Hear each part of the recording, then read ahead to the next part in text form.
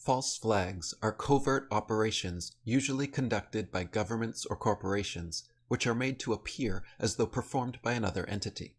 For instance, when Israel attacked the USS Liberty in order to blame on Egypt, or when the USS Maine was blown up to blame on Cuba and Spain. False flags are used disturbingly often and effectively through the implementation of the Hegelian dialectic. H. L. Mencken wrote, "The whole aim of practical politics is to keep the populace alarmed and hence clamorous to be led to safety by menacing it with an endless series of hobgoblins, all of them imaginary." One of the methods used by the elite to incrementally implement their New World Order agenda is known as problem-reaction-solution, or the Hegelian dialectic, from the German philosopher. Paul Joseph Watson wrote, "Hegel proposed that all spiritual, intellectual, and historical development, whether negative or positive, progressed from the outcome of two opposing ideals. Thesis clashed with antithesis, and this produced synthesis. The modern-day application of the dialectic is used by the ruling elite to create mass groupthink that enables them to further their agenda without opposition. In its simplest form, it's brainwashing.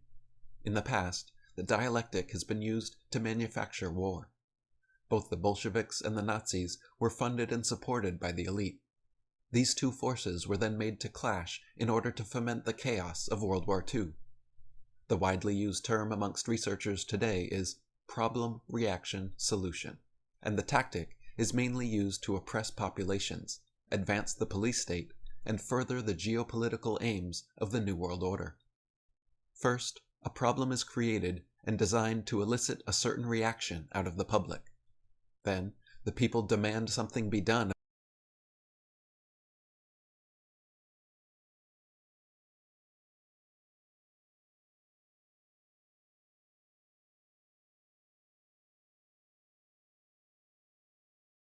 Yeah, we have high food and energy prices, and most hardworking Americans can't.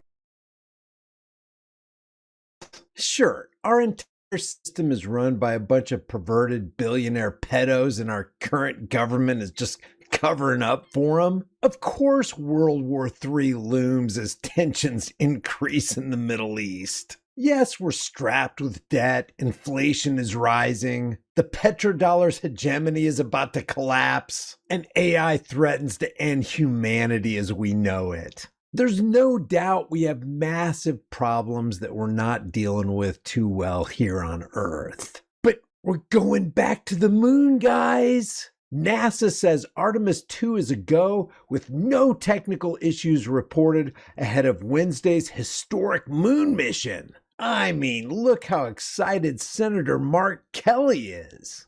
Mark, it's time to wake up. You gotta read your script. Didn't you take your Tang? It's happening. We're going back to the moon.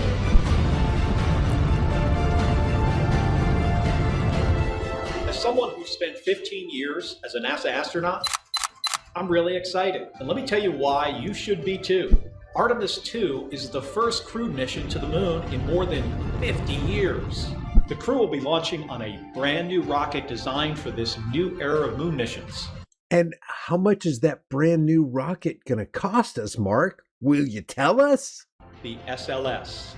It's 322 feet tall and generates 8.8 million pounds of thrust at liftoff. On top, the crew will be in the Orion capsule. This is another all-new vehicle to take astronauts to and from the moon. Now, Orion... But you're not actually going to the moon, right? You're going to go all the way there, and you're just going to circle around the moon and come back. Isn't that right, Mark? By the way, do you remember what happened with the dollar a mere 8 days after they ended one of the last missions to the moon? Let's refresh our memories, shall we?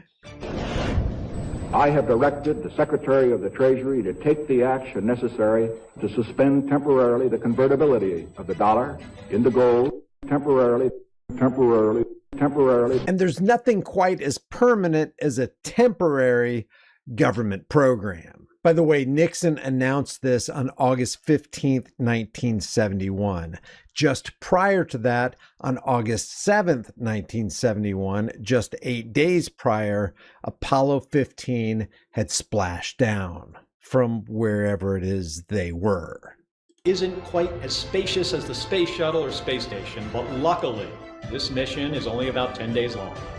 And during those 10 days, they're actually going to go further out into space than any human has ever gone before.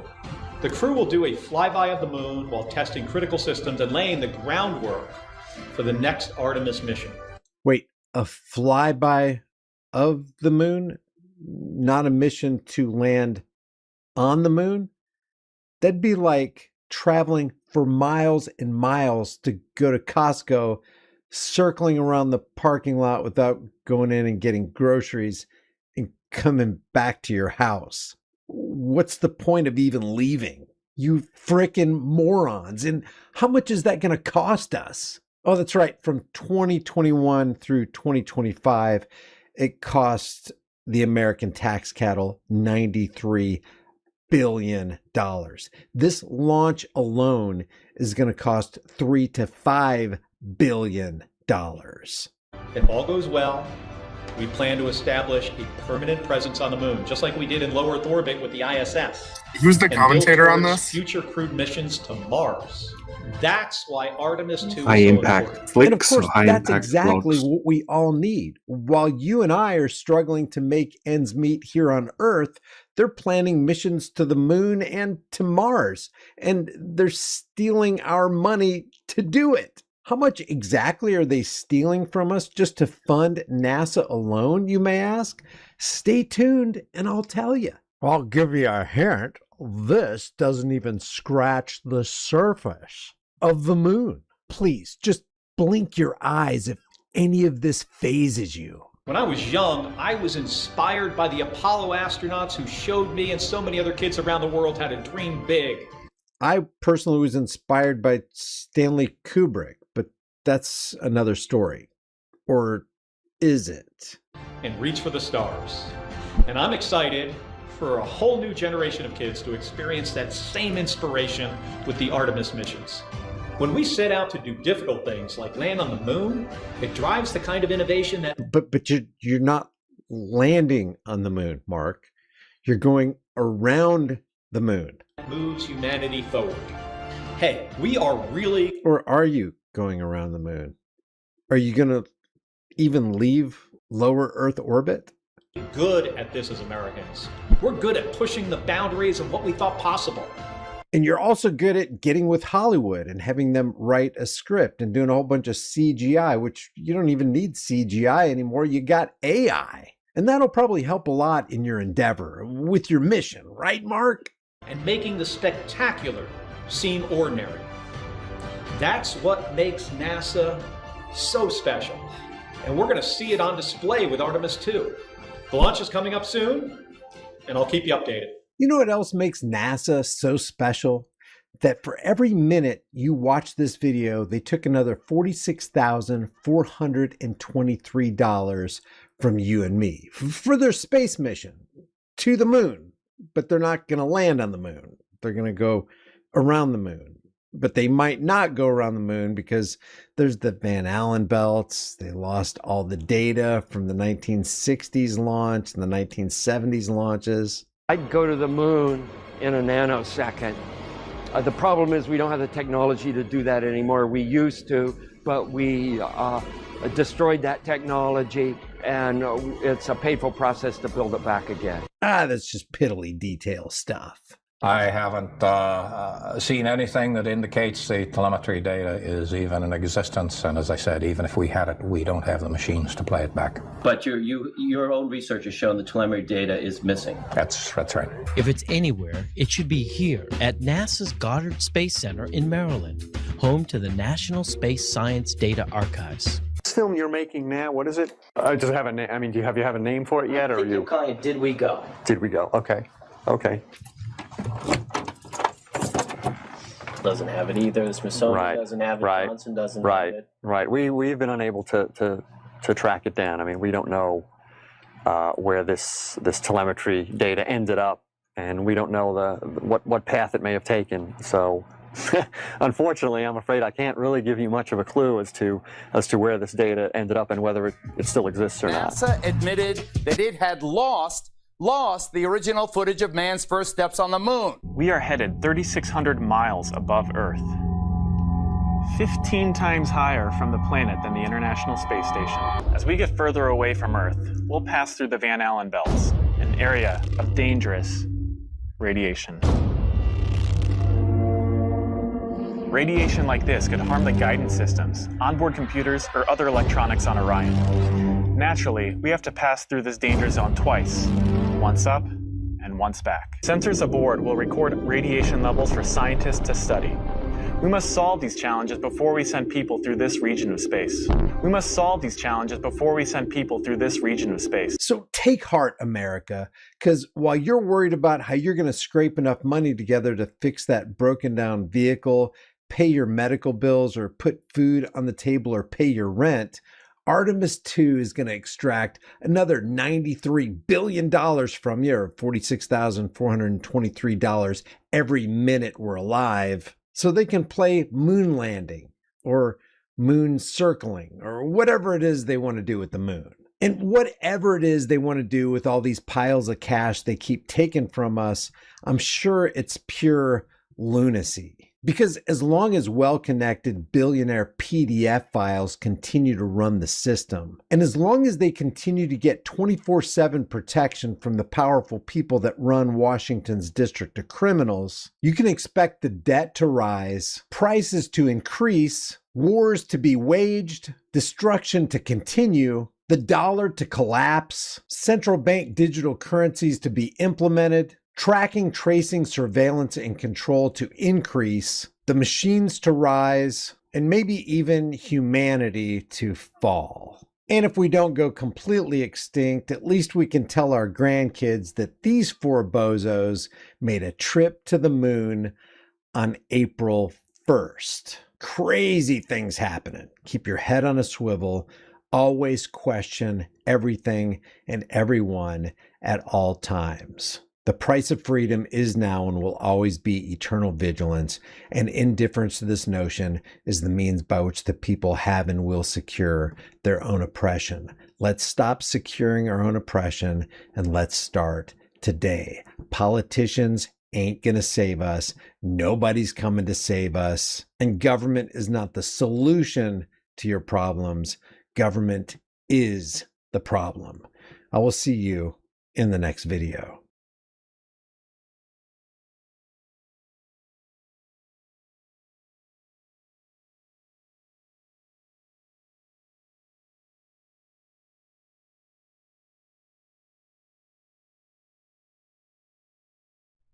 False flags are covert operations usually conducted by governments or corporations, which are made to appear as though performed by another entity. For instance, when Israel attacked the USS Liberty in order to blame on Egypt, or when the USS Maine was blown up to blame on Cuba and Spain. False flags are used disturbingly often and effectively through the implementation of the Hegelian dialectic. H.L. Mencken wrote, "The whole aim of practical politics is to keep the populace alarmed and hence clamorous to be led to safety by menacing it with an endless series of hobgoblins, all of them imaginary." One of the methods used by the elite to incrementally implement their New World Order agenda is known as problem-reaction-solution, or the Hegelian dialectic, from the German philosopher. Paul Joseph Watson wrote, "Hegel proposed that all spiritual, intellectual, and historical development, whether negative or positive, progressed from the outcome of two opposing ideals. Thesis clashed with antithesis, and this produced synthesis. The modern-day application of the dialectic is used by the ruling elite to create mass groupthink that enables them to further their agenda without opposition. In its simplest form, it's brainwashing. In the past, the dialectic has been used to manufacture war. Both the Bolsheviks and the Nazis were funded and supported by the elite. These two forces were then made to clash in order to foment the chaos of World War II. The widely used term amongst researchers today is problem-reaction-solution, and the tactic is mainly used to oppress populations, advance the police state, and further the geopolitical aims of the New World Order. First, a problem is created and designed to elicit a certain reaction out of the public. Then, the people demand something be done about the problem and willingly accept the pre-planned New World Order solution, a solution that always involves actions or legislation that never would have passed under normal circumstances. It works like this. The manipulating body covertly creates a problem and then directs the media to incessantly focus on it without recourse. Remember, you only need to control the top of the pyramid. Most media coverage is an exercise in regurgitating what the big newspapers and TV stations are reporting. The problem could be anything: a war, a financial collapse, a rash of child abductions, or a terrorist attack. The power of the media can create the false perception that a big problem exists, even if it doesn't. Once you've created this problem, you make sure that an individual, a group, or an aspect of society is blamed. This then rallies the population behind the desperate lunge for a solution to the problem. Something must be done, they cry in unison. The people that created the problem in the first place then come back in and offer the solution that the people demand.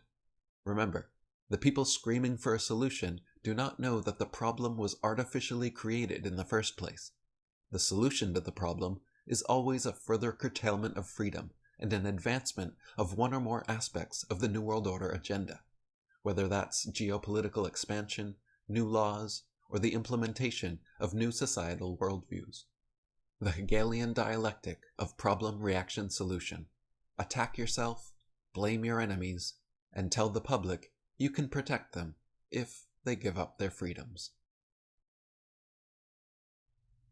World War I officially began on June 28, 1914, when members of the Illuminati Black Hand secret society assassinated Archduke Franz Ferdinand.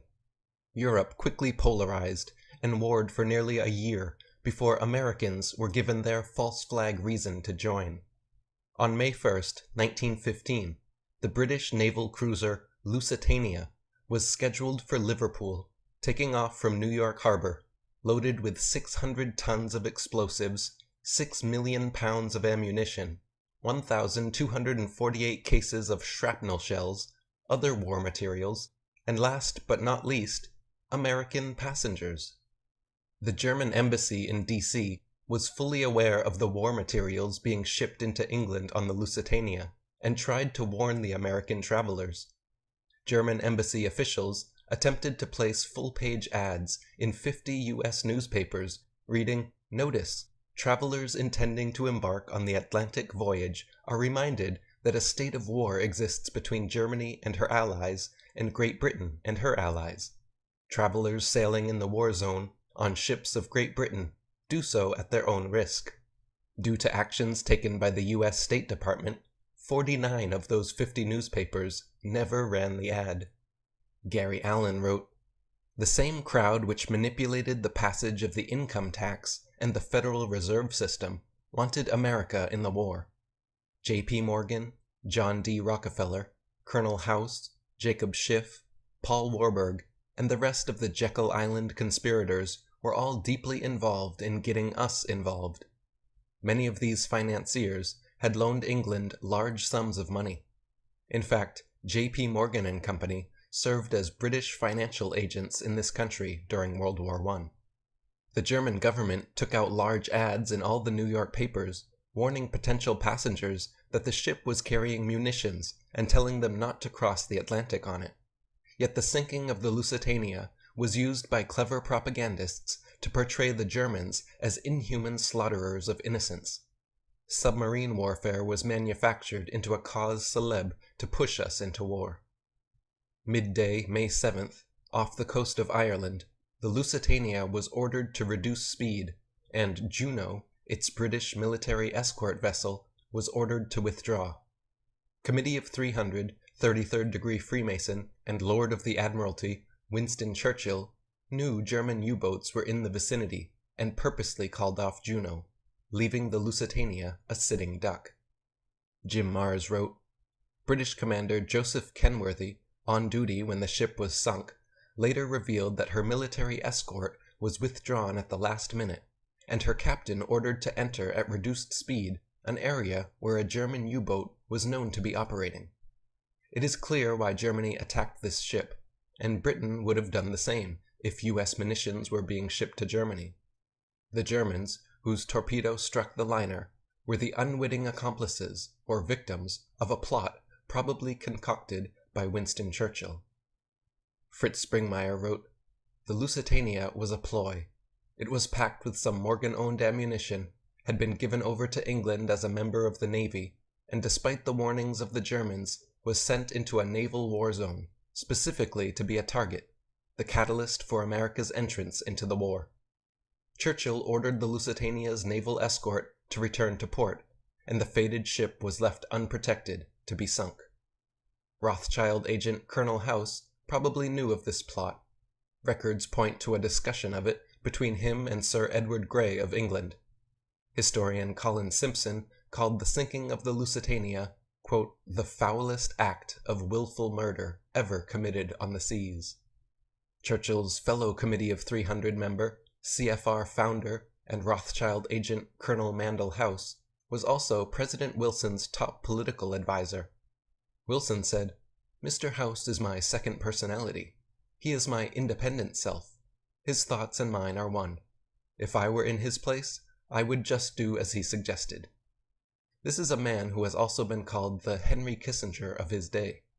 In the book The Intimate Papers of Colonel House is a conversation recorded between Colonel House and the Foreign Secretary of England, Sir Edward Grey. Grey asked, "What will America do if the Germans sink an ocean liner with American passengers on board?" And House answered, "I believe that a flame of indignation would sweep the United States, and that by itself would be sufficient to carry us into the war." Just as luck would have it, that is exactly what happened. Around 1,200 were killed, including 128 Americans. This act set off a firestorm of anti-German feeling throughout the United States, fanned by the Rockefeller-Morgan-dominated press. So Illuminati Morgan-owned ammunition was loaded on a ship with American passengers. Committee of 300 and 33rd degree Mason Winston Churchill ordered off the ship's military escort, knowing German U-boats were standing by. Then the Rockefeller-Morgan-dominated U.S. press helped stir anti-German sentiment until the people were sufficiently propagandized to enter the war. President Woodrow Wilson, like Winston Churchill, the Morgans, and Rockefellers, knew of the Lusitania's pre-planned fate, and he knew the decision to sink it was out of his hands.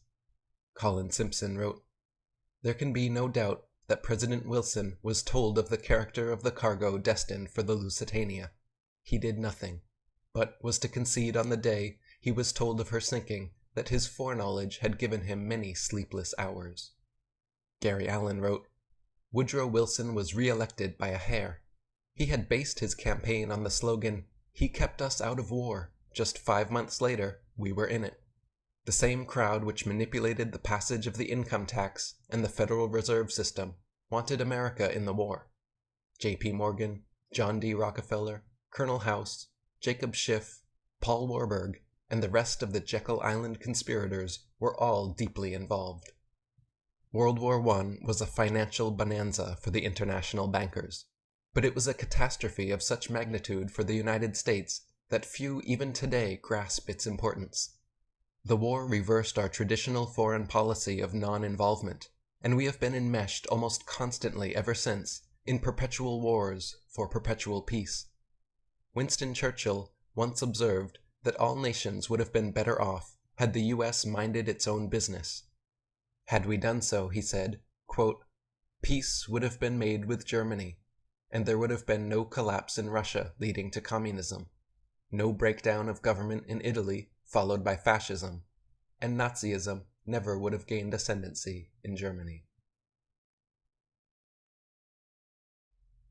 Though it goes unmentioned in America's government-issue school textbooks, documents and recordings have been declassified and released through Freedom of Information Act requests, proving that America's entry into World War II was another calculated event, and not the result of a surprise Japanese attack.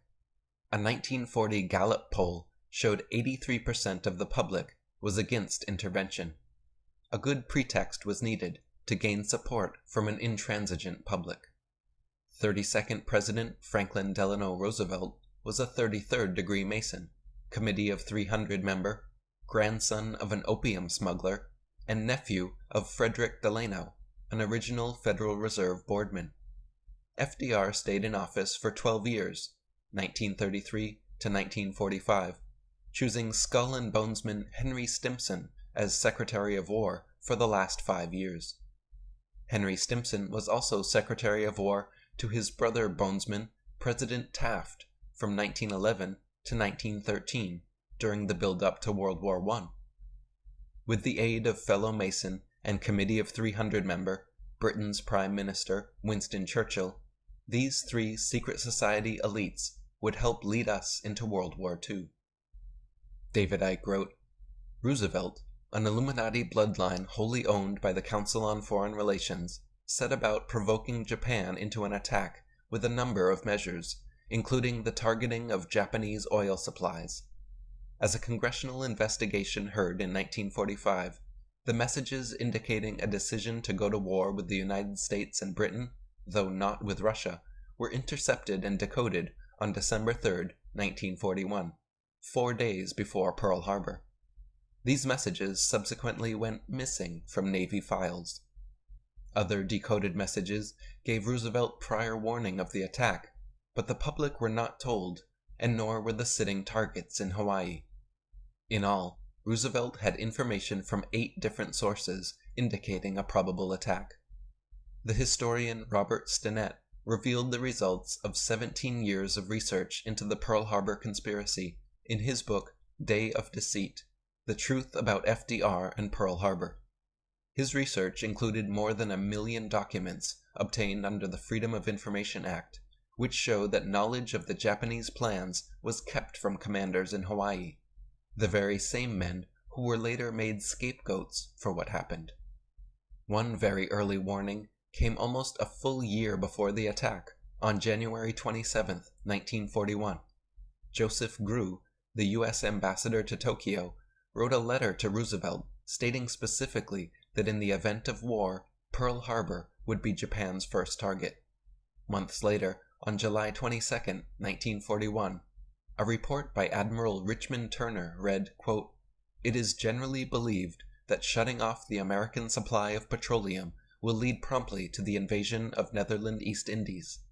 It seems certain that she, Japan, would also include military action in the Philippine Islands, which would immediately involve us in a Pacific War." This is precisely what would happen. Alex Jones wrote, "Months before the attack, they knew the Japanese were preparing for an all-out assault in the Pacific. The History Channel and many historical records have reported that 12 days prior to the attack, Roosevelt knew the actual date of the strike. The government had in its possession Admiral Yamamoto's communique reading, quote, "On the morning of December 7, we will attack the Pacific Fleet at Pearl Harbor and deal a death blow." 2 weeks before the Pearl Harbor attack, on November 25, 1941, after a conversation with Secretary of War Henry Stimson, Roosevelt wrote in his diary, quote, "The question was how we should maneuver them into the position of firing the first shot without too much danger to ourselves. It was desirable to make sure the Japanese be the ones to do this, so that there should remain no doubt in anyone's mind as to who were the aggressors." On November 26th, the day after Roosevelt's diary entry, he received a very suspicious phone call from Winston Churchill. A large Japanese fleet, including 6 aircraft carriers, had recently gone missing, and Churchill said to Roosevelt in the recording, quote, "I can assure you that their goal is the fleet in Hawaii at Pearl Harbor." Roosevelt goes on to ask, quote, "The obvious implication is that the Japs are going to do a Port Arthur on us at Pearl Harbor. Do you concur?" Churchill says he does indeed, and Roosevelt adds, quote, "I will have to consider the entire problem. A Japanese attack on us, which would result in war between, and certainly you as well, would certainly fulfill two of the most important requirements of our policy. Exactly what requirements and what policy Roosevelt was referring to is unknown, but one thinks back to fellow 33rd degree Mason Albert Pike's 1871 letter to Mazzini about fomenting 3 world wars. It was also Churchill's fellow Committee of 300 member and Mason H.G. Wells who predicted in his 1933 book The Shape of Things to Come that a Second World War would start around 1940, originating from a German-Polish dispute. Were Albert Pike, H.G. Wells, and other Masons prophetic in their visions of the future, or were they knowingly, actively working towards a long-planned objective? Jim Marrs wrote, "As hard to believe as it may be for Americans brought up on wartime propaganda films and publications devoted merely to war technology and battles, World War II was largely the result of infighting between secret occult societies composed of wealthy businessmen that eventually led to international tensions that provoked open warfare.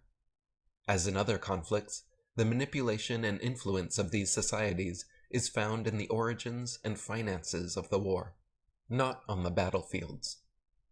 Abundant evidence now exists indicating that World War II was brought about by agents and members of secret societies connected to the Illuminati and Freemasonry in both Germany and Britain. The day after the Roosevelt-Churchill phone call, on November 27, 1941, news of the Japanese fleet's probable approach on Pearl Harbor reached CFR-connected U.S. Army Chief of Staff George C. Marshall. On the same day, he sent a message to Hawaiian commanders stating, quote, "Hostile action possible at any moment. If hostilities cannot be avoided, the United States desires that Japan commit the first overt act. This policy should not, repeat not, be construed as restricting you to a course of action that might jeopardize your defense." The Honolulu Advertiser front page headline on November 30th, 1941 read, "Japan may strike over weekend." Still, the military was told to go to the lowest level of readiness. The ships in the harbor were lined up in tight rows, and the aircraft on the airfields were put into circles, nose-tip to nose-tip. During the week before the attack, the U.S. intercepted a Code Purple message sent to the Japanese embassy in Washington, ordering them to destroy all classified documents and prepare to evacuate the country. On December 4th, Australian intelligence reported to Roosevelt that the missing Japanese fleet was indeed moving toward Pearl Harbor. That same day, Roosevelt specifically ordered the Pacific Fleet moved into a compact and exposed formation of snug rows. Pearl Harbor Admiral James Richardson repeatedly objected to such strategic suicide and was actually replaced for refusing to position the fleet as ordered. Not only was the Pearl Harbor fleet intentionally lined up nose-tip to nose-tip for Japan's carpet-bombing convenience, but all the brand-new U.S. ships and aircraft were moved away, leaving only the older ships to be sacrificed. Jim Marrs wrote, "According to author John Tolland, separate warnings regarding a pending attack on Pearl Harbor, though varying as to a specific time, came from U.S. Ambassador to Japan Joseph Crew, FBI Director J. Edgar Hoover, Senator Guy Gillette, Congressman Martin Dees, Brigadier General Elliot Thorpe in Java, and Colonel F.G.I. Weigerman, the Dutch military attaché in Washington. Later, Dutch naval officer Captain Johan Ranette said sources in U.S. intelligence told him on December 6th that the Japanese carriers were only 400 miles northwest of Hawaii. During investigations after the attack, Marshal and Navy Secretary Frank Knox both testified that they could not recall their whereabouts the night of December 6th. It was later revealed that they were both in the White House with Roosevelt. 4 years later, another 33rd degree Mason, Harry Truman, still under the direction of Bonesman's Secretary of War Henry Stimson, dropped 2 atomic bombs on Japan, ending World War II.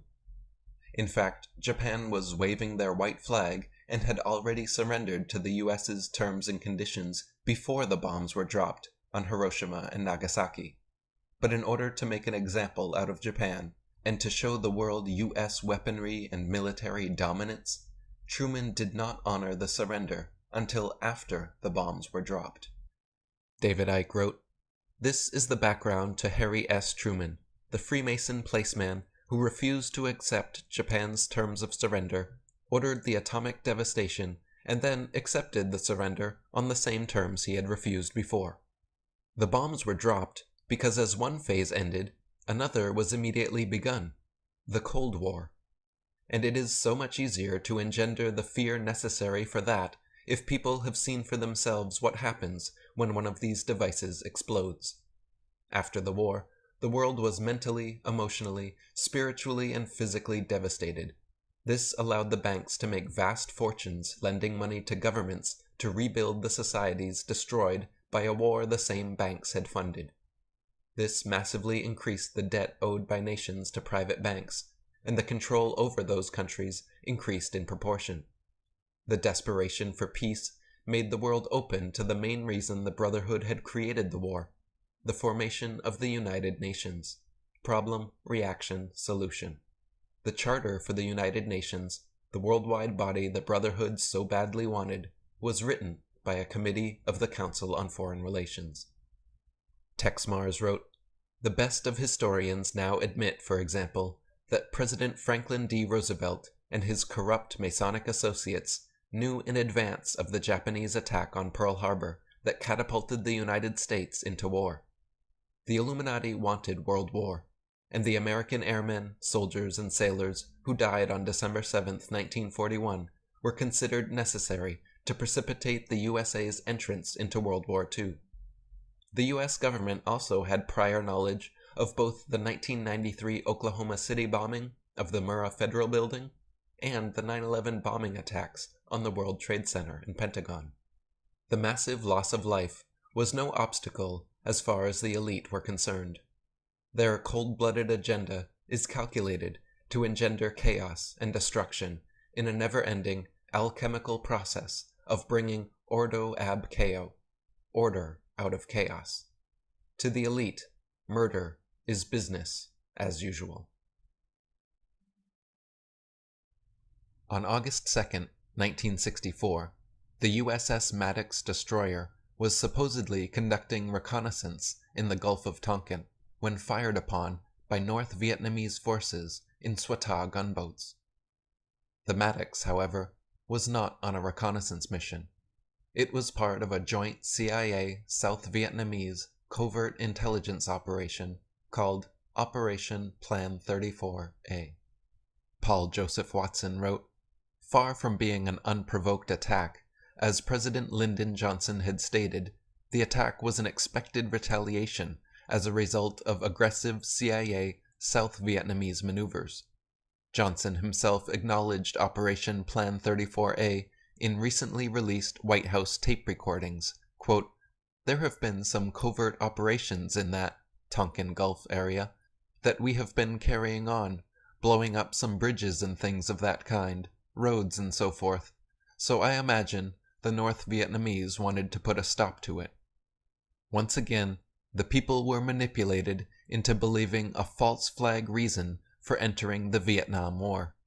This time, the public was told a friendly ship came under unprovoked enemy attack, when in fact, our ship was the aggressor. From the Terror Storm DVD, in the summer of 1964, President Lyndon Baines Johnson needed a pretext to commit the American people to the already expanding covert war in Southeast Asia.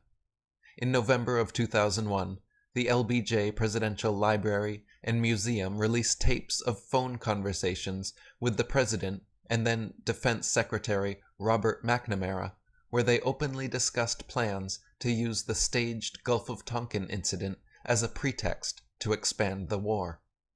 In late 2005, the National Security Agency declassified its own official history of the Gulf of Tonkin and admitted that the intelligence agency officers had deliberately skewed the intelligence and claimed that Vietnamese patrol boats had attacked U.S. destroyers on August 4, 1964, when in reality they had done nothing even while being fired on by by U.S. forces. On August 4, 1964, the U.S. destroyers received radar and radio signals that were misinterpreted as being another enemy attack from the North Vietnamese Navy. Supposedly, a 2-hour shootout ensued, but in reality, there were likely no enemy ships out there. An hour after the incident, Captain John J. Herrick of the USS Maddox sent a cable admitting the attack may not have been an attack after all. Captain John J. Herrick said on August 4, 1964, quote, "Review of action makes many reported contacts and torpedoes fired appear doubtful. Freak weather effects on radar and overeager sonar men may have accounted for many reports. No actual visual sightings by Maddox.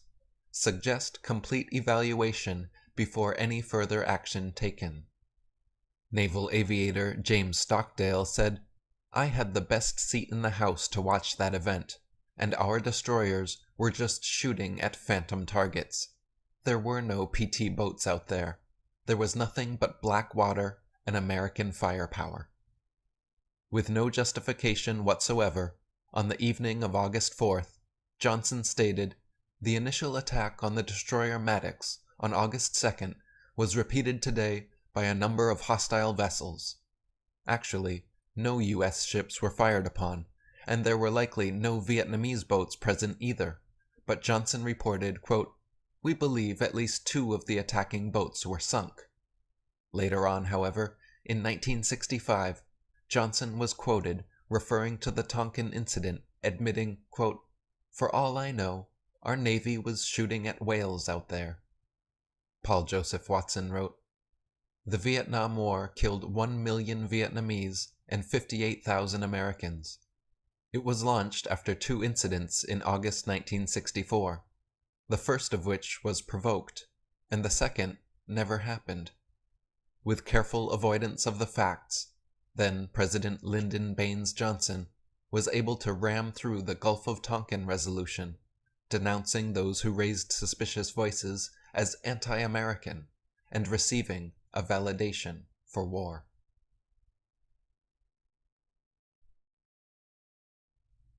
The recently declassified Operation Northwoods documents, kept top secret for 40 years, outline a U.S. government plot to kill hundreds, probably thousands, of American citizens for political gain.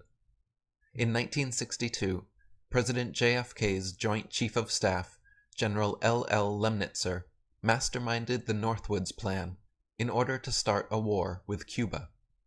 The American people certainly did not want a war, and neither did Castro, so a series of false flag operations were designed to cause a, quote, "helpful wave of indignation," and get people behind a war.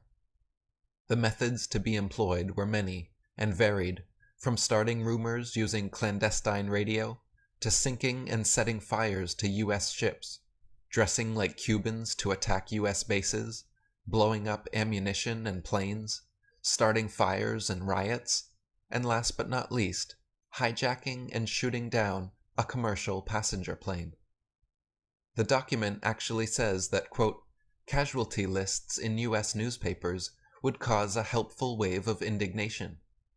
They even plan to, quote, "conduct funerals for mock victims," to gain added public support if there weren't enough real victims. All this was already approved and signed by every Joint Chief of Staff and the Secretary of Defense when President John F. Kennedy received it. Thankfully for us all, JFK refused to sign the Northwoods document, and the plan was never carried out, but its very existence proves that the government is certainly not always friendly and looking out for our best interests. Paul Joseph Watson wrote, "It has been officially revealed via declassified government documents that the U.S. military and government has covertly planned to perpetrate acts of terror upon innocent civilians in order to justify an engagement in conflict that would have, at the time, benefited the government's wider geopolitical agenda." According to ABC News, in the early 1960s, America's top military leaders reportedly drafted plans to kill innocent people and commit acts of terrorism in U.S. cities to create public support for a war against Cuba. Long-hidden documents uncovered in 2001 by former ABC News investigative reporter James Bamford, codenamed Operation Northwoods, put a haunting perspective behind the events of September 11th. The Joint Chiefs of Staff documents proposed launching a secret and violent war of terrorism against their own country in order to condition the people of the USA into supporting an intended war against Cuba. These sickening plans called for innocent American civilians to be shot, for Cuban refugees to be blown up, for violent and continued acts of terrorism to be perpetrated in major American cities, for innocents to be framed for bombings, and for planes to be hijacked. This would then be blamed on Fidel Castro and Cuba, thus inciting hatred for him and communism and instigating the public backing that the JCS needed as an excuse to launch the pre-planned war. James Bamford wrote, "The plan, which had the written approval of the chairman and every member of the Joint Chiefs of Staff, called for innocent people to be shot on American streets, for boats carrying refugees fleeing Cuba to be sunk on the high seas, for a wave of violent terrorism to be launched in Washington, D.C., Miami, and elsewhere. People would be framed for bombings they did not commit. Planes would be hijacked.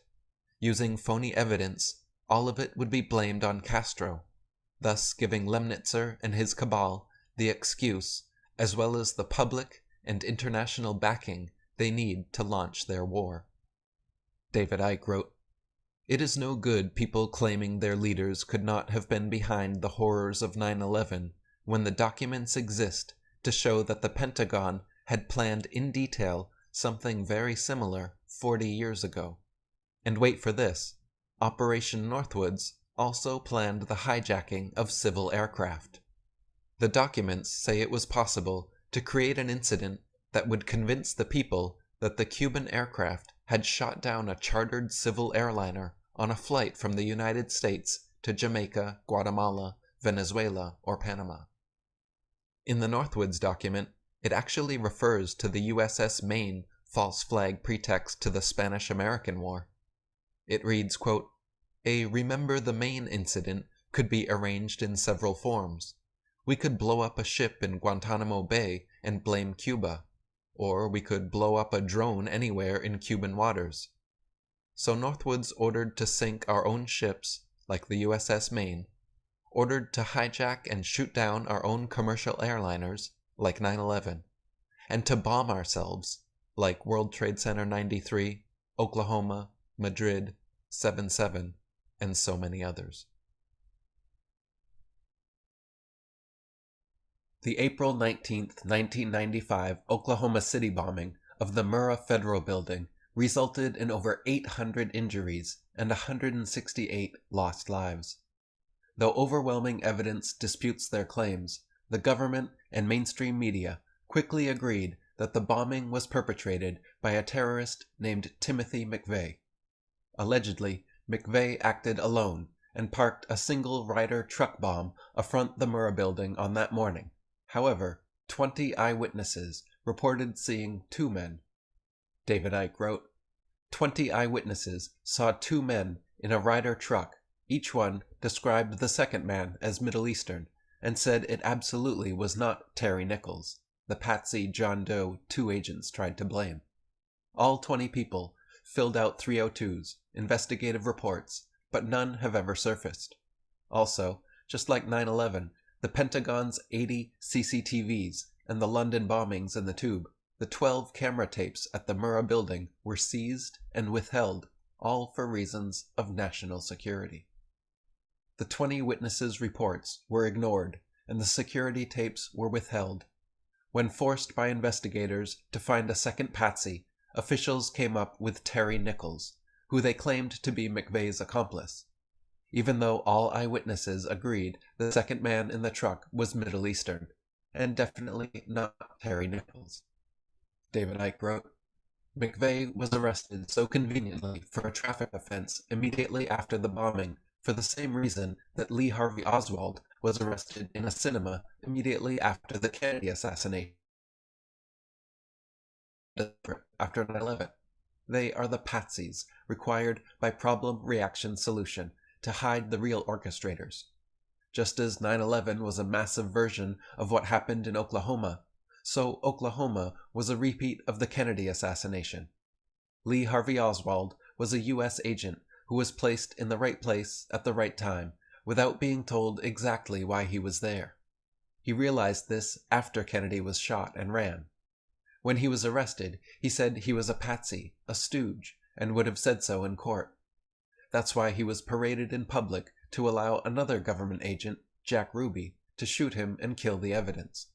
In the same way, very possibly, McVeigh was a government stooge who parked the Ryder truck without knowing the full story.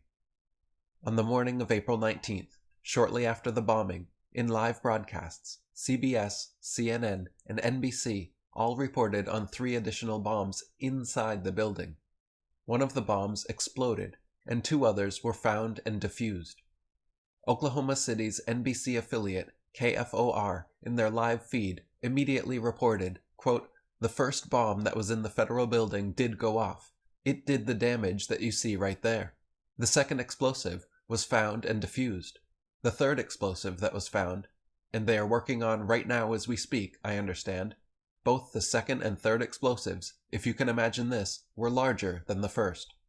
So try to imagine 2- or 3-fold happening what we've already seen there. It is just incredible to think that there was that much heavy artillery that was somehow moved into the downtown Oklahoma City Federal Building." Once Timothy McVeigh was arrested, all reports of the additional bombs inside the building ceased. The mainstream media quickly parroted the government line, and America was assured that the perpetrators, McVeigh and Nichols, acted alone using a single truck bomb. This, however, has been disproved repeatedly. Out of hundreds of people interviewed, we couldn't find a single person who said they'd only heard one explosion. The University of Oklahoma's own seismographic reports, as well as the U.S. Geological Survey reports, 2 different scientific institutions, show multiple explosions. But for there to have been multiple explosions, Timothy McVeigh would have had to have accomplices, and that didn't fit in with the federal story, especially if the reality showed that it had to be a group that had access to the federal building for long, extended periods of time, like the BATF and the FBI. Even the U.S. Air Force's own 1997 blast effects study of the Oklahoma City bombing verified the impossibility of being the result of a single bomb. General Benton K. Parton concluded that, quote, "It is impossible to ascribe the damage that occurred on April 19, 1995 to a single truck bomb containing 4,800 pounds. In fact, the maximum predicted damage of the floor panels of the Murrah Federal Building is equal to approximately 1% of the total floor area of the building.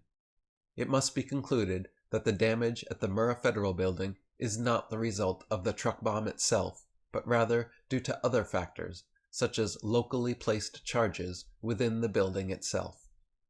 In the report, General Parton also mentions how a single bomb cannot explain the failure of many columns in the back of the building, as compared to the non-failure of columns in the front where the truck was parked. Parton concluded that shaped demolition charges were indeed used inside the building. The blast effects study showed that the maximum damage possible from a single truck bomb would affect only 1% of the floor area. Take a look at any photo of the Murrah building after the explosions. To ascribe the amount of actual damage done to merely this is ludicrous. David Icke wrote, "Glenn and Kathy Wilburn, who lost 2 small children in the bombing, worked constantly and passionately for years to uncover the truth of what happened. They conducted and documented more than 300 hours of interviews, and persuaded people to talk who had remained silent for fear of the consequences. They established beyond question that a heavily armed bomb squad had been in downtown Oklahoma near the Murrah building that morning before the bombs exploded. Some parents saw these people in their bomb squad uniforms as they dropped off their children at the daycare center in the Murrah building, children they would never see alive again. Eventually, after months of denial by the FBI and other government agencies, the sheriff's department had to admit that the bomb squad had been there. After months of meticulous, independent investigation, Glenn and Kathy Wilburn got the sheriff's department to actually admit what they already knew from multiple, consistent eyewitness testimonies. A government bomb squad had been at the Murrah Federal Building that very morning. Emergency radio transmission transcripts from that morning also prove that many policemen and firefighters witnessed BATF at the scene. Oklahoma lawyer Daniel J. Automatus was interviewed saying there was this fairly large truck with a trailer behind it. It had a shield on the side of the door that said bomb disposal or bomb squad below it, and I really found that interesting. You know, I'd never seen anything like that in person. Alex Jones said, "Do you realize what you've just read? The government had multiple surveillance cameras. The cameras also show the BATF agents hiding out right down the street, preparing to pounce on the operation and declare themselves the heroes, the saviors. From A to Z, there are federal fingerprints all over the Oklahoma City bombing, and the government is doing everything it can to suppress the truth. Bill Clinton is the servant of the New World Order, whose approval rating exploded after the attack. His attack dog, the butcher of Waco, Janet Reno, was very happy to blame everything on Christians, conservatives, and gun owners. It was her excuse to expand federal control over local police and to merge the military with the police in new, giant anti-terrorism training programs." David Icke wrote, "The U.S. government hired the same company to carry away the remains of the Oklahoma City bombing and the World Trade Center. The company is ironically named Controlled Demolitions." And Paul Joseph Watson wrote, "The handling of the World Trade Center rubble almost mirrors that of the Oklahoma City Alfred P. Murrah building. After eyewitnesses reported several explosions and original newscasts detailed the recovery of second and third explosive devices, the government declared that there was just one bomb, and the remains of the building were professionally demolished by Controlled Demolitions, Inc., the same company that was first on the scene to cart away the World Trade Center rubble. Debris of the federal building was then carted off to a private landfill and guarded 24 hours a day by Wackenhut private security. Nothing to hide there then, hey? The FEMA team that investigated why the towers collapsed was headed by Dr. W. Gene Corley, the same individual the government called upon to whitewash the Waco fire inquiry and the Oklahoma City bombing. Another strange coincidence to note is that just 2 years earlier, in 1993, Martin Keating, the brother of Oklahoma's governor Frank Keating, wrote a novel called The Final Jihad. In his book, a man named Tom McVeigh bombs an Oklahoma City federal building. Linda Kavanaugh from NBC's Oklahoma affiliate KFOR even reported on this oddity, saying, "The news channel has learned of another strange development. Apparently, before the bombing, Governor Frank Keating's brother, Martin, had been working on a novel about a terrorist bombing in Oklahoma City. Stranger still, one of the characters in the novel was named Thomas McVeigh." Also adding to the mystery, Martin Keating dedicated his book to an unknown group called the Knights of the Secret Circle.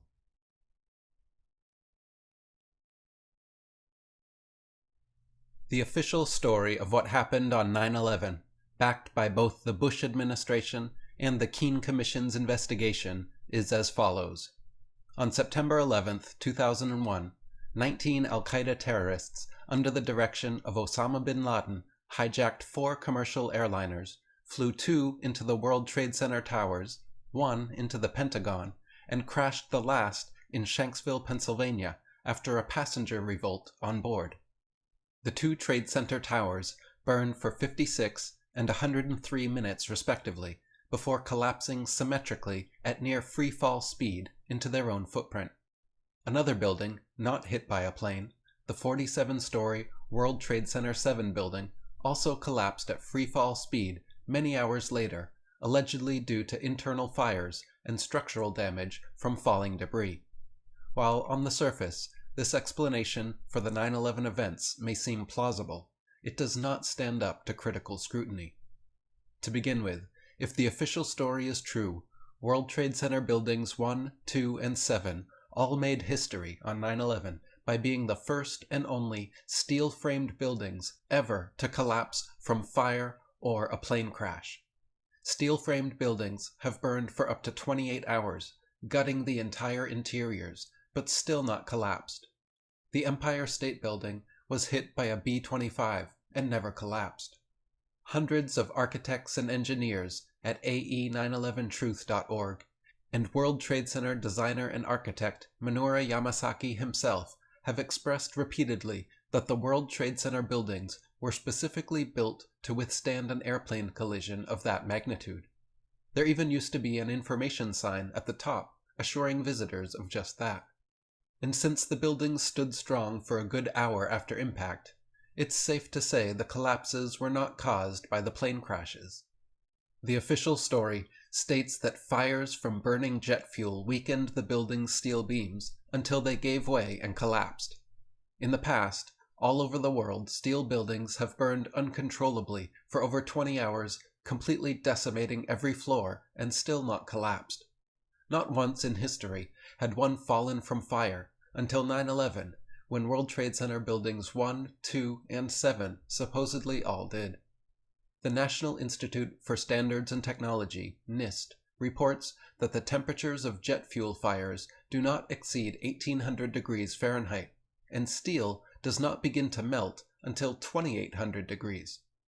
This means they would have us believe jet fuel fires burning 1000 degrees below steel's melting point for only 56 and 103 minutes on only 8 and 5 floors respectively was enough to bring down the Twin Towers. Even giving them the benefit of the doubt, assuming that jet fuel fires did somehow weaken the steel frames enough to bring down the buildings, how is it possible that they collapsed at near free-fall speed? The official story is that fire-induced structural failure caused each floor to collapse and pancake on top of one another. In order for a floor to fall, hundreds of joints had to break almost simultaneously on 236 exterior columns and 47 core columns. For a 1,300-foot building, 10 seconds is almost free-fall speed. But if each floor produced just a little resistance, so that breaking through each one took a half a second, the collapse of all those floors, 80 or 95 of them, would have taken 40 to 47 seconds. Can we really believe that the upper part of the buildings encountered virtually no resistance from the lower parts? The problem would be even worse in relation to the North Tower, at least if Hufschmidt is right to say that it fell in 8 seconds, which would be exactly free-fall speed.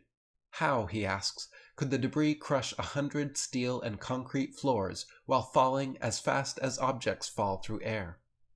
News footage, firefighters, Ground Zero workers, and other witnesses reported molten metal flowing out of windows preceding the collapse, and huge pools collected in the basement area remaining in molten form for over 5 weeks. For fire to produce molten steel, it absolutely must be over 2,800 degrees Fahrenheit. Hey, dude. And jet fuel burns at 1,000 degrees cooler than that. What can account for this? Professor Stephen Jones, a physics professor at BYU, points out that thermite combustion is a process used in controlled demolitions, which produces high-temperature molten metal. In his paper, Why Indeed Did the WTC Buildings Collapse?, Jones wrote, "Molten metal was repeatedly observed and formally reported in rubble piles in the WTC Towers and WTC 7, metal that looked like molten steel or perhaps iron. I maintain that these observations are consistent with the use of high-temperature cutter charges such as thermite, HDX, or RDX, or some combination thereof, routinely used to melt, cut, and demolish steel." The idea that explosive charges were placed inside the building is supported by literally hundreds of eyewitnesses, seismic recordings, video footage, and physics. Firefighters and scores of witnesses on CNN, ABC, NBC, and CBS all talked about bombs going off that day. But once Osama bin Laden had been blamed, it was never again addressed by the mainstream media or the Keane Commission. Teresa Valise, for one, was working on the 47th floor of the North Tower when Flight 11 hit. She was quoted saying, "There were explosions going off everywhere. I was convinced that there were bombs planted all over the place, and someone was sitting at a control panel pushing detonator buttons. There was another explosion, and another. I didn't know where to run."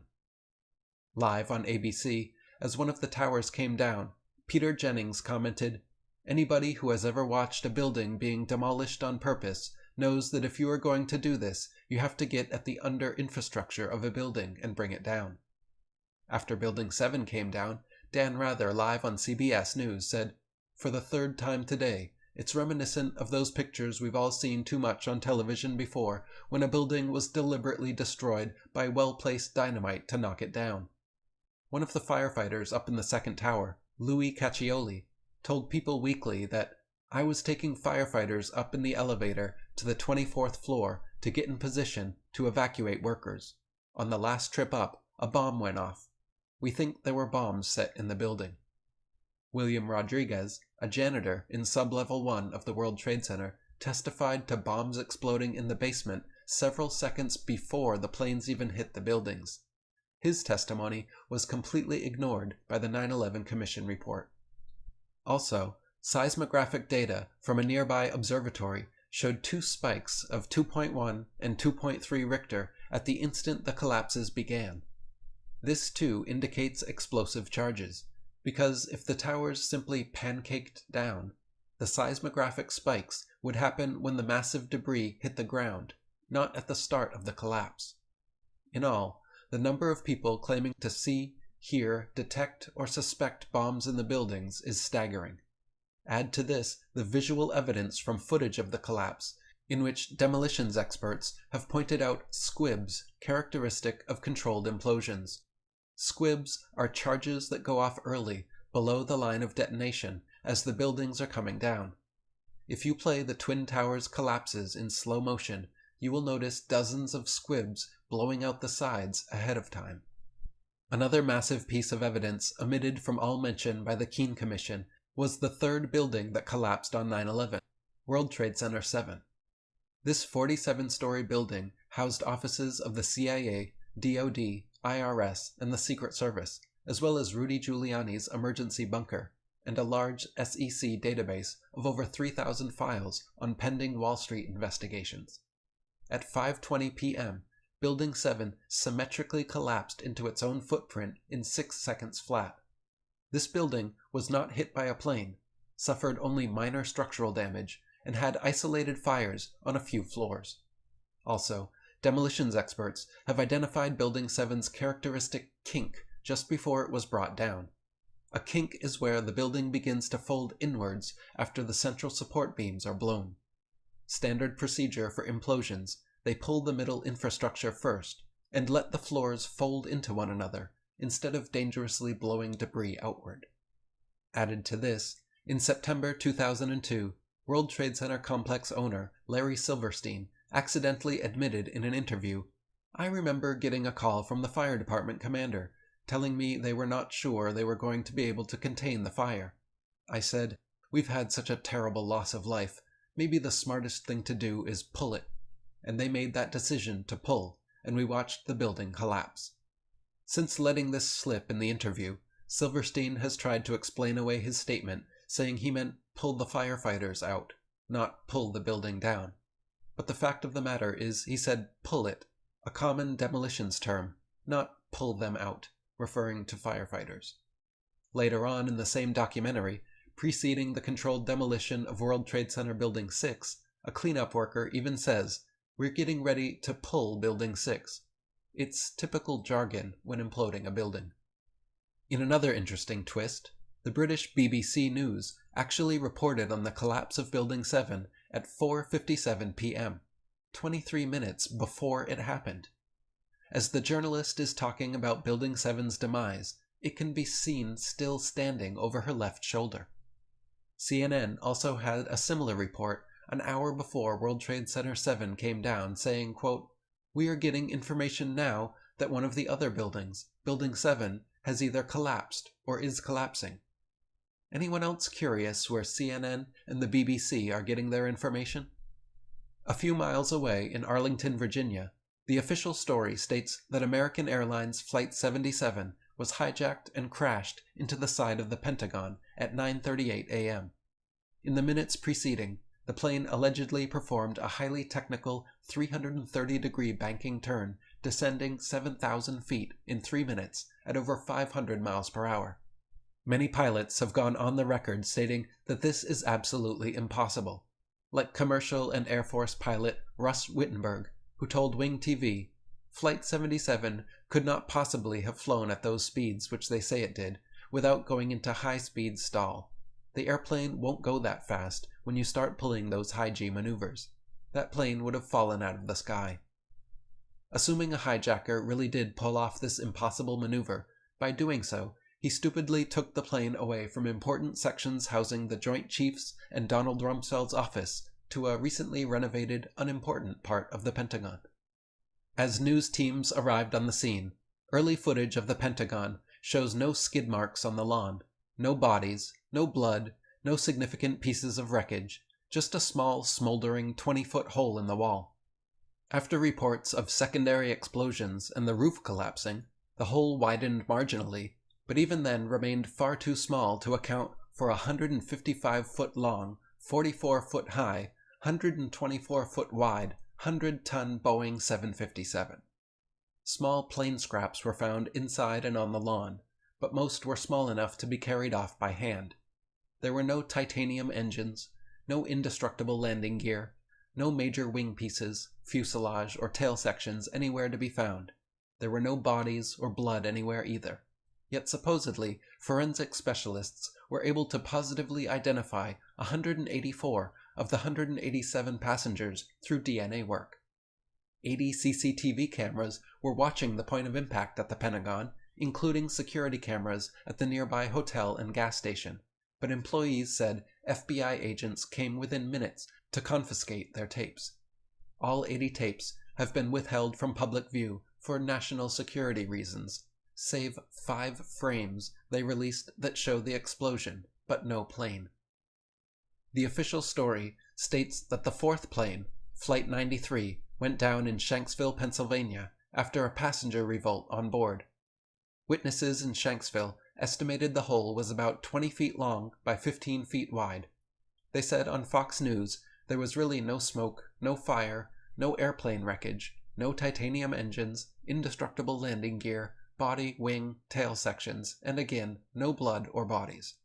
Wally Miller, the Somerset County coroner on the scene, said, "It looked like somebody just dropped a bunch of metal out of the sky, like someone took a scrap truck, dug a 10-foot ditch, and dumped trash into it. I stopped being a coroner after about 20 minutes, because there were no bodies there." This was the second time in history that a commercial plane full of passengers crashed and obliterated into nothingness, all wreckage and bodies disappearing. The first time was earlier that morning at the Pentagon. The official government excuse for allowing the attacks to take place was ignorance. National Security Advisor Condoleezza Rice said, "I don't think anybody could have predicted that these people would take an airplane and slam it into the World Trade Center." President Bush said his first reaction upon seeing a plane hit the tower was, "That's some bad pilot." Bush was busy with an elementary school photo op that morning. Even when his advisor told him of the second plane hitting the towers, he sat reading My Pet Goat for another 8 minutes. David Icke wrote, "The president reportedly told the school's principal that a commercial plane has hit the World Trade Center and we're going to go ahead and do the reading thing anyway." Critics find this incredible. If the hijackings were unanticipated occurrences, as claimed, with one of the hijacked airplanes having already completed its terrorist mission, the country was suffering the worst terrorist attack of its history. And yet the commander-in-chief, rather than making sure that his military was prepared to shoot down all hijacked planes, sticks to his planned schedule. This photo opportunity involved, as indicated above, the president's listening to second graders read a book about a pet goat. After Bush had been in the classroom a few minutes, his chief of staff, Andrew Card, came in and whispered in his ear, reportedly telling him about the second attack. But the president, after a brief pause, had the children go ahead with the reading demonstration. Is it possible that Bush, Rice, Rumsfeld and friends truly were ignorant of the impending 9/11 attacks? Take a look at this timeline of events leading up to 9/11 and decide for yourself.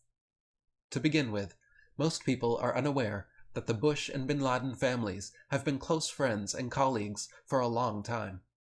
Back in 1976, Osama's older brother, Salim bin Laden, invested $50,000 in George W. Bush's budding Arbusto Energy Company. They met through fellow CIA employee and Bush family friend Jim Bath, who handled all the bin Laden family's American investments. By the late 1970s, the Bushes and bin Ladens already owned oil companies and airports together. Larry Klayman, president of Judicial Watch, among others, has confirmed that the Bush family also vacations with the bin Ladens and usually stays at their home when they are in Saudi Arabia. How many know that the Bush family and the bin Laden family have long been extremely close, or that the former head of the family construction business, Salim bin Laden, brother of Osama, was an investor in President Bush's first oil company, or that an investor in a later Bush company was Khalid bin Mahfouz, an associate of bin Laden, who was named by the U.S. State Department during the Clinton administration as a funder of the al-Qaeda terrorist network, or that al-Qaeda was funded into existence by the CIA during the Soviet occupation of Afghanistan, or that the al-Qaeda tunnel systems in Afghanistan were built by bin Laden construction with CIA money, funneled through Pakistan Military Intelligence, the ISI, which is the CIA branch in Pakistan.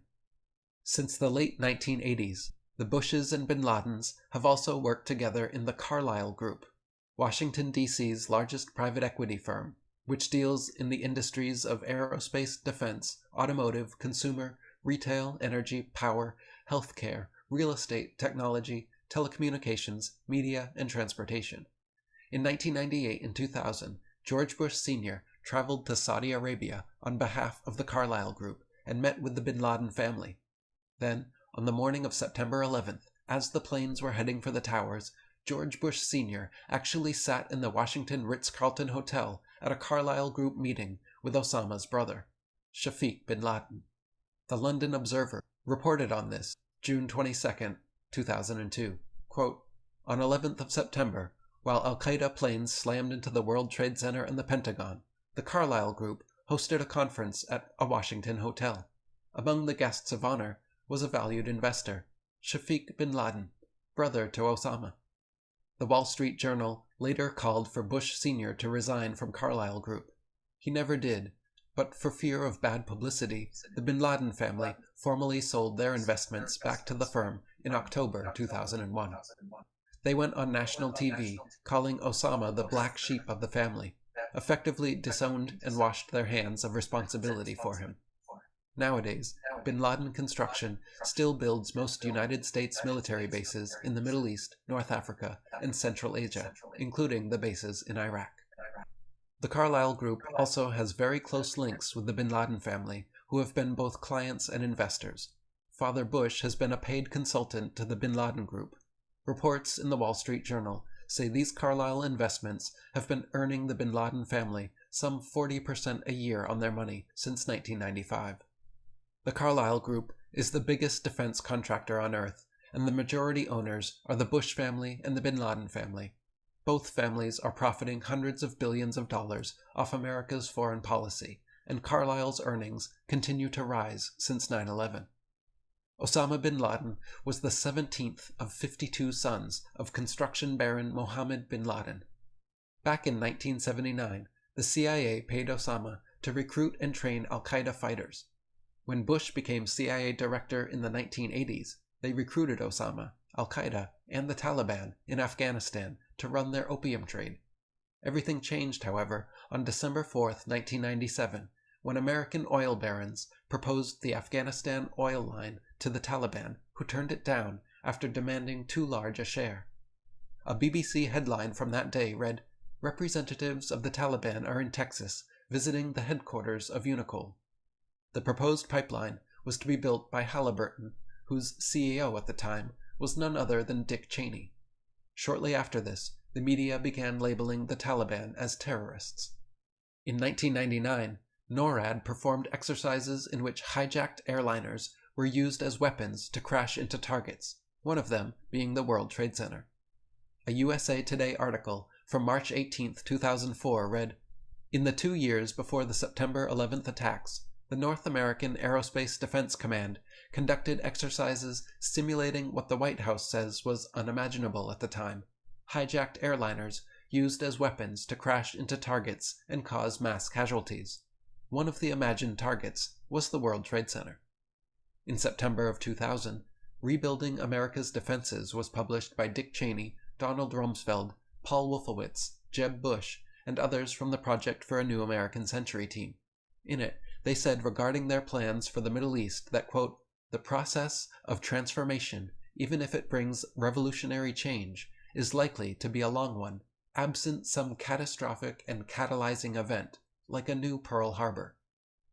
On October 24, 2000, MASCAL was a Pentagon training exercise that simulated a Boeing 757 crashing into the building.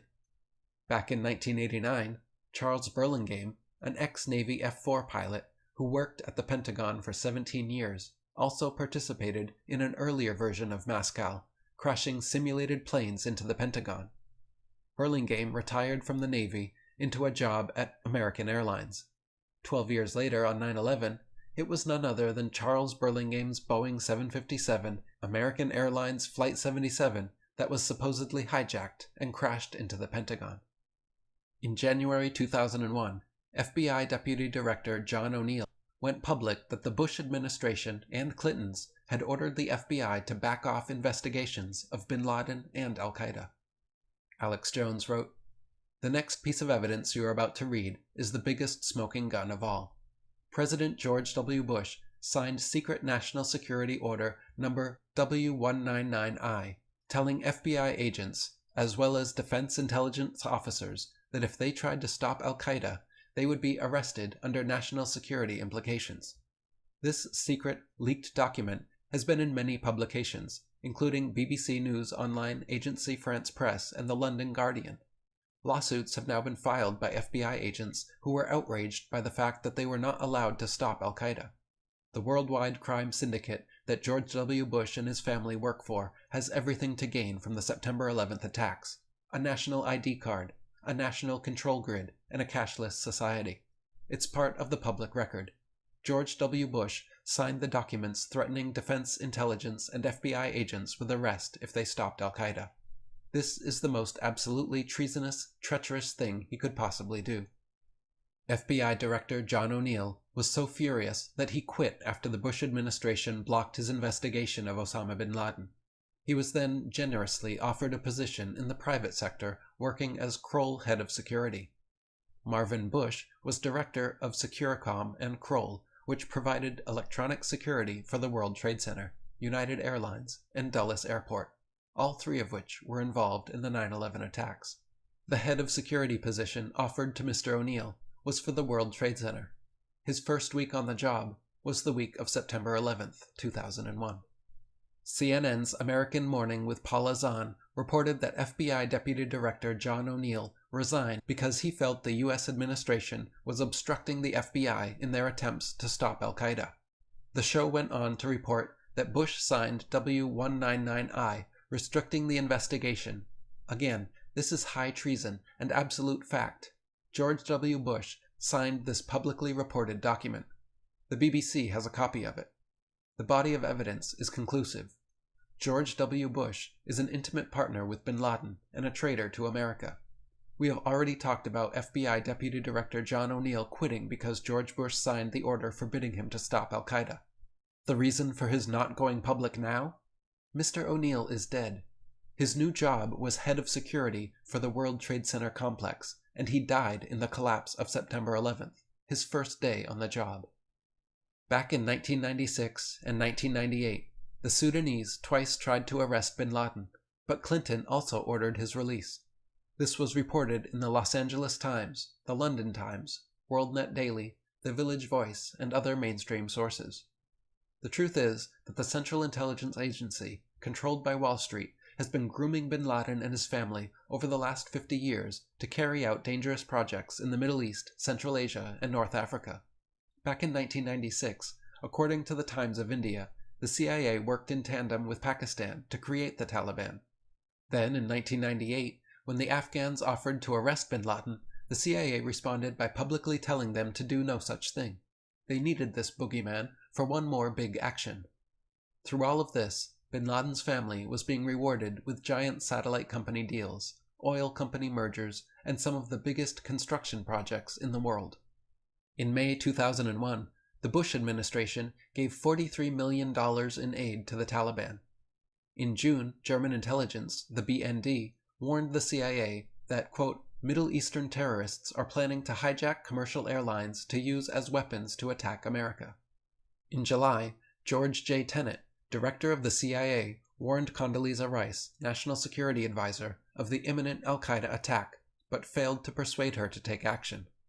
On July 4, 2001, Osama bin Laden, wanted since 1999, was on dialysis at an American hospital in Dubai, where he was visited by the local chief of the CIA. Alex Jones wrote, Shortly after September 11th, witnesses came forward documenting for the record the fact that bin Laden met with the CIA section chief for 10 days in Dubai in the American hospital. French intelligence was so upset by what they had learned that they purposely published media reports prior to September 11th, specifically warning that bin Laden was planning to hijack aircraft and fly them into tall buildings in downtown Manhattan as well as the Pentagon. On July 24th, World Trade Center owner Larry Silverstein took out a $3.5 billion insurance policy on the entire complex, which specifically covered acts of terrorism. On August 6th, President Bush's own daily debriefing memo was headed, Bin Laden determined to attack within the United States. Also, in August, the FBI arrested a Muslim militant linked to bin Laden in Boston. French intelligence confirmed the connection, and the FBI learned he had been taking flying lessons and possessed Boeing aircraft and flight training manuals. Later in August, Russian President Vladimir Putin himself ordered Russian intelligence to warn the U.S. government of imminent attacks on airports and government buildings.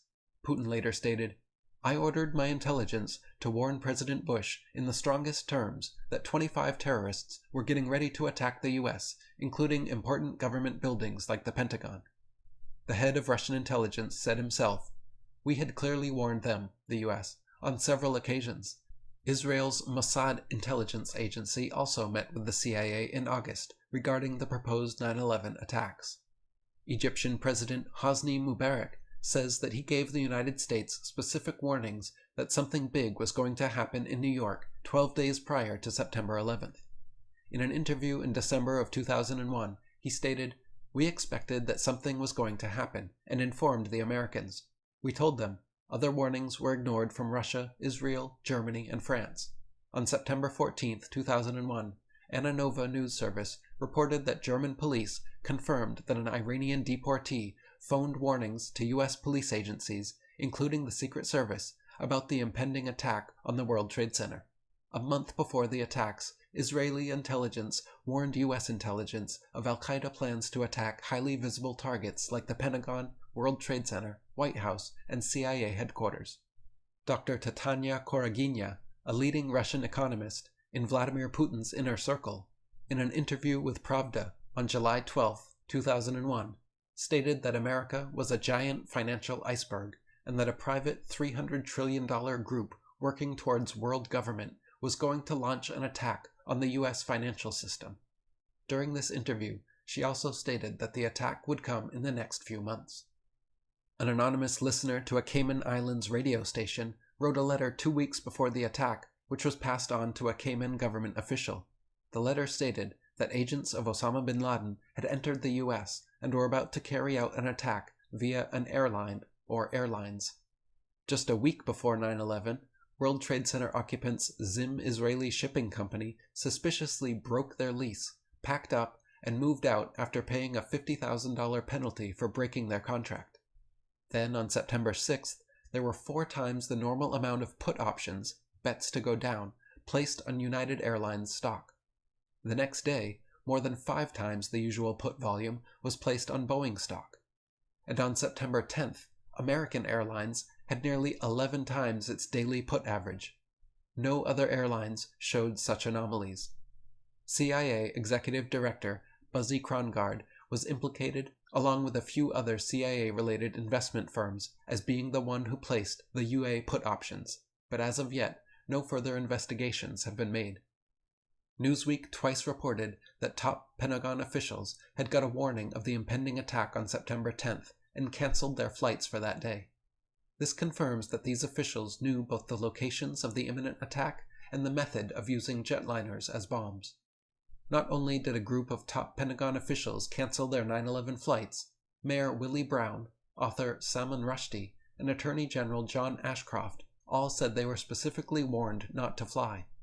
None of them will divulge sources, but Brown said he was warned by an unspecified federal agency. Rushdie was temporarily banned by the FAA, and Ashcroft cited an FBI threat assessment saying he had been advised to travel only by private jet for the remainder of his term. During a CBS interview with Dan Rather, Tom Kennedy, a spokesman for FEMA's National Urban Search and Rescue Team, let it slip that they were sent out to New York City on September 10th. Tom Kennedy said to Dan Rather, "We're currently one of the first teams that was deployed to support the city of New York in this disaster. We arrived on late Monday night and went right into action on Tuesday morning." Paul Joseph Watson wrote, "The National Security Agency intercepted 2 messages on September 10th, indicating a significant event was to take place the next day. The messages were in Arabic and stated, 'Tomorrow is 0 hour,' and 'The match begins tomorrow.' The majority of communication took place between Khalid Sheikh, one of the chief 9/11 planners, and Mohammed Atta, the lead hijacker. NSA intercepts also detected multiple phone calls from Abu Zabida, bin Laden's chief of operations, to the United States. Over 30 messages in all had been received by the NSA from May to September, indicating an imminent attack.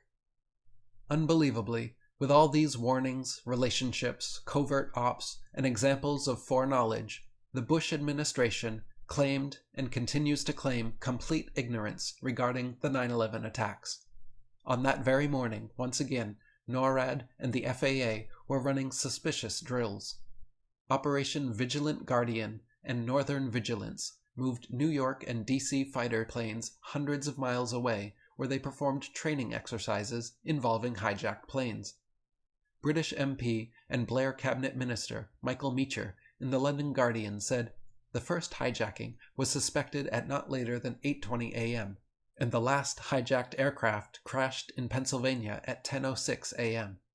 Not a single fighter plane was scrambled to investigate from the U.S. Andrews Air Force Base, just 10 miles from Washington, D.C., until after the third plane had hit the Pentagon at 9:38 a.m.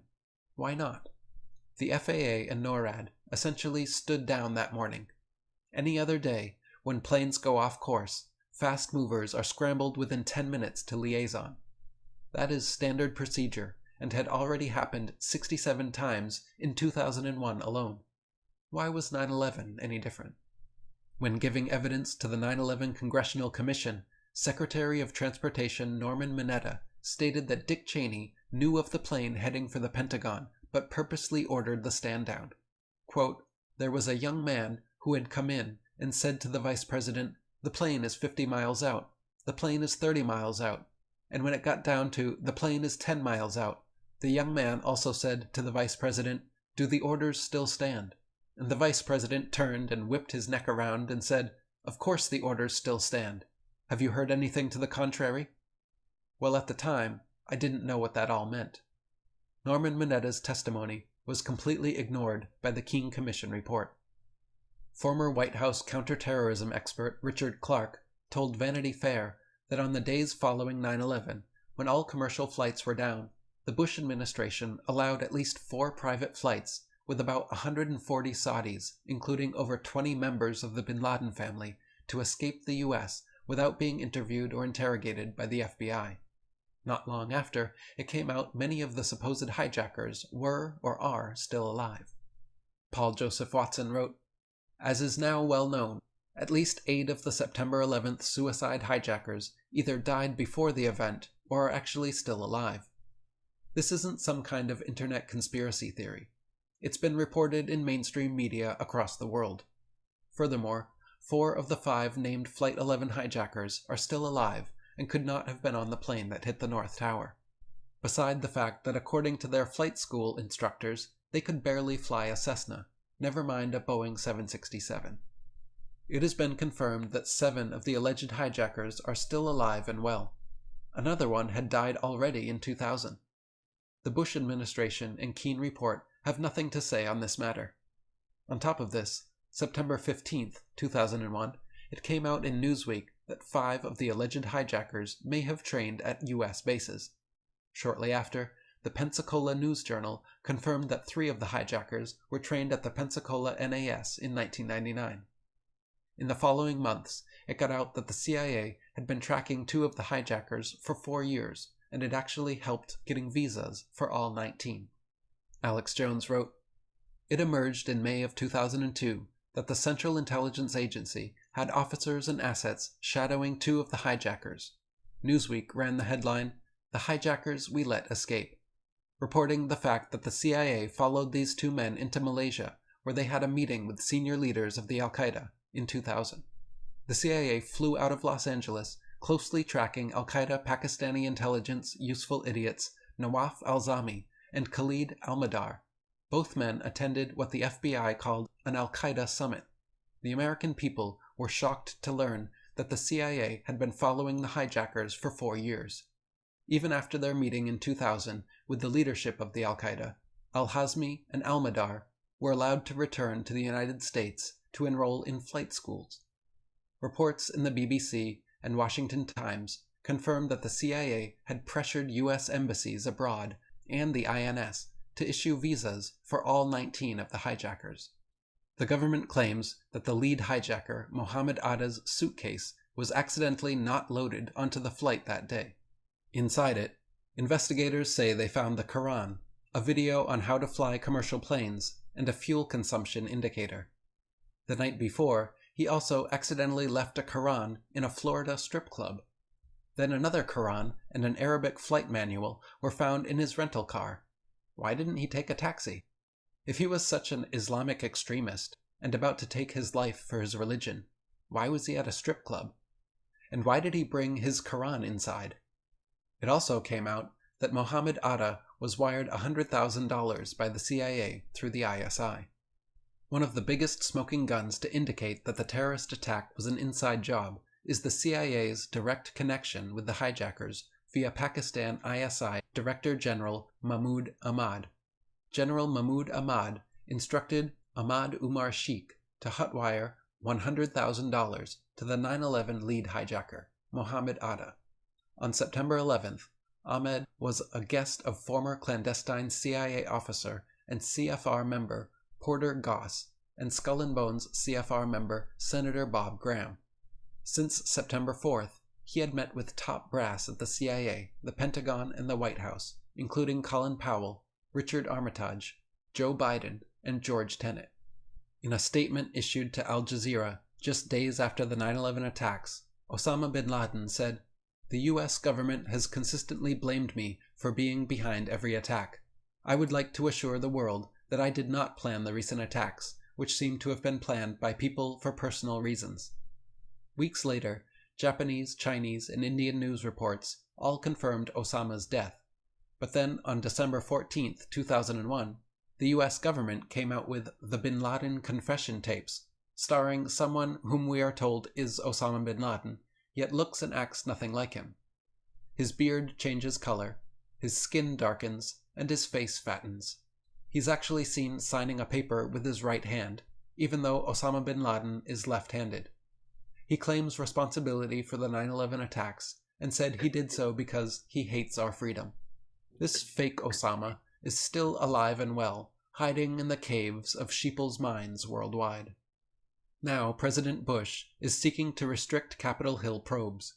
He had Dick Cheney call 6 separate congressional committees and threaten them, telling them not to investigate September 11th. It took 9 days until an investigation was ordered into Pearl Harbor. It took 7 days until an investigation was ordered into JFK's assassination. It took 7 days until an investigation was ordered into the Challenger. It took 6 days until an investigation was ordered into the Titanic.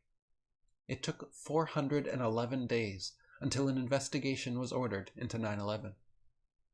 $75 million was allocated for the 1986 Challenger investigation. $50 million was allocated for the 2004 Columbia investigation. $40 million was allocated for the Clinton-Lewinsky investigation. Only $14 million was allocated for the 9/11 Commission. Is this the kind of effort shown by a government in support of a thorough investigation into these attacks?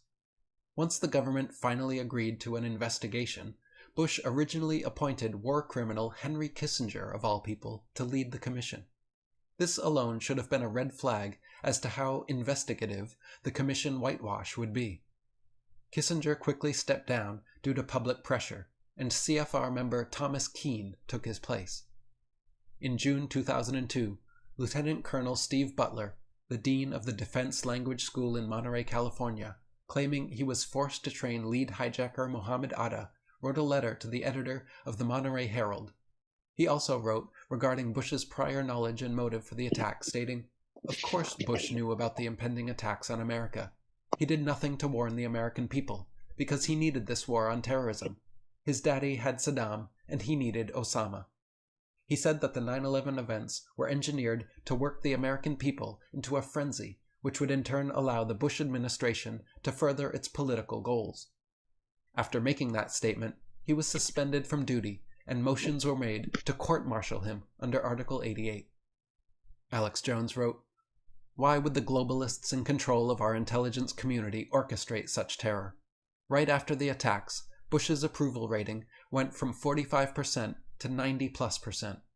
The USA Patriot Act, which effectively eviscerated the Bill of Rights and the Constitution, was passed, radically expanding the scope of the already colossal police-state complex.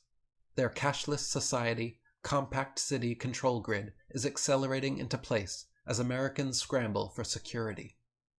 And David Icke wrote, "Indeed, it almost seems to be a requirement or admission into public discourse to announce that one rejects conspiracy theories.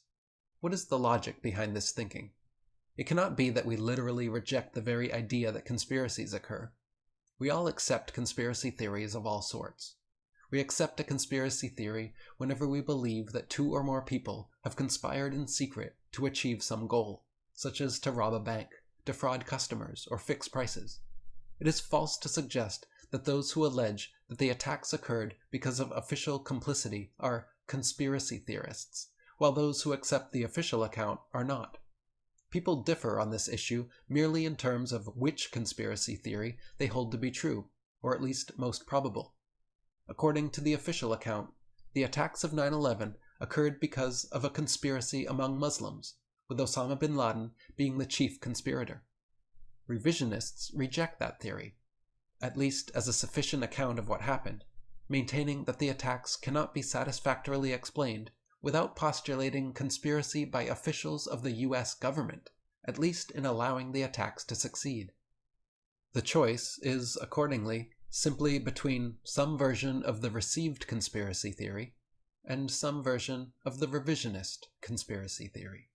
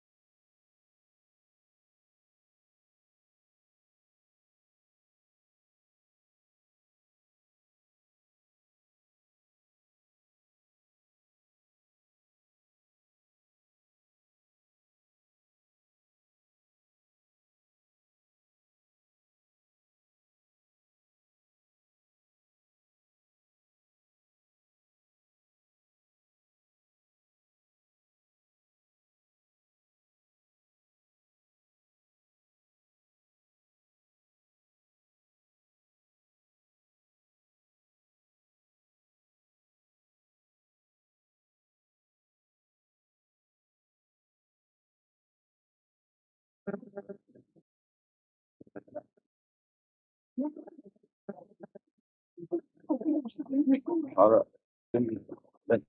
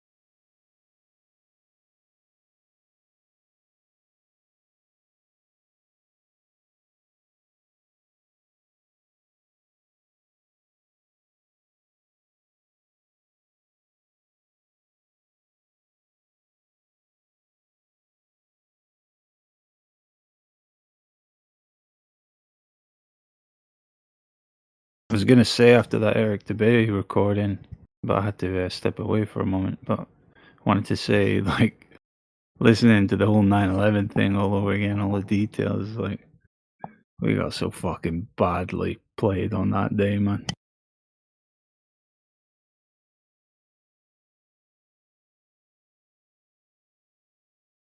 Yeah, I thought Swag joined. Why did he leave again?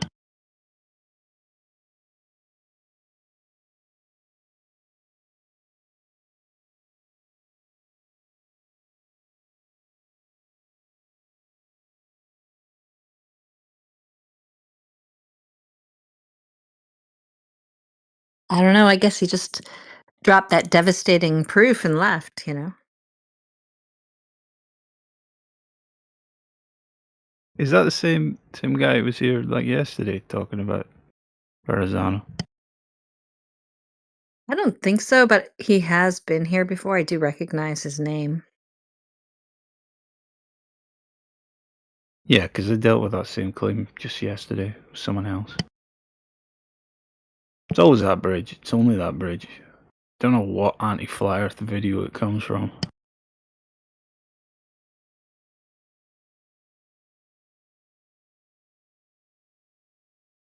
I was just imagining it's like whatever fucking McToon video just dropped yesterday, and that's the claim we're gonna hear for the next week, you know?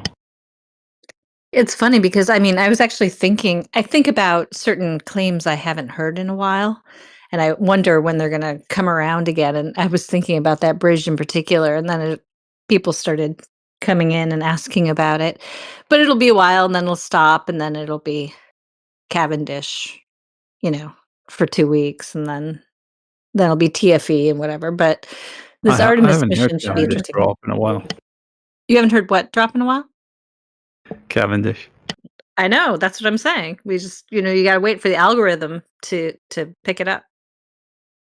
We just had like a week of maps, Yeah, that too. so I don't know what we'll get. Well, we'll get bridges this week, I guess. It's gonna be all Artemis all the time. Yeah, that too. I'm hoping it's gonna be like after TFE. And all these cocky globers are gonna come in and telling us how a rocket shot in the air proves the Earth is curved and we have nothing to stand on.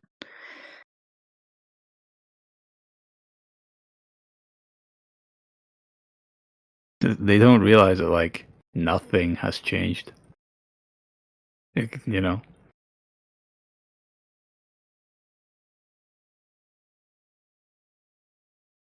Like none of our arguments are based on rockets. It's nothing to do with that, you know.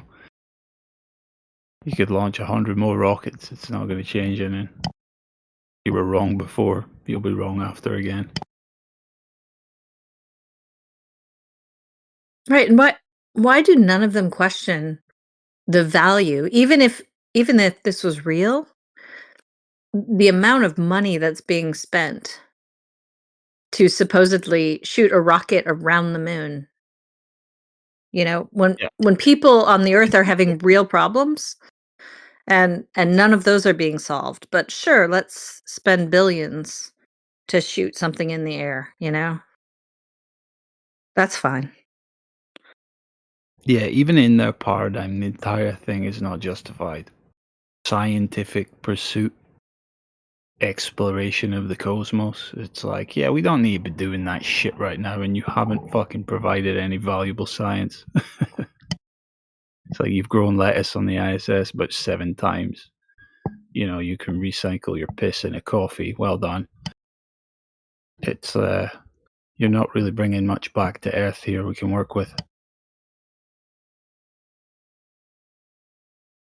But what about Velcro? Well, the Globers need their Velcro. We know that.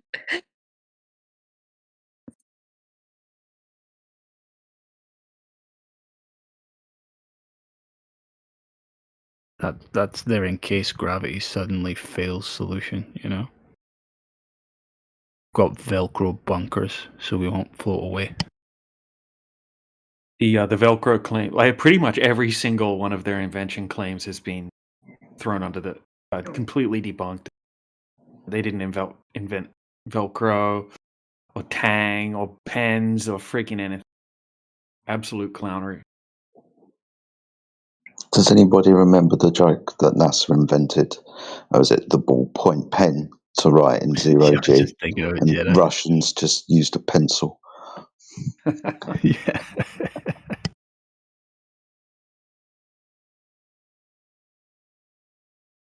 Thing is, you tell that to a Glober and they're like, fucking stupid Russians. Dude, I've got the funniest clip saved of that clown Josh Ingersoll going on this emotional rant about how amazing NASA is bringing us products like Velcro, and he was just like he was just bullshit. Like I guess he was just regurgitating something he heard, but the way he spoke with such passion and confidence about how amazing NASA was. And then I've got another clip of us explaining to him that they didn't invent it and just how quickly he just admitted that he was completely wrong about that. And that I've got other clips of him saying, yeah, he's wrong about a lot of the things he says. He just kind of repeats. He's got a good memory and he just repeats things that he got told and he likes being called out, blah, blah, blah. But it's just shows the level of just bullshittery some of these so-called space nerds or space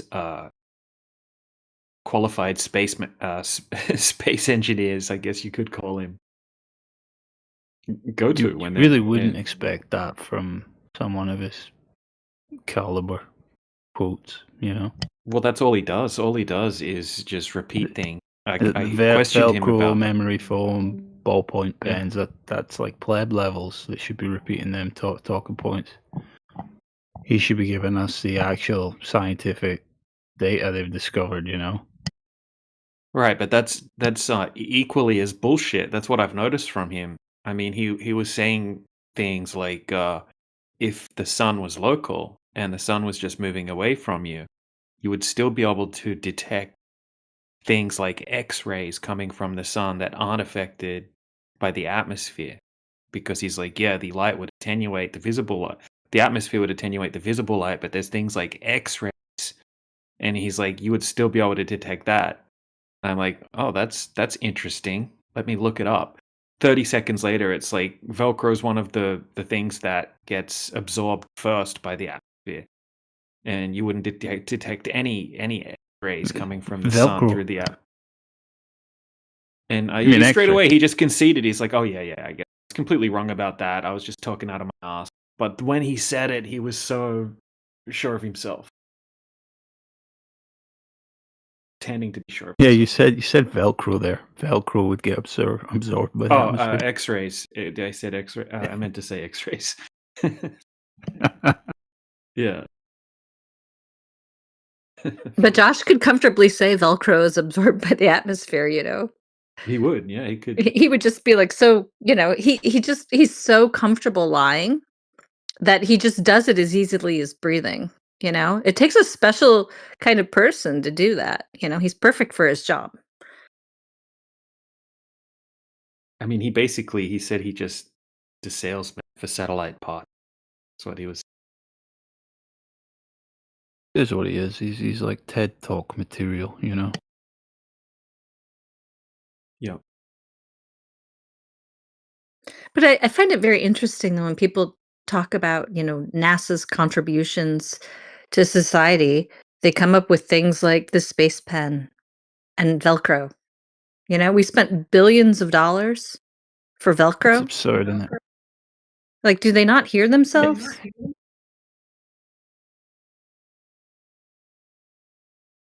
Didn't they start like ready meals, like uneatable food that's vacuum sealed that you have to heat up?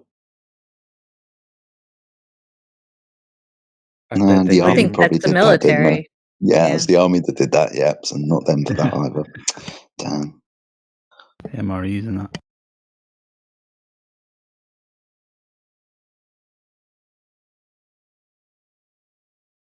Don't forget about Tang and memory foam mattresses.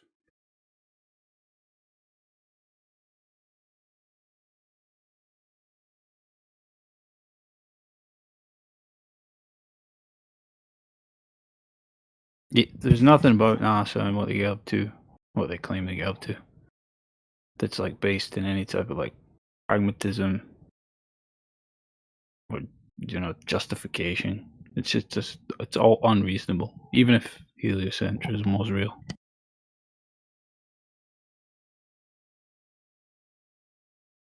The only like reasonable argument a glober could make is to maintain nationalistic morale. It was to take people's minds off the Vietnam War. And we already know, as flat earthers, that is the main purpose of NASA. Among some other things, they're just they're an optics company, essentially, public relations.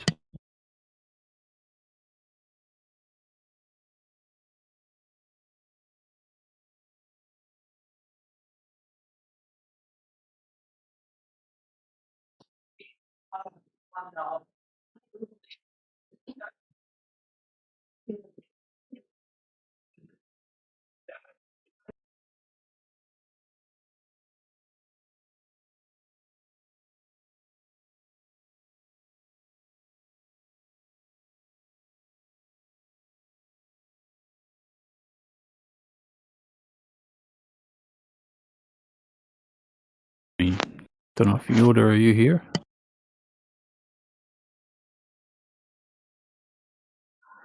Okay, so I just quickly Googled what NASA have invented. Apparently, they invented super soakers, so water pistols. Super soakers. Yeah. Because we didn't know how to pressurize water before now.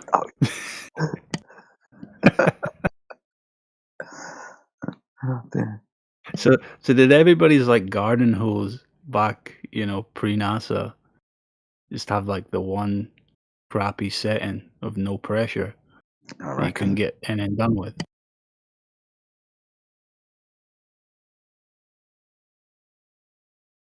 Yeah. Don't forget Teflon.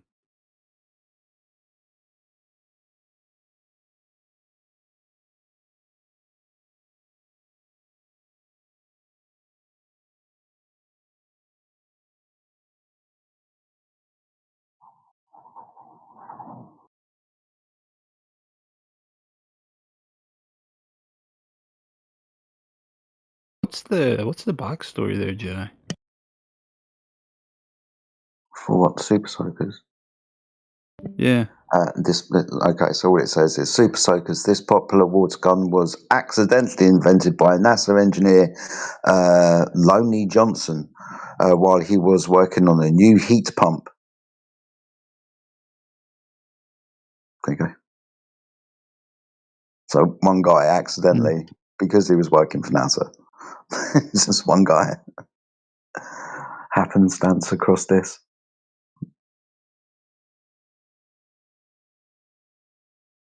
You were right about the memory foam. There's a CMOS image sensor. Technology inside every smartphone camera and GoPro was invented by NASA's JPL to miniaturize camera for interplanetary missions. So small lenses. Cordless power tools and vacuums. To extract lunar core samples, NASA partnered with Black & Decker to develop portable, battery-operated drills. This technology led directly to the dustbuster and modern cordless tools. Wow, thank you. Lunar core Scratch-resistant sampling? lenses. Pardon me? Lunar core sampling? Do they claim to have done that? To extract lunar core samples, that's what it says. Oh my gosh. I mean, I'll question AI. AI usually turns around to me, go, yeah, I'm sorry about that. I'm stupid. But yeah. So yeah, they could construct the lunar buggy, play golf, do all the shit they did, but they couldn't pick up stuff off the ground. Yeah, $37 million for those buggies.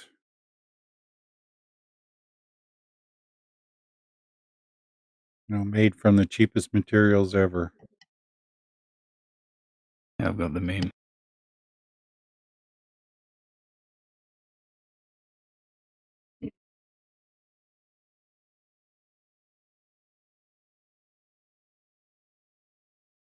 Wow, NASA's technology's gone into Nike Air shoes. That's fantastic. No wonder they cost so much.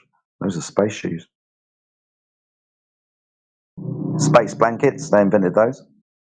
Those lightweight, heat-reflective emergency blankets that we see everywhere after marathons and whatnot. Yep, NASA. Yeah.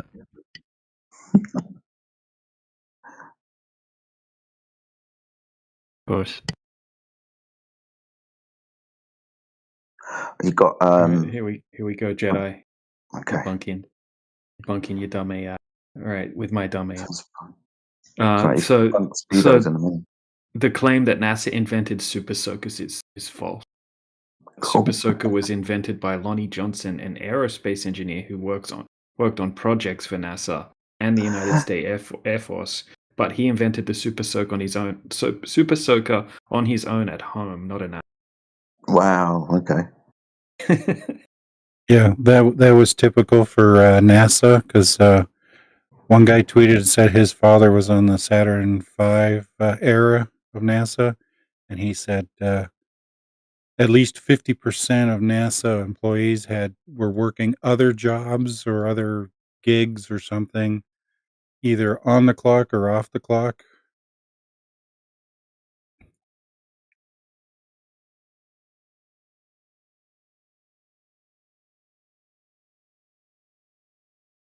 What was your next one, Jedi? Speedos. What, like So budgie Speedos. smugglers? Speedos. Yeah. let me read this. So Speedos LZR racer swimsuit used wind tunnel testing and fluid flow software from NASA to reduce skin friction drag. Yep, so Speedos.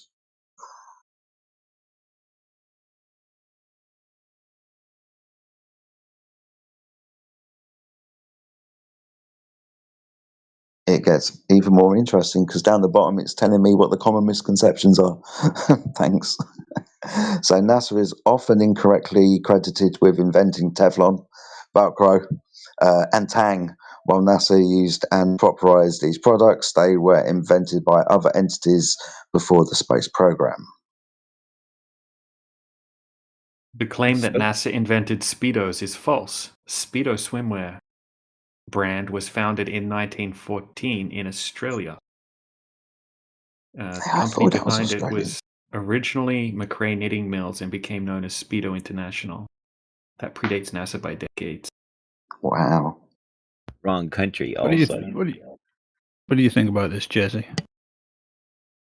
I just got here. Okay. Swagboy joined. You've been here for like 5 minutes. It could be that maybe it could be maybe the Australian government was actually knew about that NASA would be formed one day, and that they were knitting them some fast underwear. Yeah, that makes sense. Okay, Swagboy,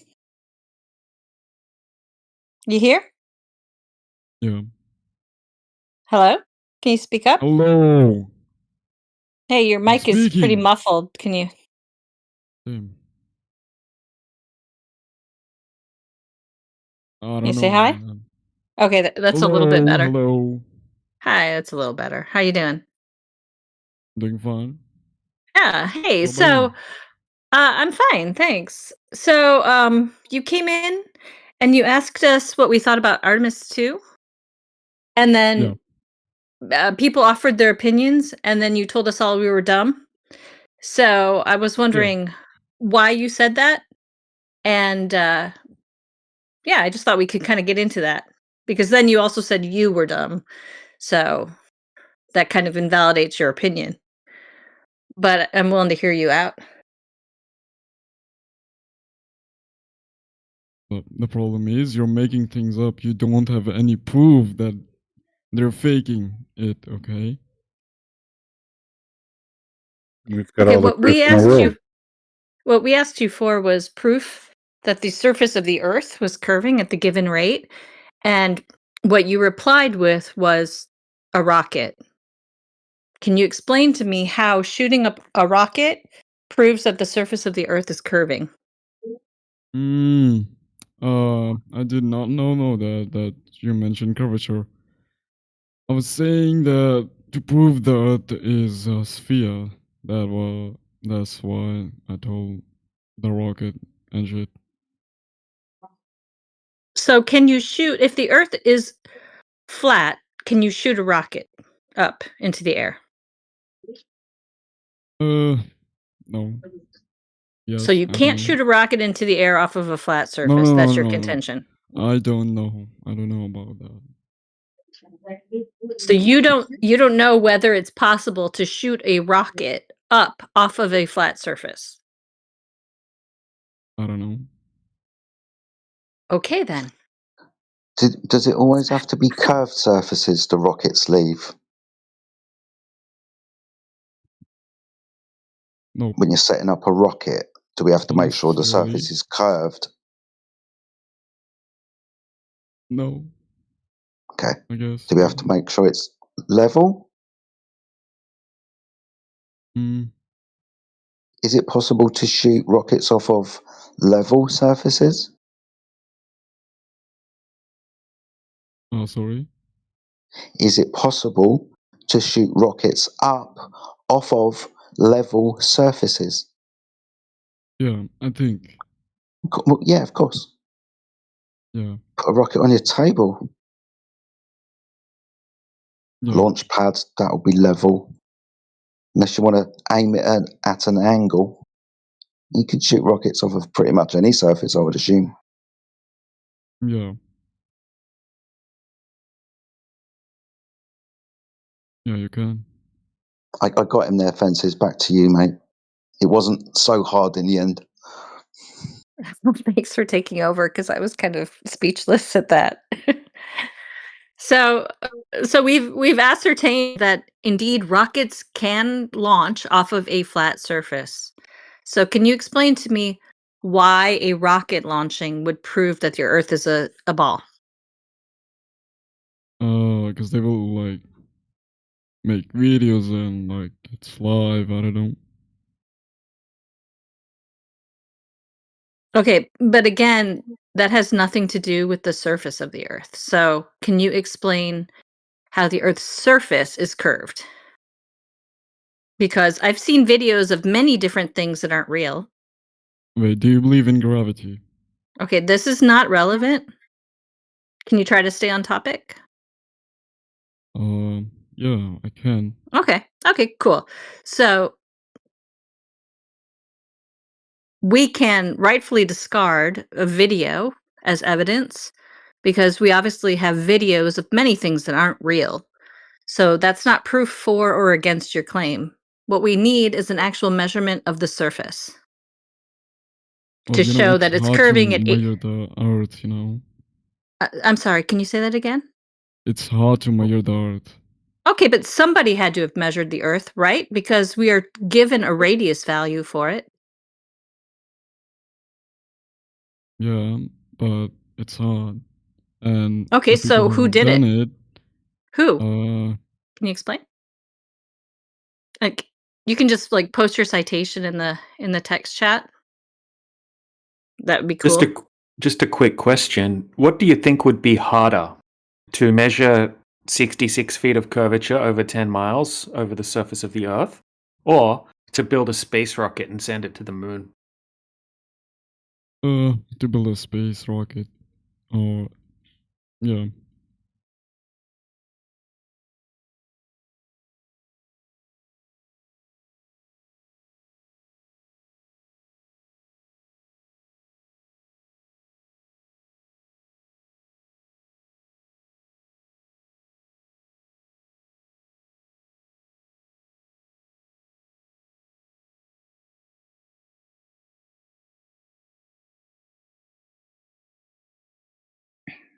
Where are we up to? I zoned out for a couple of seconds. It feels like an eternity. What's going on?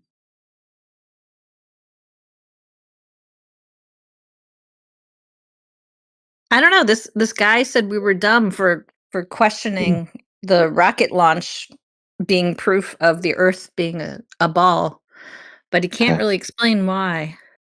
Oh. I think he's just Oh. kind of given up, you know. Oh. No, I this guy, understand the no, silence then. this guy. Pardon me. All right. He's got a new Hi talking there. point, and he's written it in the side chat. So the first thing we need to check is if he's able to say the word. Explain your Nope. point. Tell us the name. Nope. Go ahead. Say it. I can't. Say Come it. on, dude.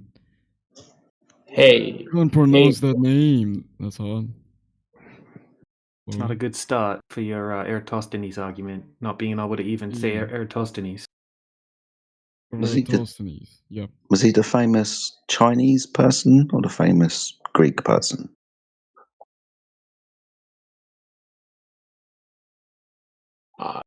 Was Guys, ancient I Greek, got a question. philosopher, polymath, whatever. Astronomer. Hey, hi there, everyone. I got a question. May I? Yes, please. Sorry to interrupt, but yes, please. You sound more alive than this other guy does. Would that be okay with everybody? Yes. Yeah. Approved. Thank you. I mean, this is the first time for me to join you guys here. Oh, And- welcome. Yeah, thank you. I have a quick question. Now the mainstream idea says it's round or it's curved, right? Yes. Now, my question is that what would be different if it was flat?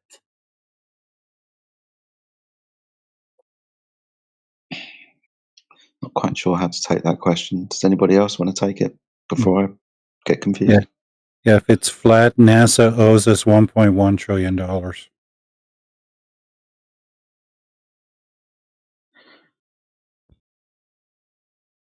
Well, they could have still charged us that much for dome cleaning or something. I mean, my question is all about. Do you know they're what not? would be different? What would be Maybe different? that's where the money went. Yeah. So it all That's why comes down chemtrails to are up there. money, right? Sorry, we've got waylaid from the point. Do apologise. What I call you, man? The guy speaking. I think it's a good question, though. What would be different? What would be different? Yeah, Well, everybody already experienced the Earth as a flat stationary. It depends. You would have to get more specific with your question. So nothing would change that the Earth is already flat. So other than you actually realizing that you're living a delusion with your worldview, yeah, it would depend on each person's situation. What would change? But you're still going to experience the Earth as flat and stationary every day of your life, like you already do right now.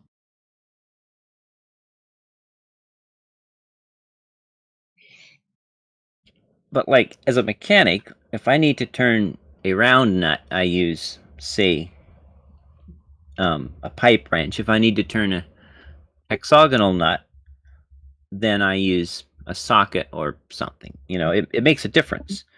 But what would be different for people if Earth was flat versus was a globe?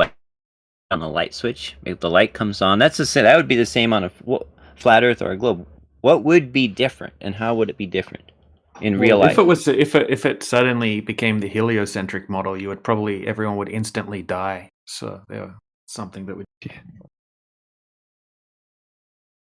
Yeah, exactly. We wouldn't be here. Do explain. Well, let's just get a terrarium that's that's filled with life and water and not cycles that take place. It's self-sufficient, and we're just going to remove the container and just pop it in a vacuum. And little Jesse can be in there saying, "What's going to change?"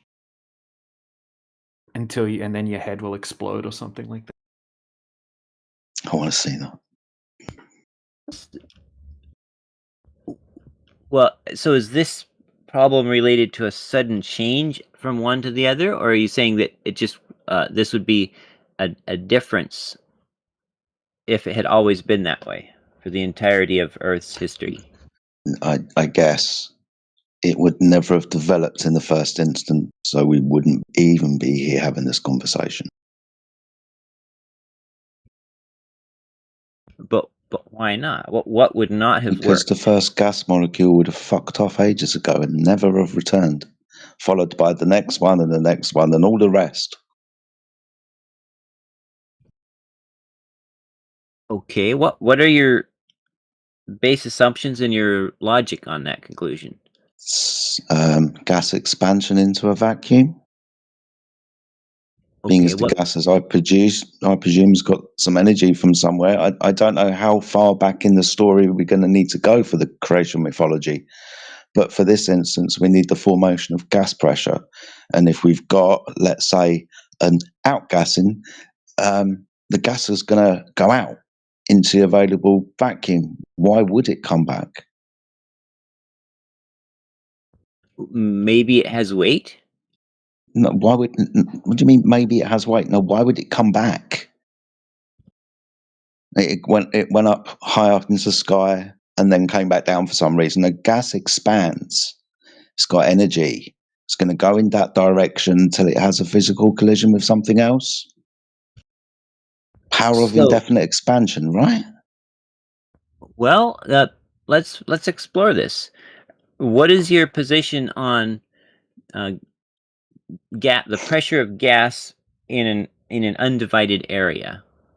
Like, will the air pressure be inside my house all the same pressure, or will there be more pressure at the floor? Be multiple variables, multiple temperatures, multiple densities. We can talk about this all day, but we're talking about how we achieve gas pressure in the first instance for your creation mythology to start. Right, we're talking about what would be different. I'm saying we wouldn't even be here having the conversation because we wouldn't have achieved gas pressure in the first instance. Because if gas was produced, it would have dispersed into the vacuum. You said it had weight. Now you want to say, well, I can read different gas pressure. No, gas expands into vacuums, doesn't it?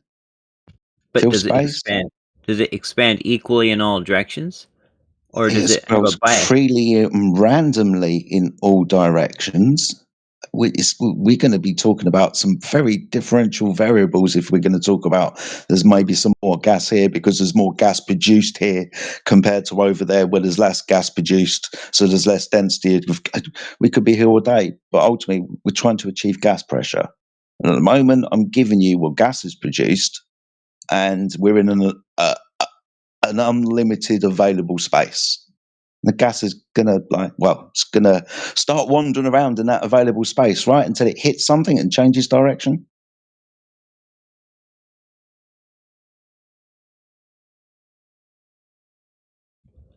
All right, so we agree then that inside a container, like my house or whatever, my cell phone barometer will measure a greater pressure at the floor than at the ceiling. Are we on the same page there?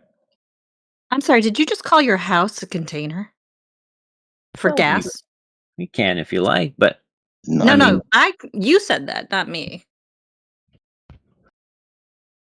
Your gas is not an airtight your house is not an airtight container for gas. Okay, I don't mind calling it not a container. So, okay. are Yeah, we on the because same? let's be realistic here. Your house is inside a pressurized container. Is it warmer at the top of your living room? Is it cooler at the bottom? How's your heating flow? You got mini drafts. We're trying to achieve pressure, dude. Stop trying to get to. Well, when I go up a mountain, there's less pressure. Therefore, insert gravitational idea about the slow dispersion of gas and gravity before we get to the vacuum of space. That's where we're going, right? Now, we're talking about what would be different. Well, how would we achieve pressure? You're saying the gas has weight. I swear that's completely broken when you say that gas have weight. When you call weight every direction, that's That's stupid. I'm so sorry for that, because what I heard that weight is that downward force. Gases don't have that downward direction. Gases move all directions. So are you calling gas pressure weight? No, it's not. So a molecule of gas can't weight it, can't put it on scale, because it moves all direction. So if you want to trick that scale, that measurement, you will have to press on that molecule of gas in every direction to stop it from moving. So you'll have to confine it. That's not measuring the weight of that molecule of gas, or those couple of molecules, or bunch of molecules. Doesn't matter. When you're confining them, pressing from above of those molecules by putting a sealed container, putting them in a sealed container, you are not measuring the weight of the gas. Put the same gas in a balloon. Will it measure the same? No. It's my turn. So we could, though, take a container of a fixed weight and weigh the container without the gas in it, and then weigh the container with the gas in it. And then the difference in weight would have been the weight of the gas that we added into it, right? Sorry, the container's physical, like solid matter that has a direction downwards. The gas is omnidirectional, moves freely and randomly in all directions, like it's doing in the container. Stop trying to use this conjuring trick to invoke that the gas inside the container that's moving in all directions is just going downwards. Yep. Change that solid metal container into a balloon, rubber balloon. The same amount of gases inside this different containers. It changed the measurement on your scale. So why is that? Yeah, you're just letting those gases move a little bit more freely inside the rubber balloon that can stretch, compared to the metal container that is specific that has a specific volume. It can't stretch. It will just confine. That's why it's called gas pressure. It's confined gases. Gases being pressurized, being sealed inside a specific volume. So I am not measuring the weight of the scale. Again, try again.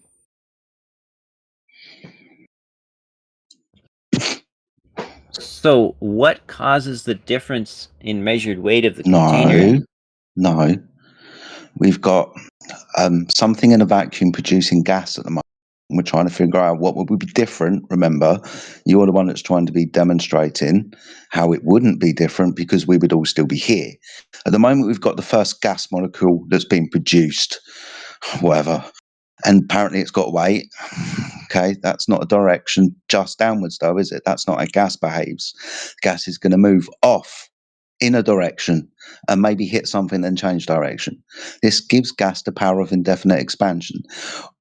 You understand the issue here, right? Stop asking us questions. We're asking you.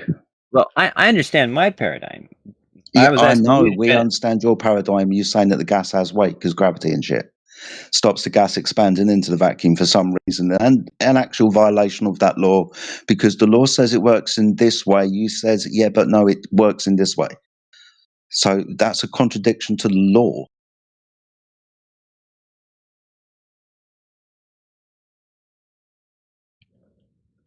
You understand that, right? The law says this, you say, yeah, but no. What law? Second law of thermodynamics simply is expressed as gas expansion into a vacuum. The mixing of ideal gases, this is all different types of gases, they will mix. Doesn't matter about their molecular mass or whatever, they will mix. Well, according to my paradigm, my model's paradigm, if there were one molecule of gas on Earth, it would hit the ground and bounce up, but it wouldn't continue at a constant velocity. It would be slowing down due to its own weight acting against its velocity until it would reaches zero velocity and then start falling and then bounce again, right? That's my paradigm, right? Yeah, but that's just made up bullshit. Okay, so it sounds like you're saying my That's paradigm that's on broken.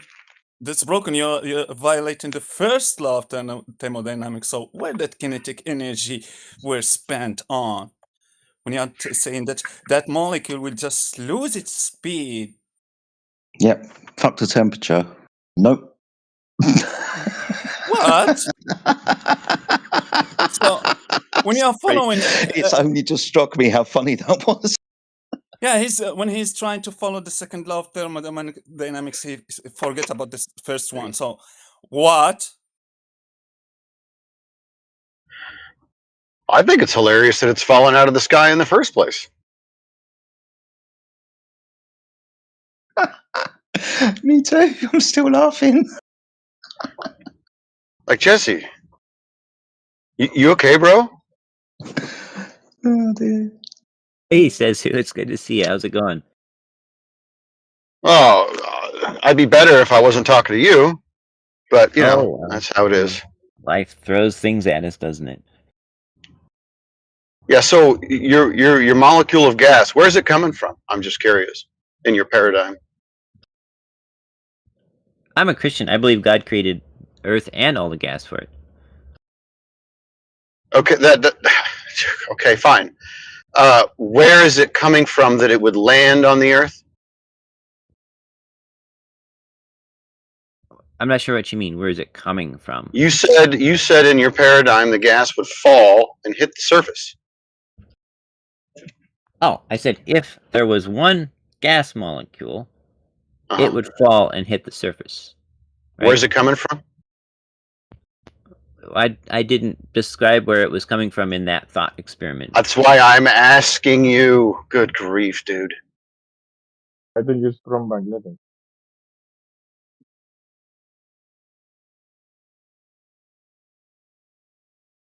See how I mentioned it kind of sucks talking to you because simple questions you won't answer? It's weird. Are all Christians this way? I'm just curious. Or is it just the dumb fuck ones?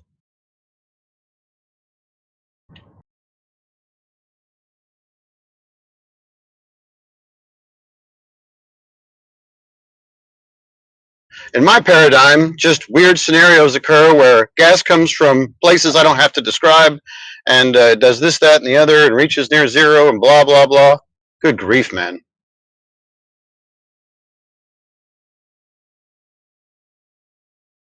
Even if give him his assumption, even if I give him his assumption that God created that gas of molecule, yeah, he created that gas molecule and all its attribute, so it will just follow the laws of physics normally as it's always doing. It has some kinetic energy. If it doesn't transfer that energy to something else, gravity. That magic string between the masses, yeah, that love between the masses. When the mass is near another mass, there is some love between them and they are attracting each other. That's gravity. It's the love or that magical string between those masses.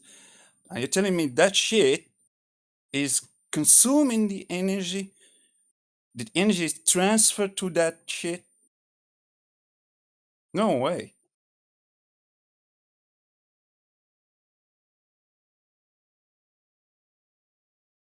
Just think about it, Jesse. Gravity. What is gravity? If you just get that mass attracting mass, just think about those people, what they were thinking. They think that there is some magical thing between the masses that attract a mass into another mass. They never told you what is gravity. They're just telling you that gravity is the effect, attraction between masses. What caused that attraction? What? Love.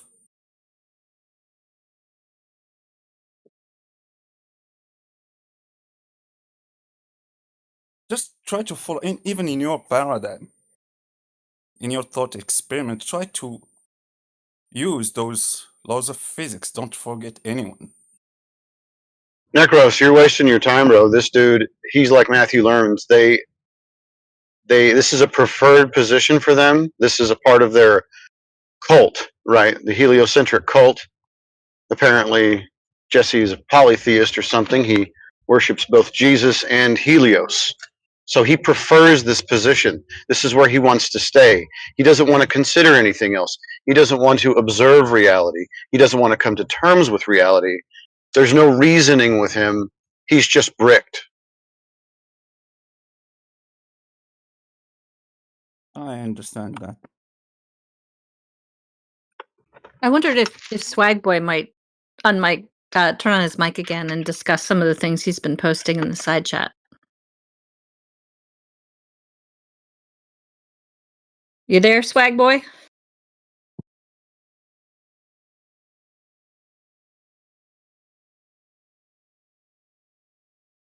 Yes.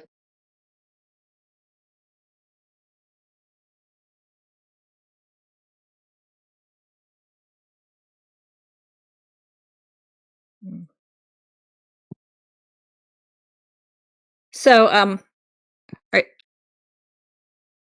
are you? Your mic is still muted. You can hear me? Oh, I was talking to someone else, but that's fine. Okay, sorry. Oh, welcome to the room. If you have any questions, feel free to go ahead and ask.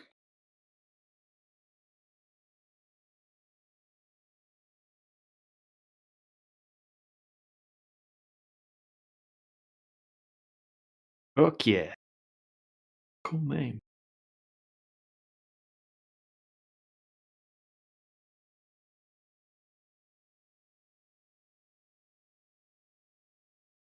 And if nobody else has a topic, I was very interested in Jedi's take on gas pressure. You were talking about gravity. I just want to continue with that. Jesse, you're like fucking stuck 8 years in the past, man. Maybe 9.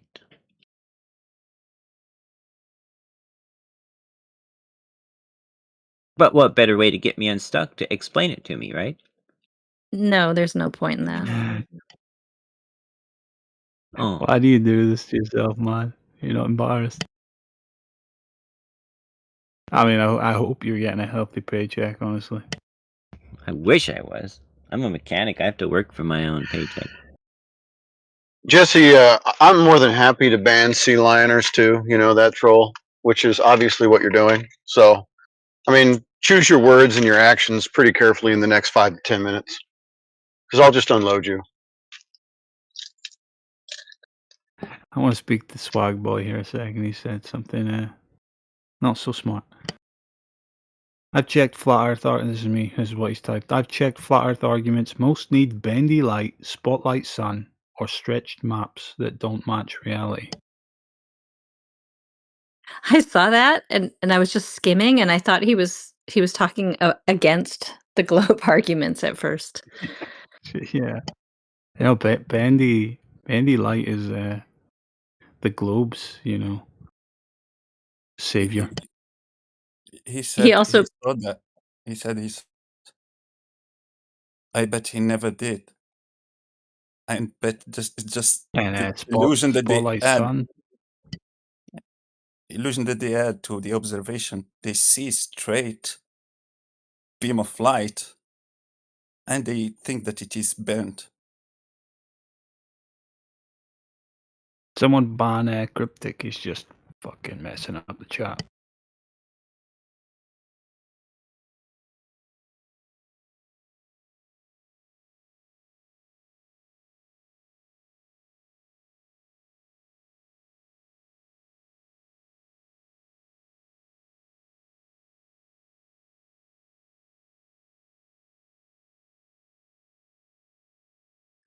Swag Boy now says that light travels in straight lines on a globe.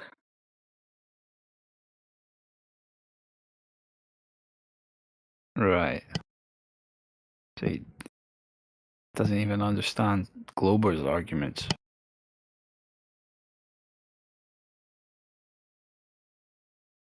it depends to if he understand what straight means, because majority of Well, globers yeah, don't. if he's gonna invoke Aristophanes, he's gonna talk about parallel light rays, and then if he's gonna talk about any observations, he's gonna talk about bending light.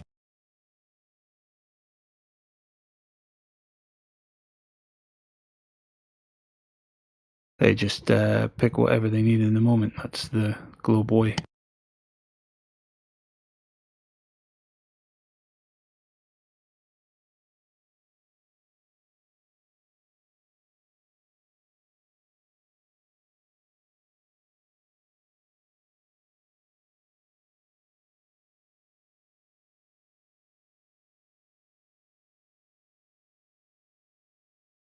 Swag, you need to understand there's only one single argument flat Earth needs, and that's that the surface measures flat, as in not having curvature to it, or major deviation beyond general topography on the terrain.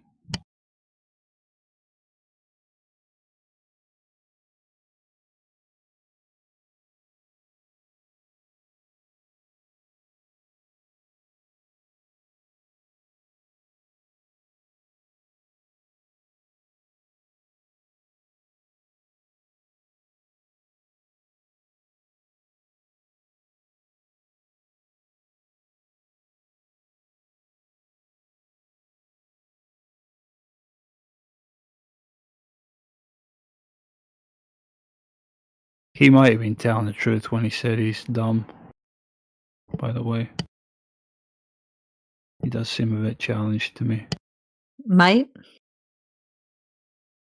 You're very generous. Forever the optimist. I know.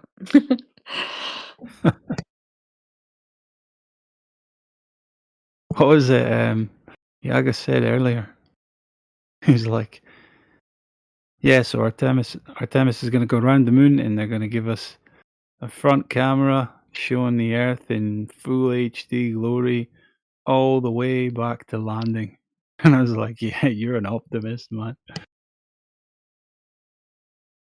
Is that what they claim they're gonna do, or was he just being No. funny? We were just talking about like what media is going to come from this, you know? And he proposed that. I hope it's at least as good as India produced. Well, I said I look forward to them. I'm sure. I mean, assuming the thing doesn't fucking blow up in 10 seconds. That's Radwin's prediction. But I was looking forward to their Earthrise footage that they'll no doubt want to show everybody.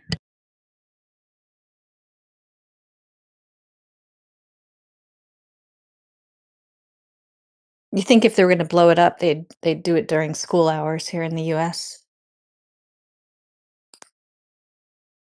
It's always a possibility. It's a good thing they have a set of twins ready to go. Wait, are you guys talking about Artemis? Yeah, but we're not talking about it with you. Well, you are now. No, we're fucking not.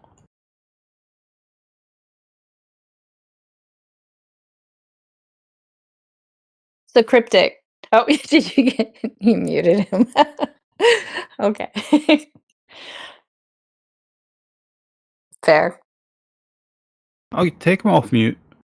It's alright. I mean, fucking get your bingo card out and see how long it takes him to mention being I colonized or know, I something. know. You go You ahead. know, maybe I'm the optimist thinking that he could actually discuss the topic, but that's unlikely, I Dude, within suppose. 5 minutes, he'll be talking about free markets and getting rich.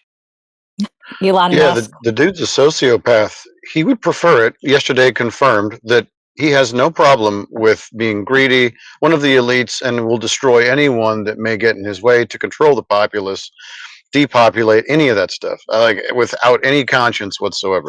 He's a sick man. Well, maybe the military will help him grow up a little bit. Well, it didn't help for Hitler. You know what I mean? Fair enough. So we do have a few new people in the room. I just want to welcome. Let's see. Oh, it disappeared. Kine, if you have any questions, feel free to unmute. And Amara.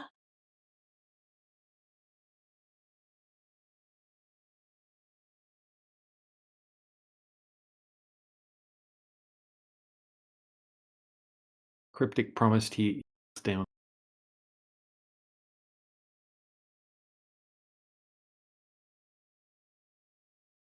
Swag boy, do you want to continue trying to defend the globe?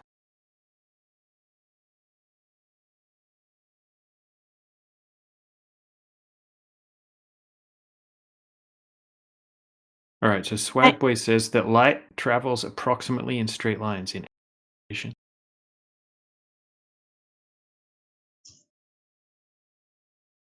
Oh, we nearly shot that missile down with the latest system, but it just wiggled away at the last second. Damn that heat from that rocket. Oof.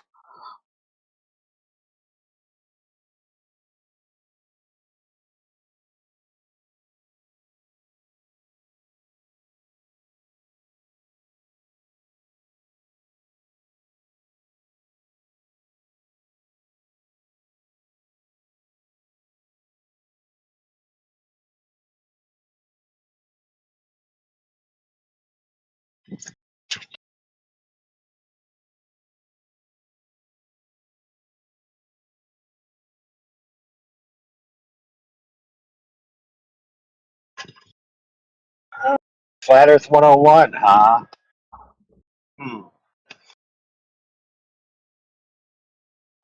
Hey, what's up, AI? How are you? Horrible. Why? So I tuned into Flat Earth 101. I had to hear about gas pressure. Did you have to hear? Did you have to hear about it? What did you hear about Oh it that yeah, you didn't like? I just don't like it at all. It's kind of like my ex-girlfriend. I used to like her, now I hate her. Gotcha.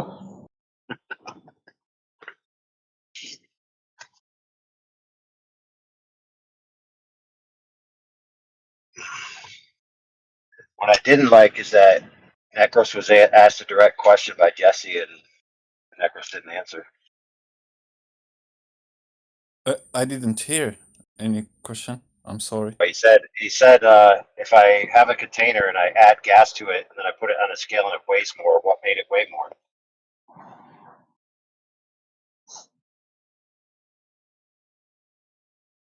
Who knows the pressurized gas that is inside?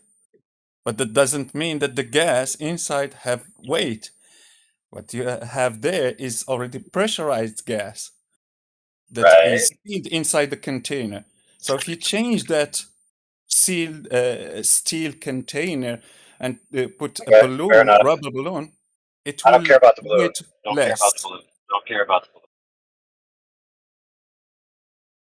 So yeah, it's the Right, but pressurized when you element put it in a inside. balloon, now it has buoyancy greater than its surroundings, right? Yeah, exactly. It Right, will always be weight That's on its own. equivalent to weighing an anvil on a scale or putting it in mercury and weighing it. Of course, it's going to weigh Yeah, different because it's in a different buoyant medium. But that exactly. doesn't mean that the anvil doesn't have weight. So your logic is horrible.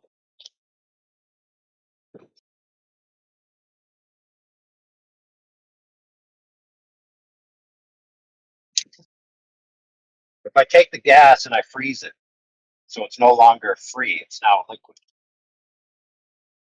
Yeah, or solid, it, and I put it in it's the not same container, then weigh it, is it going to weigh different? sure it will weigh different because those different How do you know that? states have. No, don't care. Question is, how do you know that? It's already done. What I know is about the measurement that we Oh, can do. whoa. So you're saying that there's a test out there where they take a container, let's just call it a what do they call these things? A gas tank, right, of a certain size and dimension. It weighs a certain amount. Let's say it weighs 10 pounds or 10 kilograms, whatever. So you put a gas into it, then you put it on the scale, and it now weighs 15 kilograms. Then you freeze the gas and put it in the container. How much is it going to weigh when they put it on the scale? Oh no, I'm sorry. It was a misunderstanding. I was thinking that you were talking about something else. No, I don't know.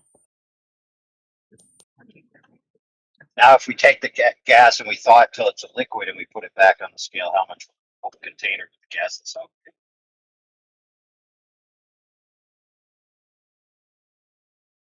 Maybe the container will be the same with the gas inside, or if you freeze Yeah.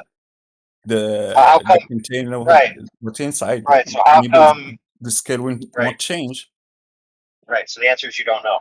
All right. How come? No, I don't know. How come when I fill?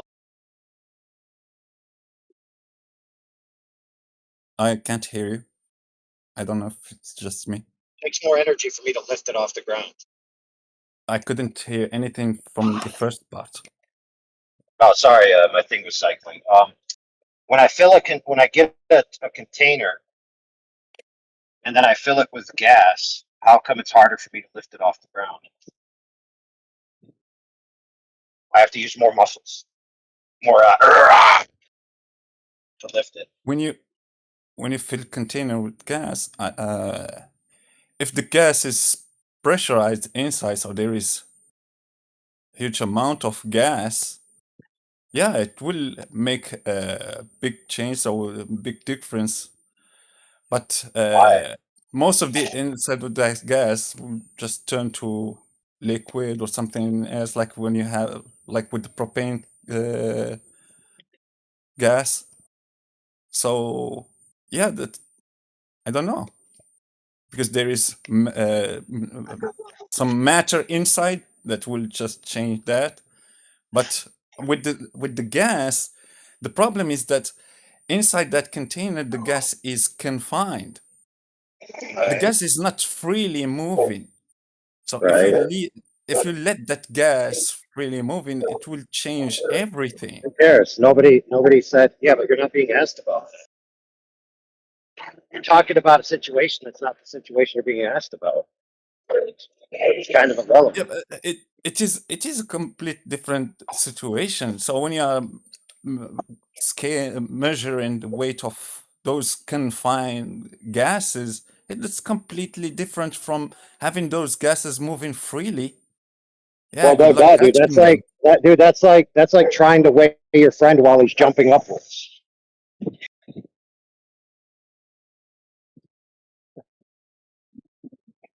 Yeah, right. That would be silly. True. Right. That's true. But your friend can stay still. Right. So the only thing you've actually said effectively without is confining your. Right. Right. Same situation.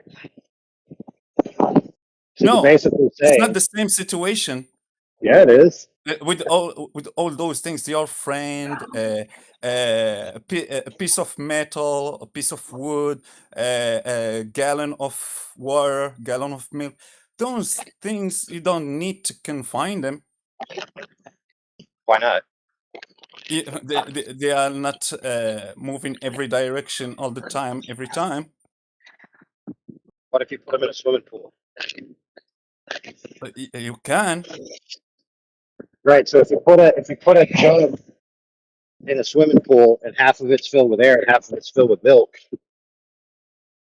in order to get the accurate weight of the milk, you'd have to tie it down, wouldn't you?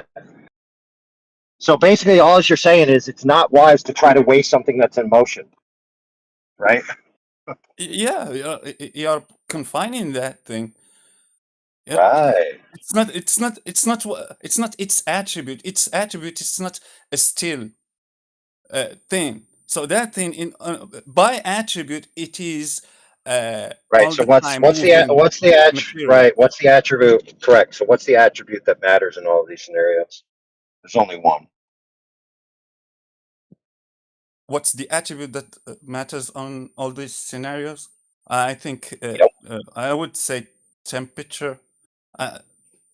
No. No, temperature causes this attribute. So temperature is The second energy, order. the energy, Maybe, but more specific type of energy. kinetic energy, Yeah, motion. There you go. the motion. Motion. Okay. Yeah. Yeah, that's the difference between the solid and the liquid and the gas. So solids, it's just that same molecule. I assume the model of the molecule that they are using. So solids, the same molecule, but have the attribute of attraction. Those molecules have that bounding between them, so they All right, so bound then to I'm going each to ask you other. this next question. I'm going to ask you this next question, friend. It's a very important question. Do things in motion not possess weight? Sorry? Do things in motion, or when they become in motion, do they no longer possess weight? Mm, that's a tough question. No. I will assume no. I will assume that the weight will just be translated with that Okay. Okay. momentum So then, when you have okay, force. fair enough. So if you have a 5,000-pound car and you crash into somebody, you hit them with zero weight. No, you hit them with the force. So that's what I was about to say. So that weight, the weight of that material and the momentum will translate into a force, not weight anymore.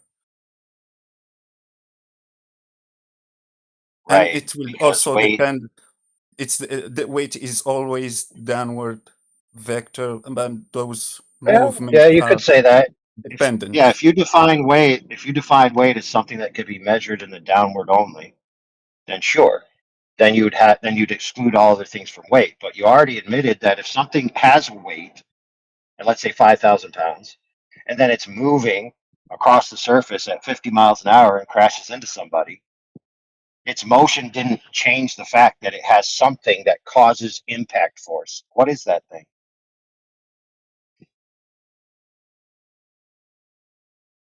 Uh, I wouldn't say weight because it's specific, but can we There's say something the about a mass? giant. Listen, there's something about a giant chunk of steel that really hurts a lot more than getting hit with a piece of paper, right? Yeah, yeah, I understand. Yeah. What's that? It's not one single thing. I would say its density, its mass, its what it's composing it. You've clearly never had a fatal paper cut. No, I'm still here, so obviously not. Yeah, like I said, there is many things that go into that. So the mass of the Necros, thing, you its you density. stumbled onto the problem that if you define weight in a particular way, then you lose the ability to have a a thing that's actually hurting you in all the other directions. But we know that actually occurs in all the other directions, and it's But when equivalent to the standing weight of the object. And so, if you don't want to call it weight, what are you going to call it? I can't call it just the weight. Like I said, it's many things. If I hit you with the 1 kilo piece of steel, so 10 centimeters by 10 centimeter piece of steel, 1 kilogram, so it will do more damage with the same speed. So it will be the same momentum, same speed. It will hit your face. The piece of foam that weighs 1 kilogram will hit you less harder than 1 kilogram of steel. So yeah, it's not just the weight, and it's not just the speed. Like I said, the density of the thing, what's composing the thing itself, so many things are going into that. It's not the weight. The weight, like I said, 1 kilogram of steel will hit harder than 1 kilogram of foam going in with the same speed. same velocity. One will hit your Why? face and Why? throw it away. Why? Many things, the steel, the density of the material composing the steel, the mass of that thing. So how much You missed it, bro. matter? The answer is much simpler than that. The answer is rigidity. Rigidity is easier to transfer the force to the next object without having the equal and opposite force cause it to rebound in the opposite direction. That's the answer. Right? Okay. So the majority of the force is transferred to the less rigid object. Right?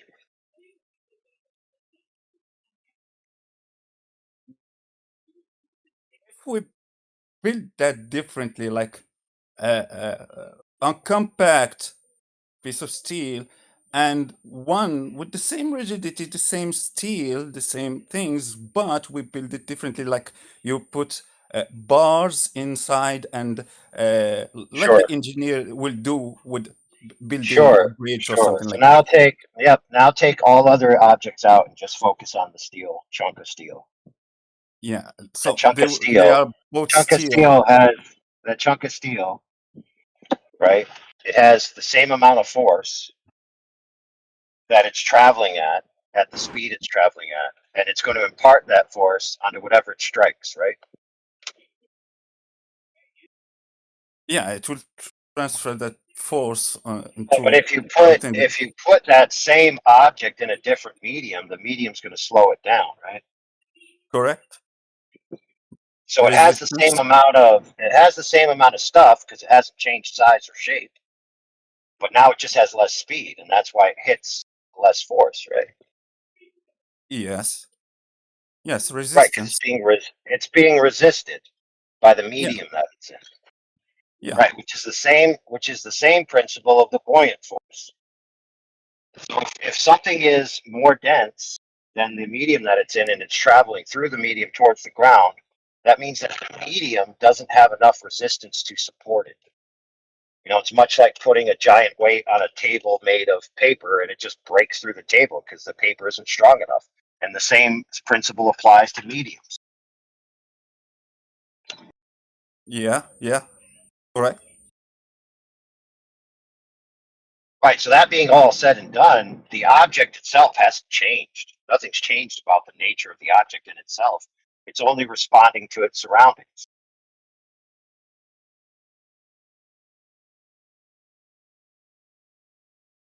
So in short answer, in your opinion, is it yes or no? Gas have weight, or like I Well, think listen, if you something define that we can't measure? weight as an application of force against another object in the downward direction, and you add gas to a container, if the scale that you put it on shows more weight, then by necessity you'd have to concede gas has weight. That's how you defined it. So there'd be no way around it. Now, if you want to argue weight is something different, then you have to parse out everything we just talked about and demonstrate how weight is different than the poundage of a thing. Let's say it's 1,000 kilograms. 1,000 kilograms of steel going left to right versus up and down. Which hurts more? And especially since we were skirting around the term mass because we wanted to qualify the impact force of the object traveling at a particular speed, regardless of the medium that it's in. And if you know that weight can change, if it's measured in the downward direction in different buoyant environments, which means a different medium, then you'd have to have a different word to describe the quality that the object possesses, even though it's in different mediums. And so what would you call that? Well, a lot of people call that mass, don't they?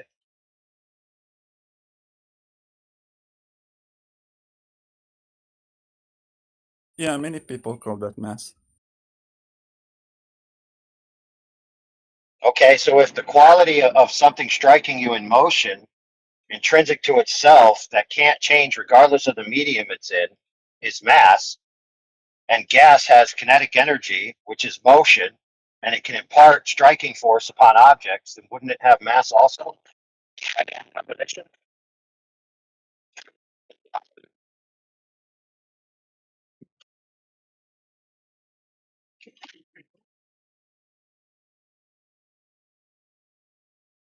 The answer is yes, it would.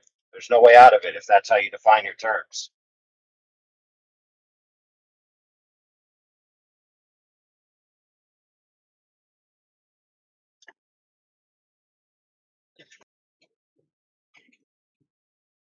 So when someone like Jesse asks you if you put gas into a container, does it weigh more on the scale, and why? I mean, if you don't know the answer to that, that's problematic. Because you're the one trying to claim things like gas doesn't have weight, it seems. Yeah, exactly.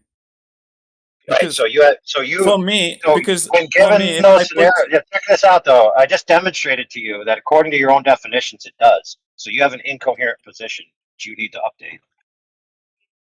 so I just agreed with what you said in general. That's what the paradigm is claiming. But for me, yeah, you're not putting a scale underneath a gas molecule, waiting for that gas molecule to have that downward vector toward the scale and be able to measure its weight. It's not possible. You're not able to put a scale inside the container, a vacuum chamber or container, and vacuum out gas molecules that are inside the vacuum chamber with the scale, and you'll see that it will measure more. So yeah, it's just Are you sure? buoyancy and Hold on, brother. Are you sure it will measure more? Because Jesse said it would measure more, but are you sure he's correct? you didn't hear what I said.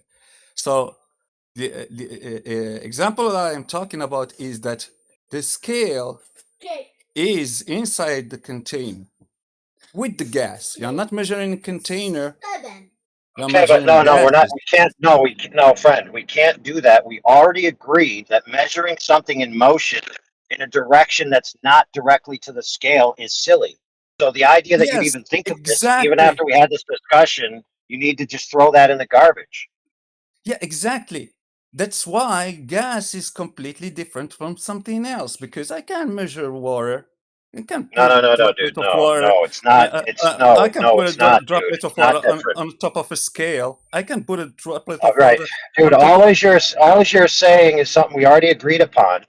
That measuring something that's static, as in not presently moving in different directions, when it comes to weight on a downward scale, is appropriate. But something that's moving in different directions would be stupid to attempt. Correct. Because gas doesn't obey to that downward vector. That's why we Right, are much like talking a about. child. Much like a That's child. what. Right. So if you take your 3-year-old child and you put him on a scale and he won't stop jumping up and down, how are you going to get his accurate weight? You need to shoot him and then put him on the scale. Okay, so it's not the thing that is meant to be. So the kid is not gas. So the kid is not something like gas. Necros. You're You still can't shoot. avoiding the point, which You is you can't were shoot. asked if I put gas in a You can't shoot. container. In other words, restrict its motion, just like I shoot my kid and make him stand on the scale. Now, why does the scale weigh more? So that's the problem. That's the problem of that we are talking about. That's why we are bringing out this topic to the table, because gases need a container. They are not something that you can just confine like that, where you can shoot gases. Nobody cares. Like you can Nobody confine cares, them dude. with You weren't asked. You weren't asked about electromagnetism. that. You were asked. You were asked a specific question, Necros. Yes. By Jesse. Yes. And this is what he said, when I take gas and I put it into a container, I previously weighed the container, it weighed A. Now when I weigh it, it weighs A plus more. Why? That was the question you were asked. Yeah, because there is confined gas inside. Okay, so then the additional weight was caused by what, friend? By confined gases. by the gas, correct? If you use any, not by the gas. wow, dude. Hey, watch this. Hey, watch this, Not by the Necros. You gas. just said it's caused by the confined gas, and I said it's caused by the gas, and then you said no. And you think that somebody like Jesse is just real quick. I'm going to lay this out for you, Necros. Do you think somebody like Jesse would respect such an ignorant answer? No, it's completely different. Confined Yeah, it's gas. so different, bro. It's gas. It's confined gas. Yeah, It's let me help gas you out. Let being me help you out, confined in a Necros. Necros. Just listen. Necros, let me help you out. No, dude. No, I'm the I boss. don't need Sorry. help. Oh, listen I up, swear. Necros. No, you I need swear. mental help. Pay I attention. Pay don't attention. need help. If I take a child, yeah, you do, clearly. If I take a child and I tie him up, is he no longer a child? You're just waiting those cells, what's composing the child. It's not the mental. You're not waiting. It's Dude, personality everybody or can hear something. you struggling, dude. It's embarrassing, bro. I'm sorry. I suggest that you take a pause and you reflect on what the words that came out of your mouth. You said that if you put confined gas into a container, it will weigh more. And then I said, so gas in a container causes it to weigh more. And you said no. That's a problem, brother. Just listen to me. When you are taking a kid to put it on a scale, you are weighting the meat, the bones, what's composing the kid. So the kid being dead or alive, the kid being dead. I agree with you. All right. Now you got to get muted so I can talk freely. So here's what's the problem, bro. You just said if you confine the kid and put him on the scale, you're weighing the meat, the bones, the blood. So if you take gas and confine it in a container, what are you weighing?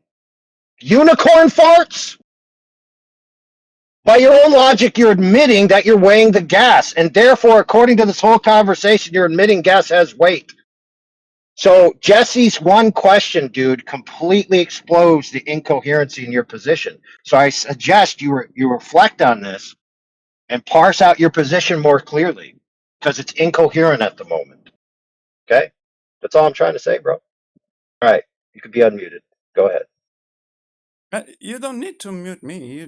You can say it that you want to talk over me. I can. No, dude. How I do it is I recognize that when I'm talking, you speak straight through me, so I just mute you so I can talk freely. That's how I do it. It's not that hard. We're not talking about it anymore. This is your turn to respond to the merits of the logic I just presented, not to talk about me. Go ahead. Yes. So you're not measuring the gas. If you want to measure the gas that you were talking about. Okay, so try to mute yourself. Scream while you are muted, and you can represent your astonishment and those things while you are muted, please. So you are not measuring putting a scale underneath gases. You can't do that because it's impossible to do. Oh my god, dude! Wow. It's impossible to do because it's gases are always moving. You can't in motion. Gases. Yeah, we already agreed with that. They are always in motion. You can't drug gases, put them in drug. You can't do. Listen, Necros, you're going backwards. You're talking about the same things we already conceded. No. I'm not interested in talking in loops, bro. Am I able to speak? No, because you were told a specific thing and you're not addressing the specific thing. You're going backwards in the conversation. Yeah, exactly. You're not addressing the specifics. Exactly. I'm addressing the specific thing. I was asked a specific thing. So about measuring what. Listen, Necros, I'm going to help you out. We are talking about gas that is inside of a container. Therefore, if you talk about gas not inside of a container, there's no reason to talk about that. Okay, you're talking about contained gas inside the container, yeah.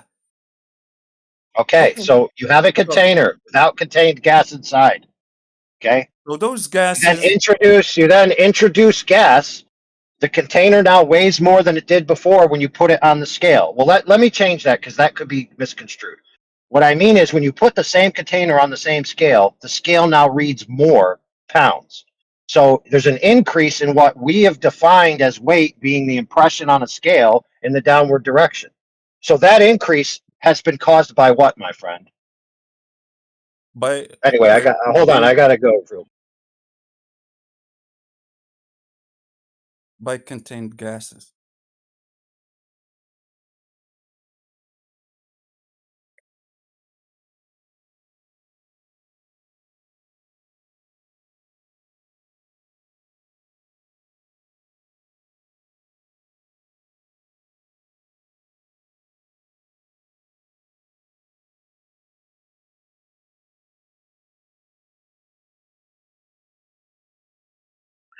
Necros, what was the actual question that Jesse asked you? What was the scenario? In reality, it wasn't a question. He just claimed that gas have weight. He just made that claim? He You just said no. made that claim. I said no. He said gas have weight, and that the proof that it have weight, that they measure the difference between an empty container compared to a container filled with gas. Are you And sure I that's the said, scenario? Because the video that he posted was of a vacuum chamber, so it weighed a certain amount with, let's call it, atmospheric pressure within it, and then he drew the gas out, and it became lighter. So what do you think happened there? I mean, this is all the same thing that we've been talking about for years. yeah, exactly. That's the same scenario that he was talking about. That the comparison between a gas filled with a container filled with gas compared to one which is empty. So they said that gas have weight, and the reason why. So that's why when they put gas inside the container to measure more. And I said that it's a contained gas, so gas moves freely, and that at that moment it's confined in a specific volume, so it's not moving really freely. So that's It is moving freely within the container. That's the thing about gas, it's always moving. So it's not like it's just hanging out there still. Those gas molecules are always in motion. So that's sort of irrelevant. I was thinking that they were contained. They are contained. Every gas that you experience is in a container. No, they are free. See, even within the Earth system, they are free. They're free to randomly move in all directions. They have kinetic energy. They move freely and randomly in all directions. You put them inside a container, they're going to move freely and randomly in all directions. This is one of those. It's one of my favorite tricks that they pull on people. It's like it's a sleight of hand. Let me explain to you what's happening so you understand. The pot or the container or whatever, you can think of it as an object with a certain amount of density, especially if it has the same density within it as far as air pressure is concerned. As soon as you remove that density or that air pressure, you're now changing the relative density of the object. Now it is essentially less dense than it was before, and so it will change vector to a small degree perhaps, or at least in the medium that it's in, right? It's going to become what we call lighter. It's an object. So it's going to lose what we would call weight, right?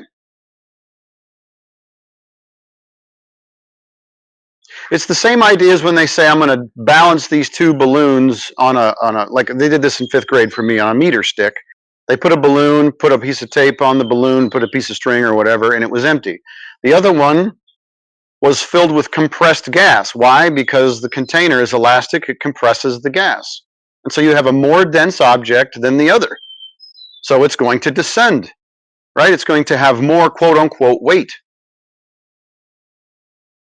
We're dealing with objects in their relative density in the medium that they're in. That's always whatever it is. And he showed it. He posted his own video, which proves our point. I have an object. It has a certain density. Ambient air pressure in it is the same as the outside air pressure. Now I'm going to take that air pressure out. I'm going to change the density of that object. I'm taking the medium or the air out. I'm removing the density. So now it weighs, quote unquote, weighs less. It's a very simple concept.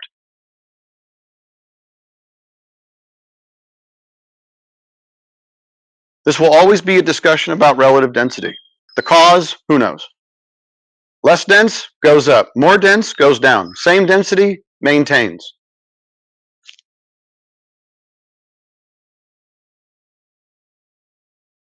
Yeah, correct. Yeah, fair point.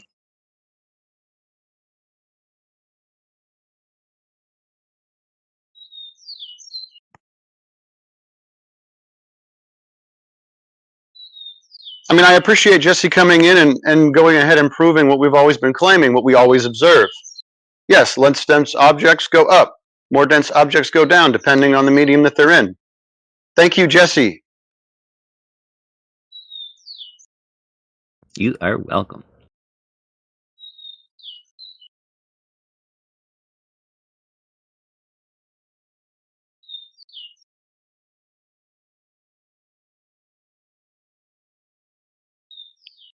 Who's got birds in So the maybe I should. background? That sounds lovely. Sorry, Sensei. It's me. No, it It's sounds me. lovely. So, Jesse, does gas have weight?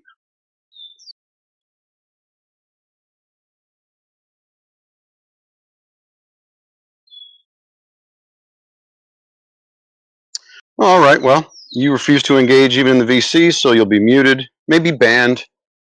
I mean, bro, it's not going to work. The sea lioning and then also the lack of response tells me that you're only here as an opportunist. We will use you, like the troll that you are, to display to people how dumb it must, has to be to believe in the globe and all the things associated with it. But if you don't engage so that we can show everybody on the live stream and also here in the VC that your position is untenable, then I'll just mute or ban you. You are just a useless eater to us, right? We're just going to treat you like garbage. We're going to be using you for content. If you can't engage, bye.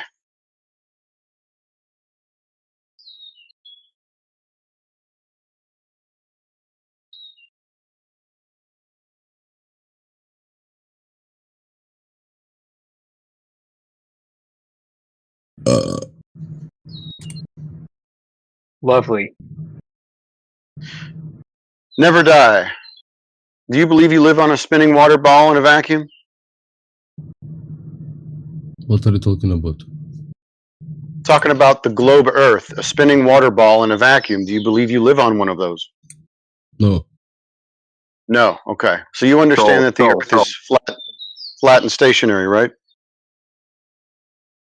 No. No? Do you not speak English very well? Do you even understand what I'm saying? No, bro, I can understand you. Okay. So what would you describe the Earth as then? Is it a flat plane? You, bro. Why not?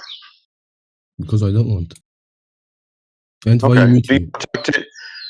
Do you want to talk to anybody, or should I just leave you on mute since you're belching into the microphone? No, I don't want to just listen. Do you want to engage? No. No, okay, well then you'll just be on mute. You can mute yourself or I'll do it. You pick. Okay.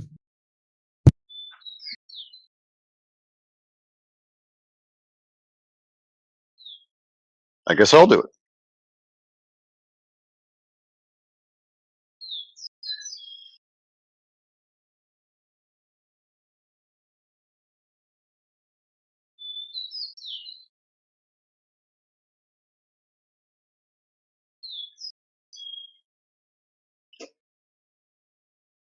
Welcome to all the newcomers, Muhammad.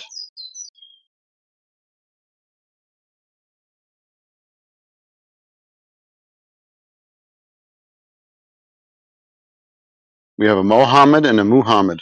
Welcome to both of you. Kine, has Kine been on the mic?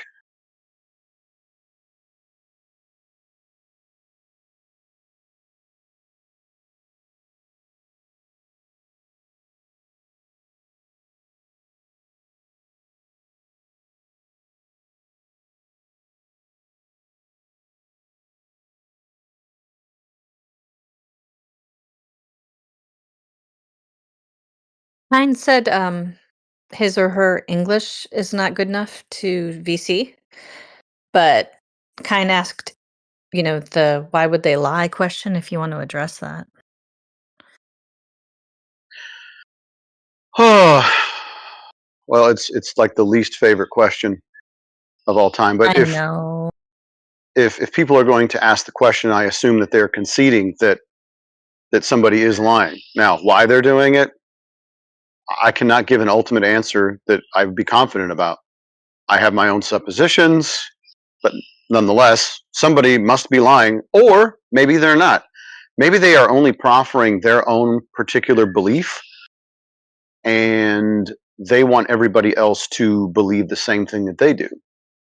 Now, they don't have to be lying, but reality is what it is. So whether or not somebody is lying, reality, the one that we live in, the earth itself, is measurably flat.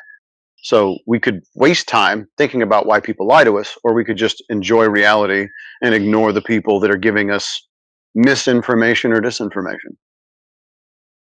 Probably not a satisfactory answer, but I can't divine anybody's thoughts, and I'm not going to try to appeal to motive.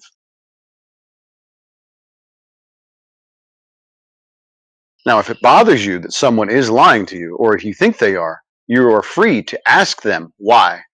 Not sure you're going to get a straight answer. If you have a college professor that's telling you that you live on a globe and you suspect that they are lying to you, which I doubt is the case, then you're going to have to ask them, why are you lying to me about the cosmology? Wait to see how long you last with, in that particular class as a flat earther, or in society as a whole.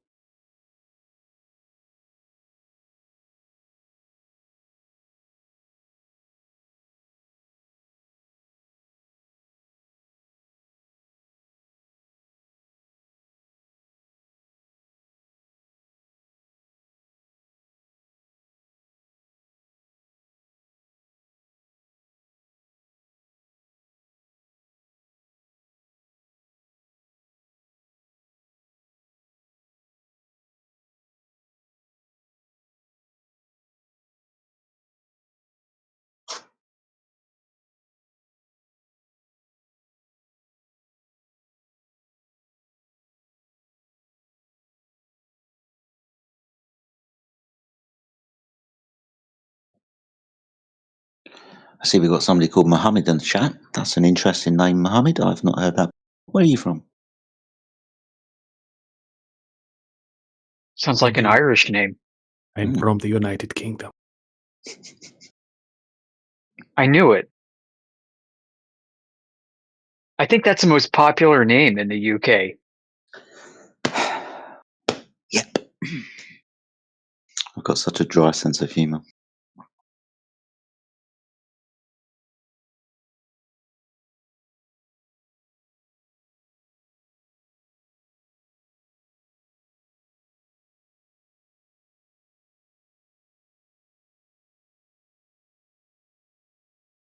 Well, it's actually not the most popular name in the UK.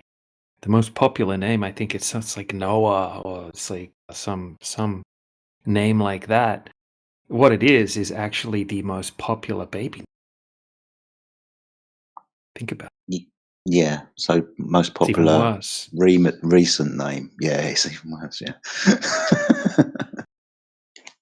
I thought wanker was the most popular name in the UK.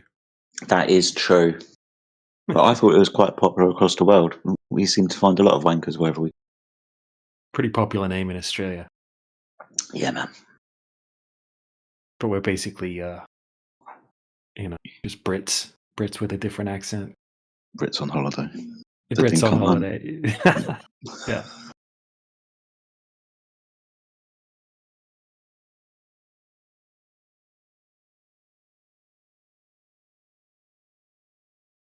DJ, do you know the song "Don't Take Me Home, Please Don't Take Me Home"? I just don't want to go to work. I want to stay here and drink all the beer. Please don't take me home. Do you know that song? No. Nope. It's a football chant. It gets sung quite a lot at rugby as well. It should be your national anthem, I reckon. You got to Australia and you just didn't want to go home because you drank all the beer. Yeah, definitely. Probably all the rugby guys probably know that in Australia, but never a rugby guy. Yeah. Oh. Really? Oh, of course, that's why you moved to Poland, wasn't it? They kicked you out. Like if you said you were never rugby league, I could understand. But rugby union, you have to watch that. Yeah, it's chaos. That's why it's so good. Yeah.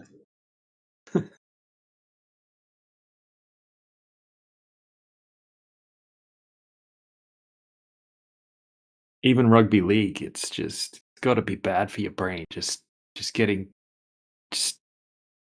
running full speed headfirst into people the entire game. It's getting pounded into the ground constantly with no padding or anything like that. And then I went to like a school that had a rough reputation. Just like all the other teams would just quit because our team would just start fights the entire game. The other team would be just saying, "Oh, all they want to do is fight." Fucking sucks. Well, that's unsportsmanlike. Not in rugby.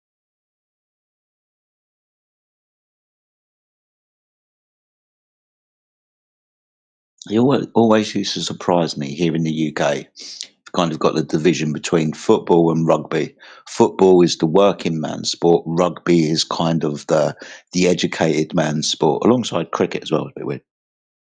But rugby is far more violent than football, and it's not the working class sport. It's the tough sport, right? It's the sport of the upper classes. It's the sport that's played at places like Eton and Cambridge and Oxford and stuff, right? They got huge histories with these things.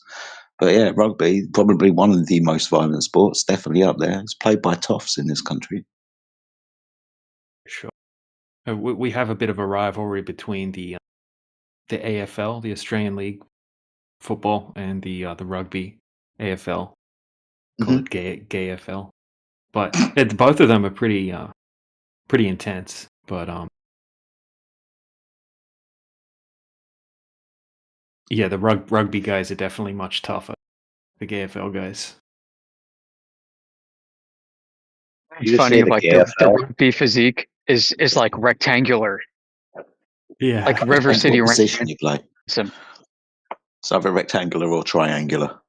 Broad shoulders all the way down to the waist if you want to run, or like the fridge. Hey, I understood that reference.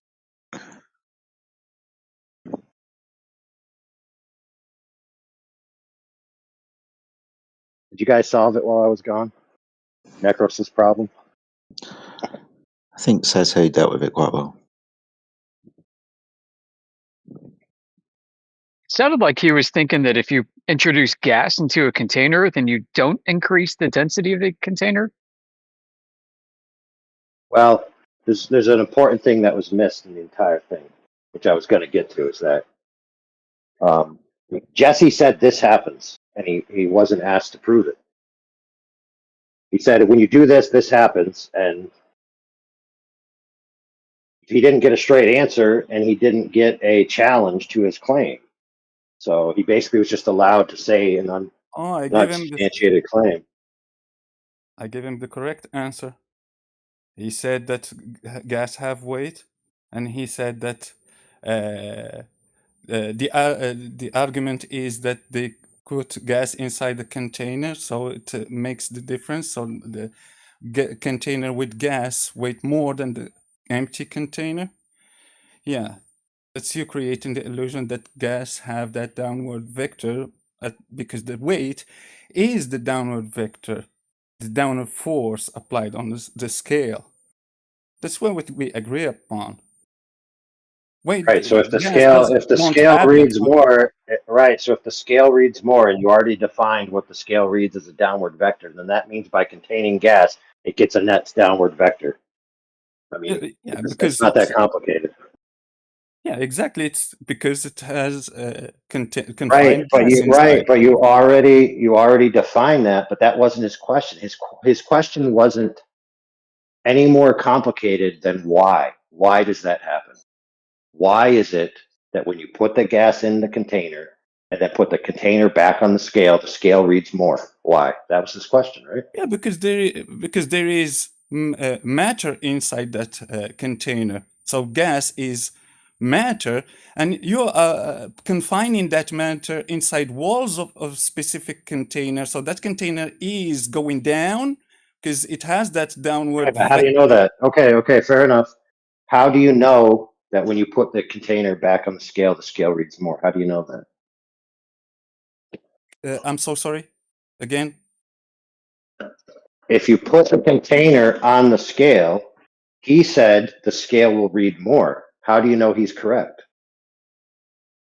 It's just the claim. I'm just responding to the claim that is made by not just him. It's a claim that I hear every time. So gas contain an empty container weight less than Fair a enough, but we're container talking about filled with reality, gas. right? So fair enough. But in reality, if somebody I never says, when I tried do that. this, this happens, you could ask No, them, well, how do you know that's true? And then he would have to say, well, here is a test of them doing it, or I did it, or et cetera, right? I've seen many. Yeah, he would send some tests. He sent one. Well, And he there's already sent another one. one. Yeah, fair enough. But there's another one out there that supposedly has a counterexample result. And it was proffered on the FED panel shows, I believe. And I'm not sure what they did, but they might have put it in a vacuum chamber. So they might have put a gas in a container, put it on the scale, measure it. And of course, they measured the container empty of the gas that they added. So previous to the add. And then I think they put it in a vacuum chamber and then it weighed less or something like that. But if you put it in the vacuum chamber and it weighs less, that wouldn't be caused by buoyant forces. So it must be caused by something else. So there's more nuance to a lot of these things when you open up your ideas to testing it in multiple different ways that you might not have thought of in the first place. Yeah, correct. Trust me, I am just responding to the claim that was on the table. The claim that is made by the majority of the globers. So, and always just assume I'm not going with the model of the molecules, and I'm not going with the idea that gas is just a bunch of balls hitting each other and hitting the walls of the container, but small balls, infinitely small balls. I don't go with that shit. I just assume in those models because I'm just arguing against a claim. Someone made a claim, and that claim is just nonsense. You're telling me that you are confining gases inside the container. Those gases don't have any specific downward vector. So you're pulling them down inside that container and telling me that you are measuring the gas. No, you are measuring the container with gas confined inside In it. it? That's all. Right. So the additional measurement is only caused by what? It's caused by the masses that are pulled down with that container that are not It's meant to be caused. to do that Okay. shit. Yeah. Well, and what type of mass was introduced into the container? The gases. Right. Yeah. So the That's why it has additional been confined. downforce. So the additional downforce on the scale is caused by what? Yeah, the part of those molecules that are hitting the bottom of the container. Maybe. Not all. Oh, so you don't know Pascal's principle and hydraulic equilibrium? What I understand is that those molecules are hitting also the top of the container. Right. So that would cancel out them striking the bottom then, as being a net force. Yeah, and the other parts of the Right, you walls of got the it. container. Right. So if gas is moving in all directions freely and randomly, which includes every surface of the container up and down, left and right, then those would cancel each other out, and there'd be no net downward force caused by the kinetic motion of the gas. So if that's the case, which it is, what is causing the additional downward pressure onto the surface of the scale? Like I said, those additional masses that are inside. Right. So what you just said is that the introduction of a mass called a gas, just the presence of it in the container, because we already equaled out the kinetic forces as having any particular directional bias, which you already agreed to. So now you're left with an additional mass introduced into the container causes an additional downward pressure on the scale. Right? Okay, maybe that the thing that is created the downward vector, what some people called electrostatics, some other people called gravity. So maybe it's the thing that is causing the pressure gradient. So yeah, it's not exactly equal. Those molecules, So you they could, have a right. So preference. whether you realize it or not, that one question Jesse asked forced you by your own logic to admit that gas, when all its random motions are equalized, has a net downward bias. Wow, that was easy. But it's not because it's free. Because if it is free, it won't do that thing. Who cares? Nobody It will cares just about that. move. Nobody cares. Everybody, listen, everybody already knows that something under its own force, whether it be a rocket, a person, a ball, a bouncy ball, a bird, that they can move in different directions. We're not talking about that. So talking about that is a red herring. Even though it seems appropriate, it's actually a red herring away from the point that's actually being made. But that's taking out the only attribute that the gas have different from all other Right, state of matter. exactly. That, you know what that's called? When you remove the variable, it's called isolation. There you go. So that means that that uncontained gas can move freely under its own power, or whatever power is causing it to move. That's fine. We already know cars can go down a street. We already know kids can jump off the ground. We already know birds can fly. Right? So this is like saying birds fly in the air. But if you take a bird and you stick them in a container and the container goes down additionally on the scale, the bird doesn't have weight. How does that make any sense, dude? That's exactly what I was talking about. So So according to your own logic, if that's what you're talking about, you admit gas has weight, bro. Yeah, no, wait, stop. No, you just said it yourself. You are taking away an attribute. You're isolating the material that you are weighting. So it's not exactly the same exact thing, because gases moves freely. You are confining those. You know what is the exact same? You know what is the exact same? You know what is the exact same? Hey, you know what is the exact same? If you take a rock and you put it in a container and weigh the container, the downward pressure on the scale increases. And according to you, if you take a gas and put it in a container, the same thing occurs. Wow. Yeah, it's like the same exact thing. That listen to this. Like if you are taking a molecule of gas, it's like someone taking a molecule of gas and he's trying to freeze it. He's freezing the molecule of gas because that molecule will just move all directions. So he wants to put that molecule of gas on the scale. So he freezes that molecule, turning it to liquid, and he scales it and he tell you, oh, look, I measured the weight of the gas molecule. Oh, you just confine it, take its attribute. No. What's wrong with that? Work like that. It doesn't work like that. Right. Listen, gas is a phase. It's not a different molecule, right? Correct. I understand. But phases that have its own attribute. You don't tell me that you are confining it. It's the same exact thing what the other guy did. That grows. We all understand that a jumping child can't properly be weighed until you stand him still. This isn't profound, brother. Yeah, I understand.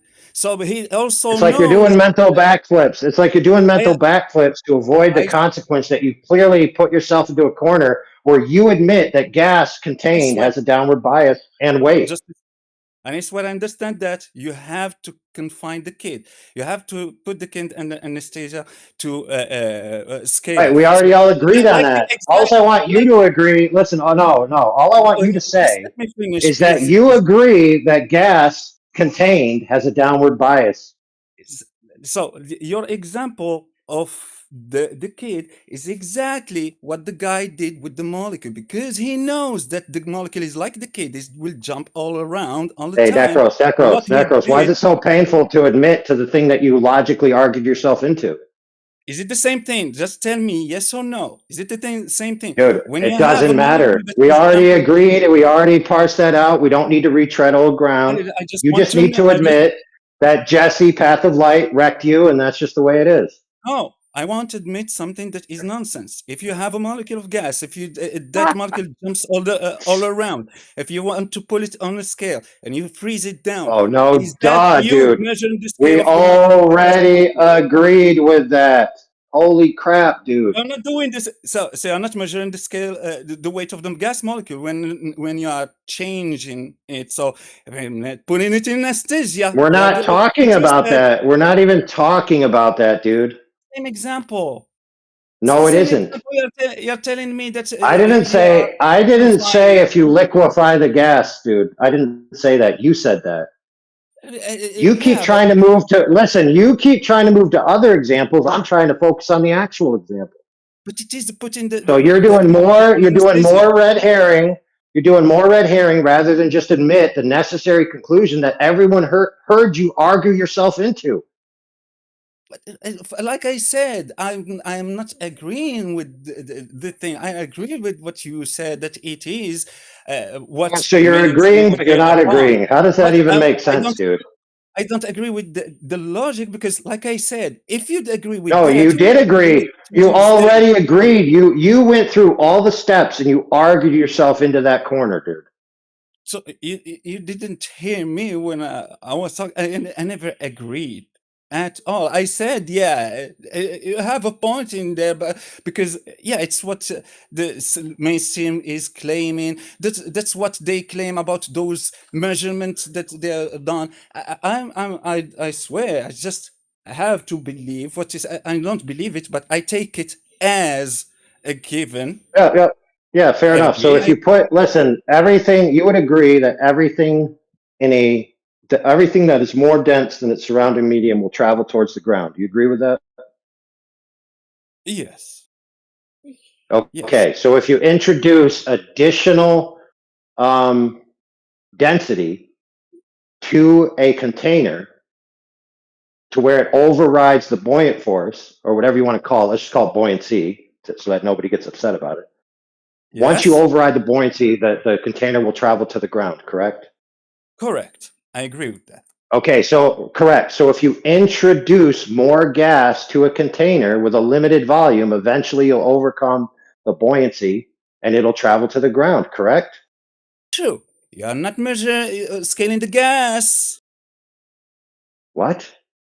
You're not. Yes, you are. Gas inside. No. Yes, dude. I didn't say that. I said, will it travel towards the ground? Yes or no? Yes, it will travel. Okay, so what was the cause? Okay, so if all I'm doing is adding gas into the container, what's the cause of it finally breaking the buoyancy? More gas inside, right? Yeah, but what type of mass is it? Yeah, what type of mass is it? What type of mass? It's gas. Gas, exactly. Gas. Right. So listen, I'm not even going to wrap up the logic string for you. I'm just going to leave it right there with your own admissions. I agree with that. It's gas. What you have just done it's just what you exactly you said. It's Archimedes principle. There is more material. And now, friend, as it's traveling towards the ground, simply put a scale underneath it. What's going to happen? It will measure some weight. Right, it'll measure the gas that you just described moving towards the ground in a downward direction, which is described as weight. Therefore, gas has weight according to your own admission. The end. There's no way out of it, bro. No, I'm going to go backwards. I'm going to change my answers. Let me No, change my answers real quick. I won't change anything because I didn't say anything about that. You didn't ask. Hey, dude, you don't have to say it. It's the necessary consequences of your No, claims, you're not bro. That's the measuring the problem. gas.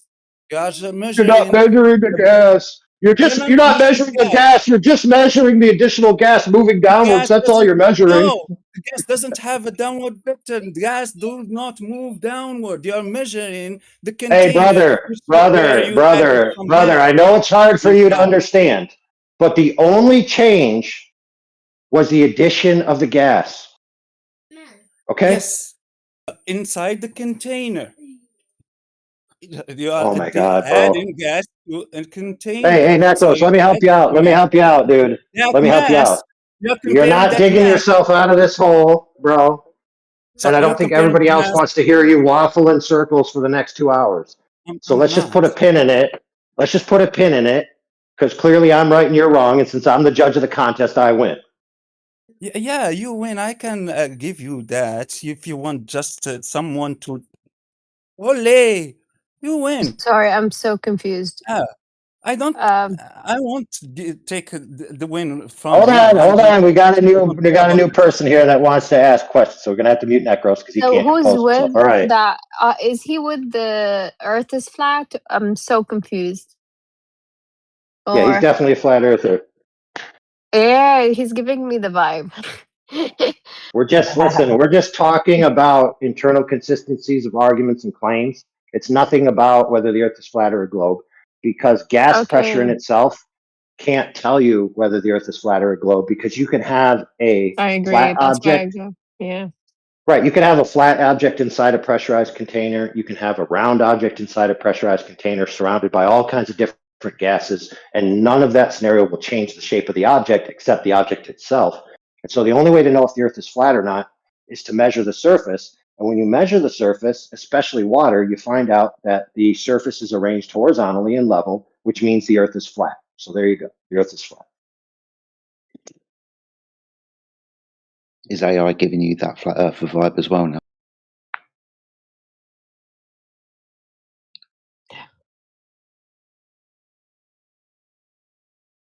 The experiment itself, I think what he's trying to say, he's trying to say that it's not flat based on this, but I think it's he's improving it somehow. You're sort of on the track, but you would need to know one piece of information that you weren't privy to, which is the globe proponent who is bringing up this point in the first place. The globe proponents try to prove that if gravity exists, then the Earth must be a globe, because in their imagination, things can't fall down if the Earth is flat. So the globers are already train wrecked because they can't imagine a world where things fall down unless the Earth is a giant globe. But more importantly, they think that gravity behaves in a way where it pulls everything towards the surface in a radial direction towards the center of a giant ball, which, in case you didn't notice, is circular reasoning. Mm-hmm.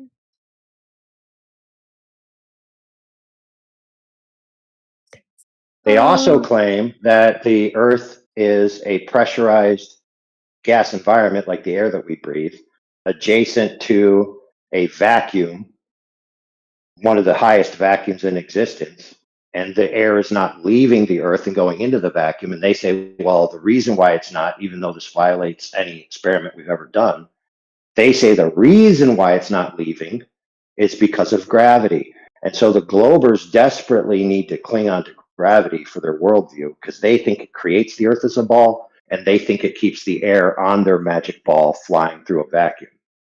That's why it's relevant to the globers. But to the flat earthers, we can concede gravity. The Earth's still flat because it measures flat. We could say gravity is nonsense because the Earth's still flat because it measures flat. We could say you could have a cube inside a gaseous environment. You could actually put a cube inside a vacuum, but the Earth's still flat. And the reason why is because it measures flat, because water is covering 70% of the surface, and water is clearly flat. And when you measure it, it's validated as flat. So yeah, the Earth is flat. There you go. All right, now check this out. I'm going to unmute Necro so he can continue with the conversation, as long as it's not about the previous conversation. Since we've moved on to the fact that the Earth is flat, clearly, and it has nothing to do with gas pressure whatsoever. Hey.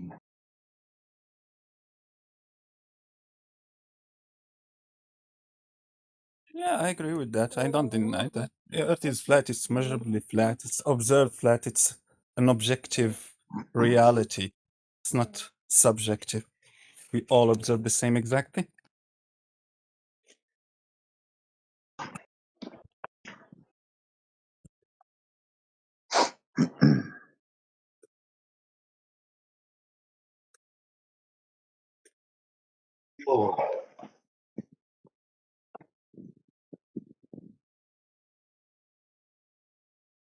Now, this is not about the previous conversation, except in the regards of terms and definitions. So if you create definitions, right, and you say, my position is true because I'm appealing to this definition, well, then you have to accept all the logical consequences of that definition in other areas where it may bite you in the butt.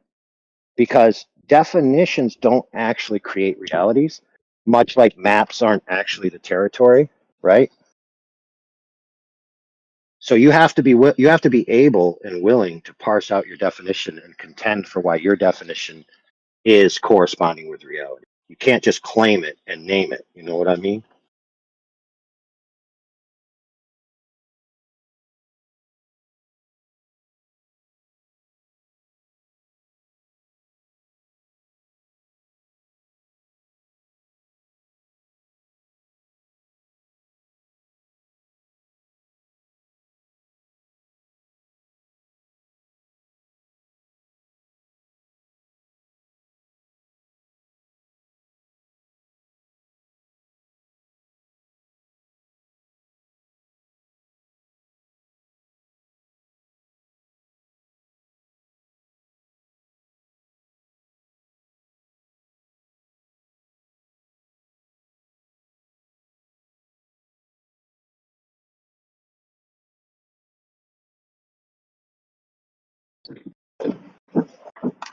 All right, so since I clearly demonstrated that the Earth is flat according to the standard physics and measured level water, and the proposition stands unrebutted, therefore it's true. So everyone listening concedes the Earth is flat. So what do we got, like 32 new flat earthers? Wow, that's great. Well done, man. You know what they say, silence is acquiescence. They do say that.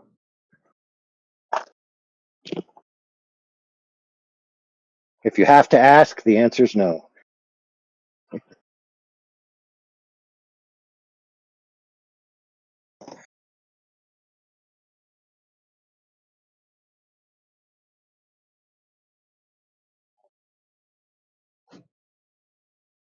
Hello guys, how's everyone doing? How are you doing, wonderful people? Yeah, hi, how are you? We're fantastic. Good to see you. Do we have any Globers here? Nobody's asking question. AI just converted the last load of globers into flat earthers. Yeah, sorry, bro. Damn, congratulations! Congratulations, man. No, hold on. Only the people who were listening, not the whole world. Oh, my bad.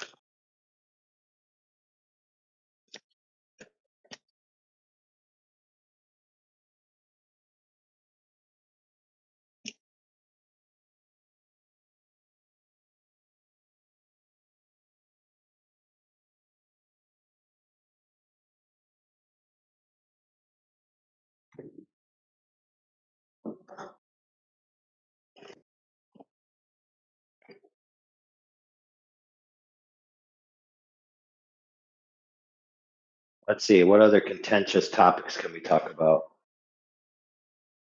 How about that one verse? Earth takes shape like clay under a seal. Is that proof the earth is flat? No. Okay, when it comes to biblical hermeneutics, what's the first rule of reading the Bible? Or any document? So, what's the first rule about reading any document? Read it as it is? Yeah, or you could say in context.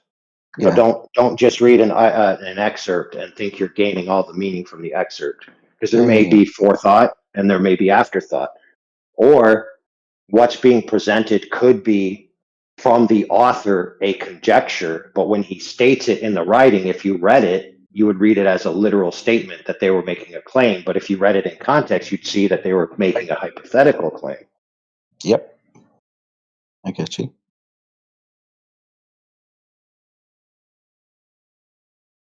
Is this in reference to a particular passage? Sorry, go on, carry on. No, that is a passage. Earth takes shape like clay under a seal. That is in Job. Is that what you're referring to then? It's taken out of context? Yes. Gotcha. Please carry on. Now, the reason why it was important is because there was this thing going around called 200 verses that prove the earth is flat. And actually, not all 200 in proper context are actually referring to the earth. That doesn't mean some of them aren't. It just means that they all aren't. And so some people use certain verses and said, hey, look at this verse. This proves the earth is flat. But then when somebody who was studious actually went to the passage and read it, they say, wait a minute, this isn't really talking about whether the earth is flat or not. So why are you, the flat earther, telling me this is proof the earth is flat from a biblical perspective? Now I can't take you seriously. I remember that message GIF, black one with writing on it with the 200 verses of the Bible. Back in the early days, it was, look, 200 verses in the Bible. But like you just pointed out, as soon as you start looking at a few of them, they're not all they're supposed to be within the context of the flat earth. It's not coming from that point of view. I think one, if I'm correct, isn't even referencing the earth at all in any stage. So I'm not surprised that there's more of them. I haven't looked at every single one, to be fair. Right. Fair enough. And here's the problem. One of the biggest problems with these is that people will see these. They'll be passed around within a group, and they may only be being passed around for discussion, but somebody will see it, they'll hear it, and they'll say, oh, this is 200 verses that proves the earth is a flat. Therefore, now that I have these 200 proofs, I can go tell people these are proofs the earth is flat, having done zero research, having not read the verses in the actual scriptural context, and just taking it on faith that wherever it was posted, they were trying to post it as giving it to you as if these were bona fide proofs. Yep. So what is that verse talking about? Well, let's add more context to why this matters. So, homie, who's a good homie, don't get me wrong, Dean Odell, famous flat earther among flat earthers.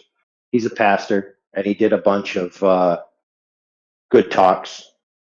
But he also used that verse in a debate against some other pastor. And that other pastor responded by reading the passage, the whole thought. And when he read it, he said, wait a minute, this sounds like it's talking about light being cast upon the surface, making the earth look as if it takes shape like clay under a seal. And when you read it in that context, and by the way, you can corroborate biblical translations with how other translators translate it. You can just go on like a Bible Hub app or something, and you can read verses in concurrent translations. So it'll show you like 30 versions of the same verse. And then you can also look in the Greek. If it's in the New Testament, you can look in the Hebrew. If it's in the Old Testament, you can cross-reference the lexicons. But basically the verse is, notice how I said verse is, because the Bible wasn't written in verses, by the way. It was written in long form. So you just read it as it is, you just read it through. So what it's describing is the light coming up and filling the earth. And as the light is filling the earth, it's driving out the darkness. And then it seems to indicate, depending on which version, that the silhouette of the mountains as the light is coming over, creates the Earth taking shape like clay under a seal. So it could be argued that this is describing how the silhouette of a mountainous horizon looks as dawn is breaking. And that is a fair interpretation. And that was a fair rebuttal to Mr. Dean Odle. Because Mr. Dean Odle, in order to prove that this proves the Earth is flat, would have to isolate that meaning as it could only be interpreted as the Earth is flat. And since when you read the actual passage, it shows that it's talking about the way light interacts with the land, then it wouldn't be such a clear-cut case, would it?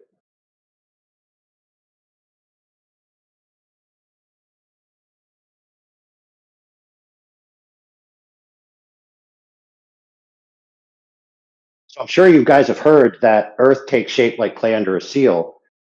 You've heard people imagine it and tell it to you as if God is taking his signet ring and pressing down on a clay seal, and that's what causes the Earth's terrain.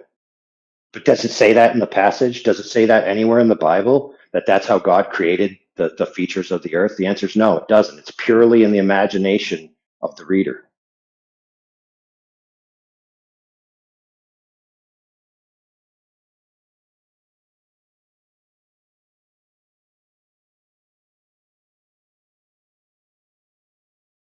Now, anybody can go read the passage right now and see that talking about the interplay with the light and the surface is actually what's being talked about in the passage.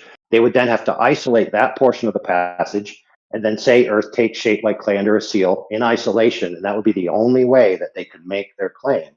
But they would also have to parse it out further than that, because they'd have to describe, why does Earth taking shape like clay under a seal necessarily mean the Earth is flat for this to be a proof? Keep in mind, they didn't say this hints at the Earth being flat. They said it's a proof, a proof.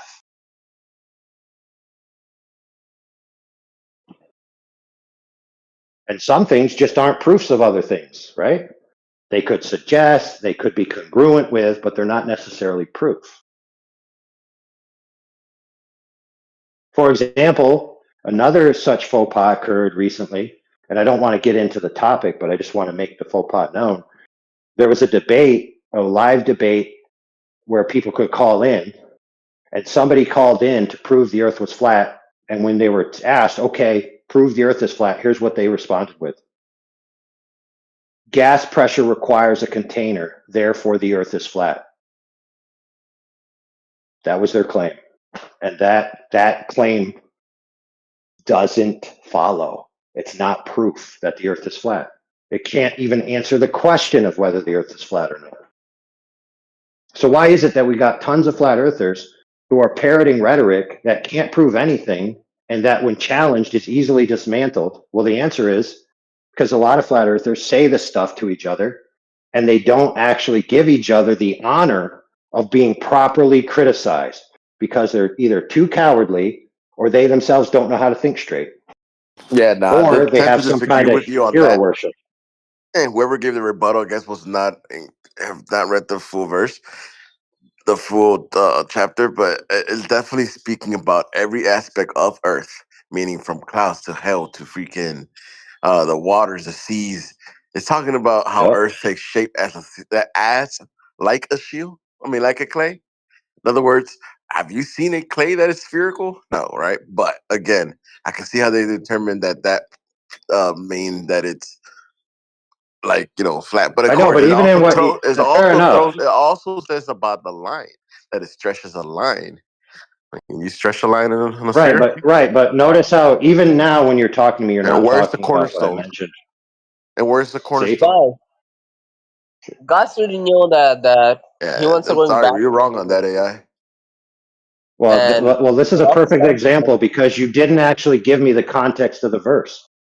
Well, I mean, you said the context of the verse is about light. I just read it. It does not. It does mention light further down the line, but not before or even through. You're completely wrong. I mean, I guess you haven't read the verse. Let's look it up.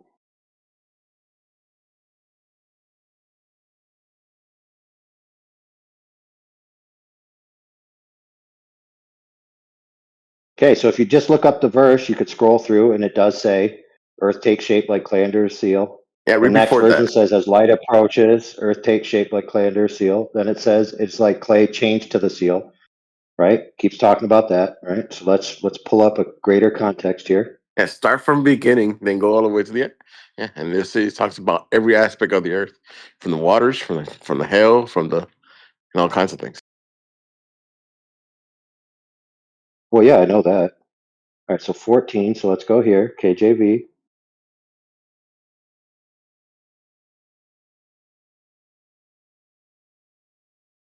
Yeah, so here was the argument that the other pastor presented. That starting in verse 12 through 14, and keep in mind he's also using alternate translations. So this is just KJV. It says, "Hast thou commanded the morning since thy days, and cast the day spring to know its place, that it may take holds of the ends of the earth, that the wicked might be shaken out of it. It is turned as clay to the seal, and they stand as a garment." Okay. So it's talking about the day spring, right? And the wicked be shaken out of it. So let's go to a different translation, because he was probably using a different one. Yeah, just let's start from the beginning and go through the whole thing.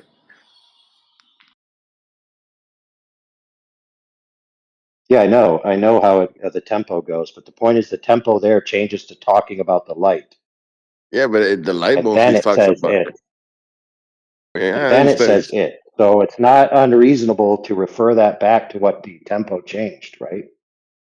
Now keep in mind, I'm not saying this is definitive. I'm just saying it's reasonable. Okay, I understand that. I mean, but you were making it sound like it was definitive. Sorry. Really. So when I said it's not unreasonable for him to make that conclusion, that means definitive.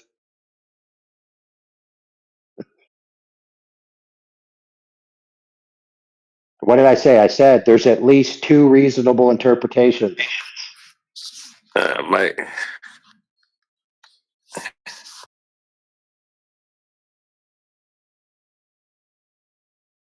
So now, see, the thing is, though, keep in mind that the person who was making the argument was arguing from a different text body.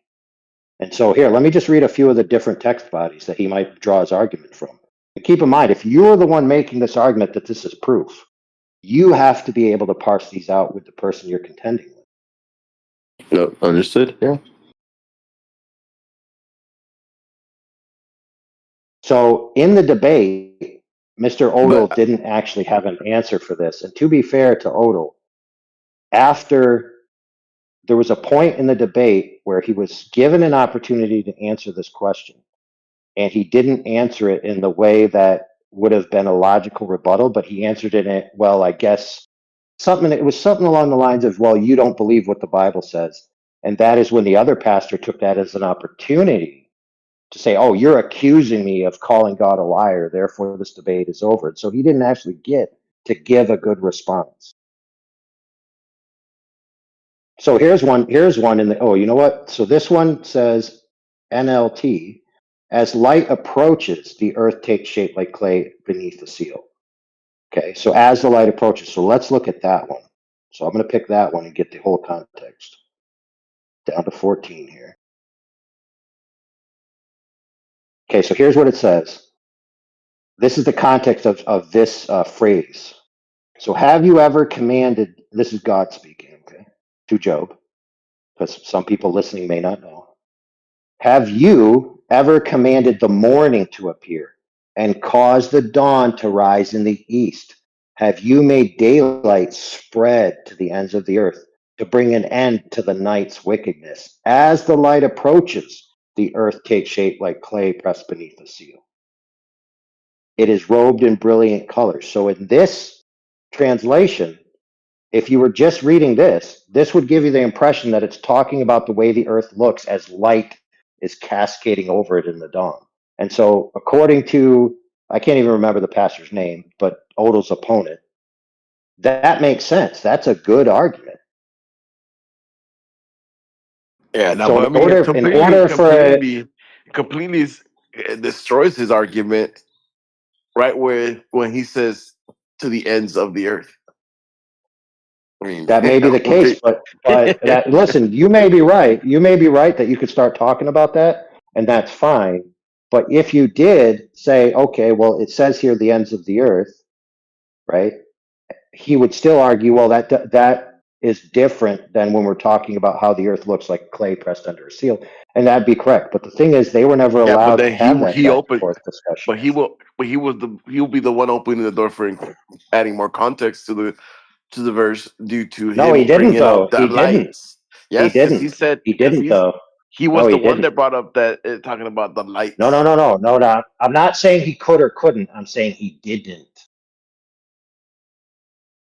Then who brought up the part that says about the light? Okay, just listen to the sequence. Odo claimed that in isolation, the verse "Earth takes shape like clay under a seal" proves the Earth is flat. The respondent said, whoa, bro, you didn't read it in context. He then quoted the context and he said, look, this passage is talking Right. about So light spreading out across the earth. And so he then had a superior position that made Dean Odo's position look weak. Dean did not respond with anything intelligent like you just did. I understand. I was saying, okay, so he didn't. Okay, he didn't respond. But I was saying the other guy that brought the extra context opened up the to Yeah, bring he more did. context. He did open it up. Yes, he could have. And that's what Odo should have done. But in the context of the debate, it looked like Odo was running from the clear, elucidated context about the nature of the passage and being demonstrated that this is not an exclusive proof the earth is flat, and that it can only be considered one if you take it out of context. Now, that is very powerful for the audience, wouldn't you say? Yeah, I got you. So on that point, whether let's just take and say it doesn't matter who was right or wrong. Let's just say the impression for the audience on that point, especially people whose minds weren't made up. Dean Odo got wrecked on that point. Yeah, understood. Yeah, for sure. And to be fair, if Dean Odo is presenting this as a proof, he should have been prepared for the contextual argument, because when it comes to scriptural text or any religious text, everybody knows that contextual argumentation is crucial to making your points. So Yep. that was amateur hour. Yep, this is And true. I'm not even criticizing. Listen, to be fair, I'm not even really necessarily criticizing whether this is a proof or not. I'm criticizing people who were told it's a proof and do absolutely zero inquiry into whether it actually is or not. They're told so, and then they just repeat it.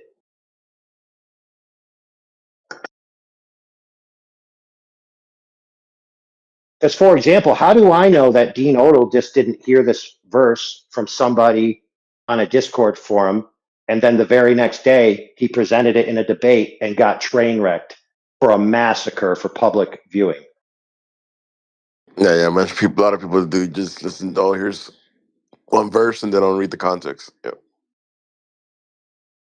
Now, when it comes to context, so let's say, for example, that this translation that I just read you is similar to the translation that the opponent read, because the one the opponent read was talking about the dawn coming, the light spreading out across the land. But you notice how when I read the KJV, that language wasn't as clear in there.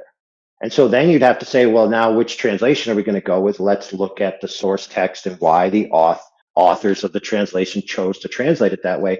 And you could actually get some meat on the bone. But if I remember correctly, and I could be wrong, that it happened exactly at this moment, but Dean Odell basically turned it into a personal attack against the other pastor rather than go into the meat and potatoes of the argument. And that is when the pastor used it as an excuse to get out. You know, he basically got indignant. It was like, oh, you're accusing me, a pastor, of not believing the Bible. You get off my stage and out of my church. I win the debate.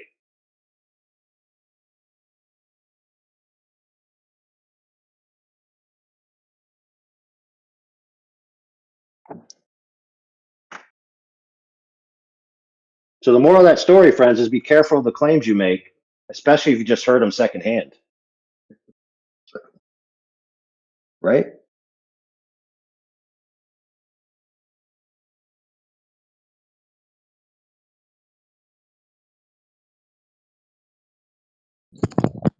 right? Where one translation might say immovable, another might say moved out of its place.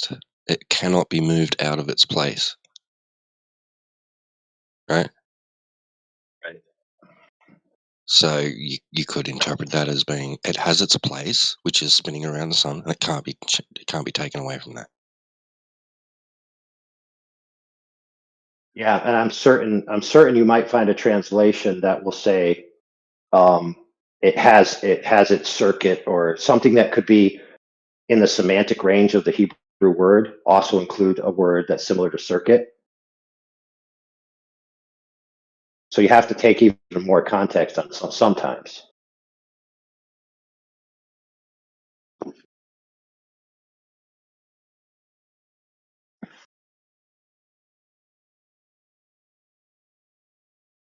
Now look, it's also important. See what just happened here? I said some things. Some homie challenged me on it. We talked it through. We didn't kill each other. We didn't split servers. We didn't go and make 13 videos about each other. See? Nobody died. Not that hard, you see?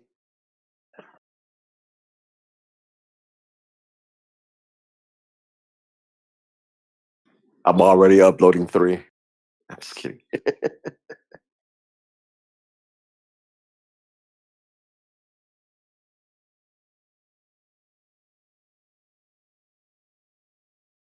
See, that's another thing too. It's perfectly okay for a flat earther to say, hey, this proof that you think is flat earth proof, I don't agree with. And they shouldn't be called, oh, well, you're not a flat earther. Or, oh, well, you're against this person. Oh, well, you're against that person. No, it's just like, I don't feel compelled that the argument that you think this is a proof is congruent with proper logic for these reasons, or whatever reasons I have. There's nothing wrong with that. You don't. Flat Earth is not a monolith with a doctrinal dogma that you must swear allegiance to. And if anybody's telling you that that's the kind of way you should be acting, I mean, you should wonder that they are even not. I'm not saying they're not a flat earther. I'm just saying that their mentality is much like the Globers that come in, where it's like, I'm just going to repeat the consensus. You're allowed to think for yourself on flat Earth, in case you didn't know.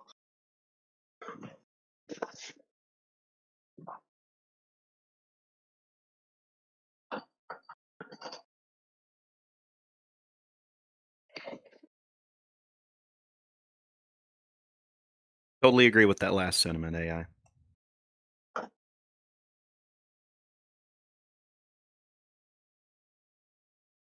Oh, if it isn't, I have top secret knowledge the Earth is a globe, but I can't tell you because of my clearance. I've never said that. Don't put words in my mouth. Oh, dude. You haven't said those exact words, but you've said the ethos of those words. I skirt the line, or I did in the past, as much as I possibly could with you guys, I promise. Dude, you're like what's that guy? Oh man, what is that guy who sings I Walk the Line? That's you. Johnny Cash. I walk the line. Yeah, you're like Timu Johnny Cash. You skirt the line. But anyway, Platypus, now that you're here, anything new with you or with your arguments or anything you've encountered in the field that could titilize our satiation for flat earth pontification? Not anything that I can get into in the limited time I have before I go to my second shift job. But I am going to try and slide on here in the next couple of days. I do have an observation or two to pitch. On a side note, I typed it in. I typed into the comments, but I'm just verbally. Is Kiwi okay?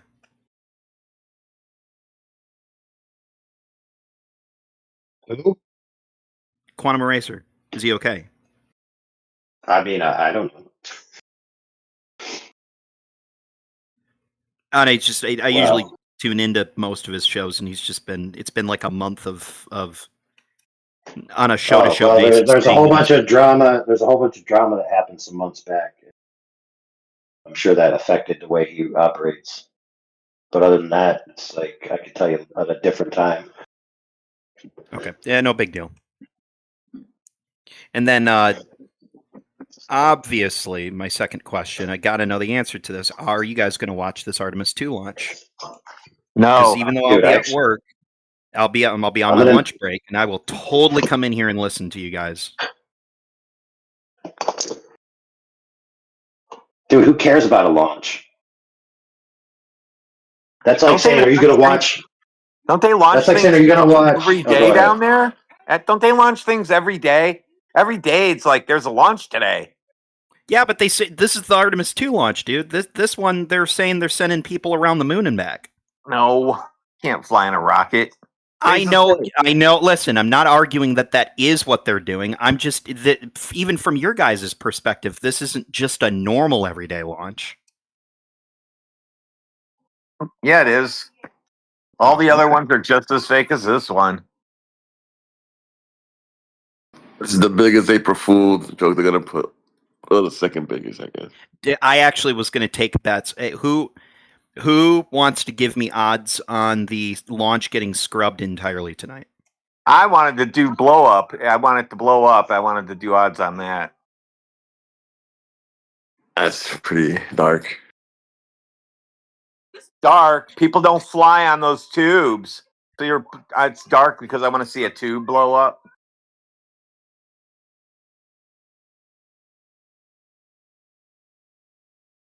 God damn, that Canadian guy is tall. Oh, it's gotta be a triangle. Professor Triangle. I want to ask Over Fences something. Over Fences, you remember the engagement with this one kid where I told him he was cheating on the globe? No, I didn't hear it. You gotta watch that. It's hilarious. It's Okay, the I one will. about the granite countertop. It's the granite countertop. I think it's titled "The Granite Countertop of Doom" or something like that. How did he react? Dude, we're best friends now. Or he's not like Cryptic, who would still trust his girlfriend if he caught her cheating. I think the context was we were talking about like everything we do is flat, level, stationary, square, plumb, etc. And so since he does all of that stuff in reality, but he believes the Earth is a globe, he swears his fidelity to the globe, but he's cheating on her every day with the flat Earth. Yeah, instead he should have been like, why didn't I think of this? You know, the realization should have dawned.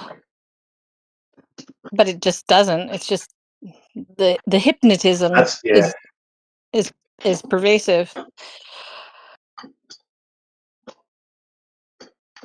Yeah, it's like you would never think that what you're doing has anything to do with the globe until you're asked. And then all of a sudden you just go into like this knee-jerk response. Well, of course what I'm doing is accounting for the fact that it's a giant globe. Yeah, I mean, one of the first feelings I had when I realized the Earth was flat was like feeling profoundly stupid that I had missed all the evidence around me, or maybe that also I saw some of the evidence and discarded it, but I still feel stupid about it. So I don't understand these people that just like kick into the program.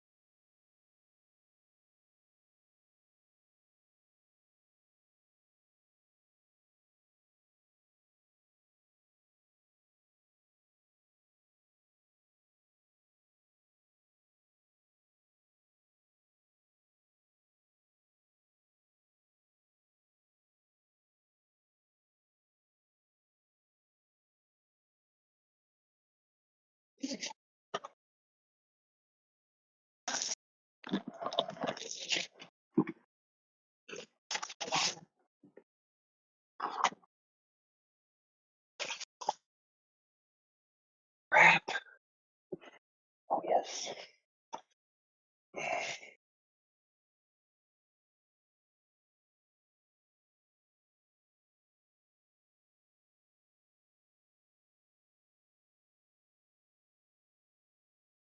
Yeah, so Platypus used to always come in because he used to work on a submarine. And he used to say, well, when you look through a periscope, there's some secret knowledge that could only work if the Earth was a globe, but I can't tell you what it is. It's quite funny.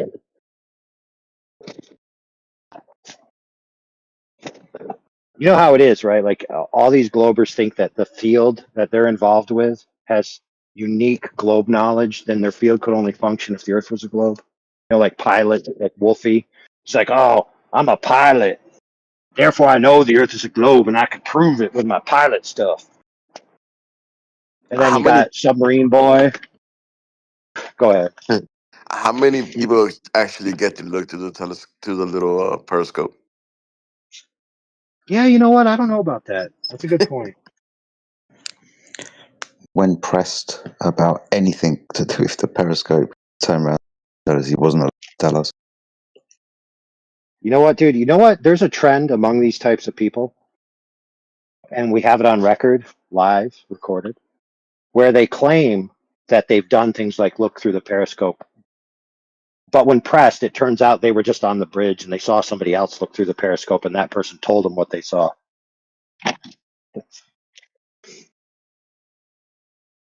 Yeah, that I'm doesn't sure you guys surprise have me. encountered that. Yeah. Like, you That's remember actually better. Giggles? Yeah, that's actually Oh, better go than ahead. what I think their actual real experience would be.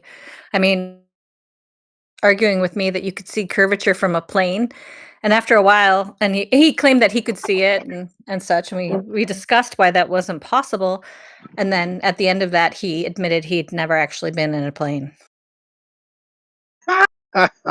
Whoa, man, that's hardcore. Right, so it goes from I looked through the periscope to I was on the bridge to I was in the engine room to I was the guy that painted the decals on the side in the piers, on the land. Why would they lie?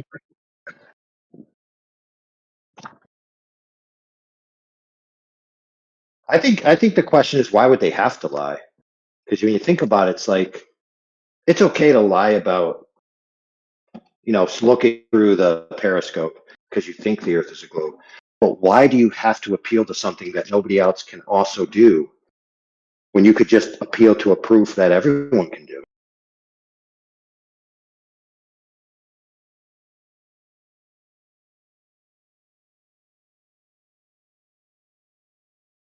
No. Yeah, I would like to know how many people have honestly seen a boat disappear bottom up at the beach. Because I have spent a lot of time on the water, and I've never seen that.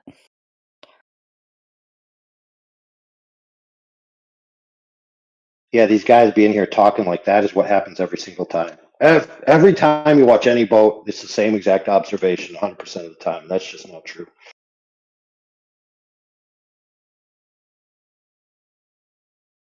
However, I did think I hear someone say hello. So if you want to talk, now's your chance. Go ahead.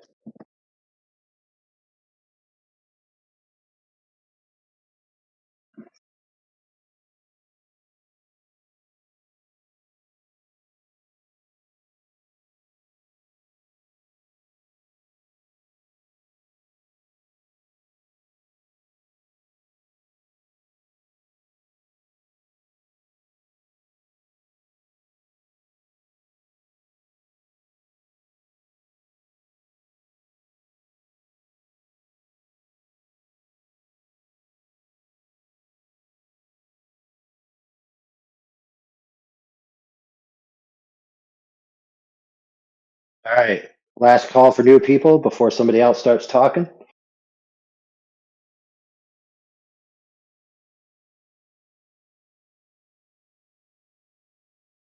Oh, man.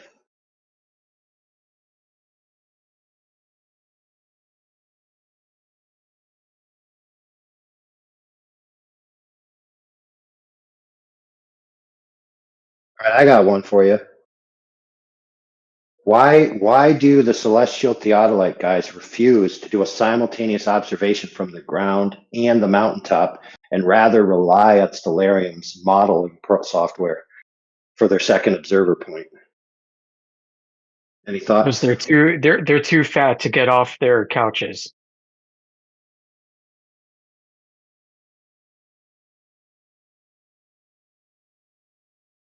Wait a minute. So you're saying it's all laziness? Yeah, 100%. That's all it is. They're like, man, that fuck that. makes- I'm not going to go hike up Pikes Peak. Screw that shit. I'm going to use Stellarium.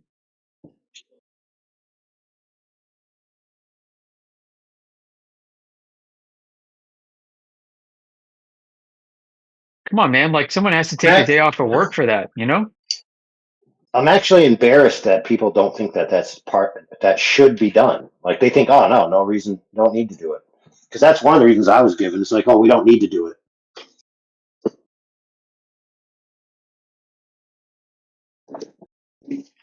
So you just interpret all your real world observations through modeling software. Like how does that even make sense, bro?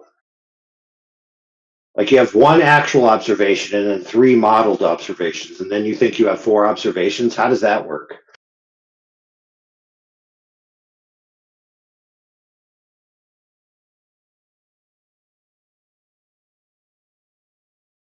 And then hold your modeled observations in higher regard to your personal observations.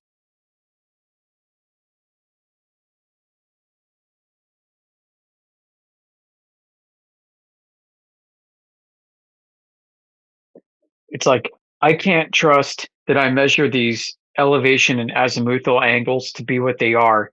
I'm going to go with the globe model.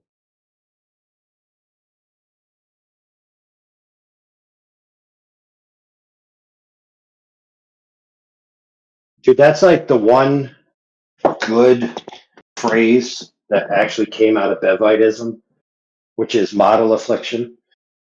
Yeah. I think about that a lot, honestly. It's what it's come down to, like concept reification fallacies. They are afflicted with models. We get asked that all the time in here. What's your model?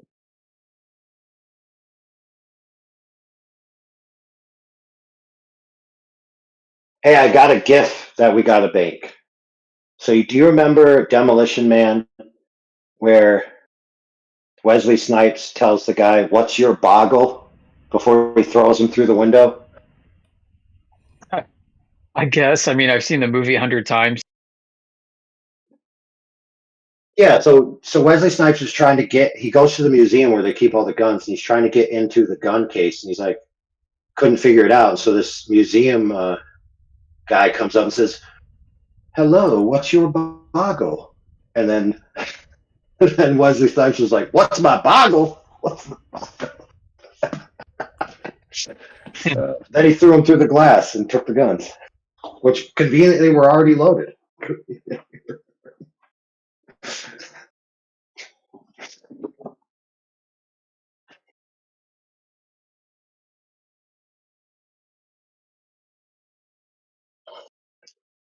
Yeah, guys, in case you didn't understand the relevance of what me and Yoda were just talking about, is we're not interested in the next generation of flat Earth being defined by models of the sky. Yeah. Right on. The sky is not the Earth, remember that one? Yeah, if you're going to model the Earth after the sky and then envision the sky as a curved surface, you're going to have a tough time, just saying, as a flat earther. And you're under no obligation to do that, by the way. I do understand some people are interested in it, but it's not necessary. Right. There are different ways to conceive of the sky. You don't have to do a curved surface. This is how I conceive of it. The Lord gave the earth to man, but the heavens are for him. That's about all you need. Secondly, he gave the stars as signs for seasons, times, days, and years.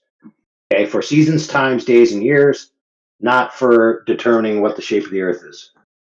So, and then I'll trifecta that with Job, which is, when have you cast a line against the earth to tell me the breadth thereof? Where have you seeing its foundations? The answer is never. So I'm perfectly okay with not knowing the whole extent and shape and form of the Earth, and I'm perfectly okay with recognizing that the sky is not the terrestrial. I mean, you would think that that wouldn't need to be said among flat earthers, that the Earth is not the sky. I mean, come on now.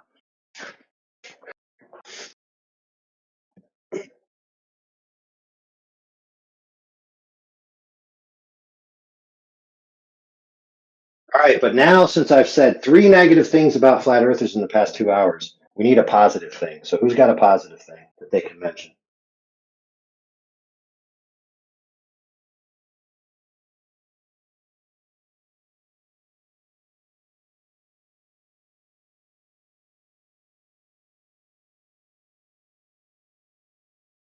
All right, nothing positive about flat earthers at all. Therefore, flat earthers are dirtbags. Globers, there's your ammunition. Go for it. What? Hey, nobody got nothing good to say? Good grief. Flat earthers are funny. They're funny, right? They're funny, guys. Come on, be serious. You No, gotta have they're not something funny. I was actually going to say flat earthers have a sense of humor. Oh. We're gonna get this amazing, beautiful, fruity, floral, and slightly ambery white, and instantly feels creamy. Overall scent profile of this one is sweet.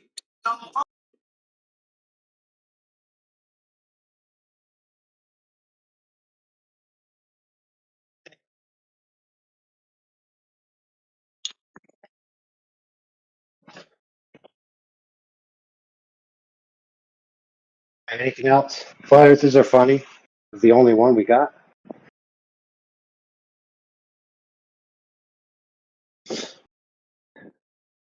We managed to escape the paradigm. We managed to question the authorities.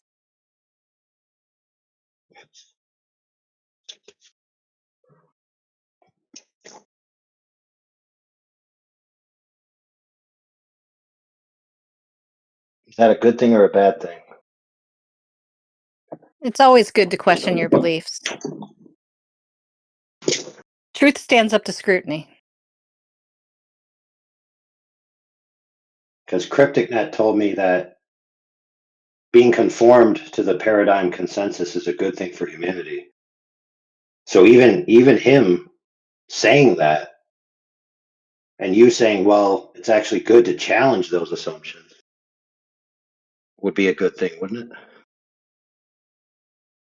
Well, the difference is in the goal, right? See, I consider truth to be the goal, and that's not what someone like Cryptic considers to be the goal. And we also have different. Well, we have different definitions of what good is too. So that's a really fundamental difference. Right. Maximum human flourishing. That's what somebody told me once.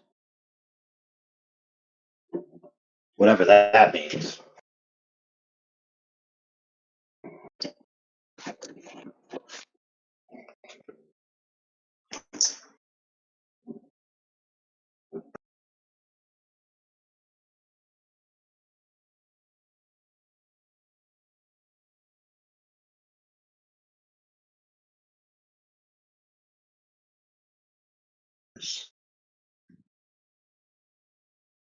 Holy crap.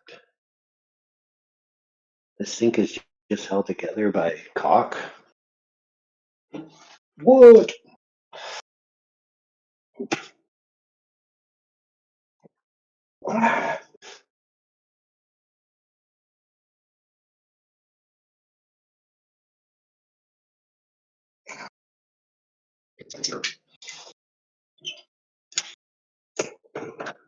Quiet Noob says, I'm glad they're finally faking another trip to the moon.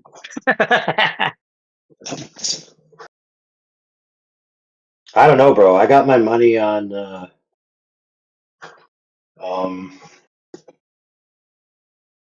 they're going to go to the moon supposedly, and then they're going to fly by the Apollo site and show that there's no there's no objects there, and completely just screw up everybody's day. That'd be fun. Yes.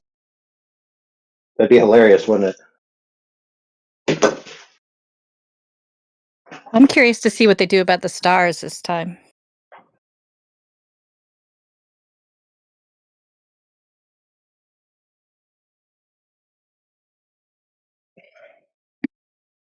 Well, I mean, we are getting closer to the point where they're going to be able to have a CGI model that could actually model the stars to some degree.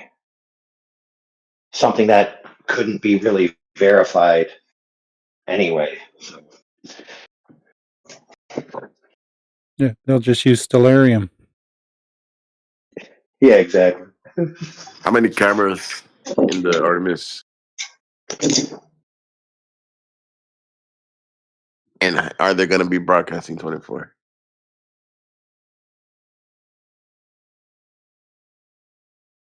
Oh, by the way, if they do go to the alleged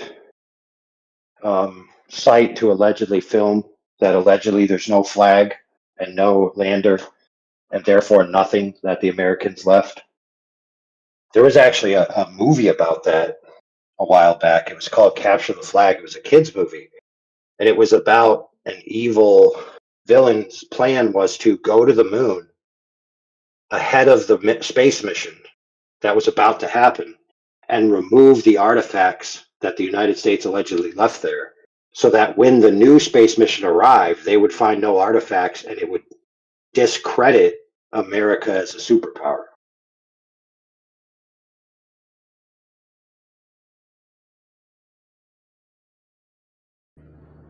Right, but they left the mirror, remember? So that should still be there.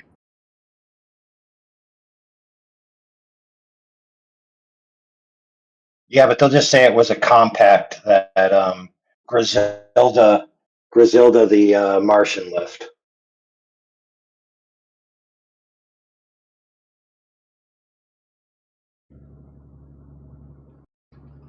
I'm wondering if they're going to pull another Challenger or Apollo 13 to get everybody's sympathy.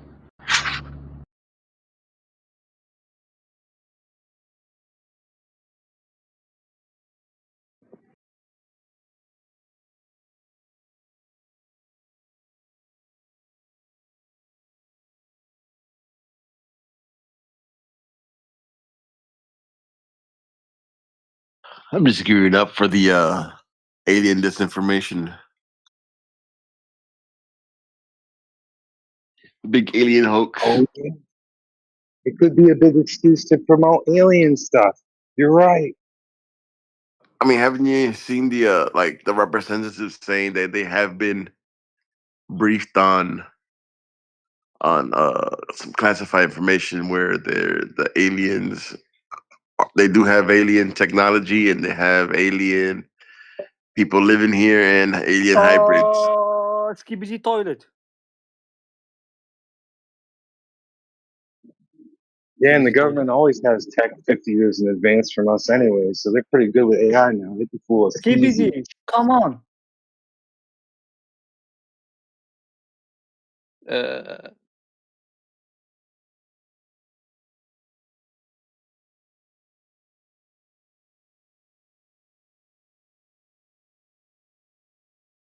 Hey, bro, как ты?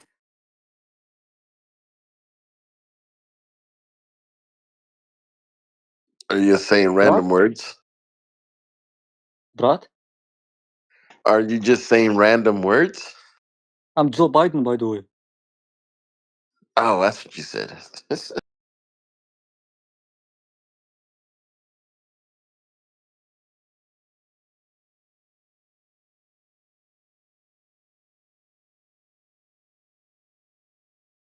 Oh my God, who the But hell why? cares?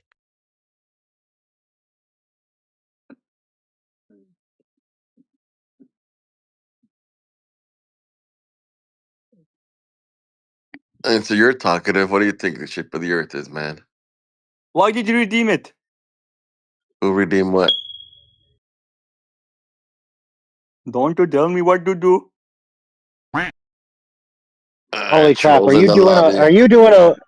Dude, he must be accidentally on the wrong line. He's doing one of those call scams sorry, bro. where you get Sorry. the gift cards and then they yell at old ladies to Come redeem the on, bro. gift card. Mishi, bro. It's AI. Sorry, bro. It's Alexa. Did Alexa redeem something for you, bro? Yeah, bro. Yeah, exactly.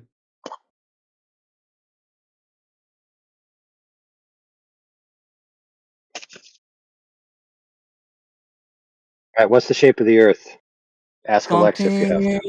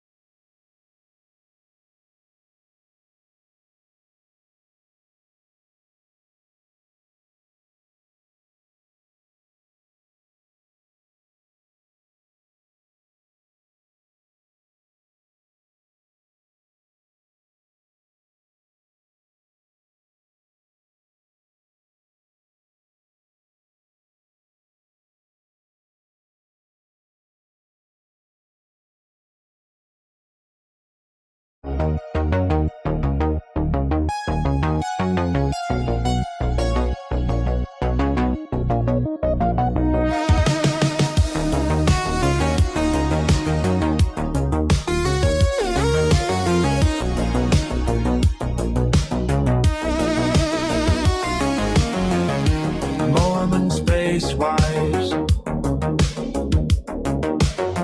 Let's create new lives. Mormon space wives. Our God has a body. It's a very toned body. He looks good. Mormon space wives. Mormon space wives. Because they say space sex. Space sex.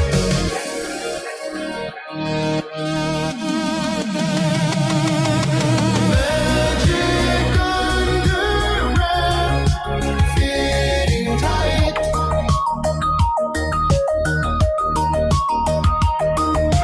Magic underwear, looking right.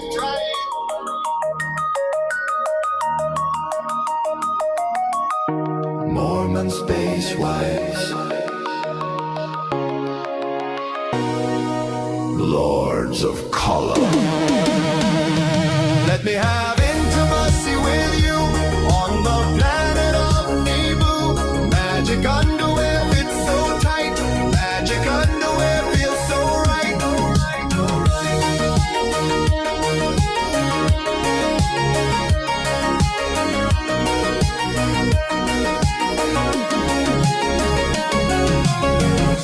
Mormon space wives.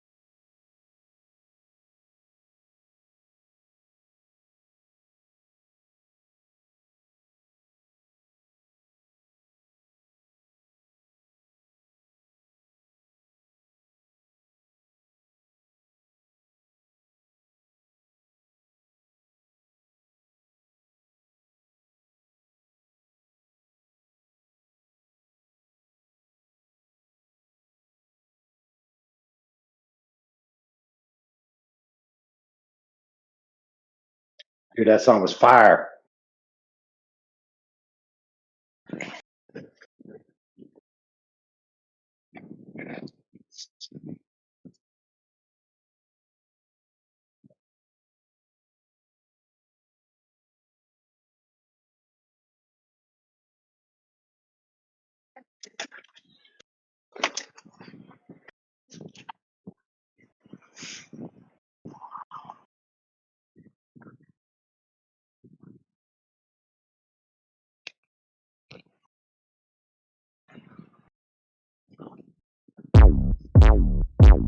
Black kings, black bishops, black players, people of the chocolate persuasion. Black kings, black bishops, black players, people of the chocolate persuasion. Black kings, black bishops, black. Who'd explain that? Oh man.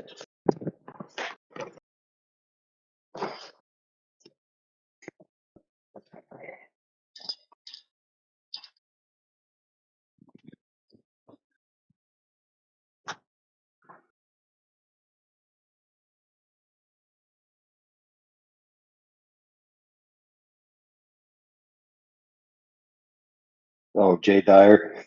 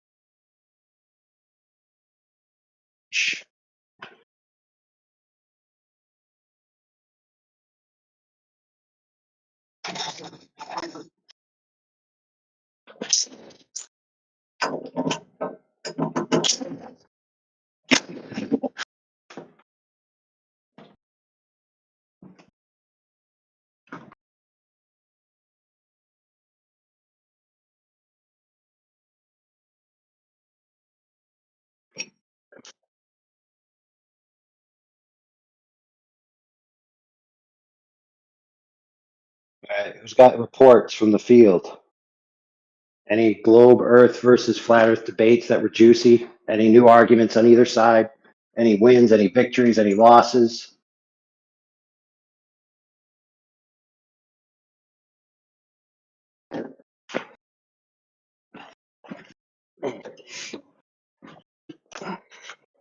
Yes, no, maybe so.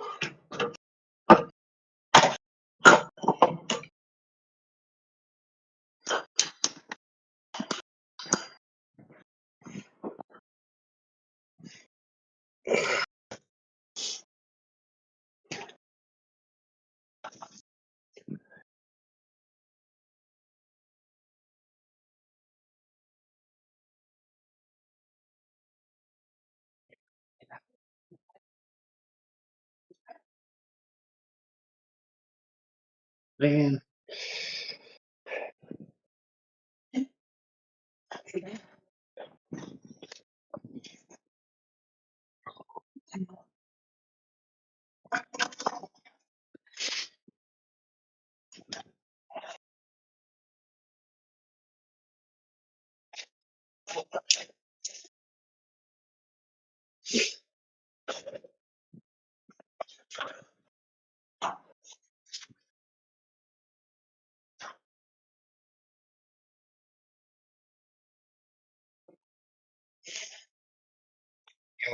What's up, Buster? I knew it was you.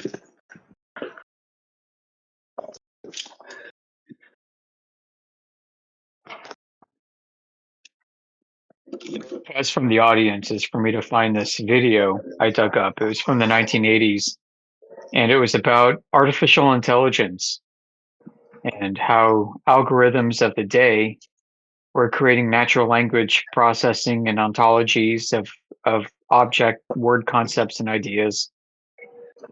It was actually really good. I can't find it. I'm sorry, like audience, I can't find it. I'm gonna keep looking for it for a few minutes, but if I come up empty, don't get mad. Please, don't eat me. Can't you ask AI to find I'm it? not a big guy. I don't have a lot of meat on my body anyway, so please don't eat me. Hey Yoder, do you happen to remember there was an AI that was tested, I think in the 80s, and it was like a relationship AI, and they used it as a psychological study. It had a woman's name. Do you know what I'm talking about? Really? No, I don't, but I am aware of these attempts back in the 80s. Yeah, I listened to a podcast all about it. It was really fascinating. The podcast was in the context of them creating AIs of people that you can interact with after they've died, and how that affects the grief process and everything. But Wow. they got into this relationship bot and talked about the psychological effects and how people became really attached to it. And anyway, I just thought it was very interesting. That's actually the plot of that's the plot of that recently released video game Expedition 33. It's the plot of the Matrix. Yes and no. The Matrix isn't about people who have died that you're trying to still have relationships with. But it is about synthetic relationships. So this is about you have a human being, they're mortal, their flesh is going to die, but then you can continue interacting with them in some manner after their death. And it's a synthetic manner. So you're not truly interacting with them exactly as they were. It's kind of like a facsimile of them. But to you, since it's identical to them, it feels the same as if they were there. And so you're taking advantage of that. And then the moral quandary in the story is, well, these entities that you've created, what if they have their own minds? What if they are actually sentient and you're basically enslaving them and abusing them for your own selfish gain? Because it's really about you. It's not about your lost loved one. It's about you.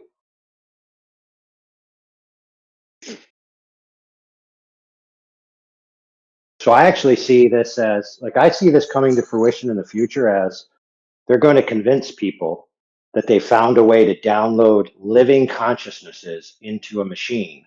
And the machine facsimile will be not your actual loved one. Your loved one's dead and gone, but the facsimile will represent your loved one so good that you will believe that your loved one is living in the machine.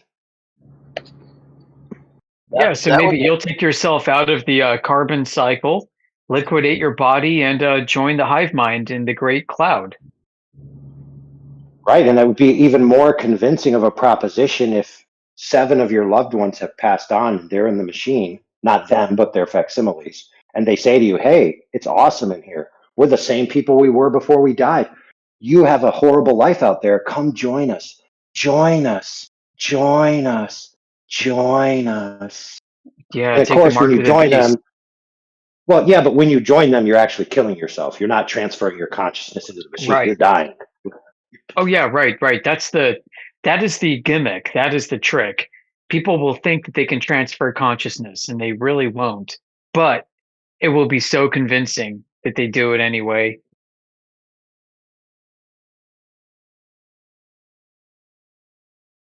Yeah, and who promised you transferred consciousness into an immortal body?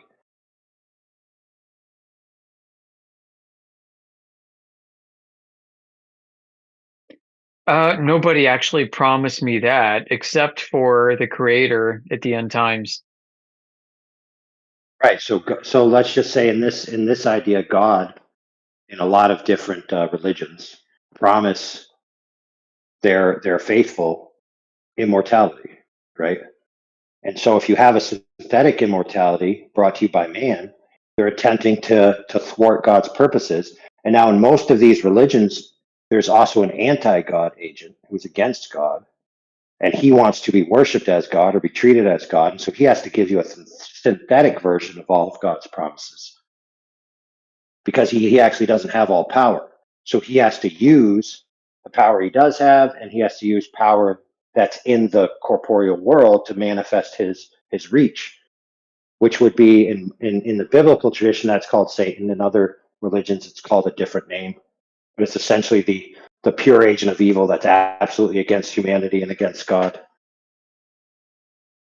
And so when we as flat earthers and other quote unquote truthers say things like, oh, there's a satanic agenda against humanity, these are the types of things, like these literature that have been written in the past, like they told us all of these ways in which humans are evil and in which humans have designs. And whether you believe in a specific spiritual entity that's Satan, something within humanity, either way, it still exists and it still has selfish designs against humanity, all while humanity thinks they're progressing towards some utopia. So when they ask me why would they lie about the shape of the earth, well, they're lying about your metaphysical reality. They're lying about the great questions: who I am, where I'm going, how do I get out of dying, all these things.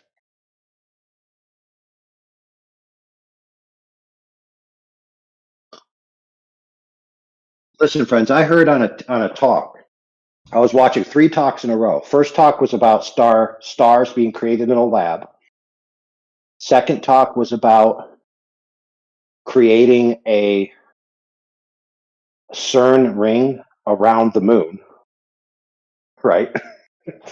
And then the third talk was about eventually humanity is going to transcend our physical bodies and become essentially floating information ethereal clouds, and we're going to float out into the stars and just live eternally as these floating clouds of mental energy, like heaven.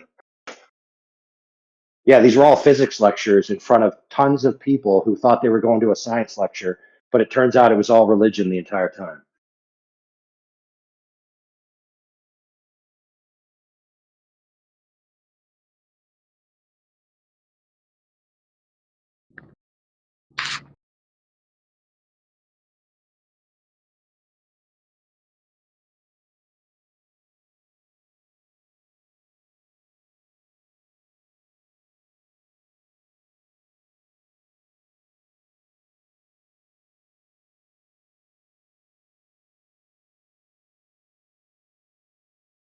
Yeah, so for those listening, the globe heliocentric paradigm, cosmogony, where things came from, cosmology, what everything's doing now, is a religion.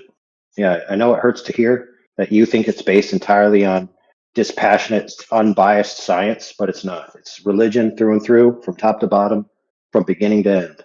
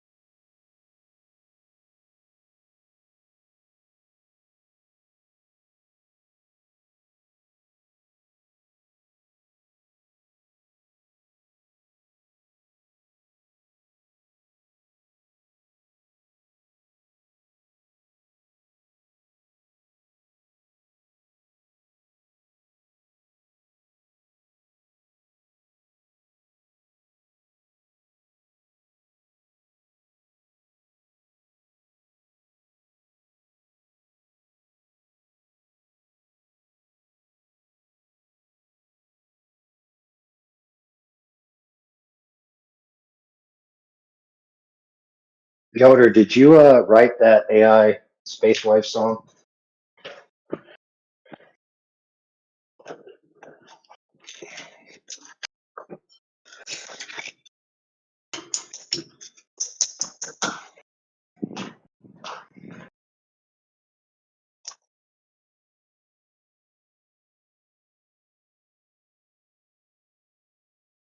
Let's see. All right, I guess I'm gonna have to go on mute. Nobody's getting provoked.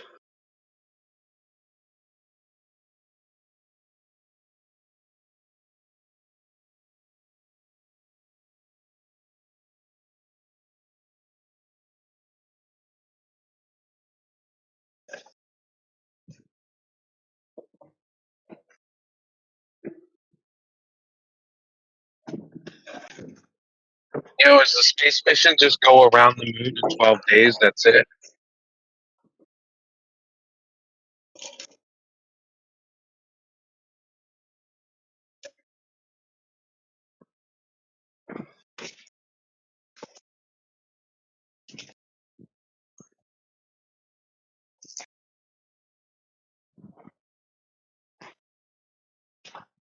Oh, do you mean like what are they actually planning to do? Yeah, Supposedly? they're just doing a flyby. Yeah. Yeah. Oh, I thought they were going to go all the way around it or something.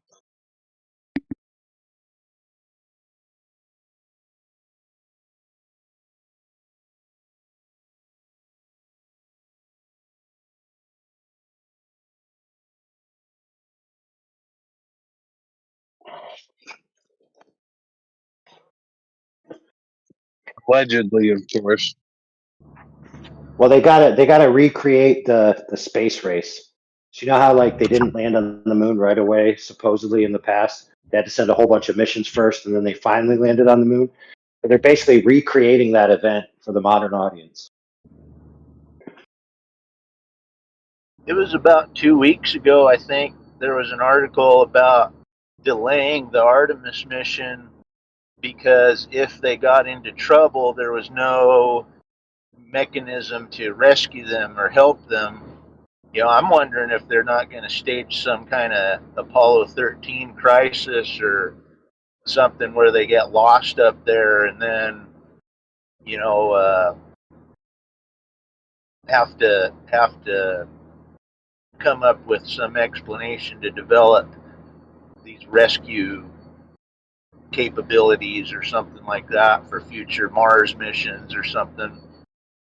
I don't know. It was a weird article that they would pose. How do you rescue them? You're onto something because you're onto something. Now take what you just said and take it backwards to the alleged original moon missions. These missions went off and they didn't have any of those redundancies in place at all. So I do understand back then it was a different sense of urgency, supposedly, like it was the space race. It was for America to beat Russia. So who cares if they die? But still, it's pretty interesting. And wasn't it for Apollo 13? Wasn't it like duct tape and air filters and chewing gum and baling wire that saved them? You know, the ingenuity of the engineers. What are they gonna? What's the possible scenario this time? It could be much more elaborate. I don't know.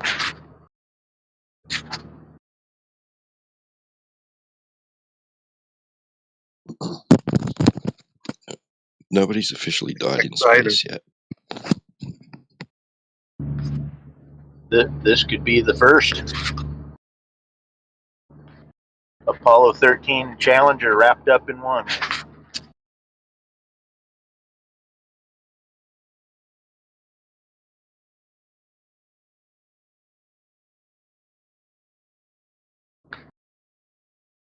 Yeah, because the Challenger bros never made it to space. And according to Neil deGrasse Tyson, even people on the ISS aren't even in space. They're just in high altitude. The big question is, are there any university teaching positions and CEO positions available for the astronauts after they die in space?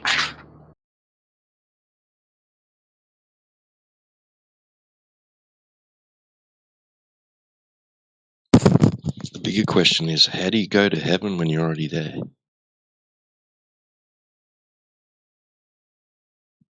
No, I'm kidding.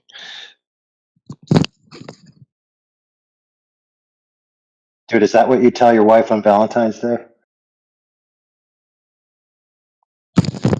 Oh, thank you. I know what's going on my next Hallmark card. No. I don't mean you tell your wife. I mean you tell your wife, like, you, wife, are in heaven with me because I'm here.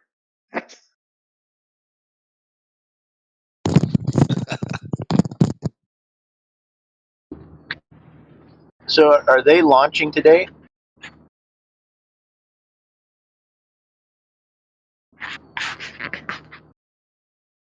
Yeah, 6:24 p.m. Eastern. Wow, April Fool's Day. Awesome. I know, it's brilliant.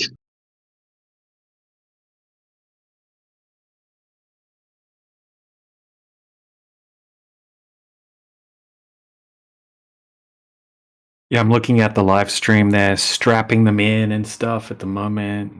Looks like. Post the stream link. I heard one of the astronauts is from Rensselaer, New York, and that's literally right next to me.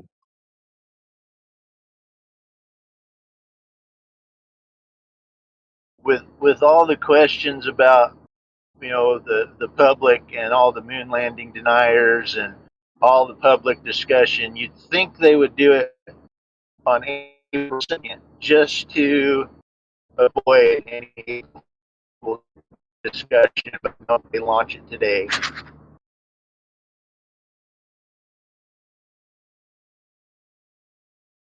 Dude, they're not launching today because it's April Fool's. They're launching today because it's a very important date in the Passion and the Resurrection. They're mocking God, basically. Oh, gotcha. That makes perfect sense. No way. Yes way, bro. So what would today be if, dates aside, people argue about the dates. But if next Sunday is Easter Sunday, what would today be in the time scale?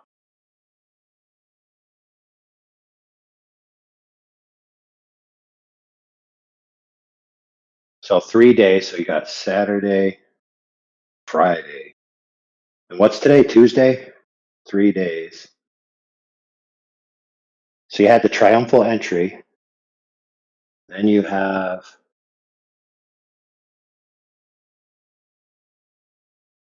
the Caiaphas trial. Is that what would be today?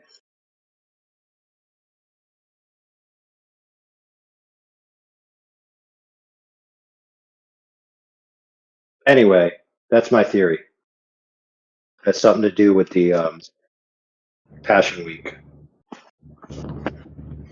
That makes sense.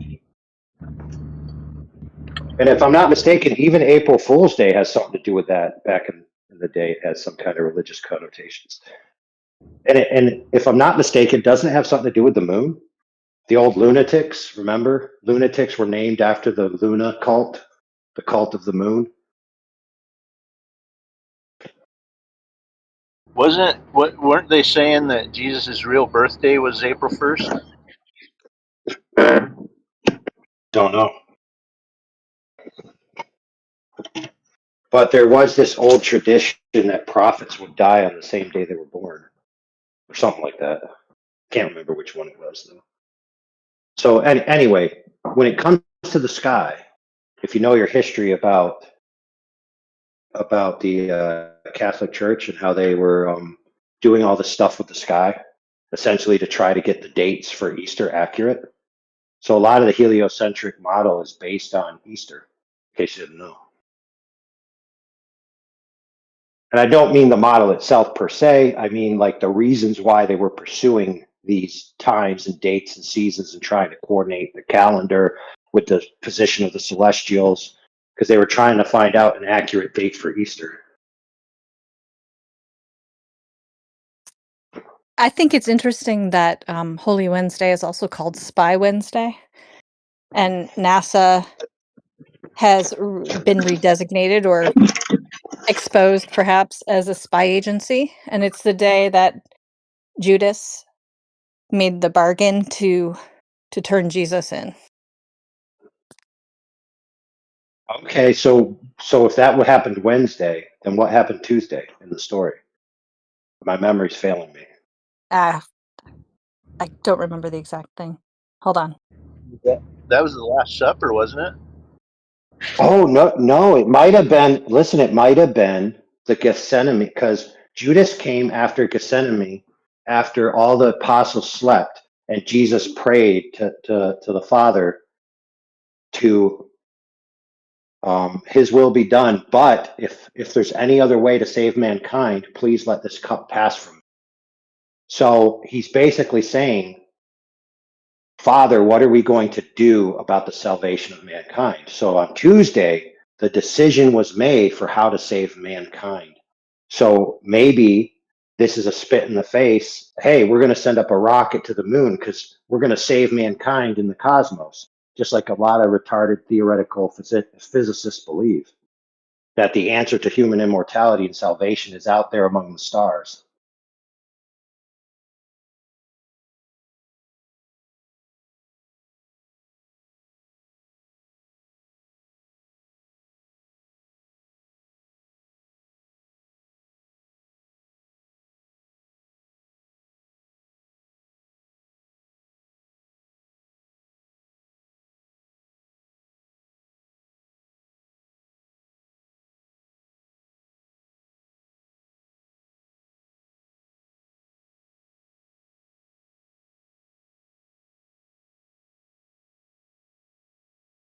Bros, did you hear my Salvation in the Stars speech? Or was that a new? Dang. Dang! Right, so the prayer about the salvation of mankind happened on Tuesday. This NASA mission is a spit in the face to the Creator, saying, no, we are going to save mankind by going into the stars. So now that being said, let's all keep an eye on the symbolism if we see anything else that's interesting.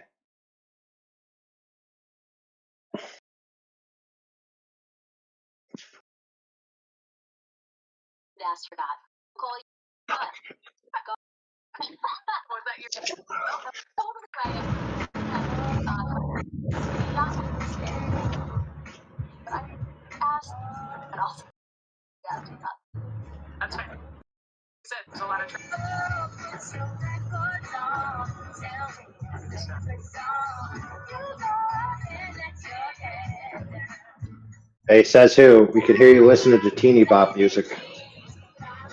Man, that's my daughter's music. I figure since everybody like it, I would do it too, you know? All right. As long as it's not your music, we'll let it slide. I mean, I don't not like it, you know what I'm saying? Yeah, I know what you're saying, bro. I don't not like Justin Bieber either.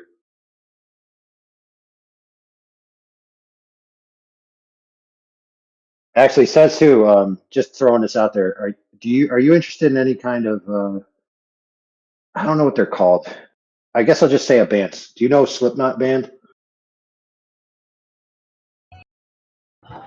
Yeah, Slipknot's okay. I haven't heard anything of theirs recently though.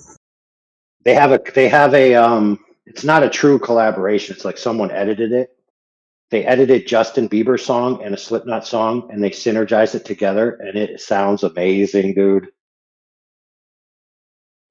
Can I find it on the YouTube? Yeah, I'll get it for you. Sweet.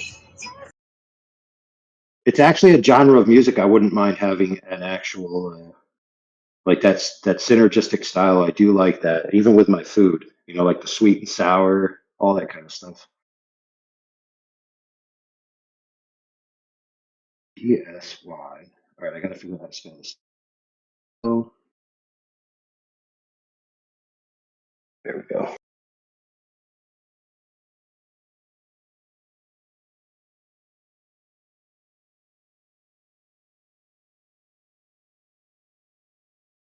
got to wait for my phone to catch up.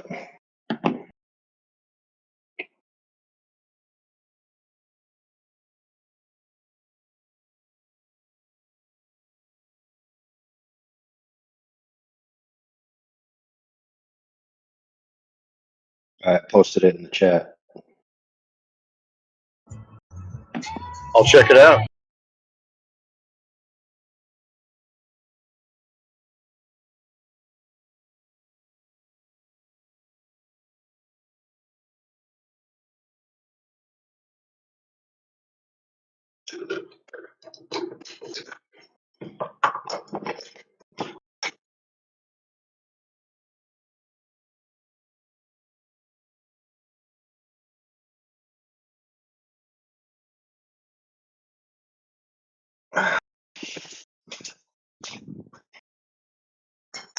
Dude, I also got a theme music.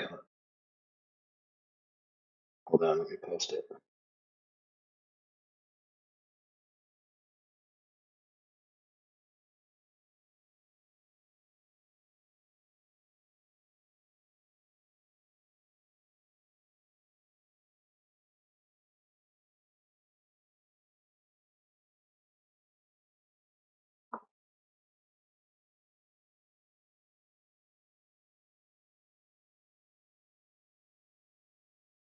There's my theme. Overlord's theme.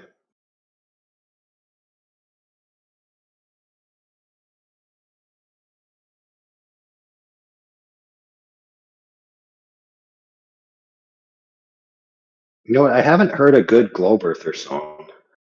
You ever notice that? We got tons of Flat Earther songs. Where's the Globe Earther songs? Besides The Earth is My Home, I Love Our Planet by that Little Dicky guy. That's the stupidest song ever.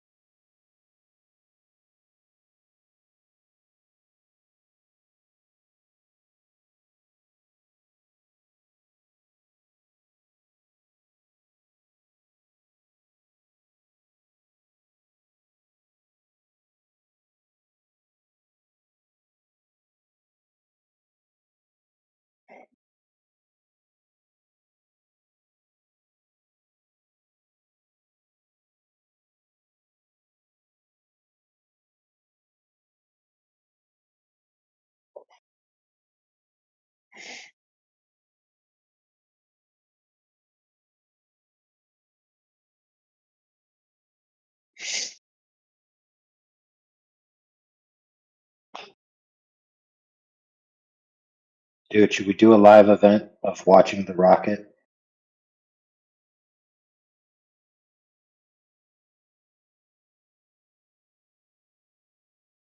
When's this rocket? Oh, hell no. Definitely should. Sometime today. I think it's later in the Fucking day. go, bro. Like in the evening, it's going to be.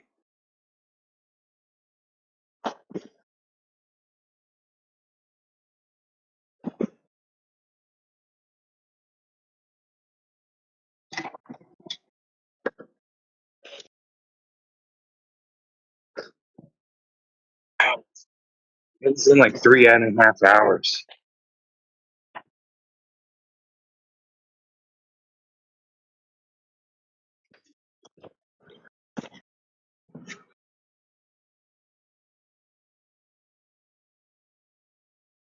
Three and a half hours. You know what? I'm really interested in this symbology now. You know what? Super interested. Yeah, why would it be launching at 6:24? 2 and 4 is 6. 6 plus 6.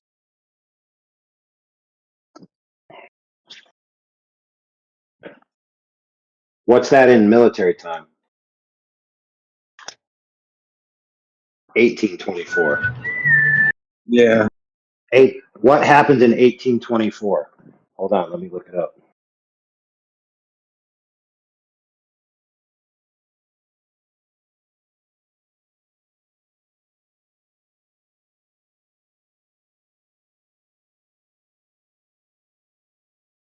Beethoven's Ninth Symphony, the death of Lord Byron and Simon Bolivar,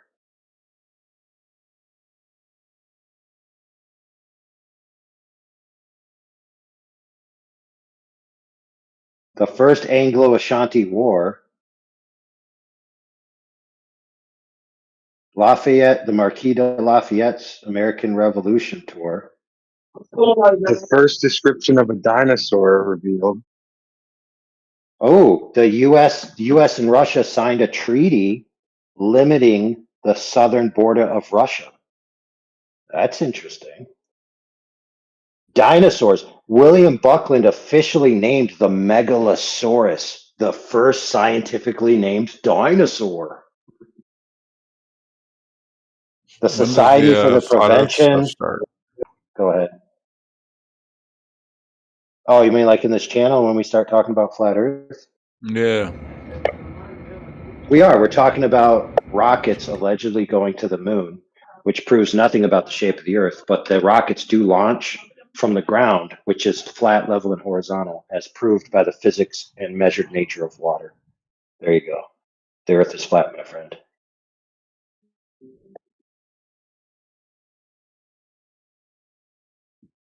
Any questions, concerns, comments?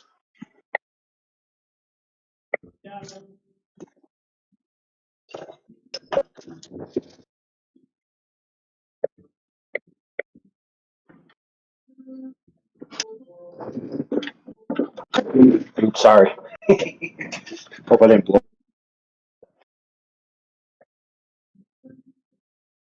Yeah, bro. So see, you came in, asked about flat Earth. I told you why the Earth is flat, and you clearly agreed because you had no questions or comments. So another flat Earther joins the ranks.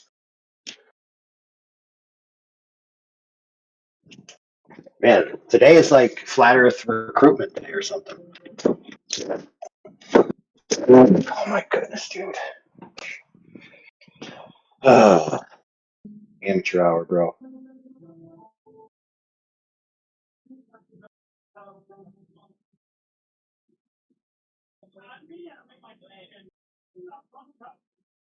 God bless you, bro.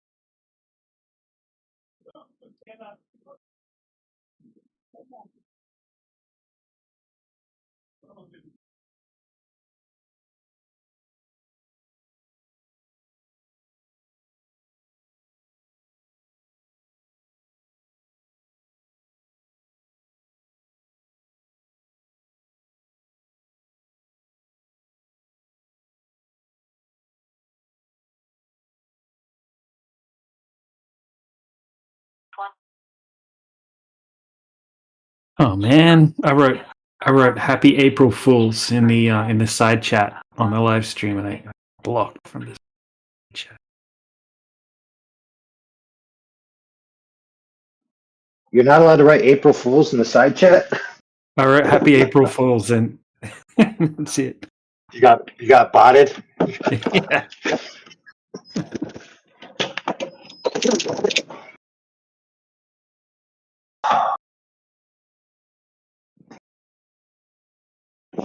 I don't know, guys. I may have to quit working on people's houses, bro, and just convert all to new construction because I'm sick and tired of working on people's crap work that they've done in the past. Freaking Globers, dude. They try to account for the curve of the Earth when they build things, and it all comes out wonky, and then I have to fix it.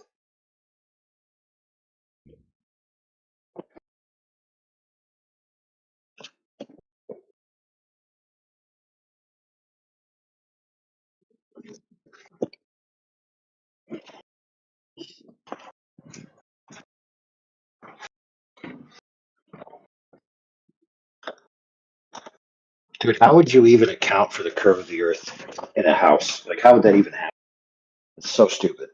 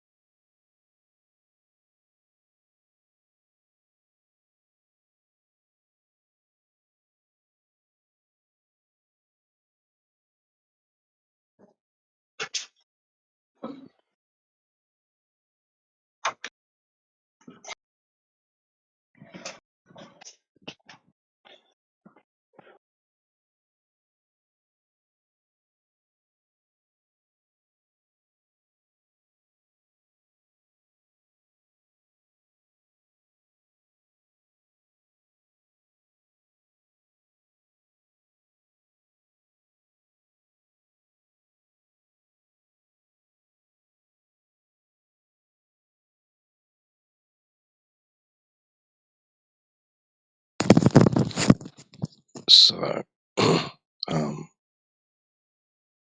apparently, while Artemis transits the far side of the moon, it's going to take photography.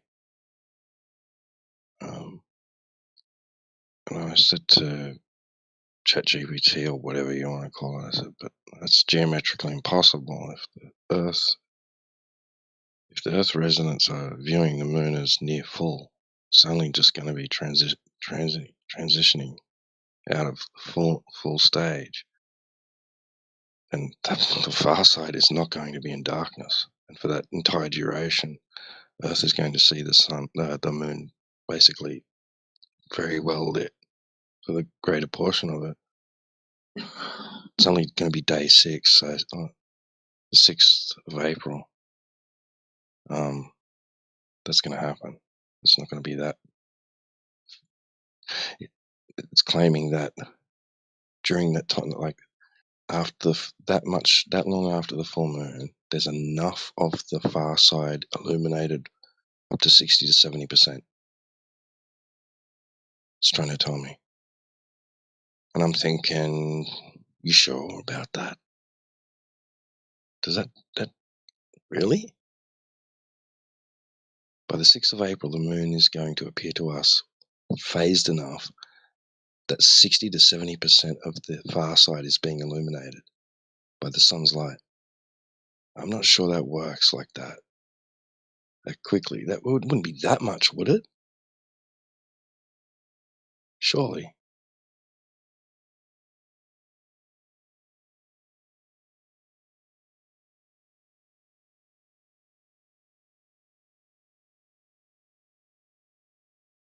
Still got another like 22 days, doesn't it? Until the far side would be completely illuminated in their model, right? And we see nothing. I don't know, 60 to 70% in the first week of transition. I don't know if that doesn't sound like, that sounds like too much to me. How about you guys?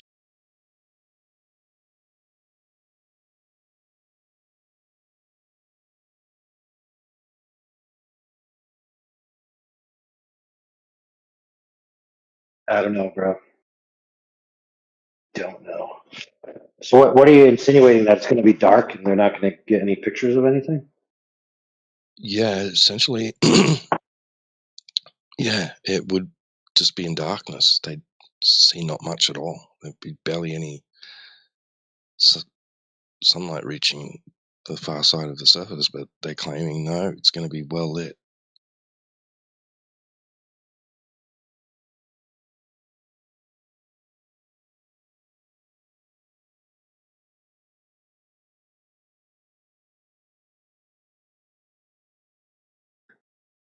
You know, that's a good point. Even if you take the stars out of it, they have to have the positions and geometry of the moon correct. You kind of like, you remember where they supposedly took an image of the eclipse from Mars with the rover or something like that, and there was a ring of fire, but it's actually the opposite. You're not supposed to see a ring of fire from that direction. And they're like, oops, we screwed up.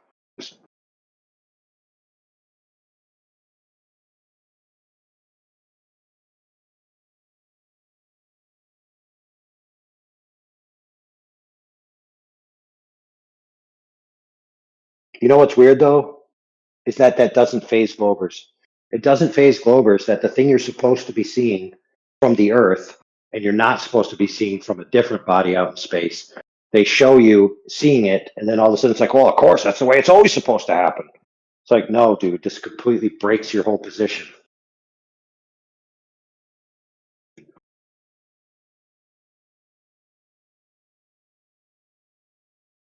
You know, I actually got a challenge for a Glober. Go out into the space floor world and find me an image that's purported to be real and that is actually not real. Just find one. Just do any scrutiny and find one falsely represented image. See if they can do it. So I think they're under the impression that all the images, all the footage, everything is true. Nothing could possibly have been faked, and nothing is faked. And nothing is actually being accidentally allowed to be misrepresented as real, and it's actually not real.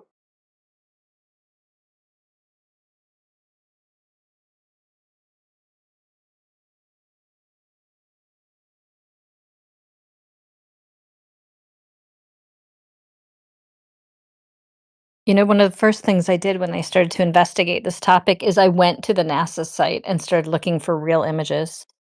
Well, real photographs, real undoctored raw photographs, and started reading all that small print on everything. And that was a huge eye opener for me.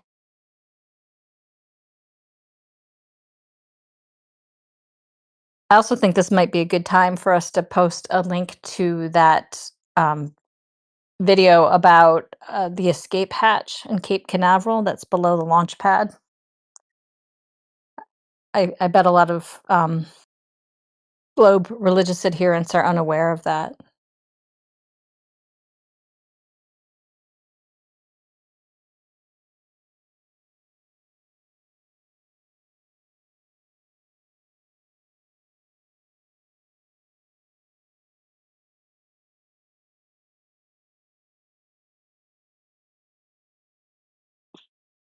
No, they don't need such a device because all their missions work perfectly the first time, right? Well, I think they're just under the delusion that if they see people get in the rocket, that the people must be in the rocket when it launches, and that's not the case. Right.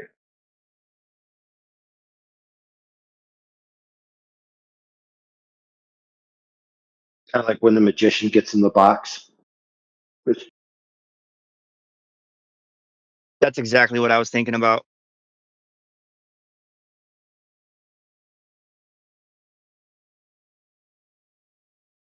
I wasn't watching the live stream the whole time. Did they show them actually getting into the suits that they're wearing right now, the orange suits?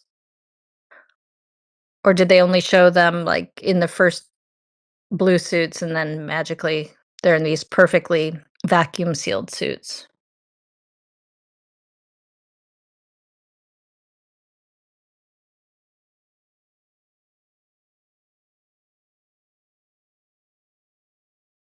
Oh, the perfectly vacuum sealed suits where the crotch is buttoned and zippered. So in case you got to whip it out and pee in space, and then your private area explodes from decompressurization. It's like, good grief, dude. Who are they fool? Now that wouldn't matter while you're inside the capsule. You know what I mean? But supposedly these dudes were in the space capsule that landed on the moon, and then they got in and out without depressurizing the unit because they didn't have an airlock. They just had a door straight to the outside. I read a really If you interesting remember, article. Oh, go so ahead. go ahead. I was just going to say, I read an article about the people who created the Apollo suits, and they were just seamstresses, with sewing machines, with needles that poke thousands of holes in fabric. But nobody questioned that.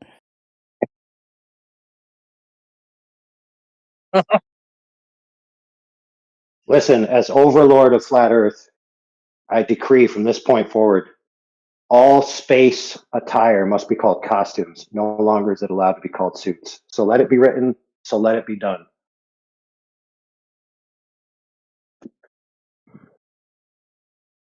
Any disagreement? Oh yeah, yep. You guys remember James? James what? Exactly. I erased him from the timeline because he disagreed. Ah, nerd. No, I'm just kidding. But seriously, don't you guys think that's a great idea? Let's just call them space costumes from now on. Space cosplay. Yeah, exactly. So instead of a cosmonaut, you're a cosplayer. Cosplay not.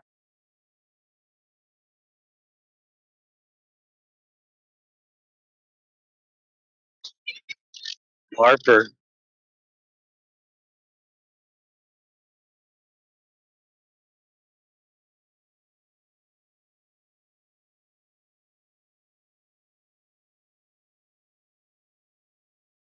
Yeah, the Lunar Acrobatic Reconnaissance Program, LARP.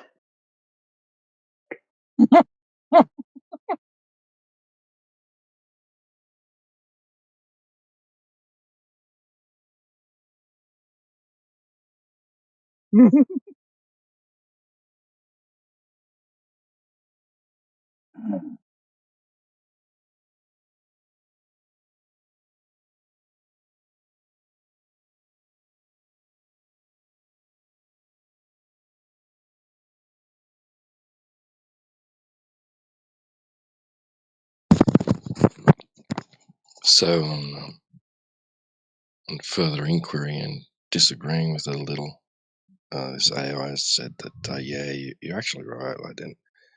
If the Earth can only see 88% of the moon's surface on that day, then they're going to see that 88% plus the 12%. They'll be able to see that, right? They'll have a vantage point where they're seeing the little bit that we can't see. So I don't know. It's fucking weird the way it's saying it, but it's still not making much sense to me. I mean, they're trying to say that there's going to be a twilight which is like spreading out across the surface of the moon into the darker area, right? That from their perspective will give them a good vantage point and some nice lighting to get some of the side that isn't really, isn't seen from Earth, but is being illuminated a little, right?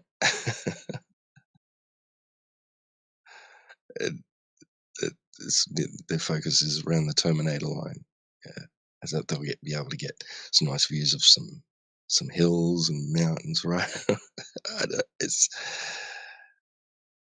this is like I don't know, the way it made it out to sound originally was like, no, they're going to get full imagery of the backside, the far side, and I'm like, yeah, that's not going to happen. So is it offering the idea that the 6% or the 12% is broken up into 6%, which would be the two poles that they're not going to be able to see?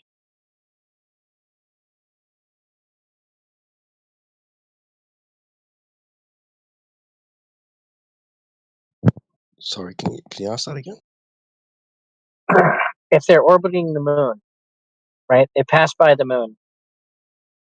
That means they're seeing 88% of the moon as it's passing around the moon. The 12% that they don't see is split in half, divided into two, and that's at the poles on the opposite, on the perpendicular portions of the moon that they're not looking at. So whatever the top and whatever the bottom would be.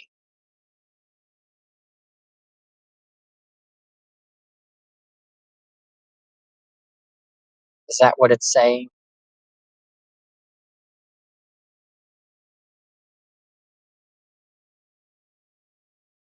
Like, how is it getting the 88% if they're making a lap around the moon?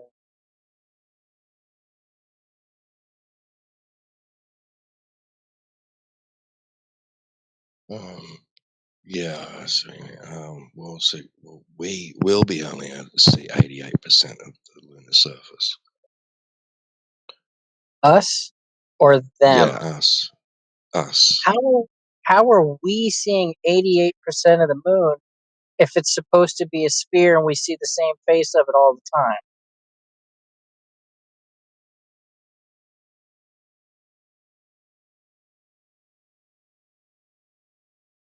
Because we only see 88% of it all the time, and sometimes part of that is basically in shadow, right? It's because of the sun's, the way the sun's hitting it.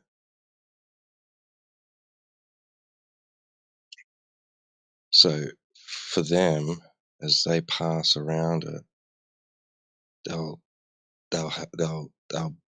actually, if they're orbiting equatorially, then they'll have, at one point they'll see a full moon, because the sun's light is always lighting 50% of one side of the moon constantly. Right. So it's just that it is doing that from one perspective, but from our perspective, it looks like part of it's in shadow, so that we only see a portion of the illuminated area.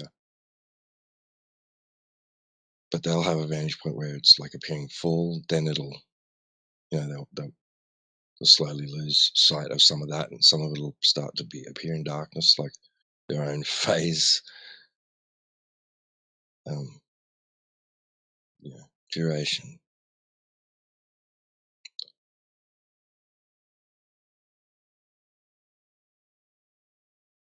So sometimes some of the far side's lit up, all of it even, and that's when it appears new to us, like we don't see it at all, because the whole other side is being illuminated. But that's what it's kind of sounded like. It was making it like what they'd be able to see at first, but when I queried it on the geometry, I challenged that geometry, like it spit out some different numbers and started correcting itself.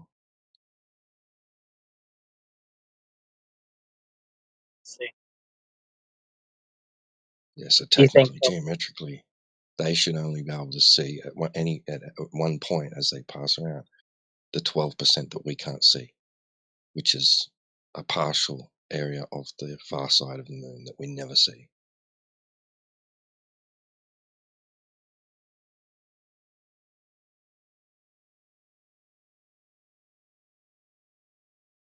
Do you think they're going to make it look like old images of the dark side, far side of the moon? Or do you think they're going to come up with their own new thing?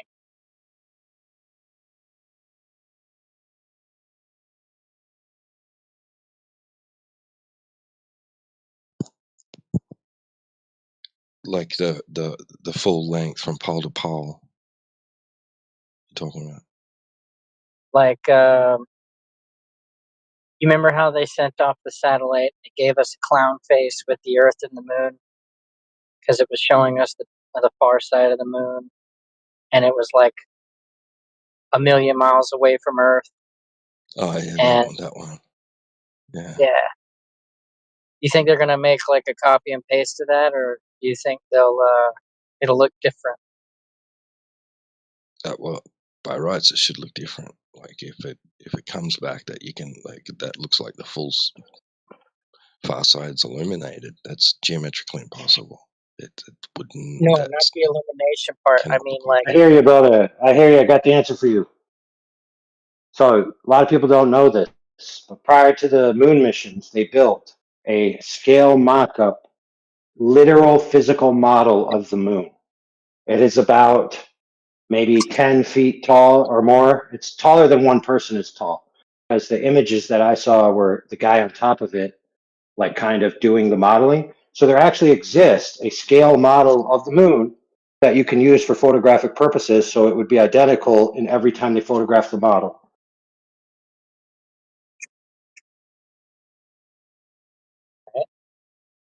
do you think they'll keep that in mind?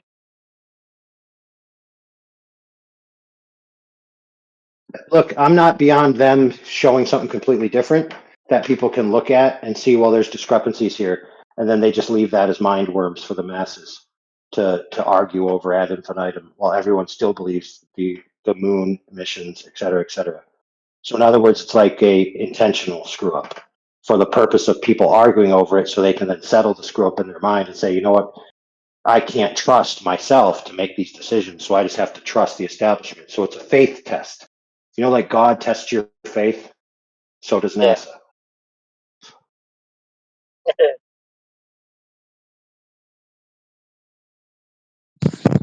Isn't the far side supposed to be quite unremarkable?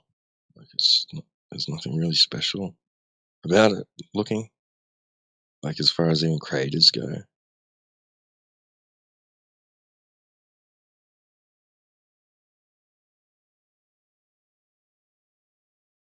Hello. What's up, bud? Yeah, how are you? Good. How are you? I'm very good. Where are you from? I'm from Earth. Oh, very nice. Do you have evidence that the Earth is a sphere? Yes. May I have it?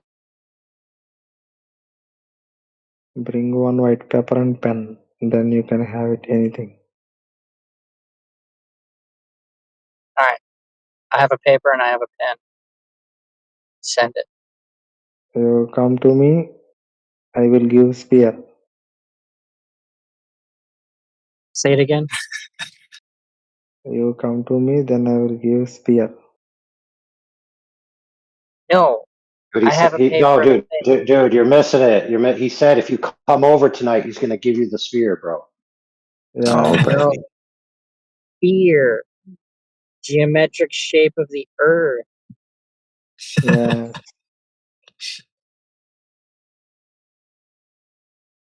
How do you do?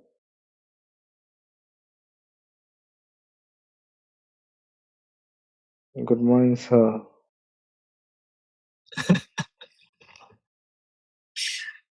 Do you know what is 1? Like the number? Absolutely. Now you got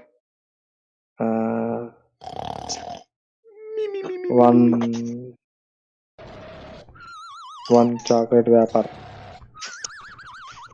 Where's DJ? Yeah, one is ideal flatness ratio. The Earth is like 0.97325. So that means the Earth is flatter than most flat things that you could find in reality. So the Earth is really flat, bro.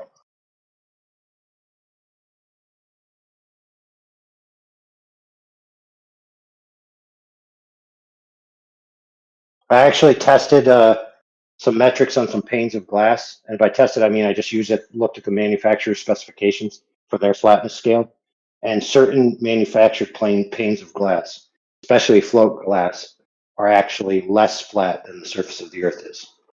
So the Earth is actually flatter than a pane of glass. Yes. Very nice.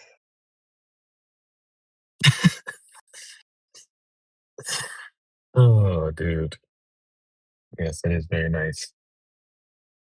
Yes. Did you know that we're going back to the moon today? Are you excited, bro?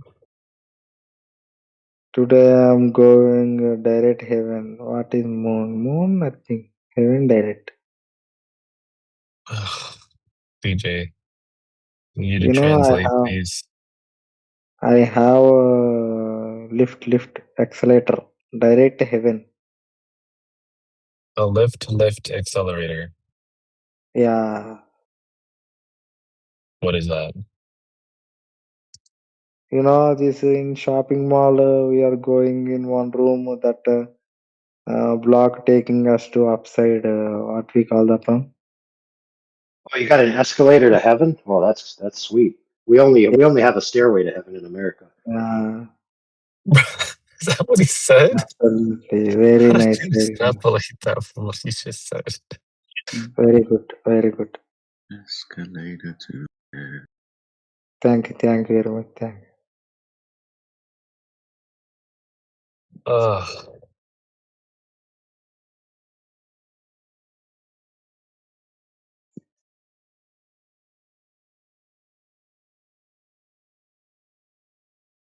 Anyway, Do we you got the know that? astronauts inside the actual rocket right now, bro. And they're singing the national anthem right now. Did you know that? They're In singing the India, national anthem, bro. in India, Deepavali, we light rockets and rocket direct going upside like that. Wait, bro, hold on. They're singing the national anthem, bro. You gotta put your hand over your heart and close your eyes. Okay.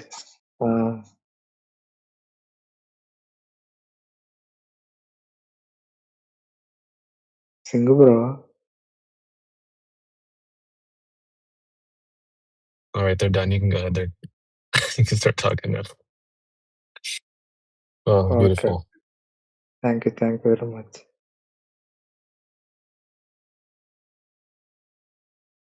Alrighty. Listen, just putting this out there. Listen, guys, I'm just putting this out there. Why would you want to sing this song before going up in the sky in a rocket? For the rocket's red glare, bombs bursting in air. Like, I would not be singing that song before I went up in a rocket, bro. Hey, bro, it's for Because nationalism, bro. For America. Hold on, wait 1 second. Is there any way we can get a poll? I'm actually curious to see who actually thinks it's either gonna get pushed to another date, canceled, blown up, or other. What's the weather like? They said 80% chance of taking off. That's all they've said about the weather. Make a poll.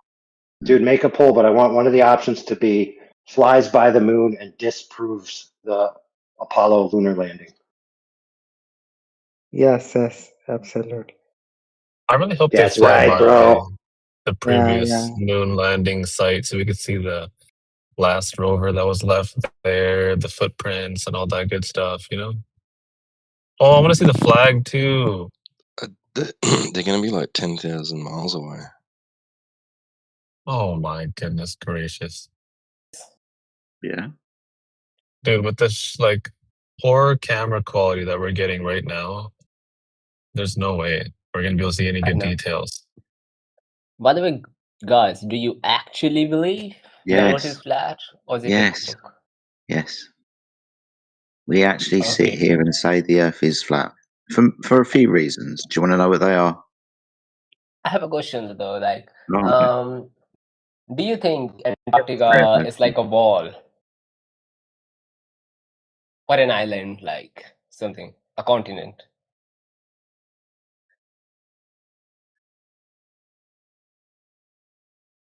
Wait, what did you say? Like, what's a ball? Not a ball. Like, do you think Antarctica is a wall or like an Oh ice wall or something? I've seen that no, in a few flat Earth projections. no. Okay, so how do you draw the map of a flat Earth? I don't. They don't believe in models. They think that it's Hold real. They on, think that hold it's on, real. hold on. It's just ask me how I draw a map, and I say I don't. Let him ask his next question. Hmm.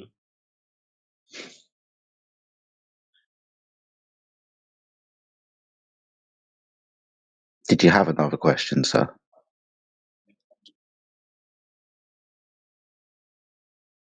Hey, default, we don't think flat Earth is a disk in space. So what do you think it is? Flat. We think, yeah. Go ahead, Jedi. Sorry, please. You might be better for this conversation than me today. I'm in one of those moods.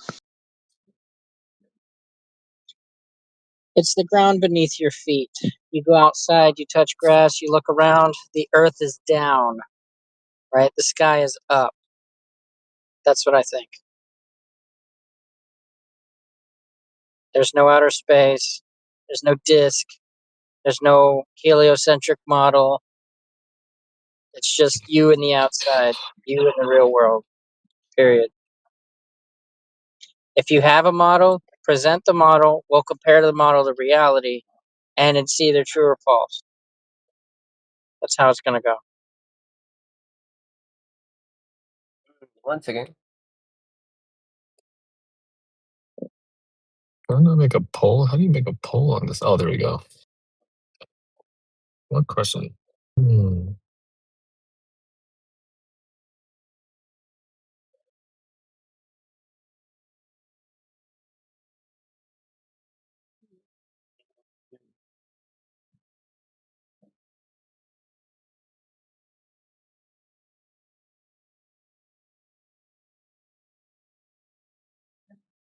Do you believe that this 2D map of the world is real, or do you have a separate map that you believe in? Yeah.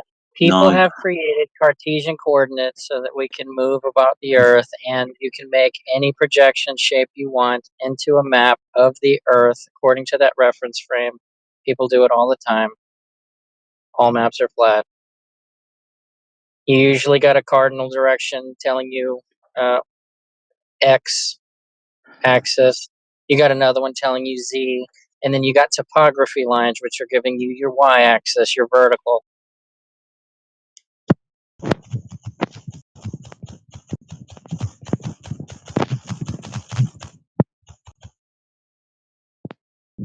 No, I mean, like, what type of map do you think the world is that you believe in? Pick one. Alrighty. The poll's up, by the way. Yeah. Okay, polls up, is it? Let's consider this. What is going to happen with today's movie? Is it going to be cancelled? Is it going to be pushed back? Is it going to blow up? Or are they going to complete the mission and live happily ever after?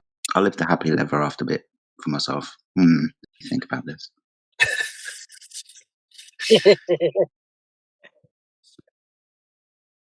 So I was asking, like, do you believe in a map of the Earth? No, I don't believe in a map. I'll use a map. Wouldn't be able So to give you a God's eye perspective of the Earth and hold a map in and say this no, map I mean this I'm about to fits the ask something perspective else. of the Earth. That Um, okay. I don't I mind was answering asking like, questions, but if you're going to talk through me, then it's going to be impossible no, to do so. let me ask that guy. So I was about to ask now Don't be a that prick. Hey, default, bro. I muted you because you're asking questions and then immediately talking through the answers. That's not acceptable here. You need to at least give the person a chance to answer the question. Okay? If they don't yield to you when you try to interrupt, that's your cue to shut your mouth. Because I'm not interested in hearing you and somebody else fight for the mic. Okay? I hope you understood that, default. I'm going to unmute you. Just very quickly, default. All I was saying is I okay, would have a God's eye view and have a to say the God's eye view map was a true fiction of reality. Couldn't give that to you. That's all I was saying.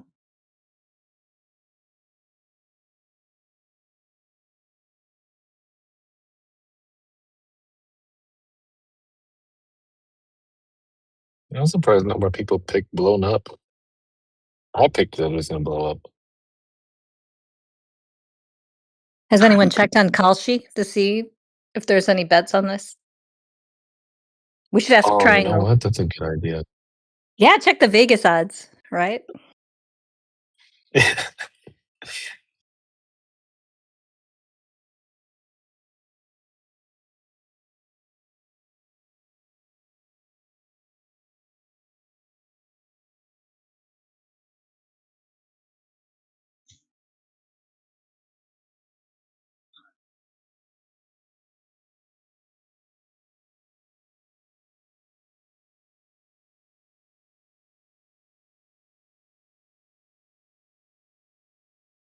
You could have put one last option in.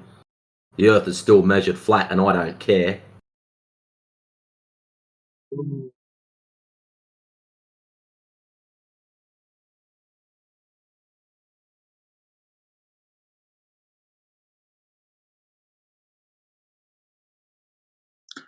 Sounds like the opening lyrics to a Beatles song. The Earth is measured flat, and I don't care.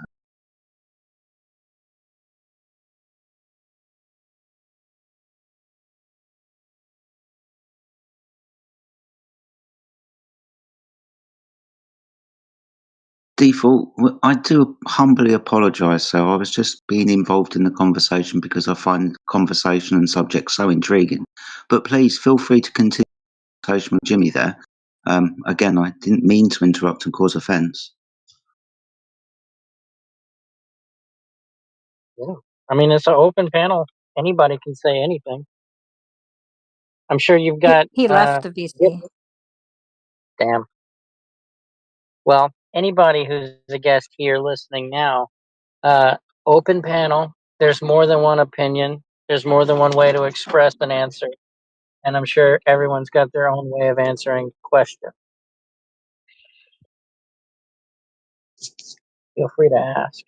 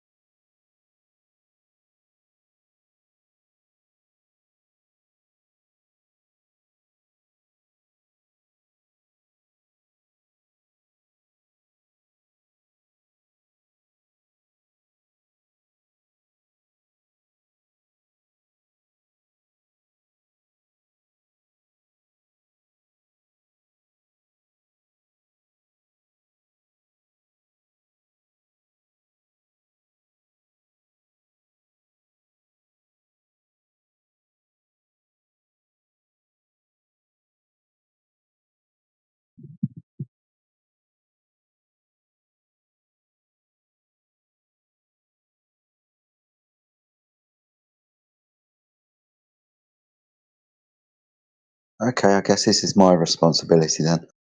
Welcome to 24/7. We're saying the Earth is flat. If you're new to the channel and you want to have a conversation about that subject, then please feel free to unmute your phone and introduce yourself. Tell us what your name is, say hi, maybe even tell us where you're from. But bring forth your point of conversation. If you have been in this channel before, then I don't need to remind you of things like we are live streaming on YouTube, and you will be moderated if there is such offence and TOS conditions and this, that, and the other. But ultimately, like I said, if anybody wants to have a conversation about the Earth, what it is or what it isn't, what it does or what it doesn't, and like I said, please feel free to unmute yourself. There are lots of names in the channel, lots of names that I do not recognise. So I think there are people here maybe the first time. So please don't be shy, guys. Like I said, you feel free to unmute yourselves.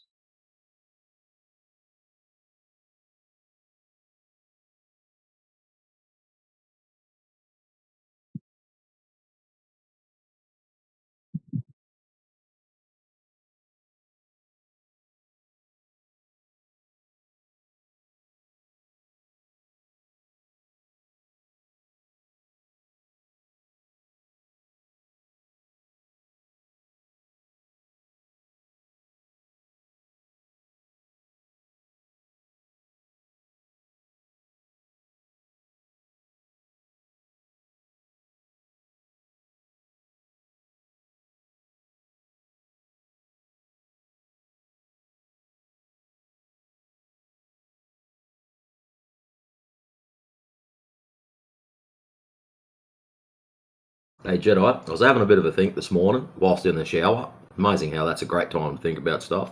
Anyways. No, mate, you really want to be telling me this, though? No, it's pretty safe. It's all good. Okay. You know how Matthew Learns always tells us that the reason the seasons and weather changes is due to the tilt, not the distance from the sun, even though the distance of the sun is exceptionally larger than the so-called tilt would change. Now, this is what I was thinking about. I was thinking about that, and then I thought to myself, hang on a minute. The ball tart is supposed to tilt north-south 22 degrees, but yet it still rotates daily more than 22 degrees. So if we pick any given point in time, and then throughout the day, just wait for time to move us 22 degrees, wouldn't that be comparative to summer-winter? Or winter-summer? Daily? Maybe say that again, dude, just for me. Okay. The north-south is what's supposed to control seasons, yeah? Yep. Okay, so it's a 22.3 degree tilt or whatever, 23.4, 22 degrees tilt. Right.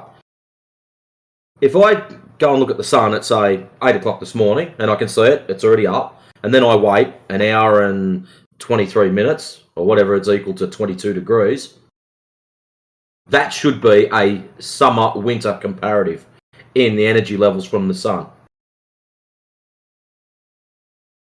Yeah, but it's dependent on its direction of travel. Yeah. So at 8 o'clock, I then measure it at 9:30. That's equal to a 22 degree tilt. So that means the temperature readings I get and energy readings I get at 8 o'clock is equal to winter time, and then what I get at 9:30 is equal to summertime. Yeah. I mean, you can say that in like deserts as well, right? You don't want to be there. Well, we should be able to do that anywhere. Yeah. You want to be there day or night because it's extremely hot or extremely cold. Until the sun comes towards you, that's like the heat and summer, then it goes away. Yeah, but his claim is it's because of the 22 degree tilt that's what changes all this. So if I just wait 22 degrees of time, then that should be equivalent to summer temperatures or summer energy levels. Depending on where the sun actually is. Well, okay, yeah, maybe I'm following you wrong. So that's what I was just thinking about that. It's like, hang on a minute, if your claim of 22 degrees is what changes my temperature here from basically 5 degrees up to 40 degrees, do I get the same temperature variation waiting 22 degrees for the sun to move 22 degrees towards me? No, I don't. No. So his claim of the tilt is bullshit then. Yeah. Also, summer temperatures aren't necessarily the high summer. Usually, the hottest months are after a high summer. It's usually because the ground has had a lot of time to absorb the sun's heat, so it's perpetually being warmed and warmed, and then we get that here. Sorry, I said, yeah, we get that here, where it just stays hot. Yeah, exactly. So that has a lot to do with like summer and winter temperatures and stuff. How much heat is still laying around, I guess.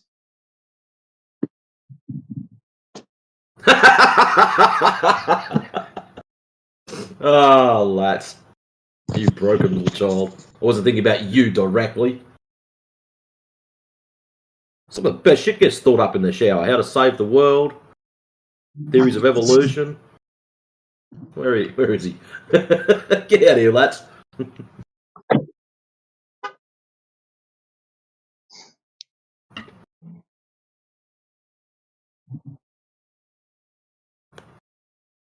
No, that was just the this morning's brain spasm. That was all. No, you're fine, man. I'm also thinking about things I think about in the shower, like trying to make my like toes disappear by putting my eyes really low above and just being stupid.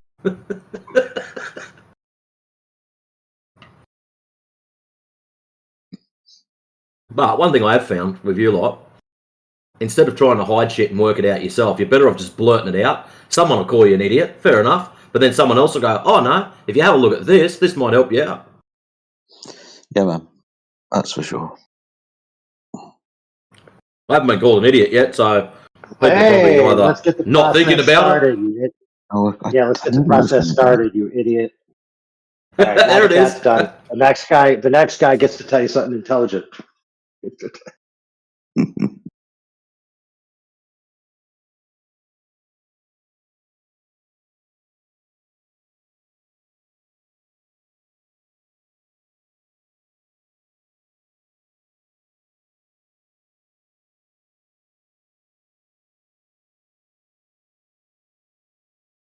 I'm still amazed that clown thinks that we can walk further away from a fire. As long as you rotate slightly, you'll get warmer.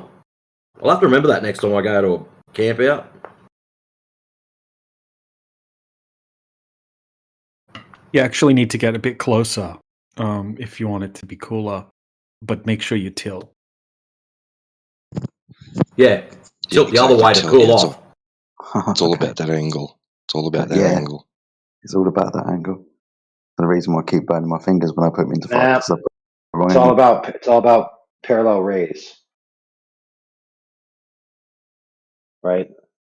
So if you have a parallel ray saturation, then the angle's irrelevant because every portion of the surface is getting an equal amount of strike from the parallel rays, right?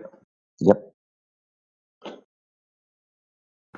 So the radial saturation. No, there's about a 0.004 difference. Sorry, bud. But from where? From the rays? No, the rays are parallel. They're cool. Equator versus North and South Pole. That extra little bit of difference is... Right. So they're saying that listen, that is a different degree that the quote unquote light is striking the sphere, which has no different degrees. But any point on the surface, you could make a tangent plane to and then say, okay, it's coming in from this degree. So they'd have to. That difference makes a difference.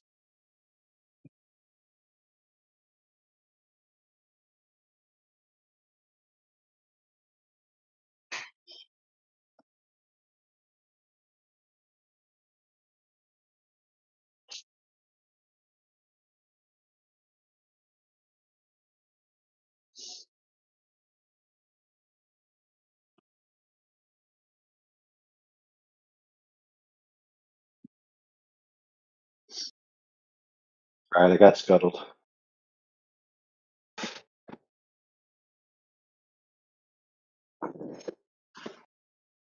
All right, what were we talking about?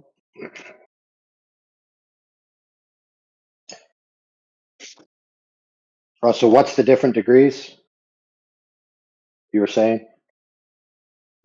No, I was just comparing the 22-degree tilt summer v winter, but yet we get that every single day with the alleged Earth rotation. So technically 8 o'clock in the morning, then we wait 22 degrees of time, take another reading of the sun, and that should be equal to summer versus winter energy outputs.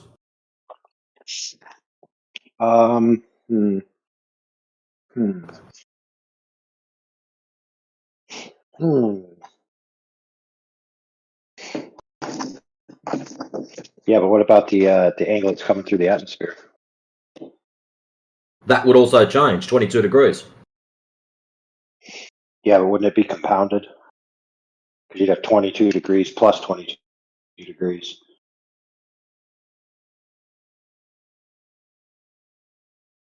Maybe Well, not. that would also make it either worse at each end of the extremes. Okay, but if the sun is shining parallel rays and you have a sphere in the path of the parallel rays, no matter how you rotate the sphere, it's going to be an equal distribution of the light. Correct. So there is no tilt. Yeah, the tilt means nothing.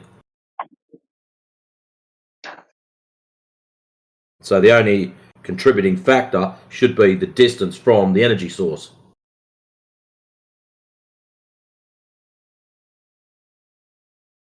I mean, I do understand their point about like when you have a rays striking a surface, if you orient the surface in a different manner, you actually can get more saturation, which is what you need. You need more saturation of the light, unless they're claiming that the angle that it hits causes it to just bounce off and not impart any energy.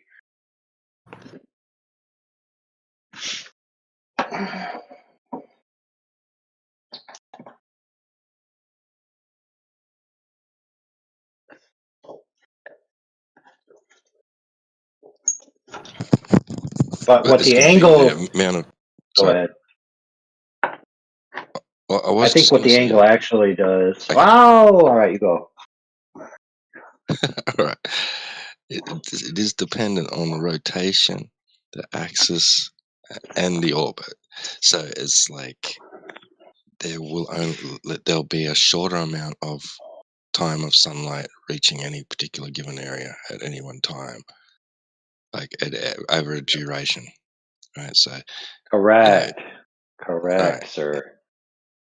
Well, that's what we witness in the seasons, is that there are shorter days and longer days, and the shorter, longer days corresponds to the temperature difference. So it's not the tilt per se as it is the amount of ball, quote unquote, that's actually in the light. So basically what they're really saying is that the amount of sunlight hits different geographical regions throughout the year. Like, no duh, we already knew that.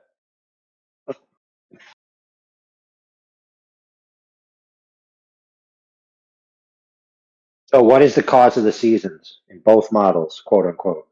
The relative position of the sun throughout the year, which is in both. You could make that in both claims. The sun moves throughout the year, not therefore there's seasons. No, well, like, no duh.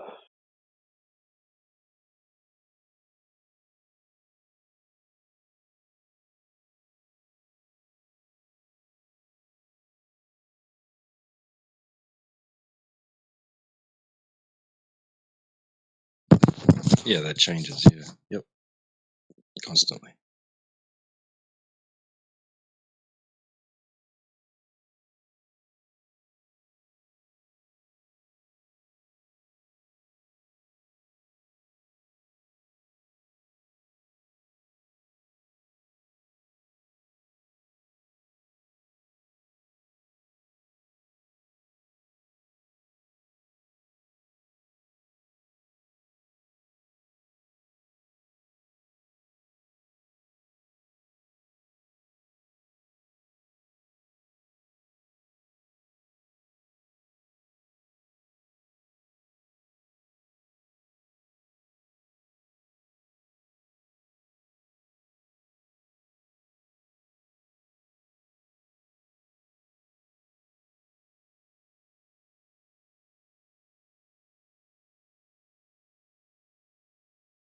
Yeah, I guess you could say that if a glober was trying to represent their position for the cause of seasons, and they just said it's because of the tilt of the Earth, that'd be a single cause fallacy.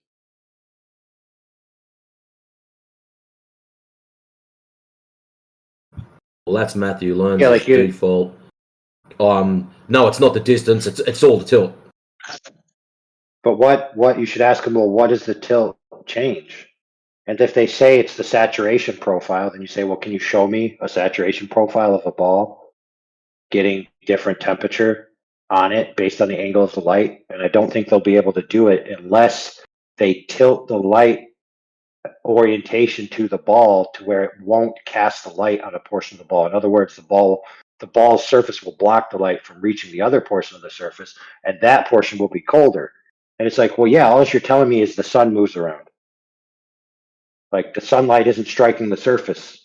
So like what about this actually causes the change in the temperature? And if their answer ultimately is, well, because there's a different amount of sunlight throughout the day on any given geographical region throughout the year, you'd be like, well, no frickin' duh.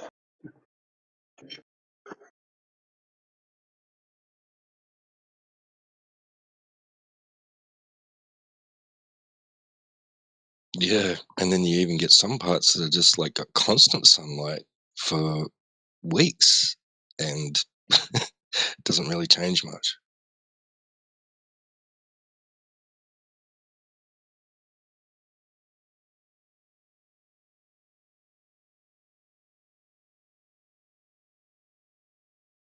So what are you trying to say there, T-Dub? The 24-hour sun should have melted all that ice in Antarctica. Well, that's what they're saying seasons are caused by, right?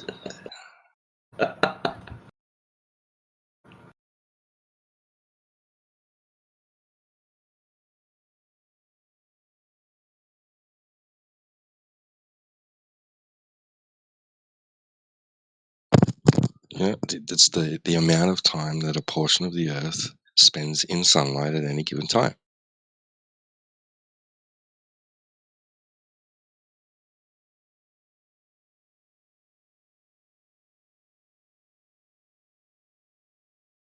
So what? So does I don't know, man. I don't know. That's a strange one, isn't it?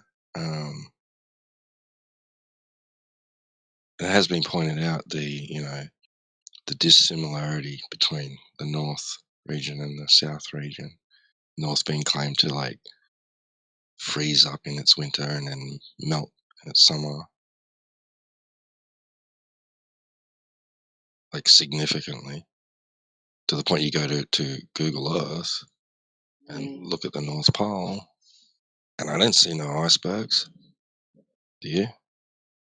Do you know what it behaves like, T-Dub? You know when you get your bedside lamp and you actually focus the light away from something but it's still slightly illuminated? And all I can think now is that shitty meme where, oh, if the Earth was flat, everything would be illuminated the same. And then that little dog holds the lamp down closer whilst laughing. Yeah.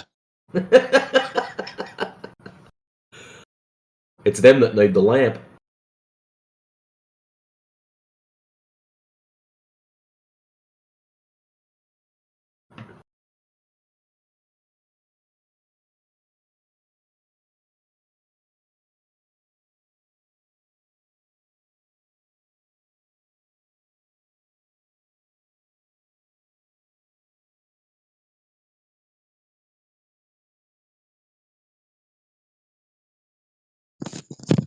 Does it mean that so like during the Antarctic 24-hour sun, so in their model, is the sun's light reaching a maximum in the north of 23.4 degrees?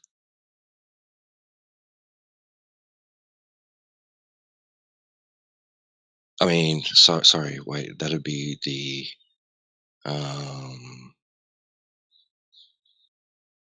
the 66 parallel, right? North parallel, would it? Is that how it works? So anywhere within that range sees darkness. They can't see the sun in that Arctic range. Yeah, from what I understand, the reason why it's called arc is to do with the arc of the sun. North it's arcing this way, in the south it arcs that way. Inside the arc, inside the circle of the arc, you can see the entirety of the arc. That's why it's called the Arctic or Antarctic Circle. Stand within it, you see the sun for 24 hours in the summer.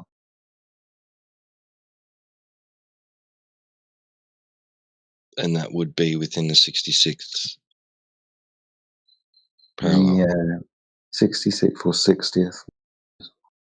Right.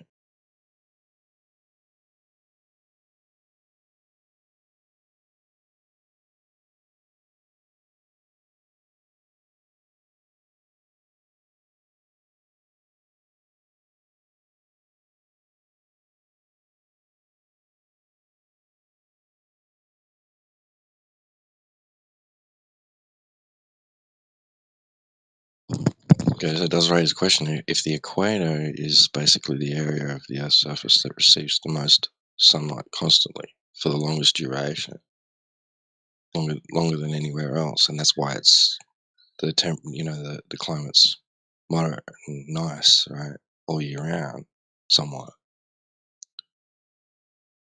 And why doesn't Antarctica experience that as well when it's constantly in sunlight for, what is it, 3 months? Is it 12 weeks? Yeah, because the sun is directly overhead the region around the tropics, right, or between where the equator is. It's never directly overhead these regions like the Antarctic. The angle that the heat and the light dispersed is at an acute angle.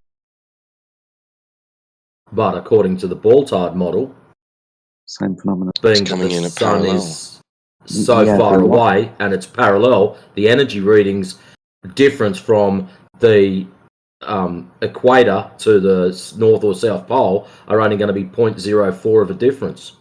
Yeah, it's due to the angle of the sun rays hitting the surface. But they're parallel. Yeah, so if you're at the equator, you've got a parallel light, it's burning the top of your head, you better put a hat on, and you point upwards towards the sun at midday. Now, if you're, actually, no, let's move this. Move this to the Tropic of Capricorn, right? You're standing on the Tropic of Capricorn, it's midday, the sun's directly above your head.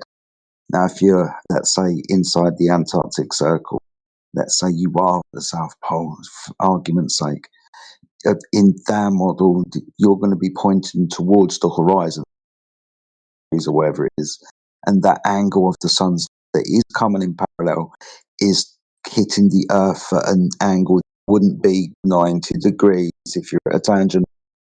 Tropic of Capricorn in the summer in the south. You're standing at the South Pole and your imaginary tangent, the parallel light ray from the sun is coming to you at the perceived angle directly towards you from the horizon. So that's how that angle is intersecting the Earth. That's why they say there's a dispersion over that curving surface that's moving with distance away from it. Light's coming in parallel, but because of the curved surface.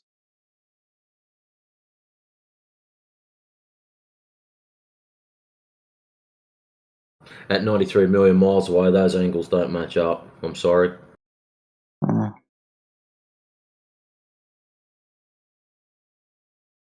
get the whole moving closer to the sun, getting colder in a certain hemisphere where it's, because it's, either going to be winter or summer, that extremity of the seasons. But just drawing straight parallel lines from an imaginary heat in the Aristosthenes example, just using those parallel light rays, it's angles on a curved surface. It's causing the displacement of heat directly overhead, hitting the surface. It's like having a heat, maybe some kind of halogen heater or something direct. Right, it's going to heat the area underneath it over towards the left or the right, and it's going to be as hot because of the heat dispersion. Same phenomena, different causal mechanism.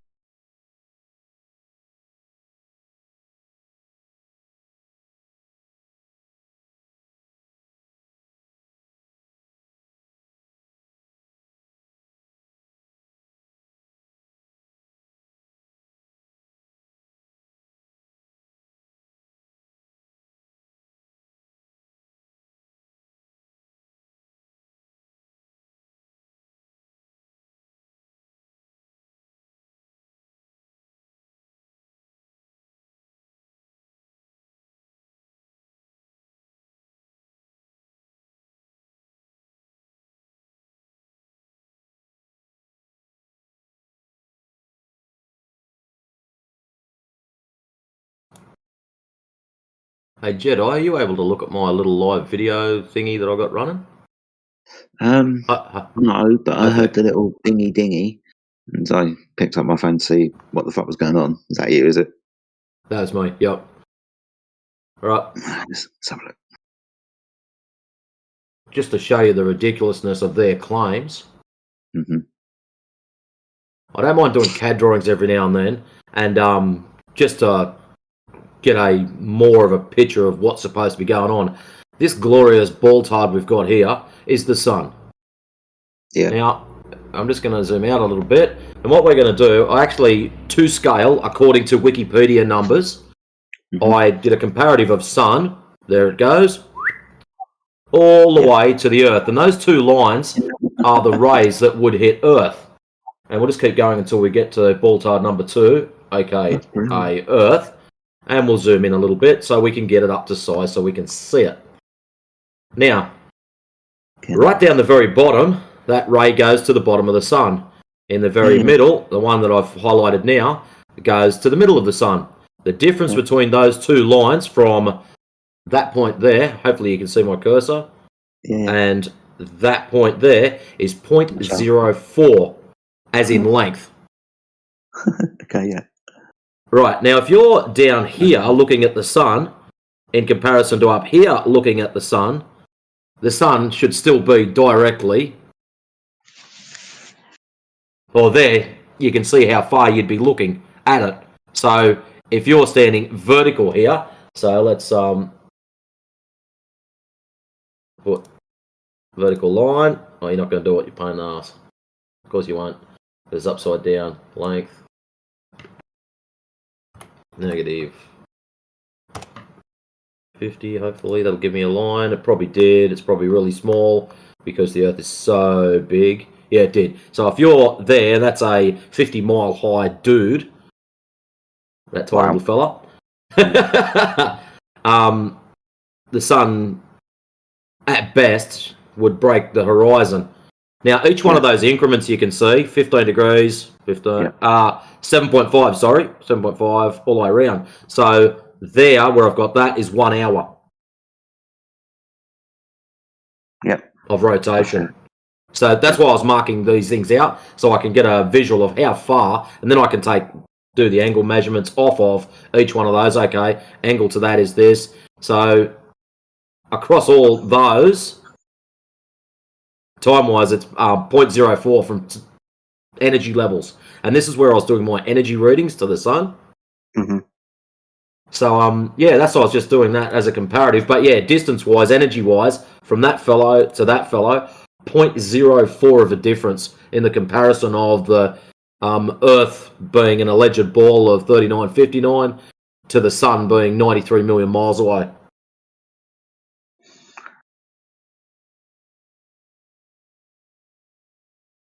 But as far as your angles go, technically, 22 degrees, so that's about there, 1530, so that's about there. Even if the Earth did tilt that much, summertime and wintertime in north versus south,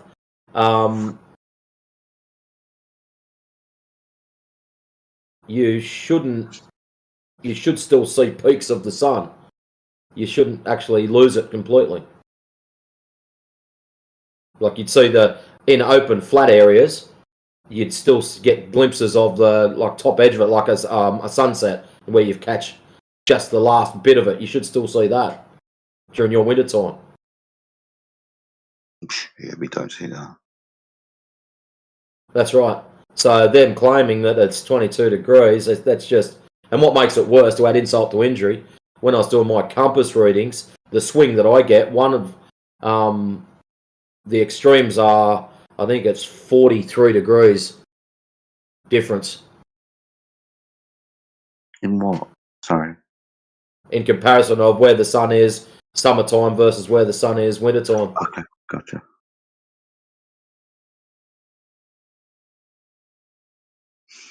If the ball Earth was static, not rotating, and we just turn the heat source on the sun, and it's that distance, blah blah blah.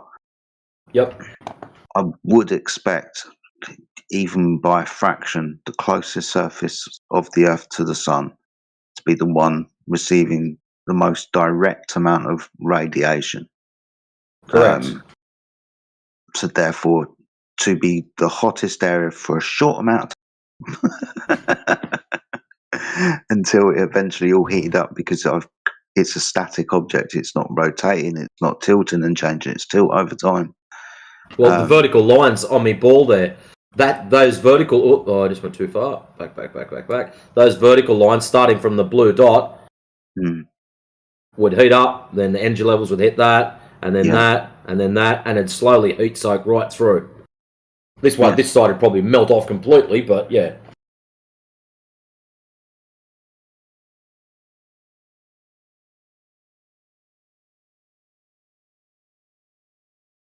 Yeah, that's what I was doing a while ago, to try to just visualize these distances so people get an understanding of how bullshit the claims are. But yeah, I'll just zoom that back out because that's going to be huge.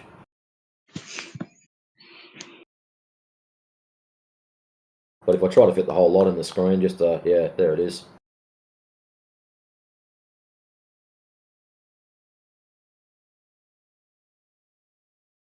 Anyways, Chantal's over. Such a long line. Yeah. Ridiculous. Just squeeze him in there, yep. If you zoom out far enough, that straight line will be curved.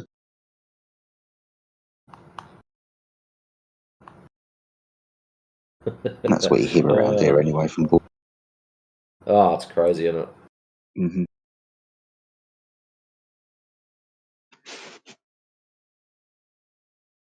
But yeah, so when you compare that little dude at the bottom, looking here, him looking at the sun, yeah.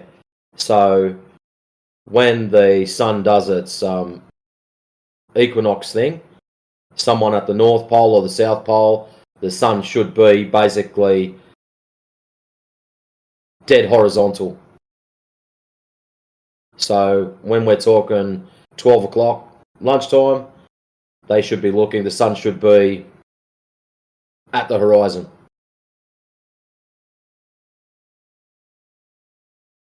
So drop a vertical line, the sun should be at 90 degrees. Or technically it should be point something, and there's a lot of numbers after it, up from 90 degrees, or 89 point a lot.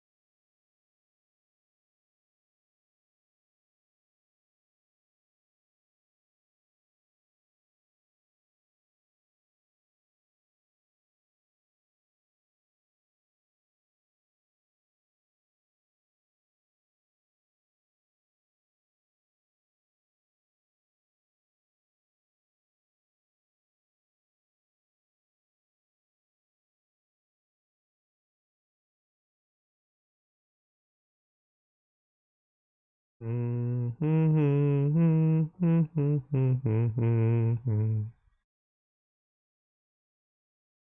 must be a flat earther.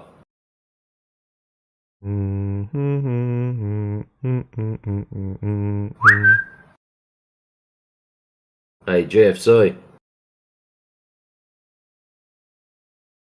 Coward.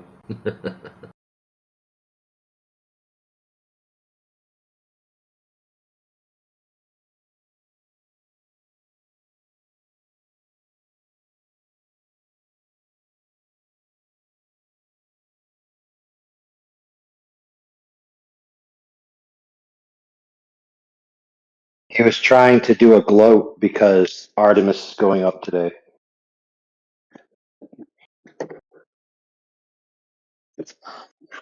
Going up as in going bang, or going up as in achieving a higher elevation?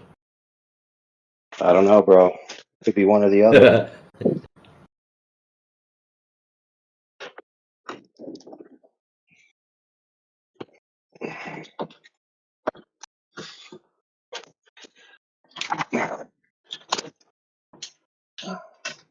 Oh, man. Oh, that was a cheap piece of wood. May have to retrim this whole thing, man.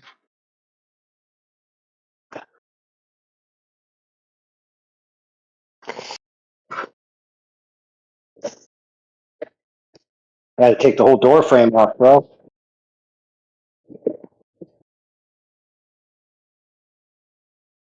Get the tub out.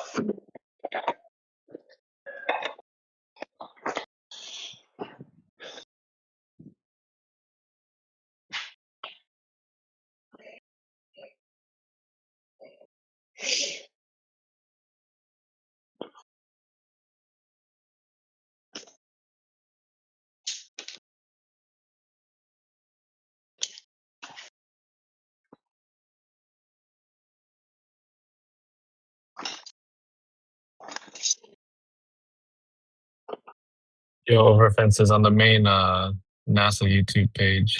They have comments on there now. Okay, thanks. Yeah, some of them are pretty funny. It's like maybe every 100 comments or so, I'll see one that says they're not landed on the moon, or this is fake.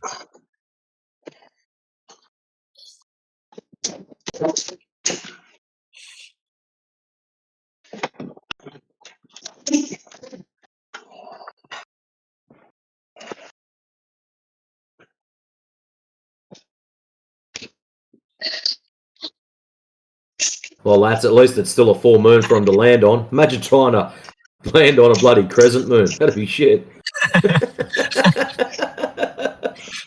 Oh, No, that's easier. No, dude, landing on a crescent moon is easy because you could just drop right down in it and it catches you. True. Oh, what do you mean? But that's like 70% of the moon gone. That's less of a landing spot. No. You just drop into the cup side of it. Yeah. Oh, that's true. Yeah, that's true. That wouldn't matter. I mean, gravity's gonna pull you in anyway. You get anywhere near the moon, it's gonna suck you right in, dude. That's how it works. Wrong. Gravity only affects oceans. Oh, very good. No good thing our bodies are made of mostly water.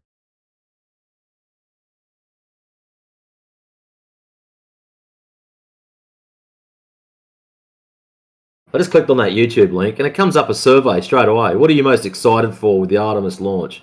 The launch, the view around the moon, splashdown, the endless amount of globers that are going to annoy 24/7. Why isn't that an option? Oh yeah, AI, you gotta get ready to pay us all overtime, dude.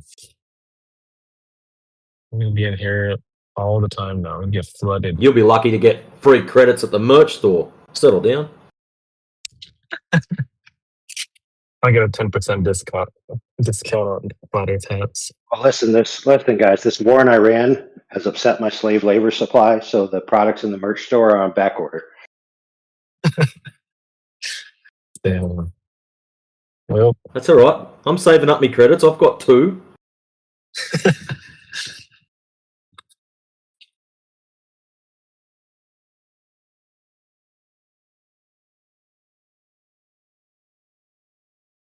Just remember, make sure you purchase from the merch store, not the Merc store. Because if you purchase from the Merc store and put it in a dress, bad things are going to happen.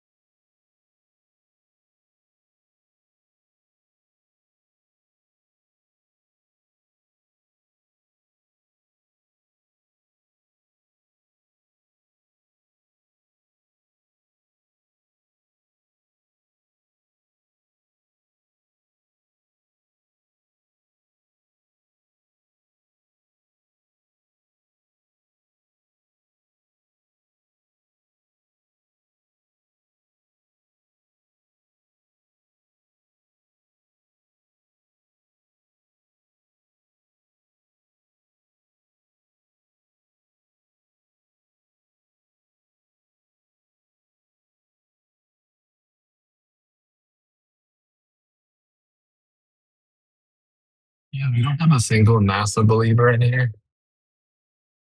Anybody?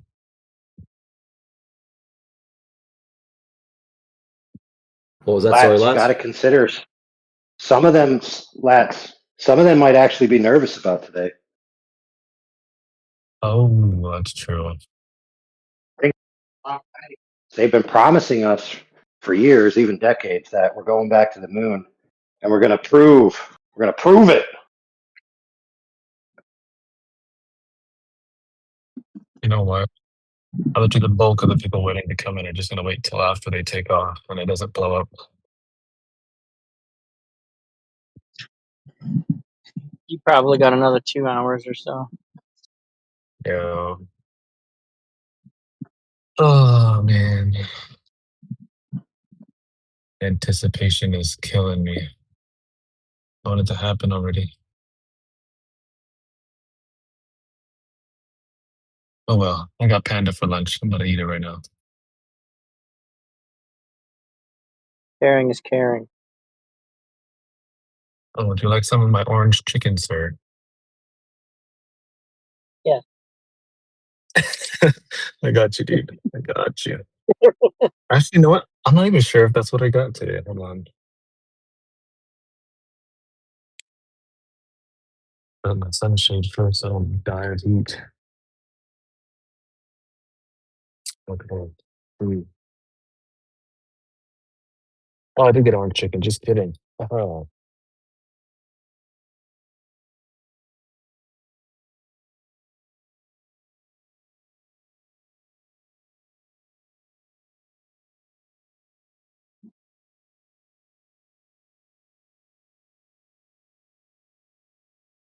Guess what? To all the Globers in here, Panda Express would only exist if Earth was enclosed.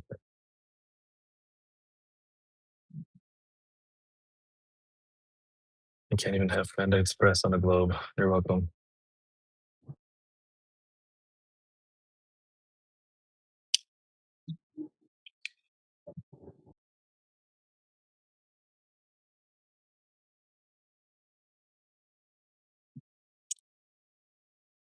Hey, has anyone ever captured or alleged to have captured a rocket on its way to the moon from the Earth? Has anyone even claimed to have that footage? You know, you'd presumably see it getting to the moon and going around the moon, but I've never even heard of any footage of anything like that, right? I think NASA's the only one with their own footage of their own rockets going to the moon or leaving Earth orbit. Allegedly from Earth, captured from a telescope, or is this just, you know, from the rocket itself? I meant from like. Do you know what I'm saying? No, I don't think so.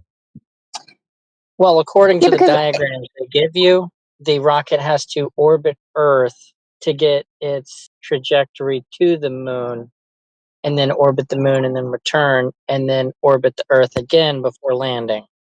So that wouldn't yeah, happen. like a figure of 8, right? But you'd still have to have a point in time, or at least places all over the world where supposedly a telescope should be able to capture said rocket doing its figure of 8, you know, on its crossover or its way around the moon. There's surely, you know, like, I just think it's another interesting gap in the information, right?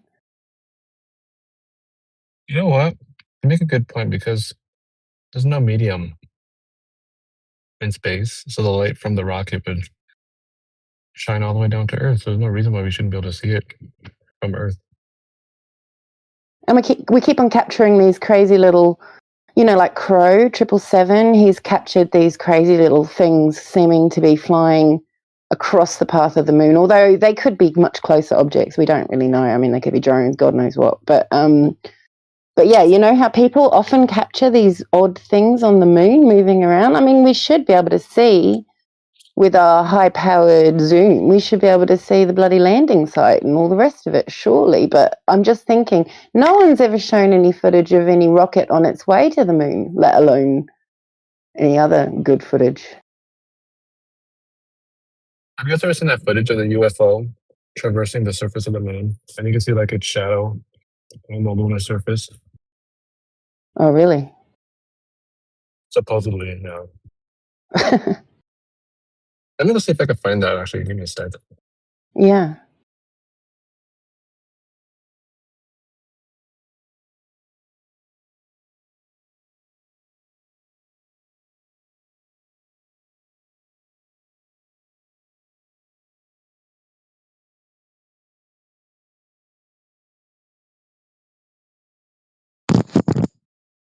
The majority of the structure is spent getting the Orion into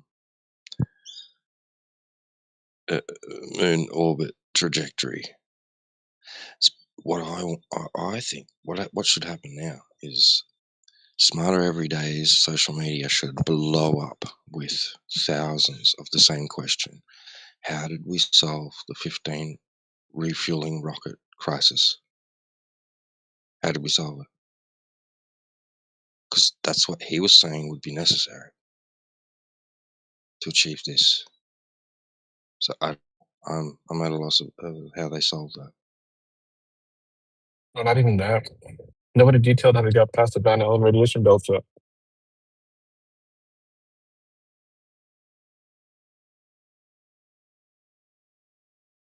Oh, by the way, sorry, I've got that video. Anybody wants? Orion's been planned for decades, so the Orion capsule, they claim they've been working on it for decades to solve that problem. So obviously they've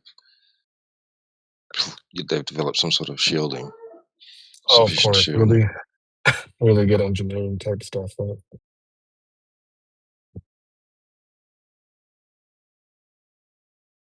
Yeah, if anybody wants to see a UFO traversing the surface of the moon, posted it up in the side chat for you. Used to be a huge UFO nerd before you saw fire things. So enjoy. For that, thank you.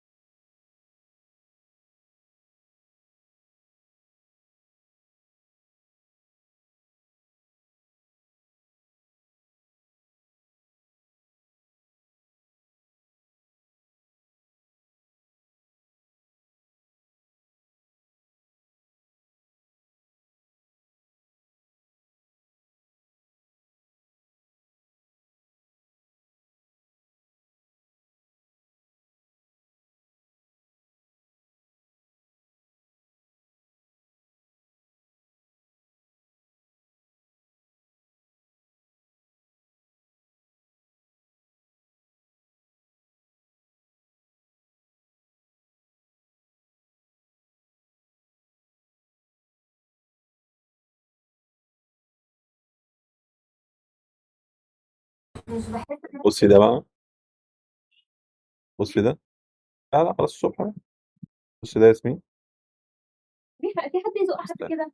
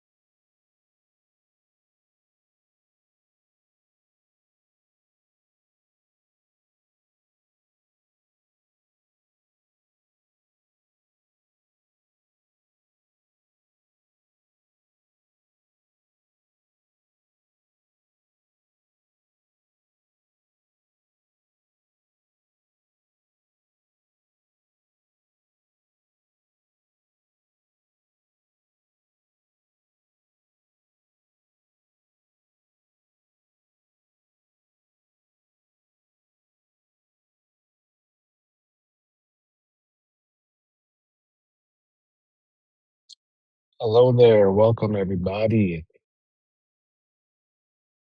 to our April 1st Apollo 2 moon mission watch party.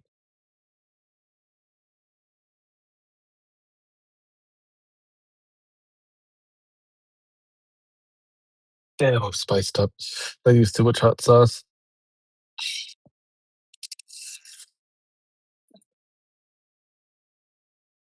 If anybody has any questions, are more than welcome to ask.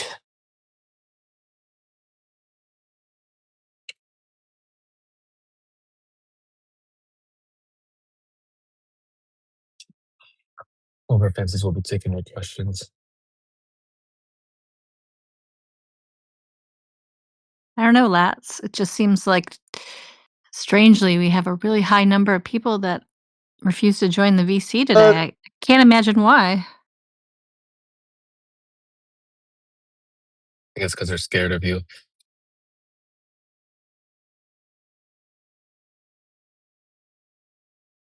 Are you bullying them in the side chat?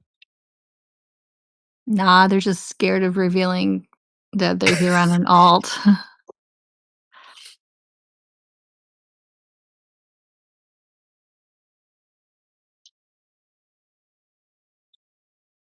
Who's here on an alt? Let's see.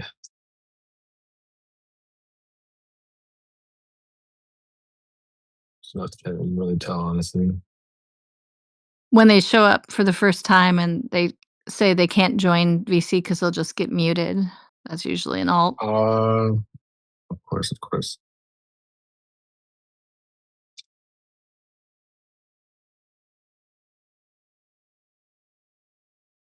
So let's see what this guy says. He says, okay, man, can you draw a flat earth that doesn't have edge or end? With all respect, I'm here to have a conversation. All right, Mr. Period Man, can you draw flat for me?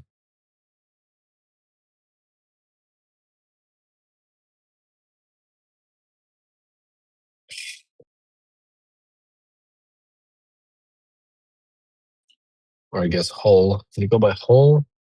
Period. Can you hear me? Can you draw flat for me?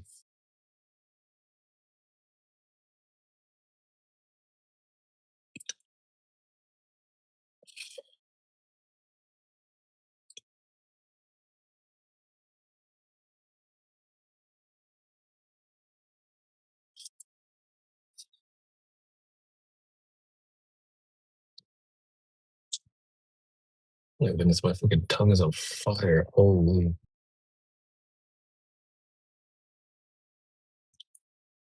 What kind of hot sauce did you use? I just used sriracha. We'll pretend it was like ghost pepper sauce. I don't know why. Like, I'm normally good with this hot sauce, but the one from Panda is like killing me. Feels like my. Don't you eat Szechuan ever? Oh, of course. I love Well, chili that's like oil, fire seriously peppers, and all spicy. that stuff. Yeah. I don't know why. Like, jalapenos mess me up. Habaneros mess me up. Sriracha from Panda messes me up. It's like half Even like a ketchup. little. Yeah. Even the pepperoncinis from, I think, Papa John's. That thing messes me up. But I could like suck on a Thai chili, like no problem. I don't know why. It's weird.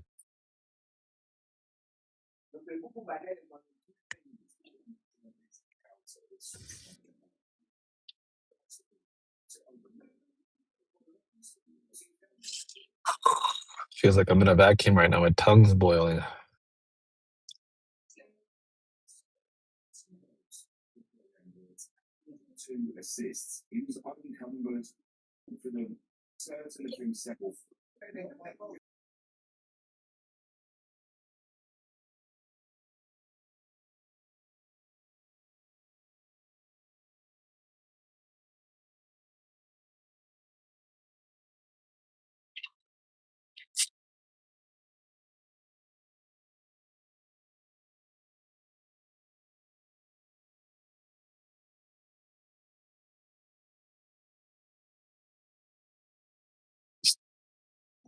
Welcome, welcome.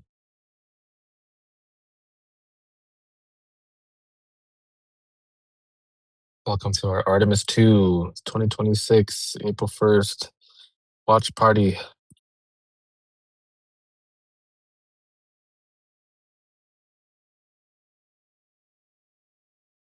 Hope you brought your Oh, he left.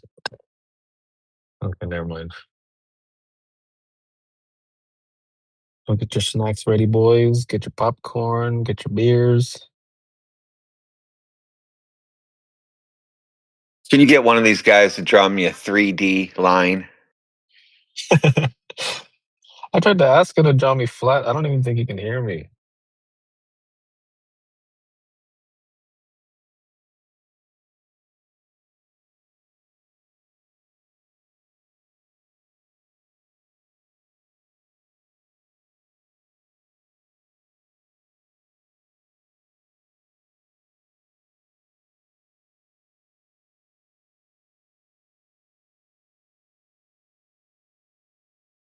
He's probably ignoring me.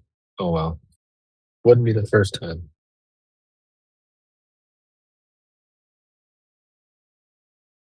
Hello there. Oh. Welcome to our watch party. I mean, not really watch party. It's kind of like one of those silent concerts where you have to watch it yourself, but we're all watching it together type of thing, you know? Second. I got the Goldbergs on, and I don't see any Rockets on that show, so I don't know what's going on today. Let's see, what are they up to right now? Oh, shoot, I had it paused. Oh, man, what a terrible watcher. What are they doing now? It's uncut, right? I don't know about that one, but No, it's we'll supposed see. to be uncut from them getting in to them landing. Oh, no, there's already like 50,000 cuts already. Dude, supposedly they got into the craft, and so they were like laying upside down. Well, not upside down, like sideways on their back for like the past 2 hours now. They were in there for a long time already. Can you imagine laying on your back this whole time? Well, let me get the exact time they were laying down in there. But Lats, they needed time to go out the escape on the bottom. Yeah, to the little bunkers. No, you know that's actually true.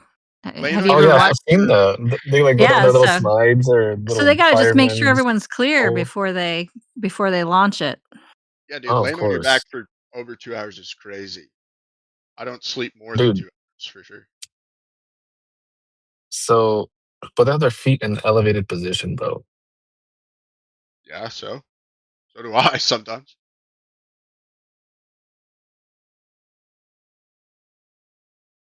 Well, I wouldn't want to lay on my back next to another man for any period of time, but you know, you do you, bro. Are you trying to say it's gay to be an astronaut? Is that what you're trying to tell me right now? Yeah, dude, Yeah, space is fake and gay. absolutely. Actually. That's part of the initiation, dude. Dude, my dad was in the Marines, and like, they laid next to each other a lot of the times. Was that gay too? That's a bad example. Wink, Yeah, wink. that's okay. Yeah, the Marines is a terrible example, dude. Oh, dude. That You is guys are a thinking of bad the Navy. example. No, you guys are thinking of the Navy. They're gay. Yeah. The Marines eat Marines ground. are the Navy. Derp.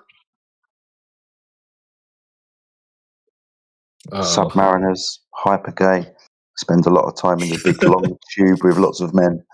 Same as the astronauts. Lots of sea men, by the way. Lots of it. Yeah, damn, what is it? 3:49. In 2 hours and 20 minutes they've been laying on their backs right now. That's way more than enough time to get out. I last way longer than that. Do you think they're going over their NDAs right now? Probably. They're probably watching the moon mission on YouTube just like us in their bunkers right now, on their TVs, on their couches. So wait, like, what inconsistencies have you guys found so far that are just total bullshit? I'm curious. Oh, just NASA. Inconsistencies with what? with the video, I guess the coverage, I guess, like They Why said would there be they inconsistencies? said there was going to be no cuts, and there's already cuts, so it's fake. Yeah, like right now, look at Gonna this. be no cuts of the pre-coverage. No, the whole thing. The whole thing, getting in, launching, all of it, no cuts. Who said that? Yeah, they were supposed to have like a camera inside, 24-hour stream, cameras outside, 24-hour, but they keep cutting between all of them. They should have like 8 little monitors where we could watch all of them uncut. Yeah, And why is the camera quality? 8 YouTube streams. We'll put together our own cut sequence. How's that? And the camera quality is like Can't wait to see it. 2008 phone. Oh, so they're using Yeah. GoPros again? Oh, I wish it was GoPro quality. It's Yeah, not I even wish it that was good. too. Yeah. Yeah, this camera quality's cheeks, bro. Listen, without giving away where I work, so this dumbass company that we have, one of our integrators, they keep putting cameras on our machines like we're going to use them, so we just take them off and take them home. But yeah, the cameras that we're getting from them for their $99, they're better than those cameras, I bet. Oh yeah, dude. I the was camera saying, on like my freaking- 10-year-old iPhone would have a better camera than that. Yeah, the camera on my laptop from like 2005 is better than this. What stream are you guys watching? You guys watching the NASA YouTube one? Oh yeah, dude. Here, I'll even post it up in the side chat for you, brother. Got you, dude. No effort You're from only your part, allowed dude. to I got watch you, dude. the official stream because that's the one everybody's going to rip apart because NASA is a spy agency as of September 2025. They weren't before? No. Not on Well, not paper. officially. Now it's on Yeah, not officially. paper. I got you. Is it because it's like there's the shift to they get the U.S. government gives less of a shit about science and more about it's all about human exploration and getting humans. Is that your excuse for bad camera quality? Hold on. I just heard that human exploration equals propaganda. That's human exploration. I guess how do you? So what happened after 2025?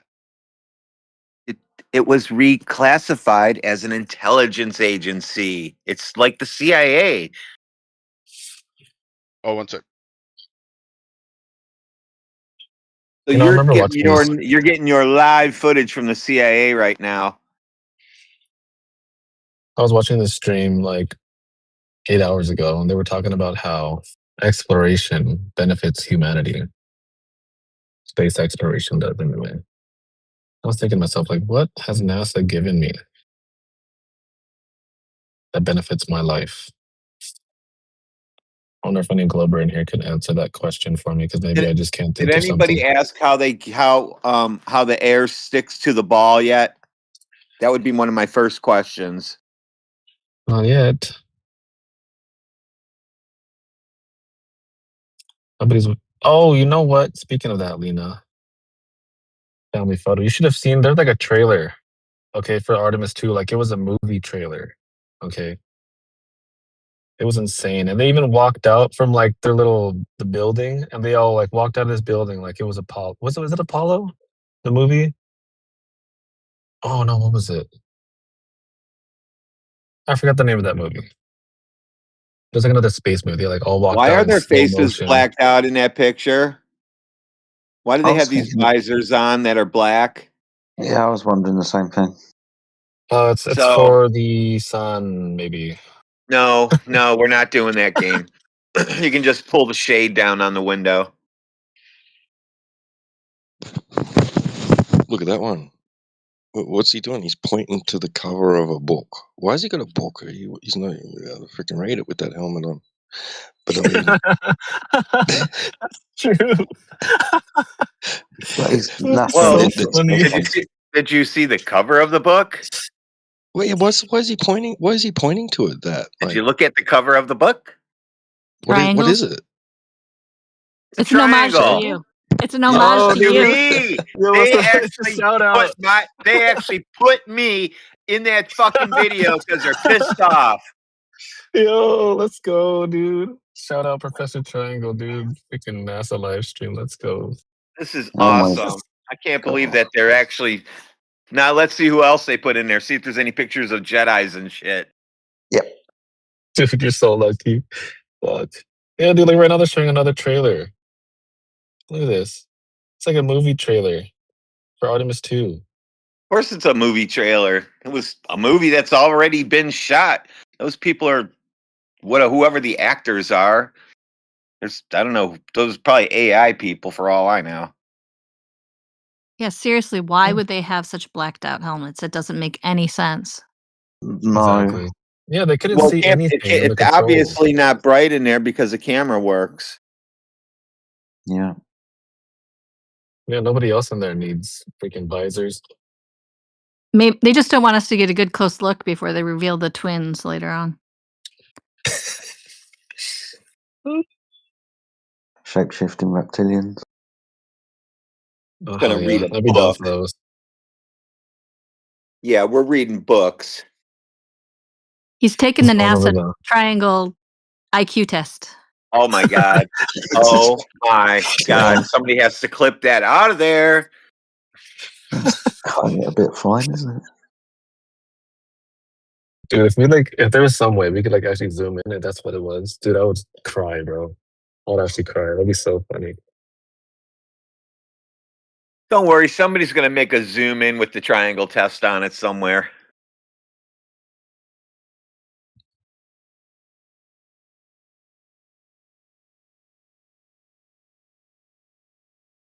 Oh, 1 hour and 22 minutes. I can't wait.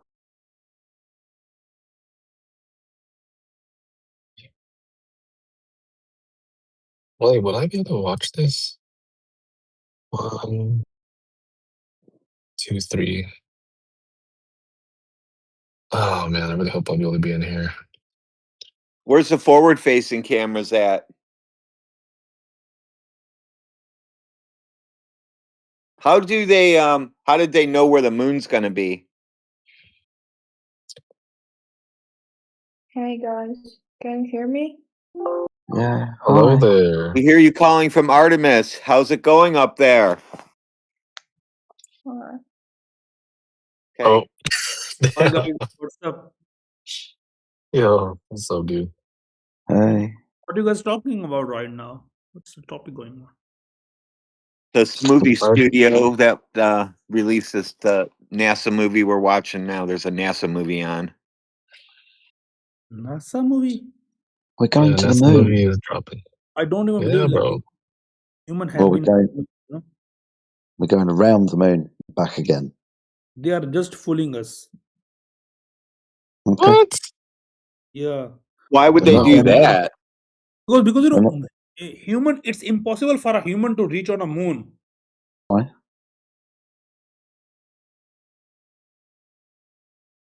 Aren't you watching TV?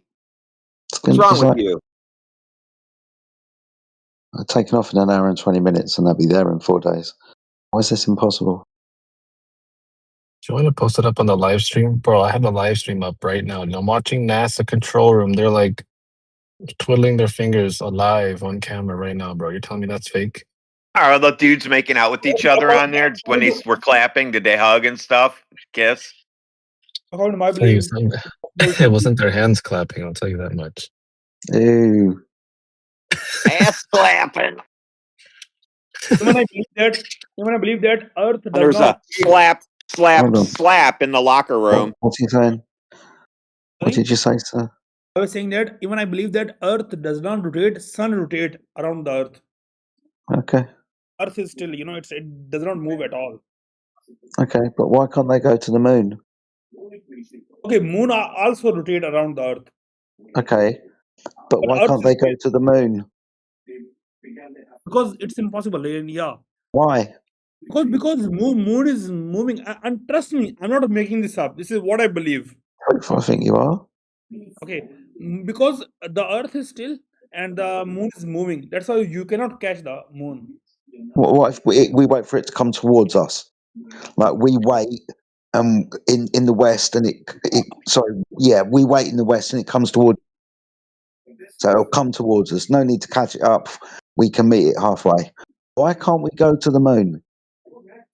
Because moon is rotating around the Earth, and its speed is very fast. You cannot catch it. Okay, but what if we go in the opposite direction? Go towards the moon as it comes towards us. We don't have to chase it. We can go towards it. Can't we? Anything you can do whatever you want. I will keep saying that Earth does not rotate, sun rotate around the Earth. Okay, but I'm still trying to figure out why we can't go to the moon. Because it's rotating around the Earth. It doesn't matter about what's rotating around what, your physical bodies, and I'm asking you why you leave one body and go to the other. Okay, give me 1 second. Okay, one. I wonder if this guy's ever played a game of catch before in his life.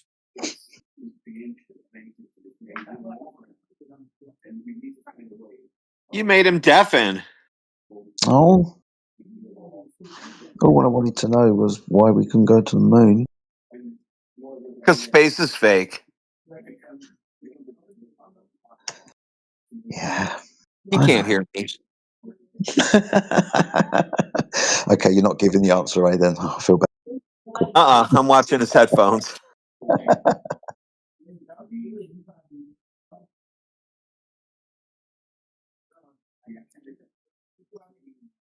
They look very professional with their very white, what appears to be grid kit. Don't have in Formula One or maybe NASCAR. Oh, they got bike outfits on, like SpaceX. They look all cool. Sweet.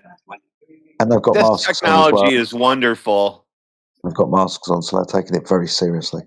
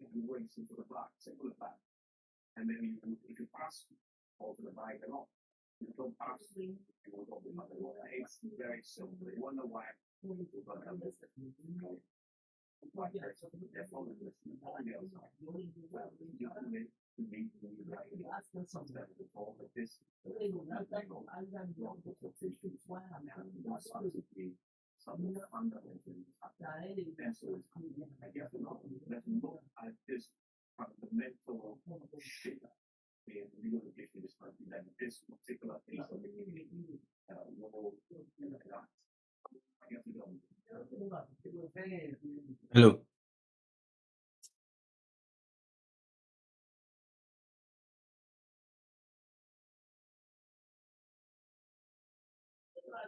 Did somebody just say hello?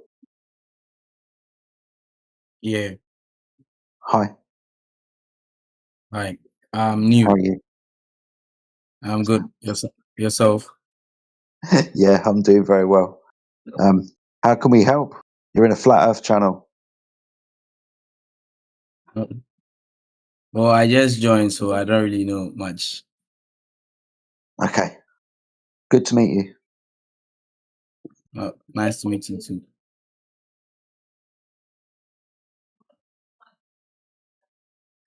Hello, can I ask a question?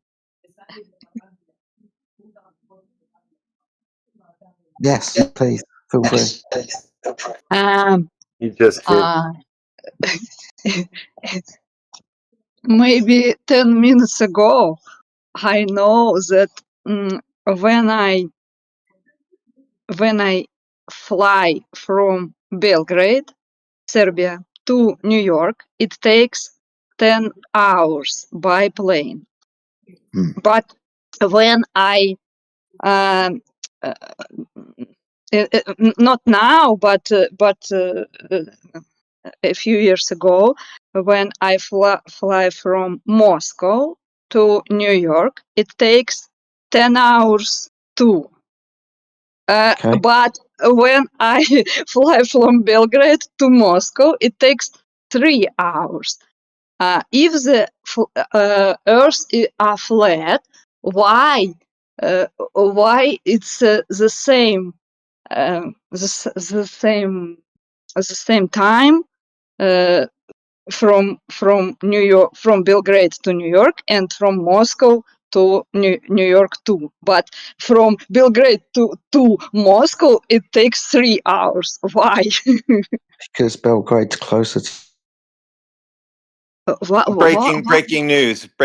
Hold on. Jedi, look in the chat. I got an 87-inch TV in this room. So I was sitting way back and I said, I'm going to go find that launch and just put it on the big TV. So I turned on YouTube and NASA Artemis was the first thing. I look at it, I scroll and look what else is in it to the right. Capricorn 1. I watch it. I watch now this video. No, don't worry about it. Anyway, yeah.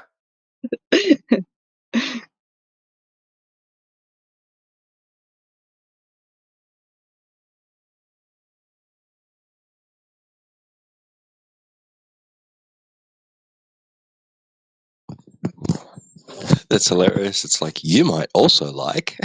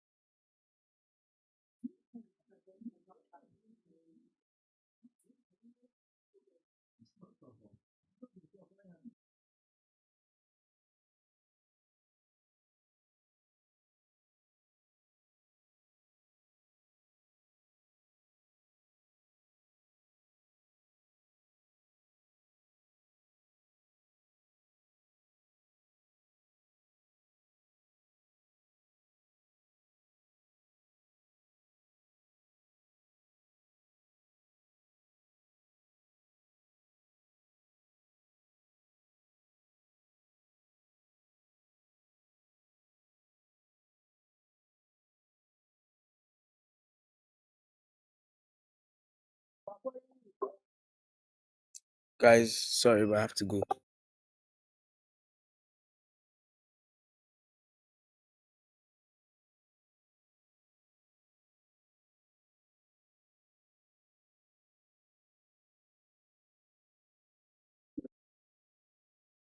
If you have any questions, feel free to ask. Come back.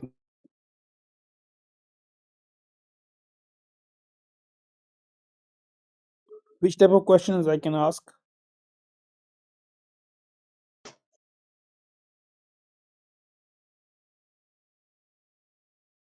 Let's hear it.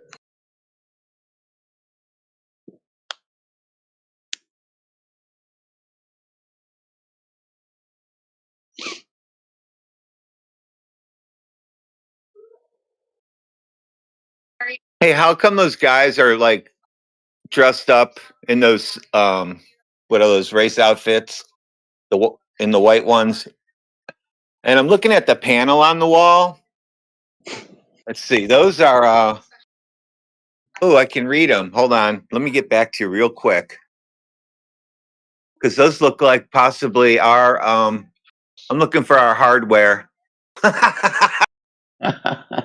Ah, that's funny.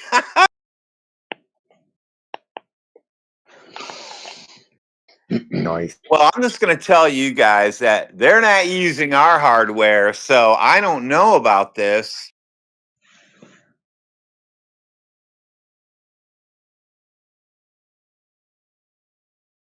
I like the way they've got numbers on. Connections. Those connections. Pay attention.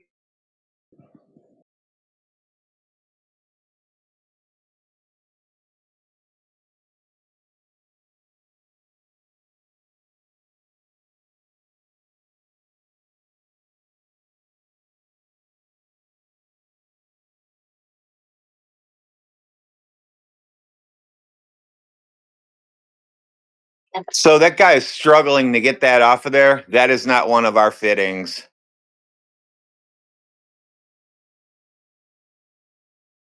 What kind of hardware are you talking about, India?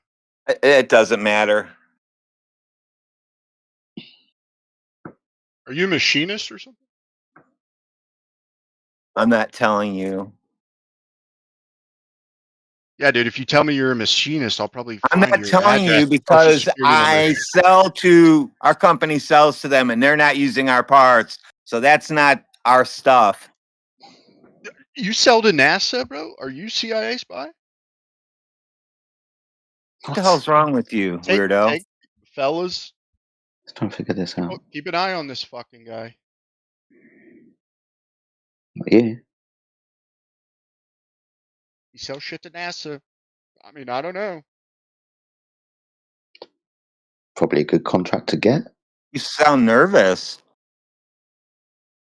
I am nervous, dude. What if you're a CIA spy, dude? I am. You better leave this chat then. No. All right, I'm out of here. See ya. Bye. Oh, that sucks. I tried to do a watch party and play the thing, but it won't play it. Oh well. Well, I am a Space Engineer number 3 and 2 have got it under control. Space Engineer number 5 is ambling Can I around. tell you guys that we don't run around with numbers on us? Well, this is why these guys got the contract. I see. Oh, George, Numbers on your back is what you need. Yeah. What? I've never even seen get-ups like that in that kind of an environment. Neither have I. I'm going to see if we can get those for work. They're going to be like, are you out of your mind? Who designed this? I'll tell you what, there's an awful lot of Velcro on these things, though. What the fuck? Wow.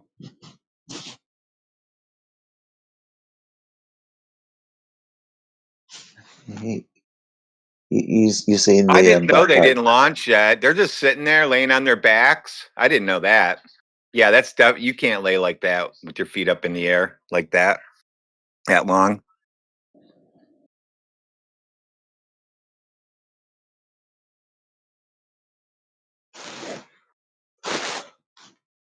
Well, at least one of them's pulled their helmet visor up, I think.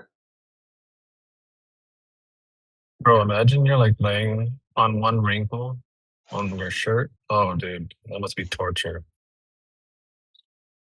We're looking at the bottom of his shoe. What's on the bottom of his shoe? That is that's crazy. Is that a they're just wearing regular old shoes and he's got his legs crossed. That's right, his other shoes are in his suitcase.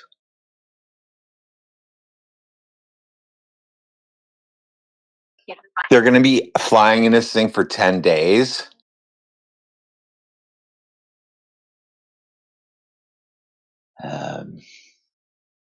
No. Too is really checking our systems to be sure that we're ready and well positioned for continued human I'm exploration. curious. Are they allowed to get up? Because they had to get help to get strapped in there. So when they're up there, are they allowed to move from their backs? No, somebody has to come and strap them.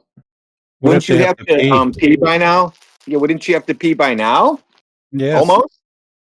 I mean, dude, I would have been so nervous.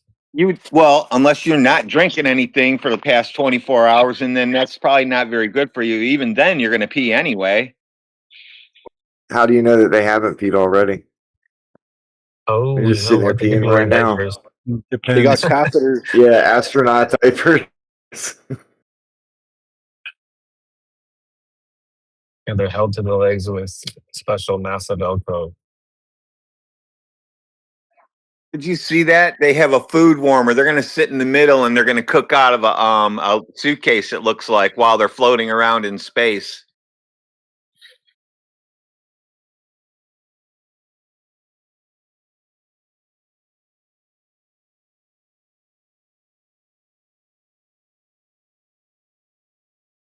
Yeah, I'm genuinely curious. I really don't think they're going to be allowed to get up for 10 whole days because it took like 2 people per astronaut to get strapped into that chair.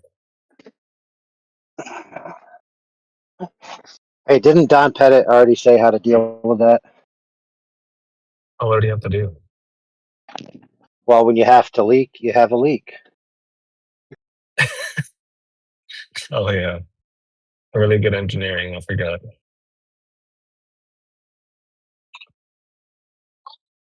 Well, see, space missions have to use multiple systems that do multiple things. So, for example, if you're full of pee, that also doubles as the fire suppression system. How do we not have any flat earthers or globers there right now into Discord talking to us? Like down on the grass, they're showing us. I know, right? What the hell? How is this Not even possible? There's one. there's no crazy globers calling in right now. I mean, this wouldn't be pre-recorded, would it? No, there's no way. I don't know, but how come there's nobody calling in right now? That's just so strange. Yeah, You that's got all true. these Looks like people we couldn't wandering get pushed. around on the grass, and none of them are from Discord, from art that come in our channel to troll us or anything. Are they all really just regular people? No way, dude.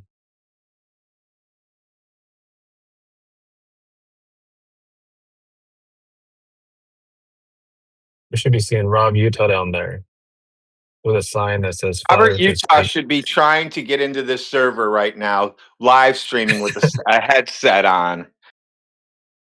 I was thinking that Where he'd are be these in Florida. people live streaming? Okay, YouTubers listening, you guys, we'll let you turn your cameras on. First come, first serve. 24 people max, but we've got to see you down there live streaming this rocket launch.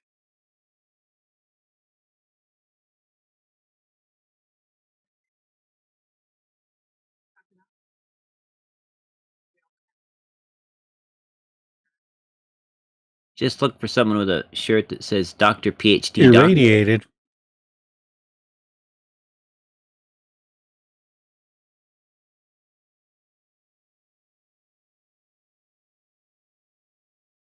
Well, that's true. You'd think that somebody would be holding up a sign that says "Suck it, FE" on there somewhere. But not a single anti-flat earther on there. That's weird.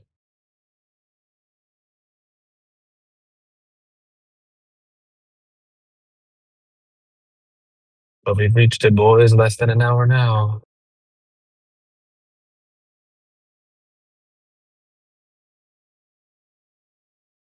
Who wants to eat brownies without crumbs? Come on.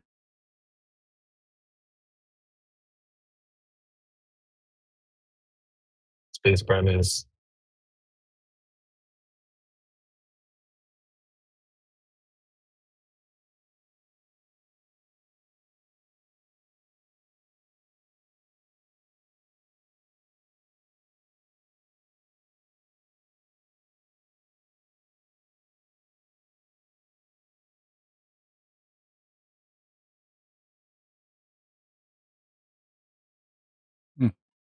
From social media, let's ask him, how are you going to fake this one?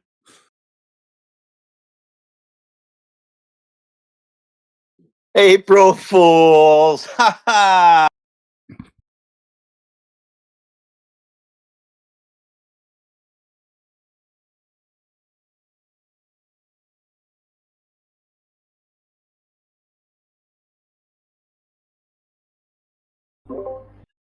I like how the chicks on the screen, they got notebooks to flip through, pieces of paper to write on.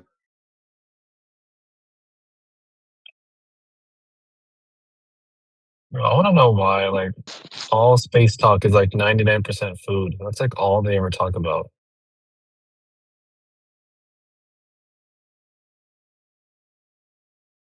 And doing things that are like unscientific up there. Just how to brush your hair in space, how to play music in space, how to eat and brush your teeth in space. How to eat a brownie and not have any crumbs. Exactly. Where's the scientific experimentation y'all are doing? Teach us how to grow a vegetable in 0G. Answer my question. Which way? Sprout in 0G. Please help. Globers, we need you guys to get in here. Stream with your camera so we can see it.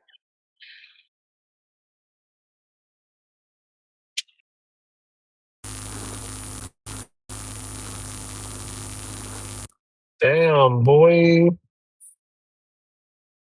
That static was crazy. Yo, Fabrico. Fabricio. Let me know when you fixed your mic. Okay, it's gone.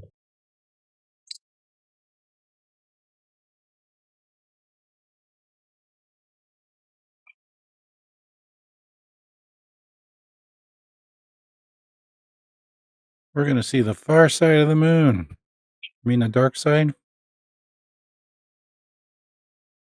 We've had footage of it already, right? Let's see.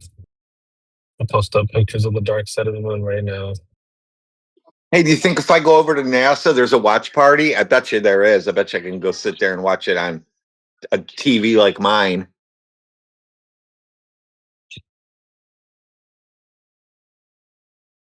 Oh yeah, Seattle. They're showing Seattle's. That's what Cleveland's looks like. They have a theater just like that.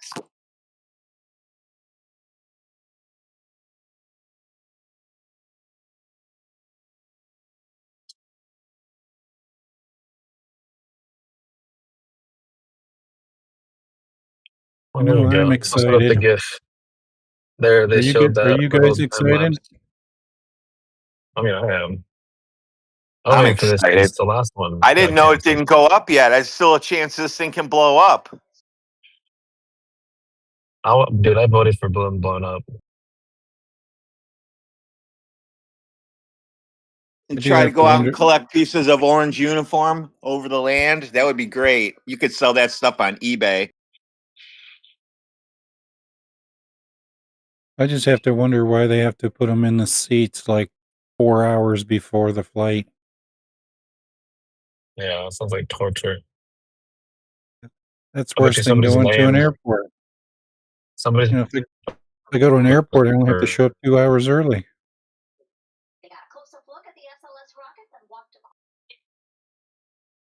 Somebody has their Yeah, keys I in already. their back pocket or something. Is anyone watching sorry, the go ahead, NASA? Princess. Oh yeah, it's just is anyone watching the NASA live stream? I was curious as to how many people are watching it. If you could see the numbers. On YouTube, it says 587,000. Yeah, I wonder how many of those are real people. But Rayleigh, my speculation is they go in there early so that they can go out the escape chute that's connected. You know, in the base, there's below. nobody in. Yeah, there's nobody in anything right now. Yeah, those guys exactly. that They you see haven't been walking sitting around there. with, those guys walking around with those harnesses on, because there's nothing exposed that they can fall into or away from or anything. Is kind of weird.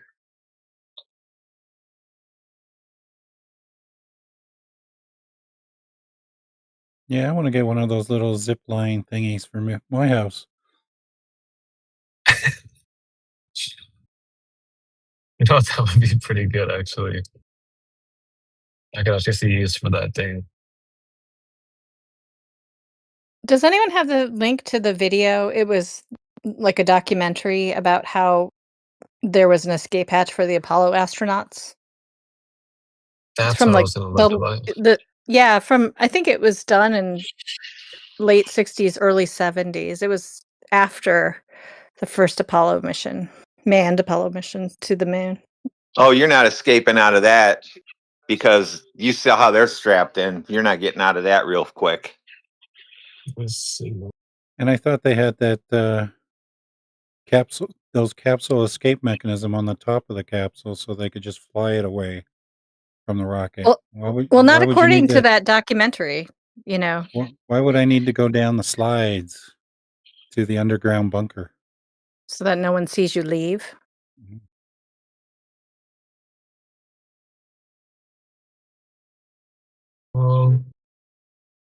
Yeah, there's nothing on YouTube about it. I guess I'll have to scroll main pages. Yeah.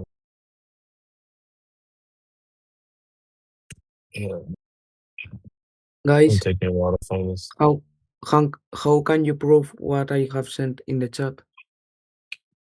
How can we prove it? No, how can you explain it?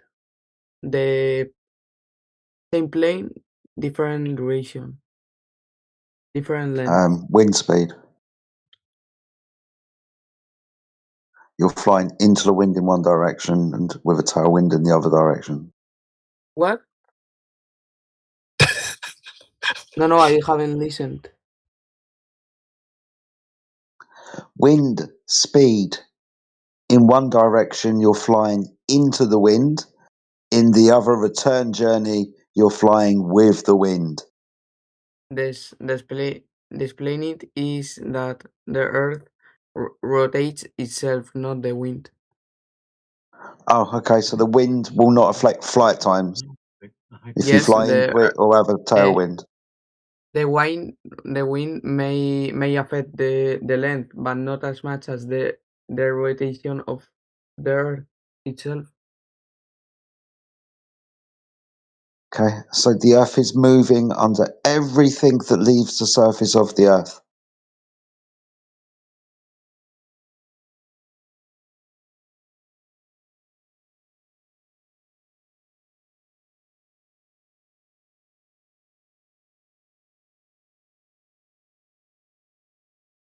Is that true?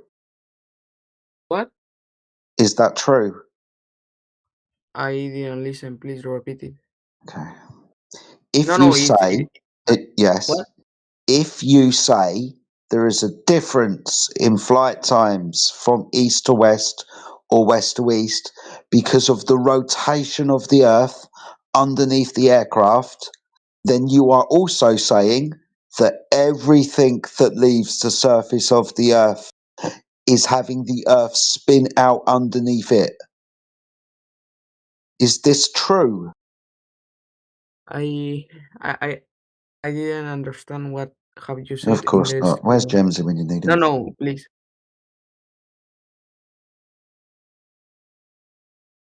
I'm just saying that it affects the land.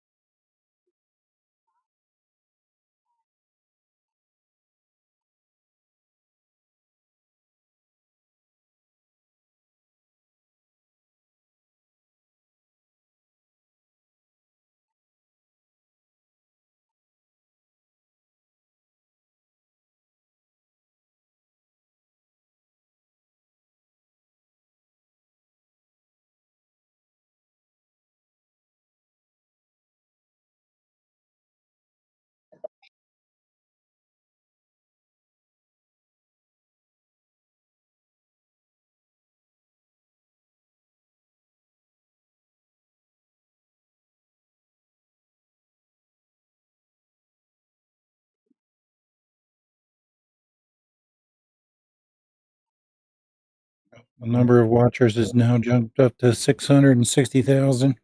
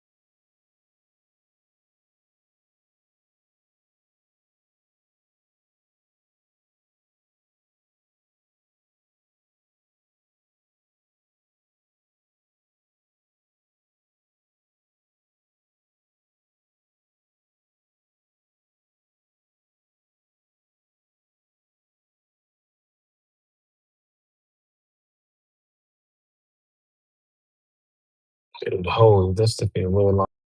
But I found a video about it. Oh, mother! You already had the video, damn it! I just saw it right now in the chat. That's literally the one I was gonna post up too.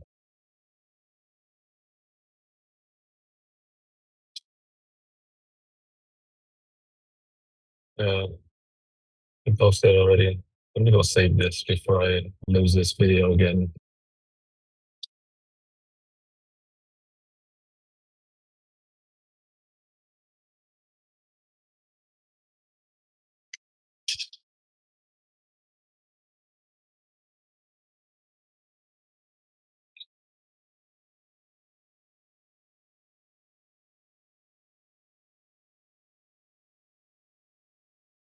Can somebody tell me what a space science instrument is?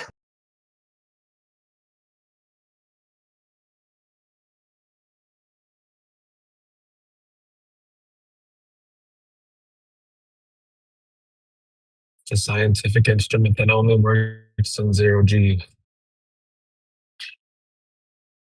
Like a space didgeridoo? Or something like that.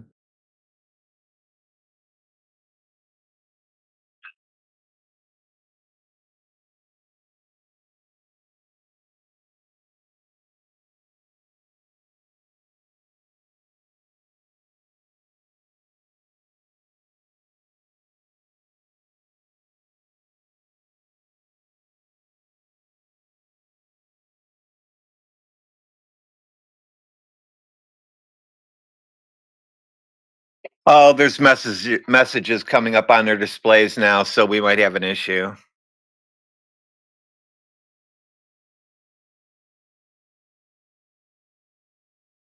What a disappointment if this doesn't go off. I want somebody to stream it down there because I want to see it live and hear when it blows up.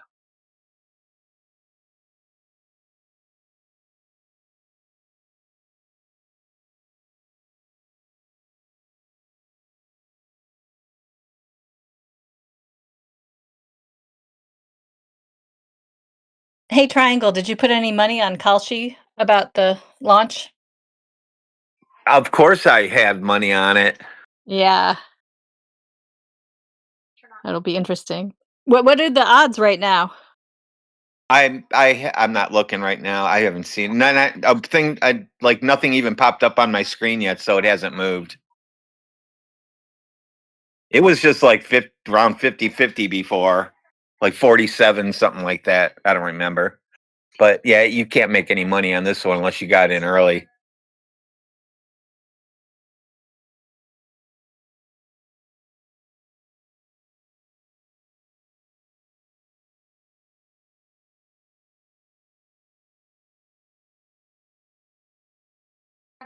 How warm are those gloves?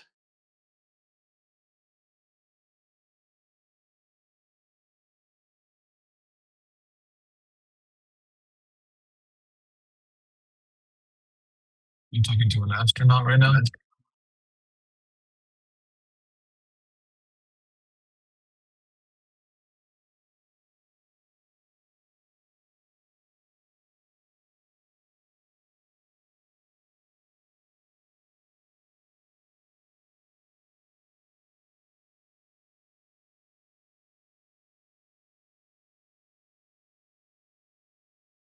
Look, SpaceX are showing the SpaceX guys in the motorcycle outfits.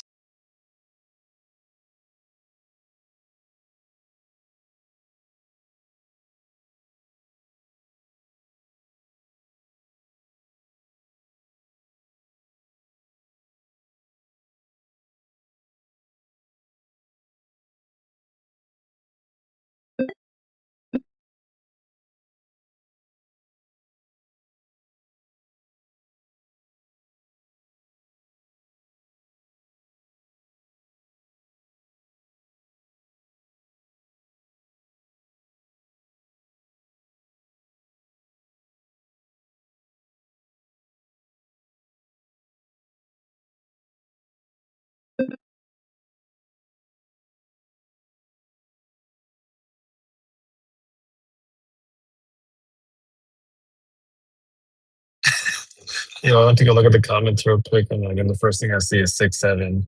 Oh, Of course. yeah, good stuff. Oh, you don't know what 6-7 means? No, dude. What? No, it means nothing. And it's like, well, actually, no. I was gonna say it's like our version of 69, but at least ours meant something.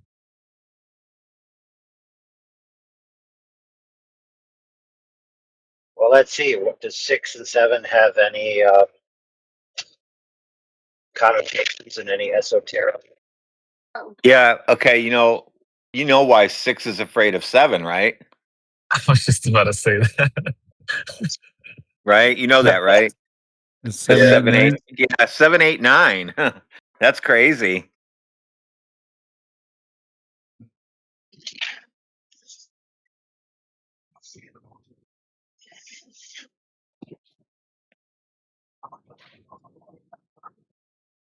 Am I misreading this? Is it 40 minutes? 40 minutes? Yeah, 40 Yeah. minutes. 40 minutes till we get to see some either fireworks or people hugging and kissing guys in NASA's control room. Yeah. Everybody's hands are gonna be in the air, but we're still gonna hear clapping. And now 736,000 people watching. If we clapped when we did stuff like this at our work, I wouldn't even go to the events. I would be embarrassed. I feel like that's most people. Like you launch somebody and they don't die. You go, yay, we didn't kill anybody today.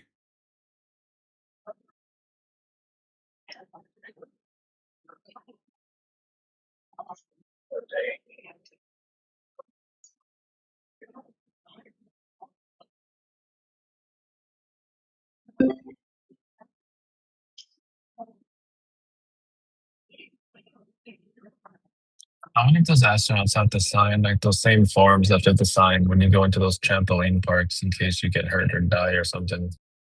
You can't sue.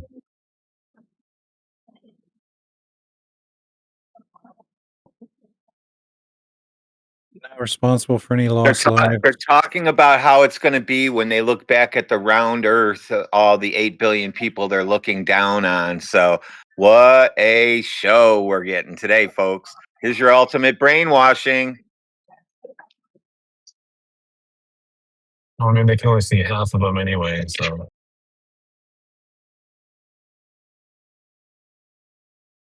Can you say brainwashing?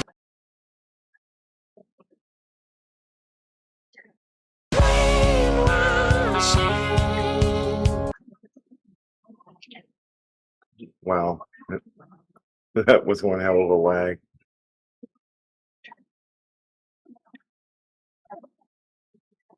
Dude, 6-7 is the precipice of apotheosis. Tharsis. Remember, the heliocentric religion promises you eternal life in the cosmos. That's their heaven, right?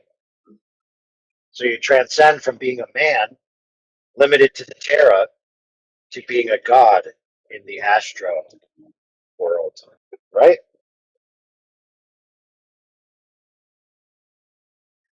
It's more religion. A god of the astro. Those desks look like my desk.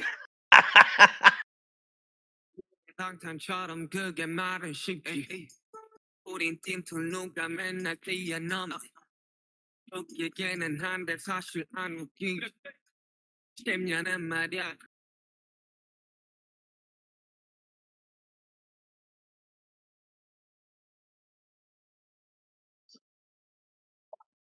Eloy, you're hot mic. So send a message in the text when you got control of your microphone.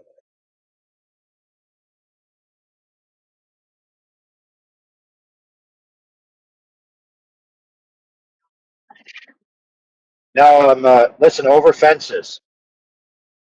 We learned in the military that you can drink your pee, but you're only allowed to drink your pee once because then you get poisoning. So you have to drink your friend's pee for the second time.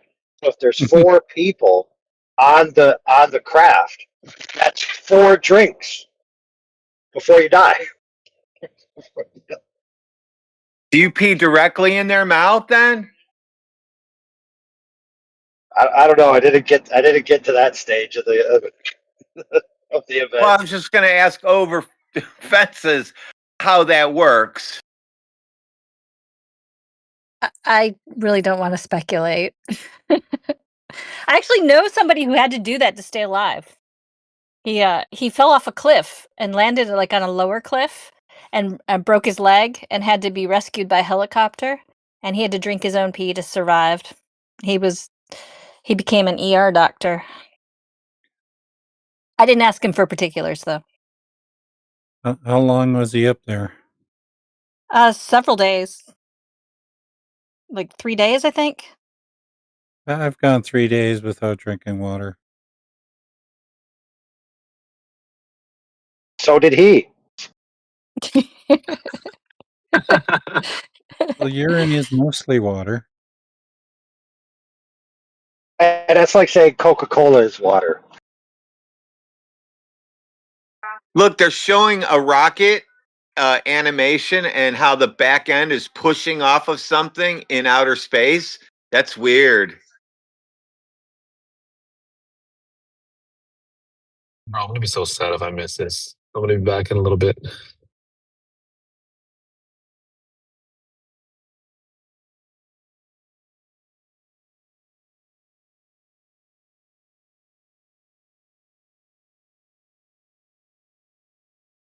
Guys, just remember, all the fresh spring water you drink is dinosaur pee.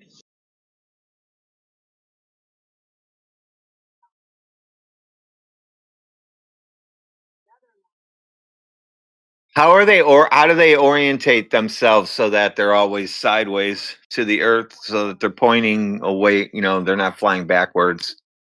Besides little rockets and looking out a window. So it should be all automatic, right? What are they using for their down?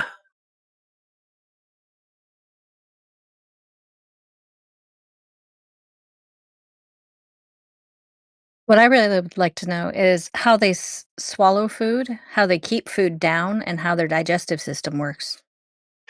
That was one of my very first questions. That was a long time ago. Same kind of question. Like, how do you, once you, even eating it, okay, yeah, there's muscles that'll push it down. Then what? Then what do you do? Right, it would just float right back up. And all your stomach acid would come up and Yeah. Every 5 seconds you would have acid reflux like you're hanging upside down.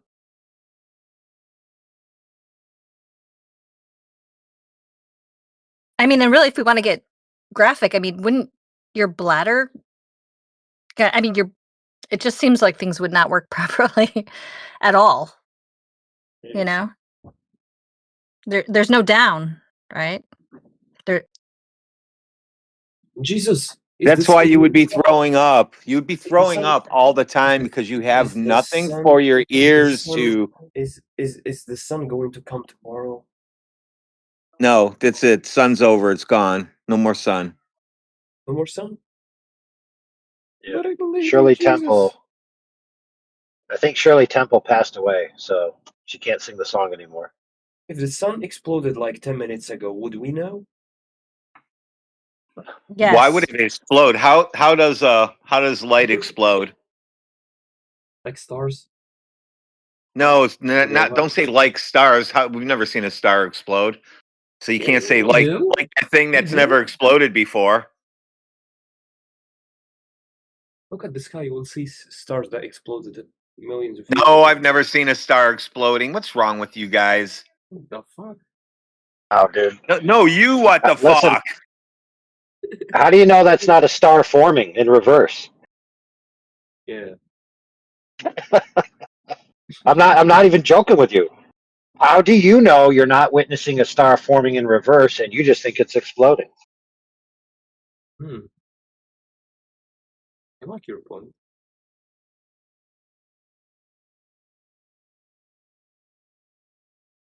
Now I'm going to have to go out every night and look for exploding stars. According to this guy, they're exploding all over the place. But the sun exploded 5 minutes ago. Well, then I'm not going to see it, am I? We're not going to see it. So which is the next one to go? So I can go watch it right now. I think he's trying to say from the time it explodes to the time you feel it is 8 minutes. Yeah. No, yeah, Or you sorry, gotta see it. Oh no, you'd have to know the speed of light, and you'd have to know how far away that thing is anyway, and you'd have none of those. Who said? I said, I'm the master of your science.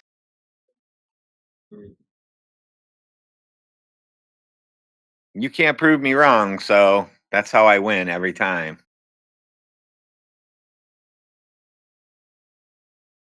Hi. So, like, what are you guys doing? Where are you from? I'm from Russia. Anybody from Florida? Well, I am from Argentina. Can you see the rocket launch? What? Can you see the rocket exploding yet? In 30 minutes, rocket's gonna explode. Yeah, we're all gonna die. In Not case you don't me. know, Not there's me. well, they may not know. So there's a NASA, or I think it's NASA, launching a rocket today called the Artemis mission or something. It's supposed to go around the moon. It's going to launch in less than an hour, supposedly. Do you really believe that humans walked on the moon? No. We've never been to the moon yet. No. Hey, DJ is I'll put saying it to you this in the way. text that all a the lie. launch has been delayed. There's no All the rockets. evidence, There is no. all There's the no. evidence they presented to us about people There's no landing on the moon is satellites. garbage. There you go. Yeah. Oh, it was walking on the moon. The The flag was like flying. There's no wind on the moon. Prove it. Yeah, but they have an excuse. They have an excuse. They have an excuse. Apparently, Neil Armstrong farted. That was enough wind. Yeah. Why? How is there no wind on the moon? I don't There's no wind understand. on the moon. 'Cause Why? There's no like atmosphere layer and stuff. So it's just straight. It's just straight space vacuum. Yeah. Not like Earth. Oh shit! So then you can't even take off from that thing if it's in a vacuum. Oh, this dude hasn't been keeping up with NASA Lore magazine. He doesn't know that they updated the Earth's atmosphere to surround the moon. No, yeah, I know. He doesn't know that. You know what? NASA Lore is kind of like DC Comics. It's like, yo, didn't you know that they changed Superman? That now he can get energy from a black sun as well as a yellow sun. Didn't you know?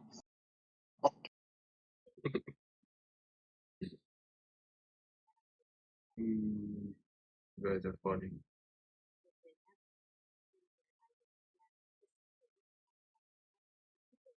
Hey, I just want to say that I misrepresented what DJ said. He said that there was a battery issue. He didn't say that it was going to be delayed. That was my interpretation. So they're just coming up with problems right now. What type of battery? A lithium battery? 9 volt. They've known to explode. Yeah, bro. 9 volt. There could be an explosion after all, bro. Yeah, they got the batteries for Note 7s from Samsung.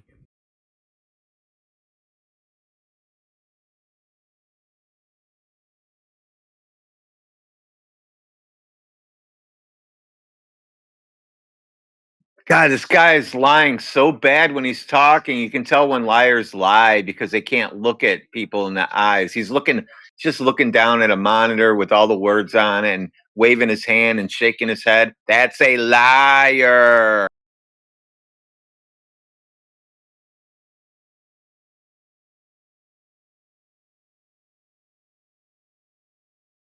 It's hilarious, brother.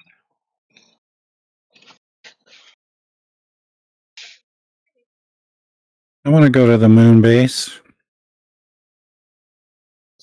Well, we should see China. They have a base on the other side of the moon, don't they?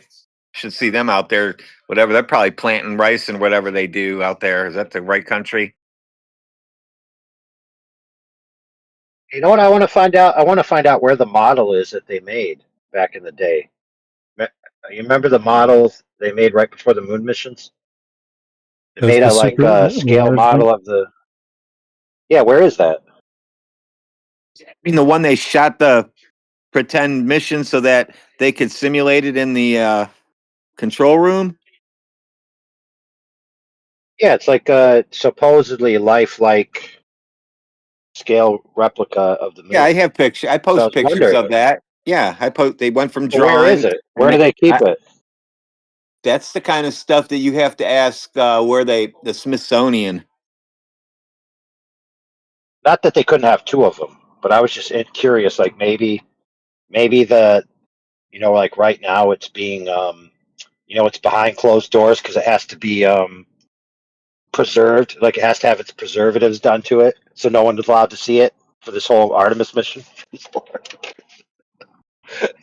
Currently in use. Currently.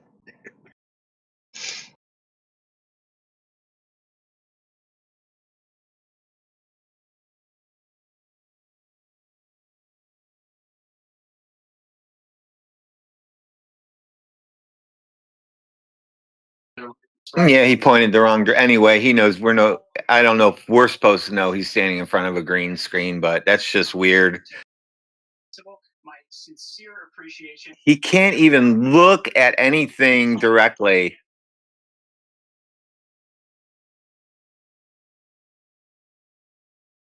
Closing your eyes when you talk. Such a liar. What the heck? Bro, guess what just came up on my stream?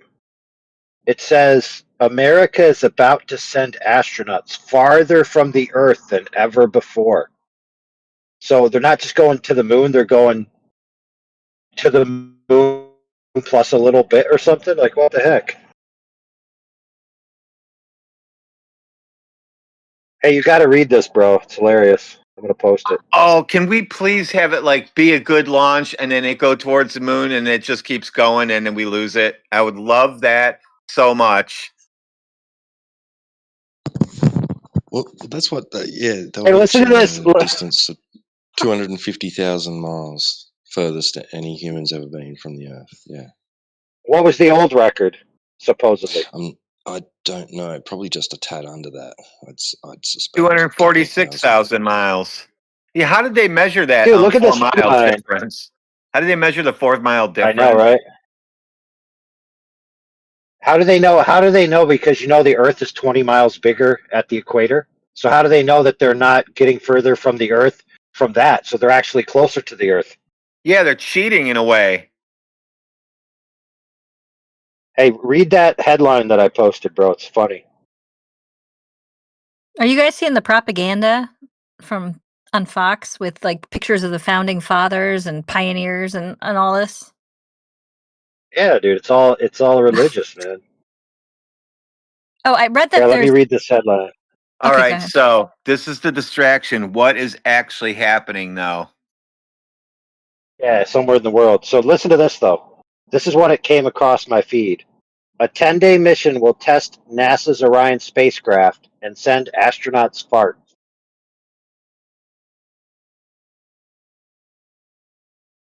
April Fools. You see that? And send astronauts fart.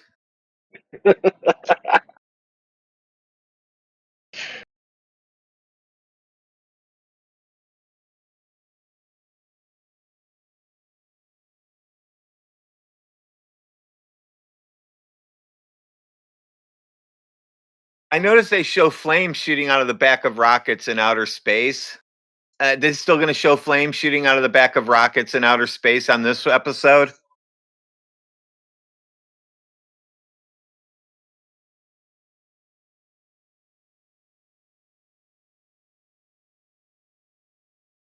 Remember the little rocket that they put in a vacuum chamber. I think it was on Smarter Every Day or whatever. I'd like to see that done in the alleged NASA super tall vacuum chamber.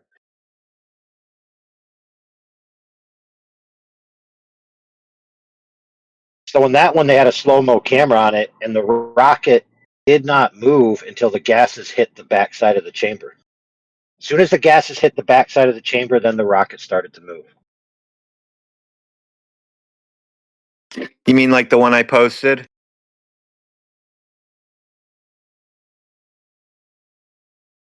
Yep, I think that's the one, bro. Yeah, see, it doesn't move until it hits the chamber.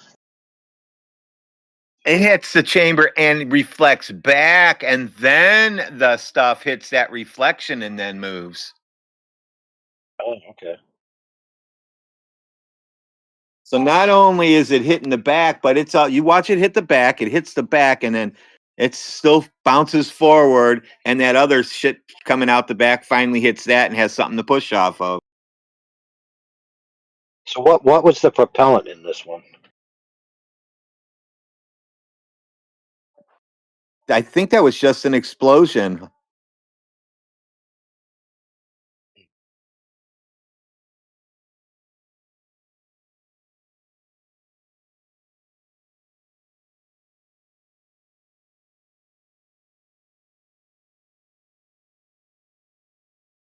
Hey, is this video of the astronauts high-fiving these kids and stuff, is this supposedly like people that are there to watch the launch, or is this from a different time?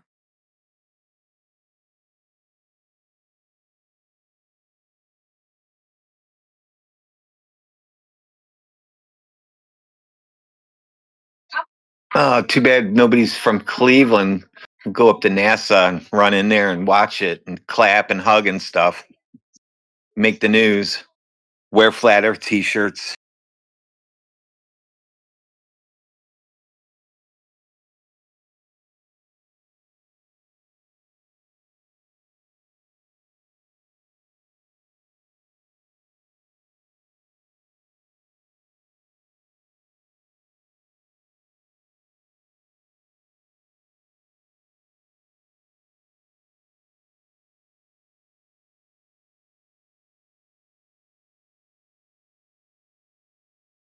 They're waving flags. Oh my God, this reminds me of like propaganda Russia stuff you see on TV from way back when.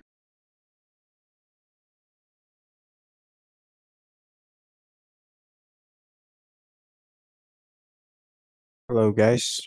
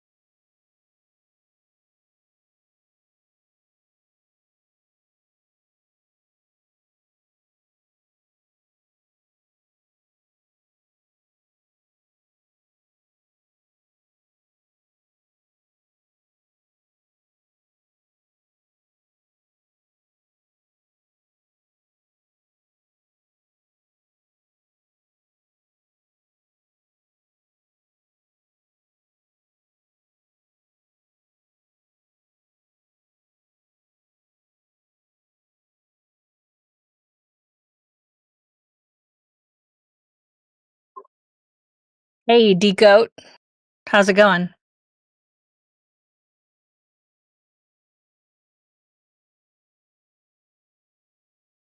I saved his. People who think the Earth is fault are dumb. Is that why he's scared to unmute? Yeah, because he typed in a bad thing that only a dummy would type in. I love how they say it's a lack of basic education when everybody learned the basic things at like 4 years old, before we were even in school.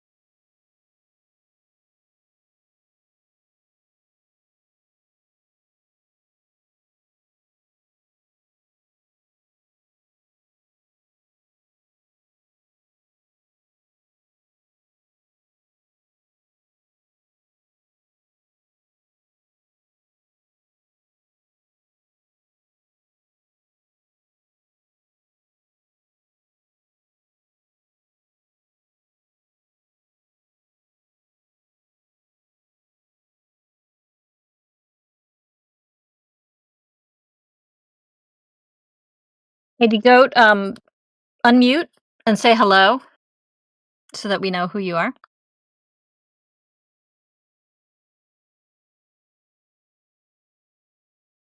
Are you all watching the launch together, are you? Got the popcorn out? Yeah, we're trying to. I'm saying it's going to blow up on the launch pad. I'm hoping, but others are saying it's going to blow up in the air. Where do you think it'll blow up? I'm thinking they might postpone it like two minutes before launch. You know. Well, they said they actually have 2 hours. So officially that's 10 minutes, but they're still going to. They can start going the other direction on that clock. Or they can come back around and land.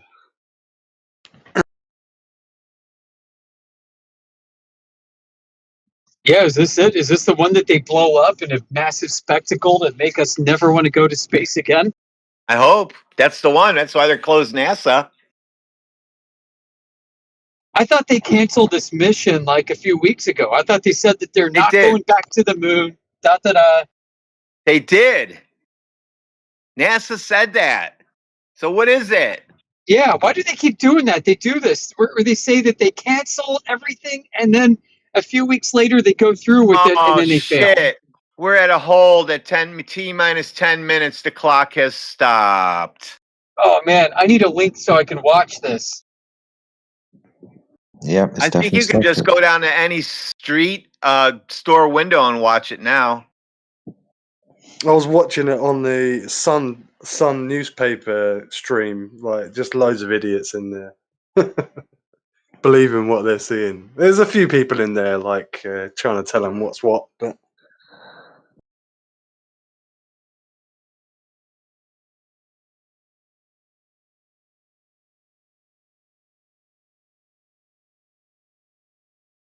Triangles, do you know what the hold's for? I've got it on mute and I can't be bothered to unmute it.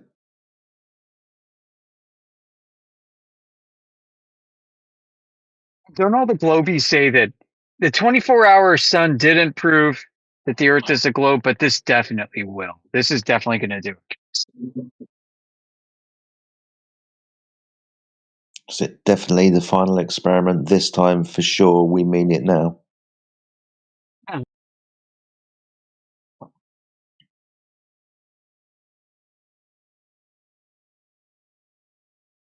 right, thank you, Meijin, for providing a link.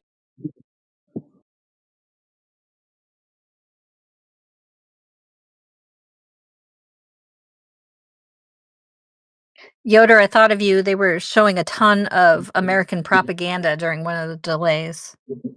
They were showing. I was watching all that as well. On Yeah. All the They had pictures propaganda of and the stuff. founding fathers and pioneers in covered wagons and the whole thing.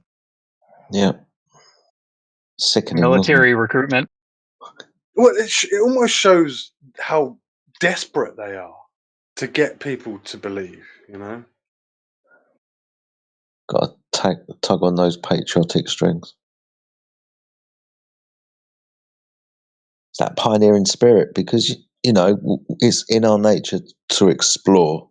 It's what is in our nature to do, because we're pioneers.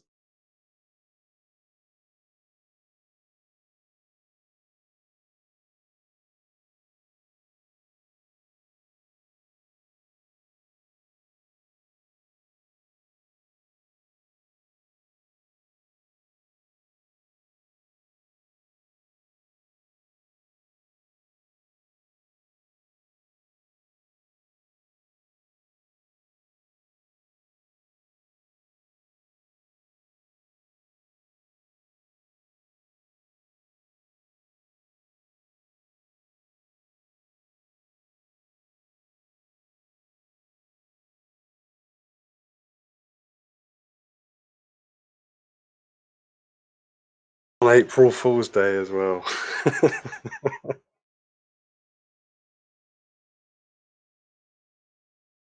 Loading that thing up with helium would be a cool trick.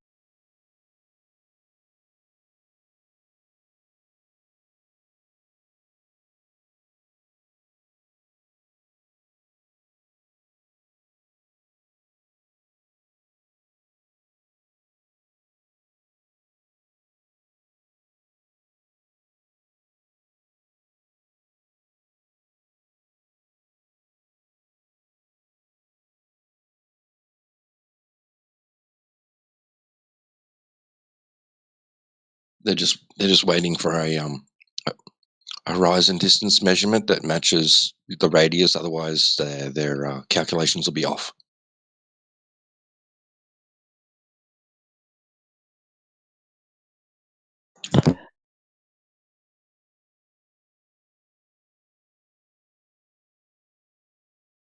You got people with master's degrees staring at screens, waiting for green lights. Waiting for smoke and mirrors.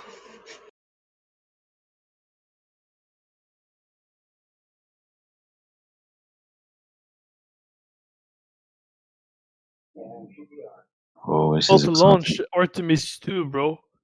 Guys, they're about to launch it, man. What's going to happen when that hat goes off? He's gonna go to space, man. What the hell? Oh No, my god. space is fake. Come on. Bro, I'm gonna see the video and they're gonna stream it. Like, What's it? You can't stream from something that doesn't exist, dude. apparently you can, bro. So if I tell you that there's unicorn land in my closet and I go in there and I'm streaming and then I show you unicorn land, do you believe there's unicorn land in my closet? Absolutely. If there is, bro. If Perfect, there is perfect. You'll believe anything they show you on TV. Yeah, absolutely, bro. I will see the rocket. Like, you were never in a rocket. You may have played around with a rocket. Wink, wink. Bro, in 4 minutes you will see the rocket lift. I hope it does. I hope it lifts about 300 feet in the air with a big fireball underneath it with parts blowing everywhere. Yeah, you will see. Watch the stream, bro. They're gonna launch it soon, man. I want to see it blow up, dude. It's not gonna blow up. It's gonna go out in space, and they will see. I'm gonna win I'm gonna win $123. See this thing blow up. UFO's gonna shoot it down. $100. That's not gonna blow up. Yeah, right there, bro. Like, why is this with you on that? I think there's a bigger chance it's going to blow up than not. Tell this lady to sit down and shut up. Why is she talking? What do you mean? What do you mean? What do I mean? Why is she? She needs to sit down and be quiet. Take notes. Which lady, bro? Well, it might not be. You're right. Because it was a pretty big girl. Don't worry, bro. In 3 minutes, you will see that it will launch, bro, and they will return to What the is moon. going to happen when it launches? So I keep asking you people. Yeah, it's gonna go up in space and then land. Space is fake. So what? Where does it really go? Are you sure that space is fake? Because I think it's real. 100% sure. 100% sure. I think America and the world is ready for another shuttle explosion. I think we're going to get a big fireball this time. Yeah, but is this the distraction? Or if this goes off and they're pretending to go up there for 10 days, what's going on that we're being distracted from? Or is this the end of going to space right here? Are we watching the end? We're watching the beginning. What? Dude, Beginning nobody's what? ever been there before. How can you watch the beginning? No, we're watching the beginning of a new era. Era of what? CGI or AI? Nah, bro, AI. Did AI exist in the 60s? What the fuck is going on? Like, there was no AI in the 60s or CGI. Dude, So, like, dude you can is say it that. going to launch? You said 3 minutes. How much more time left? Yeah, it's Still. 1 minute, bro. No, it's Gonna launch. 10 minutes. T minus 10 minutes. Oh yeah, they maybe changed that. I don't know. Yeah, they delayed it. Go They put cancel. the countdown at 10. Yeah, so when they delay it like that, you don't know how long that delay is unless you're timing it, so that it makes you feel like you could sit there and watch it all day for 10 minutes before that thing starts. Now they're waiting for everybody to gather around the TVs. Do you get it? I hope this thing blows up. You got to take off of work to watch this. Everybody watch the Magic Black Box.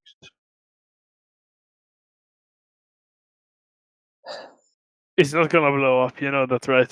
I hope it fucking blows up with all those astronauts. I mean, bro, What do you mean it's not going to? They did it twice with the shuttle.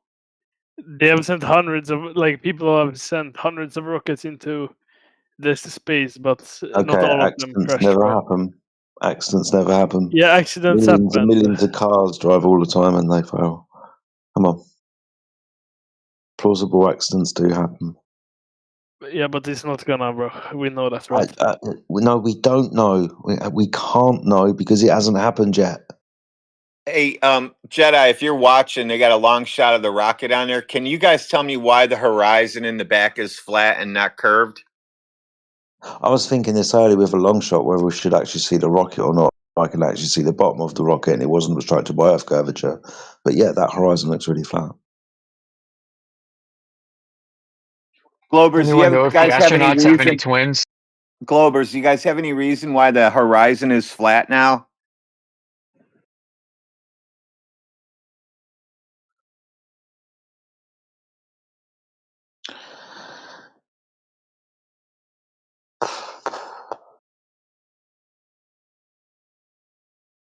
T-minus 10 minutes.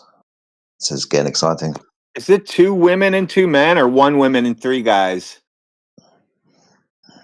I don't know. Is that relevant? No, it's relevant. Well, yeah. You can only have a maximum of, you can only do 3 guys, right? So, exactly. It's definitely relevant. You can, for 3 guys and it's 1 definitely girl. relevant. You don't want 4 guys. That would be really, No. really weird. That's a sausage party in a tin can.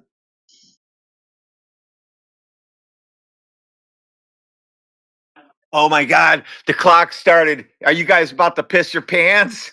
Oh shit! Hold on. No, it's gone again. Oh, there it is. It's back. What is it venting there? Is that a leak? Uh-oh. Helium. It's been venting for ages. I'm sure it's run out by now. They're always venting stuff, aren't they? That's just the astronauts getting the last ciggy in.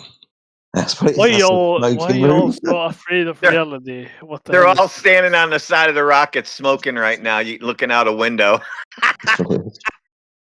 Sorry, did somebody Just come thinking in of and that ask guy us? that reacts to all of the building fails. Why You know, are like y'all so afraid of reality, bro? There we Like, go. the That was the guy I wanted so to talk to. scary. There it is. So I could possibly ask you the same question. Why are you scared of the reality which you observe and inherit all the time? You experience a flat stationary Earth. Why are you scared of it? I'm not. Okay.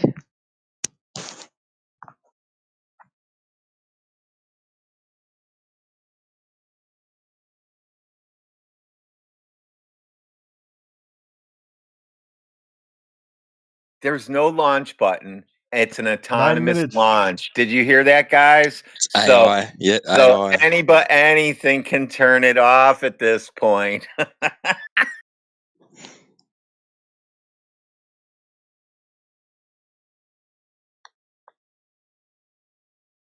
I don't know how they could have AI handling this because I can't get my dumb ass AI to stop acting like a 16-year-old intern.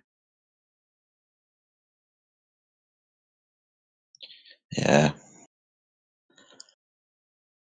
I can't trust anything that I get from AI at the moment. My son Googled yesterday the current England squad that was playing yesterday evening, and they gave us 3 England players that retired no less than 2 years ago. Complete fucking bullshit. The arm is moving away. Here we 7 minutes go, 38. everybody. Still venting gas, which we obviously need to do.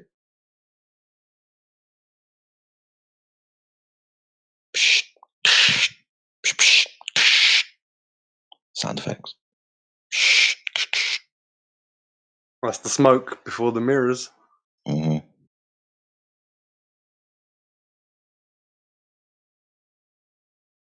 They got cameras pointing all over the place.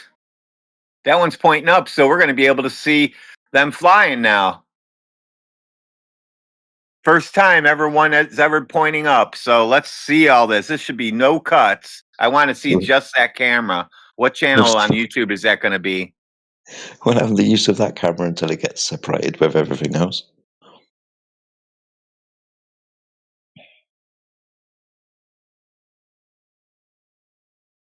Where's the reality denier? Is he still in here or did he leave?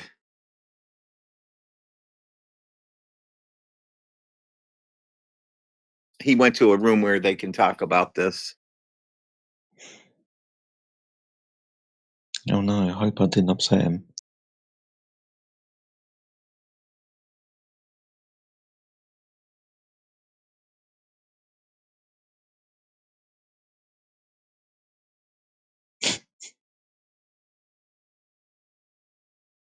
Player, that made me laugh straight away. It's hilarious. Yeah, Josh is definitely there, streaking across the launch pad. We're going streaking!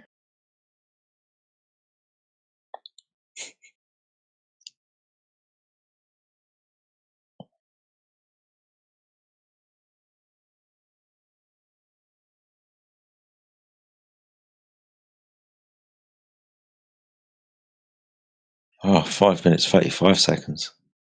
This is awesome. Still venting gas. Psh. Psh, psh.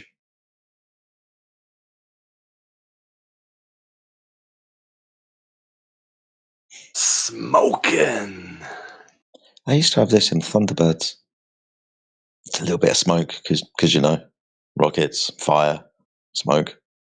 Always had a little bit of smoke. Makes it look more real. Now you expect it. It doesn't look real unless it's got smoke coming out of it because you saw it in animations as a kid.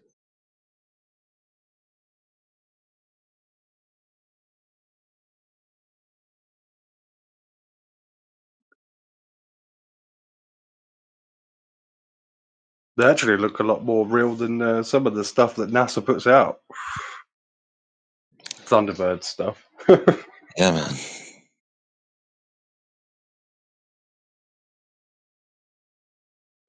Doesn't it look like a hunk of junk that's been welded together from spare parts at a junkyard?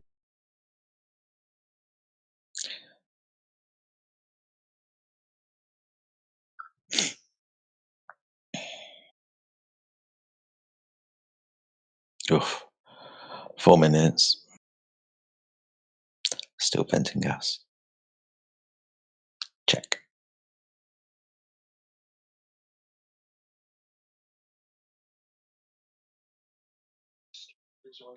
Why are they saying what's ready and what's go, what's for go, what's for go when this is all automated? You can't have both. Yeah, right. We should have a screen. Those numbers should be on our screen of everything that's happening on that thing. It should be that. Listen, I know we design this shit every day. I know what we should be looking at and what we're not looking at. It's a nice show, though. It's a nice day, nice blue sky. Yep. Lovely weather for it. There's nobody calling into our channel right now. All of these Globers, are there. How come not one person is calling in with their camera on? We'll put them right through. We'll kick people out to get you 24 so you can live stream in here. Get on here. There is a guy. There is a guy actually. I saw a YouTube channel. He's called the Angry Astronaut. He's actually at the launch. Where for 2 years we had our stalkers coming in here. Oh, they're going to go to the moon. Where are they that they said they're going to go to that launch and they'll be there with cameras? Because all these people have been threatening that. Now nobody shows up with any cameras. There's no live shot of them standing there.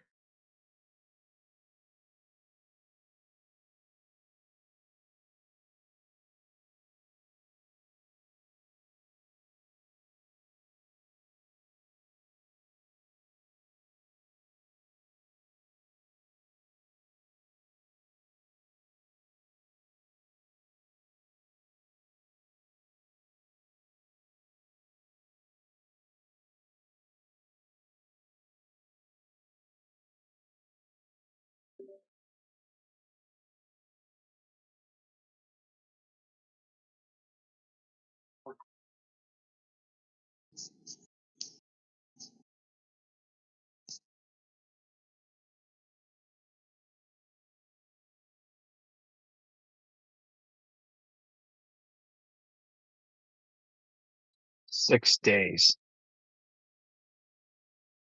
Twice as long as Apollo.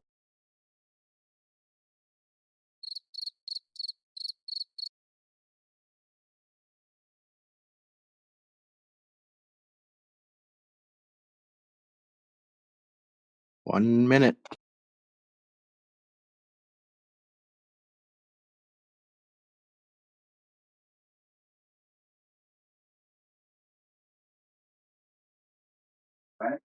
Please Did blow you up. guys hear what they said? Please blow up. Please blow up. I can use the $123. Did you guys hear what they said earlier as well? Oh, loads of kids are now dressing up as astronauts for Halloween, which shows a real good sign. Blah blah blah blah blah propaganda, But I just wow. Oh, this is going to be a good one. Don't stop the clock.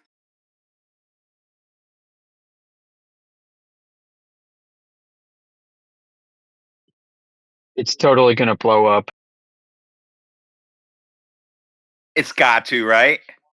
Yeah, they need to traumatize this generation with something. They haven't done it yet.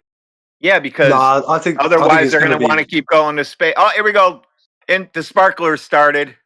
I think it's going to be the test for their new AI. That's what it is. Yep, there's a light show and the helium balloon. All the cameras went out. Oh wow. Cameras don't know how to work.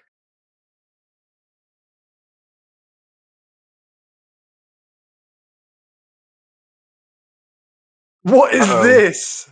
CGI. Of course, everything's Holy crap.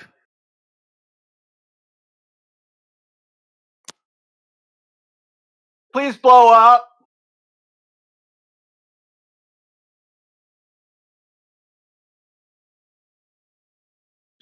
Why is it curving 3 miles? Why is it curving? My wife just asked. because it's where else is it going to go?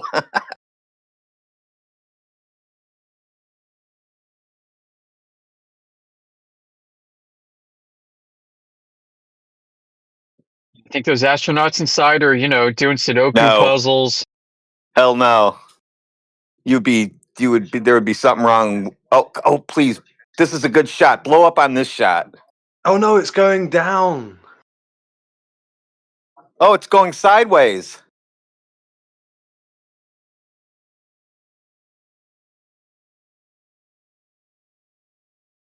Oh, that looks like it's going to blow up.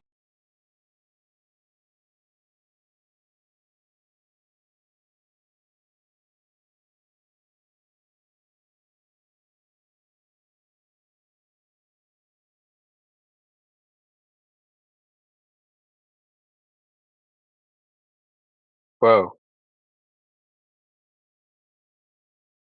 Look, Looks like it's Wow. going down. Uh-oh, that looks bad. Oh, it's going down. How come?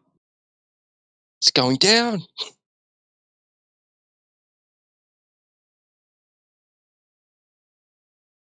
What? It's going to space. Or is it?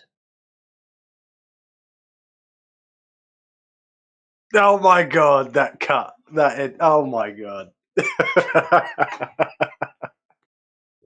Look. Look, there's the ball. Yeah, it's not doing anything. Hey, they showed the ball Earth, but I can still see the rockets. How come we can see the ball Earth at that high?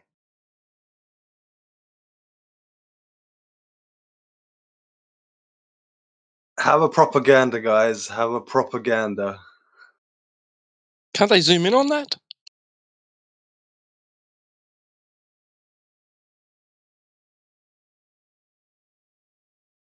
Oh, he heard me and he tried, but it just blurred it.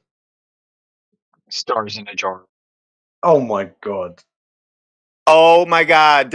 You can see the rocket from the ground and you can see the curve of the Earth now in this picture.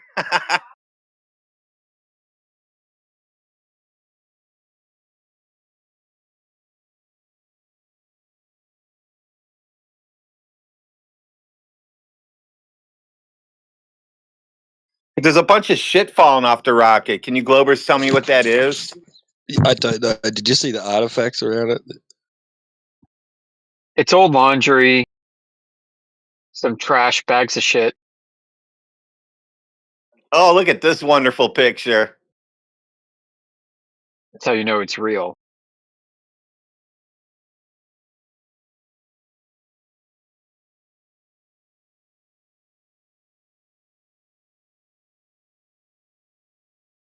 What the heck is that? Earth has been disproved, guys. Wrap it up. The Earth is flat, guys. Earth must be a globe now because that thing was so high we could still see the rockets flying around when they let go. The Earth was a ball at that height. They got some amazing cameras there. Are you guys still saying that the Earth is flat, or? Of course it's flat. How else would you launch a rocket if the Earth wasn't flat? You can't launch rockets from a ball.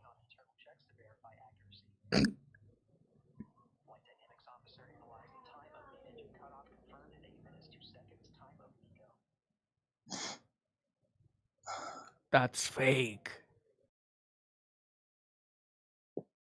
You guys will never learn. That guys, you guys see that shit? Did you see the fake artifacts they put in there? Yeah. So, yeah, fake artifacts. I saw all that. That's great. Are they faking images on live, or what's the point? It's not live. This is recorded last month.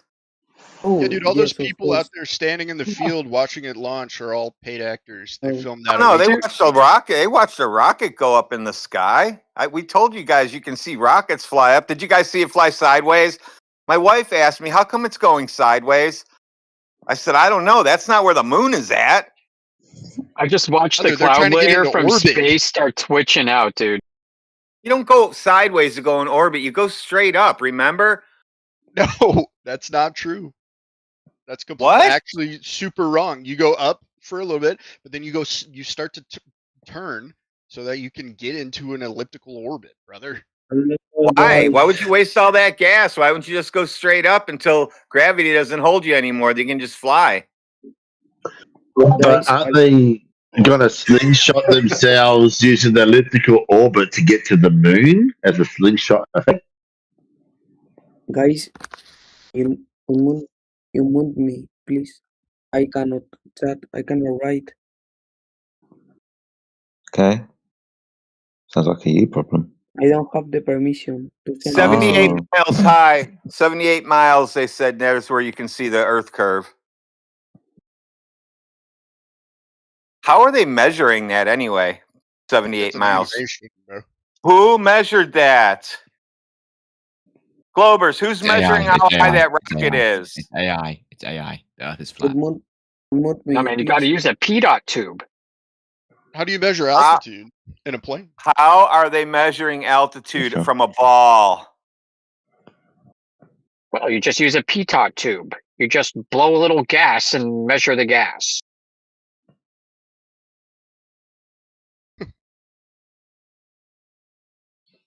Damn, dude, that's incredible. Look at those shots. Look at those CGI shots right there. How long do you think it took the NASA CGI artists to make that? Yeah, look at the clouds glitching out. Back and forth and back and forth.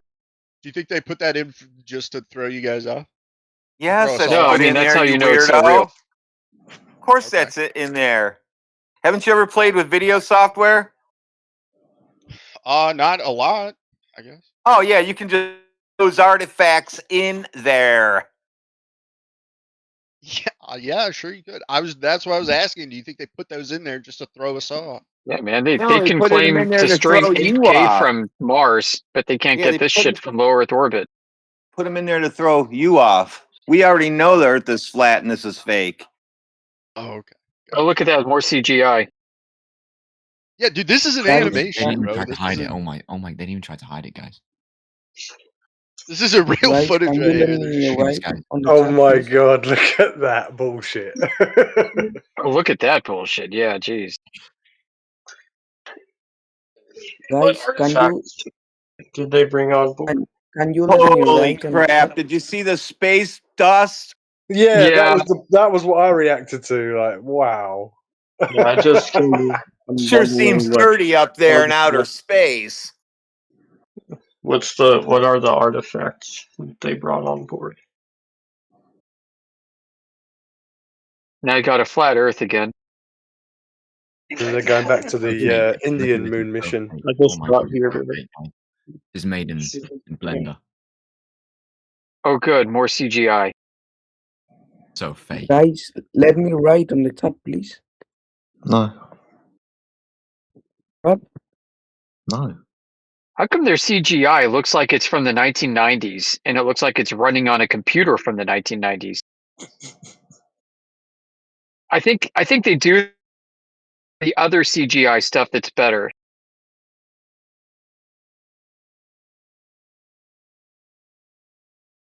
Well, Yeah, they show you shitty CGI It to looks like acclimate it's the you to same. shitty CGI.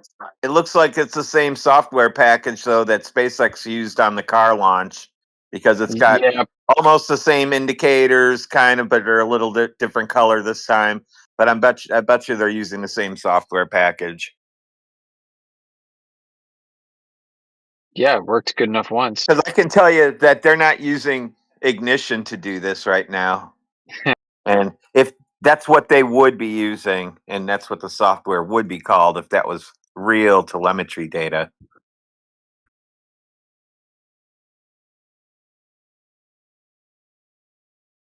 Oh, so this is it now. We get to watch CGI for another few days.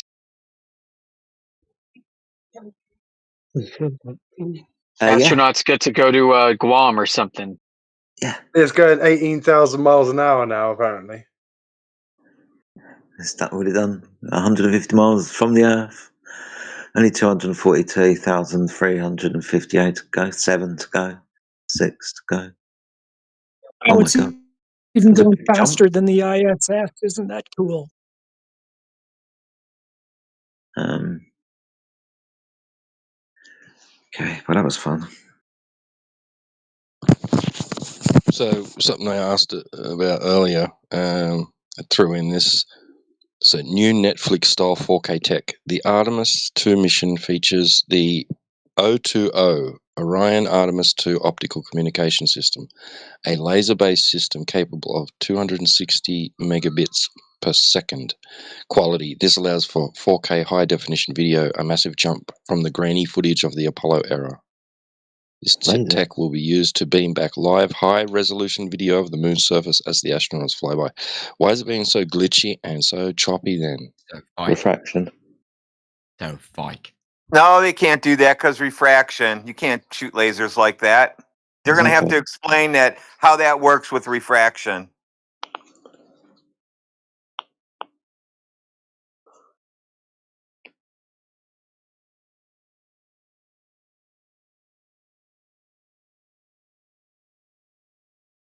Why aren't we looking at these people inside, you know, doing what they're doing? They're supposed to be floating around and privacy, getting all cool, privacy, man. Getting all relaxed now. No privacy. Still setting up the. I paid for this trip. I paid for the trip. I don't want no privacy. I want to see him pooping and everything, whipping it out, the whole 9 yards. Full transparency. Yeah, I want to see everything. I wonder why they don't. They will cut. Have the live cameras still pointed at the Earth. I want like a toilet camera so when they go, we can actually see their butthole and everything. Well, I don't. Yeah, I don't know why, but like it says that they'll cut periodically to inside to outside. Like I don't know why they can't have just a screen dedicated to each different angle. But yeah, it says raw unedited feed. NASA YouTube continuous 10-day stream with raw audio video. So take, make of that what you will.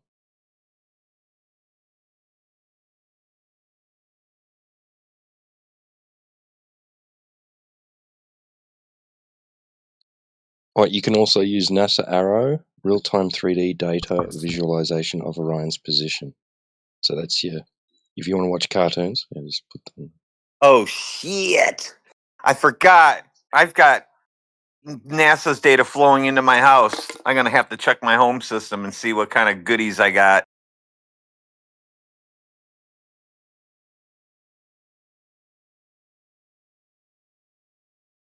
Please, a quick question: are you being paid for being in this voice channel, or are or It's $75 an hour. I get paid for this channel. no? You want a No, job? it is. Real? Would you like a job? No, but $75 dollars per hour. It's strange. Yeah, I get paid $75 an hour to tell you that the top of a glass of water, the water is flat, and you guys don't believe me. Mm.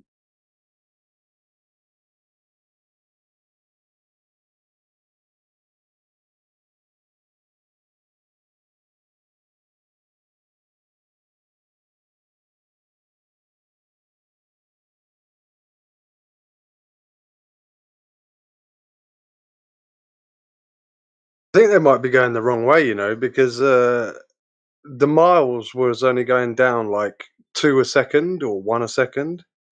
But at the speed they're going, it should be at least 5 miles a second. So I think they're going the wrong way.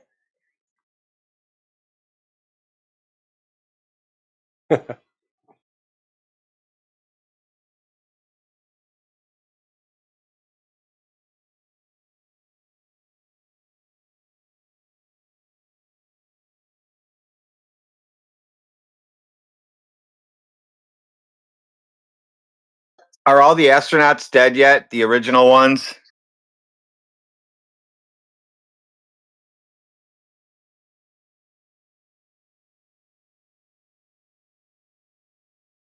Waiting to see which ones get interviewed that are still living. Oh, they're too old. They won't know what to talk about.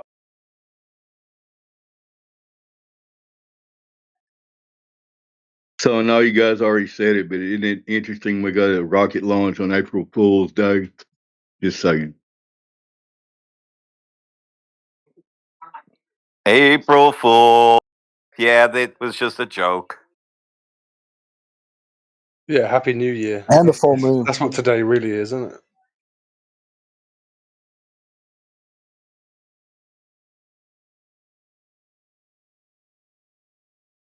Yeah, all that looks real and legit to me. I don't know what you guys are talking about. Sarcasm. So that's it. That was real. I saw it. That's it. Well, I still have blow up. Doesn't have to be at launch. It has to come when they come back down. I still have time for this thing to blow up or them to die. So to win my Kalshi bet. Yeah, but Ray, when you saw it on the screen, so you can't deny it now. Come on, man. I just need to see them die on the screen, and I win $123. So wish me luck. But like, how long is it gonna take to actually reach the moon? Well, now that these guys telling me they don't go to it, they fly around in circles. Who knows? I would just fly to the moon. Why would you waste any time? I think historically it was a couple of days to get there, travel. There's no way. I can see the thing when it's over my house. There's no way it takes days and days to get there. Not days and days. You've added that. I'm roughly no more than a couple of days. Like I'm just judging that from the Apollo 13 mission when that was a clusterfuck. They were home within what? They done a one lap around and came straight back. How fast are they going? At speed of light. How do they measure the speed? About the speed of light. Just with the way light moves. Distance travel? Can somebody tell me what kind of instrument they're using to measure their speed right now? These.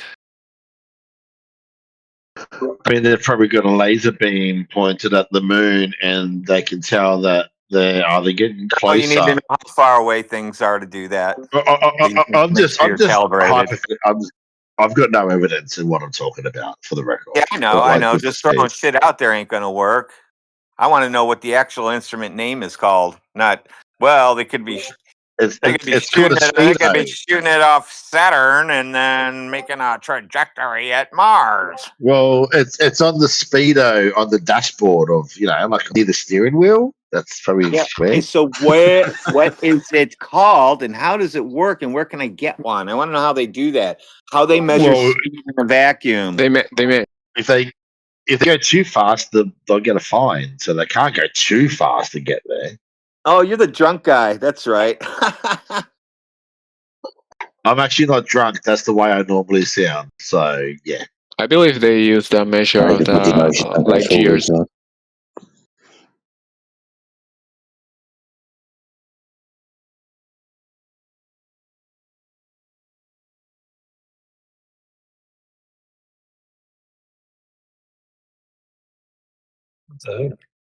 Why is it so quiet? I like the picture in chat, the deflated rocket ship. That's pretty funny. Satan and Jesus are synonymous.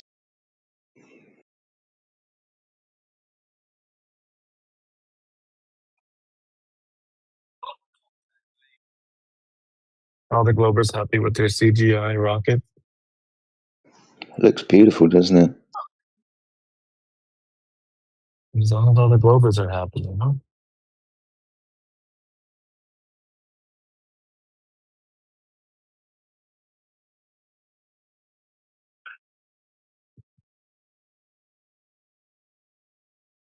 Flat Earth is going to live rent-free in your head for the rest of your life. Where do I point my camera to get a picture of this tonight?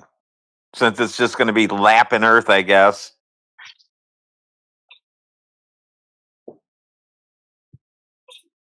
Up. Do I just point it like up in the sky and then something moves and I say there it is? That's the one. NASA.gov. That's where you're going to find it.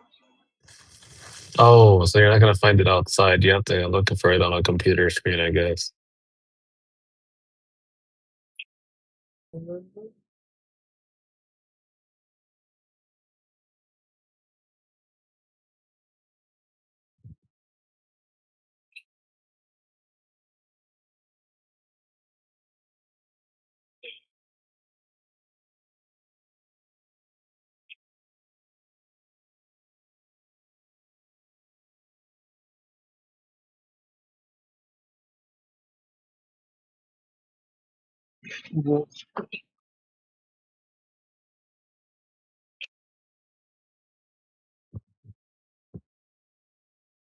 Oh, busy with a little something. I was expecting some type of ruckus when it came back in here.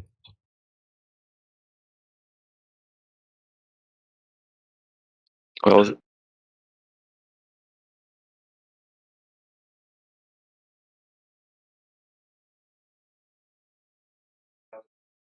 If I, Why is there just a big I wasn't so lazy, dildo on I'd the screen? unzip my computer bag and get the live data from these things, but it's like a foot away from me right now. And I think I know where the Globers are so quiet. Look what they're showing, dude. Why aren't they in here celebrating? Because all they're getting is CGI, dude. Look at this thing. So ugly. Doesn't even look good. So we got to look at this rendering the whole time? Oh, blue screen. Yeah. The Globers are so proud of this thing, dude. Look at it. Just a big dildo sitting on the screen. Big fake dildo. Yeah, pretty much.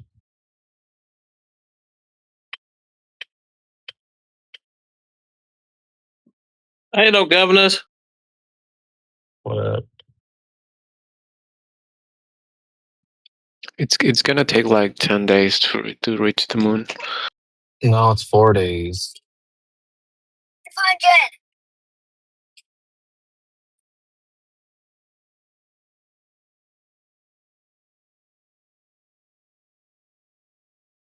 No, 4 days was the first time, but this time they said that it's gonna take them like 10 days.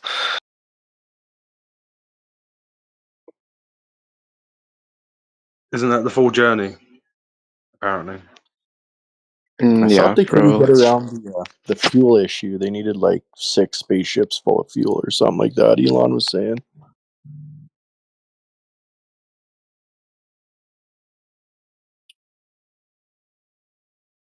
It's supposed to be 4 days there, 4 days back.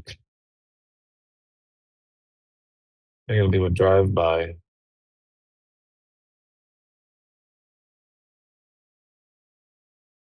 I hope they show us the flag on the moon. What do you guys think? But Or the boot print on the moon, maybe? yeah. What about rover tracks? But if it's gonna take that long, I think anyone in the planet would, and at some point, it's gonna be able to see the rocket with a telescope, right? Yeah, I mean, supposedly. I hope so. I posted It's up a supposed to. video of a UFO flying over the moon earlier. Did you get a chance to see it? But if our rocket's going to be bigger than a UFO, I should be able to see the damn rocket ship over the moon, Yeah. right? Well, apparently they could see the huge curved Earth from the rocket camera, and you could still see the rocket in the sky from the ground. So, yeah, I'd love to know how No, that one dude, works. that's obviously fake, bro. Come on, the surface For sure. is flat when we go outside. For sure, I already know this. I'm just saying, how do they sell that to people? I just don't get who's buying that. But yeah, Oh, everybody, dude. Everybody, their moms are buying it. Their mom's moms, I their mom's mean, boyfriends, like everybody's buying it. it's so sketchy.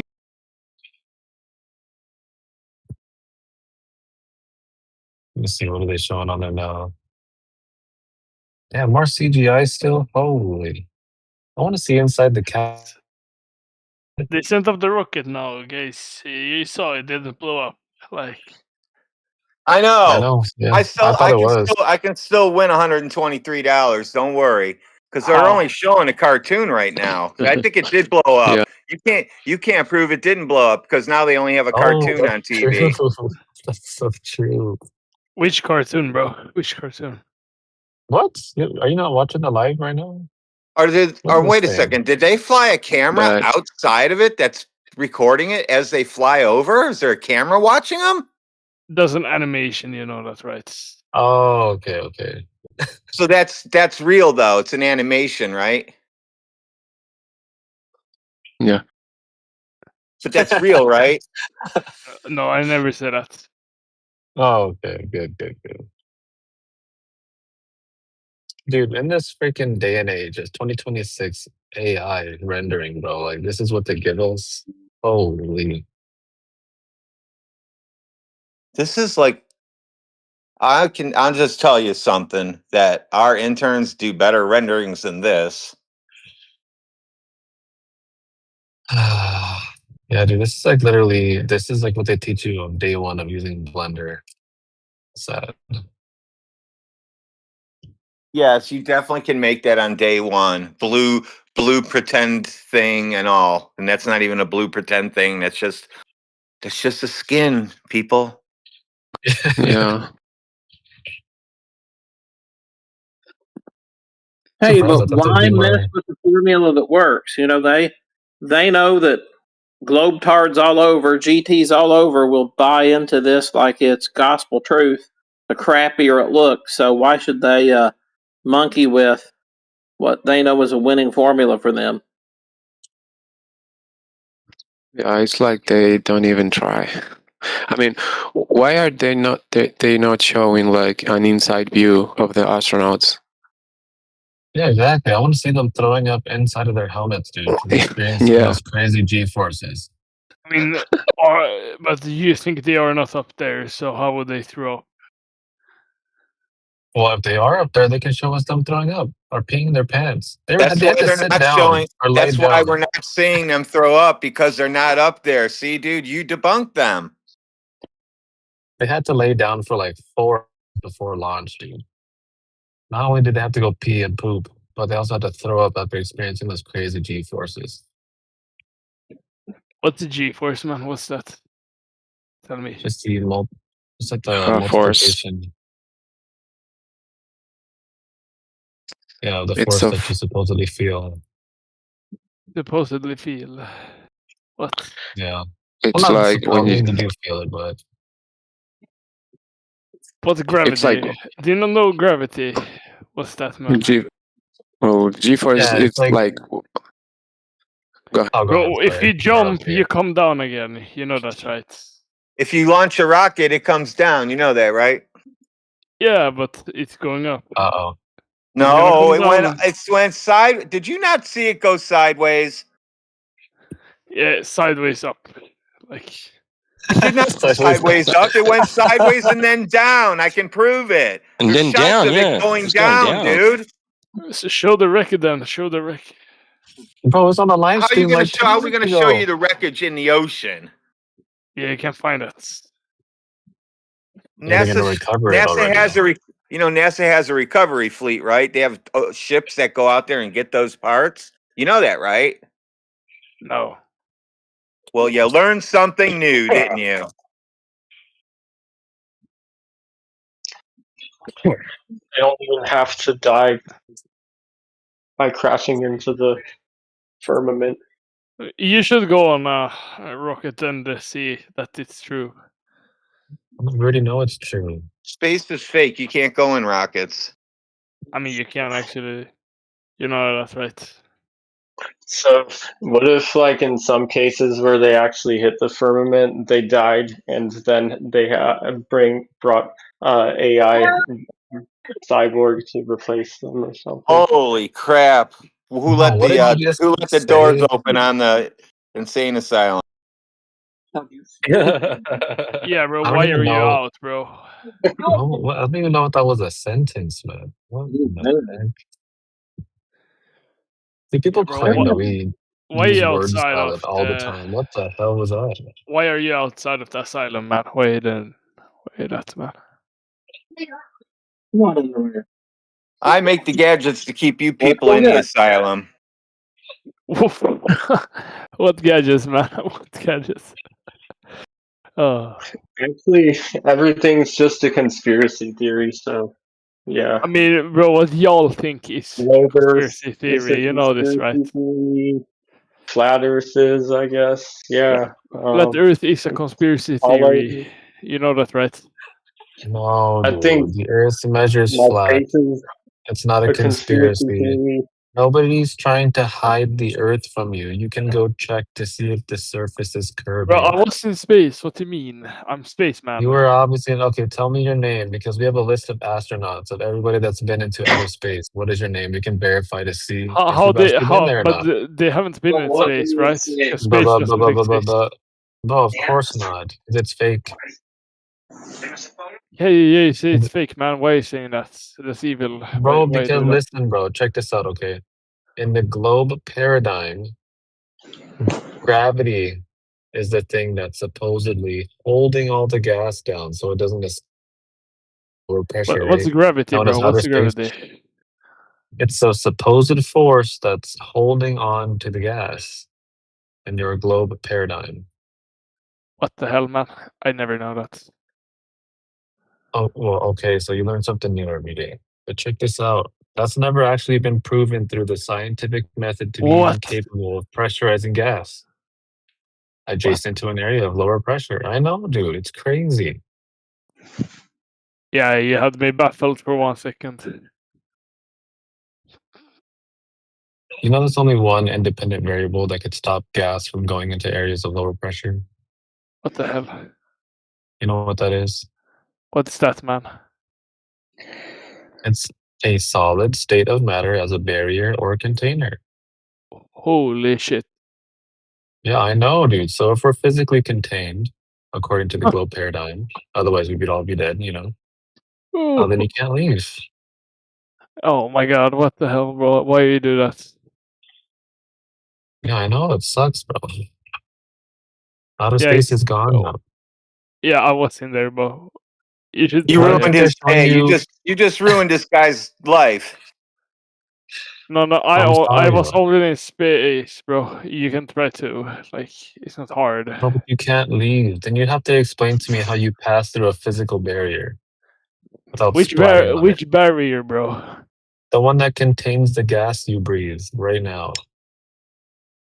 What is there a barrier, bro, that just blocks me, bro? What the hell? Yeah, yes, I just said that's the only independent variable that is capable of stopping high pressure gas from going into areas of lower pressure. What's outside of the barrier? Oh, I don't know, dude. How am I? I already told you. If you can't leave, how the hell am I supposed to leave? How do you know that there's a barrier? Have you met it, Or bro? just because we're breathing. Because we're breathing. Yes. Do you know what Yes, dude. atmosphere is? Yes, Bro, we the proved same. that. We proved the barrier, dude. There's air pressure. We're breathing it. What?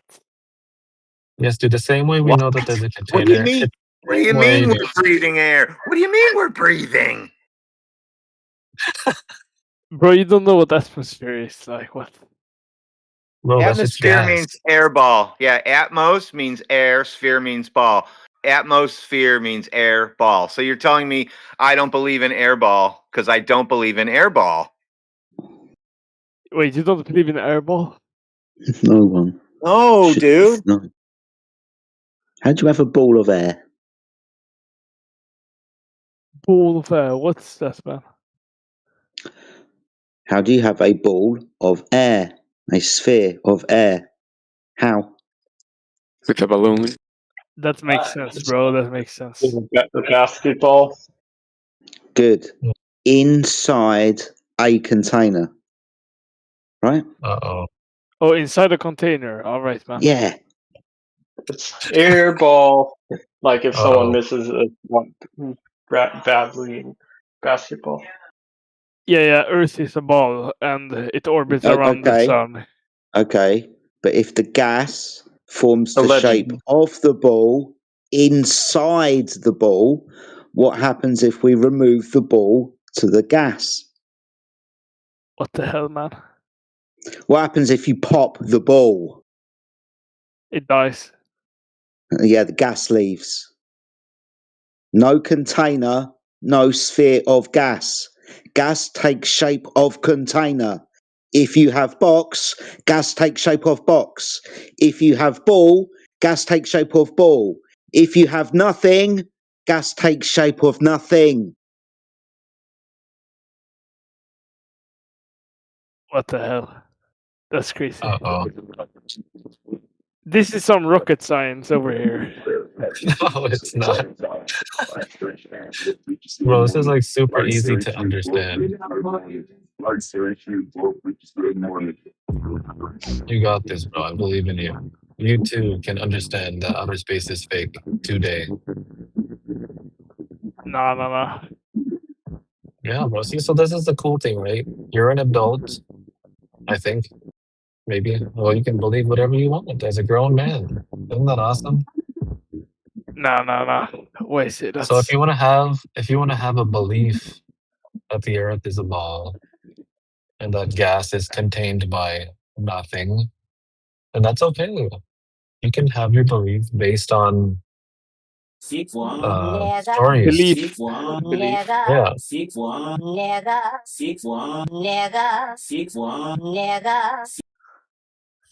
Oh my goodness gracious. Holy.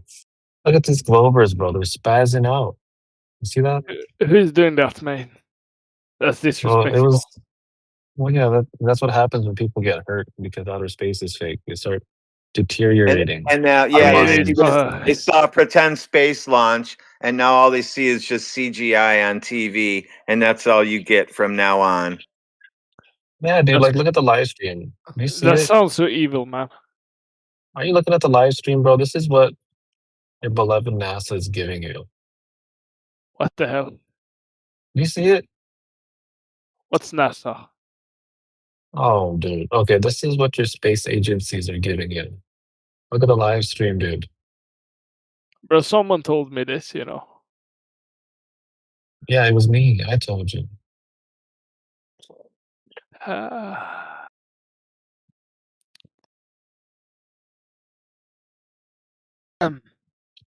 But space is real, and we all know it, right?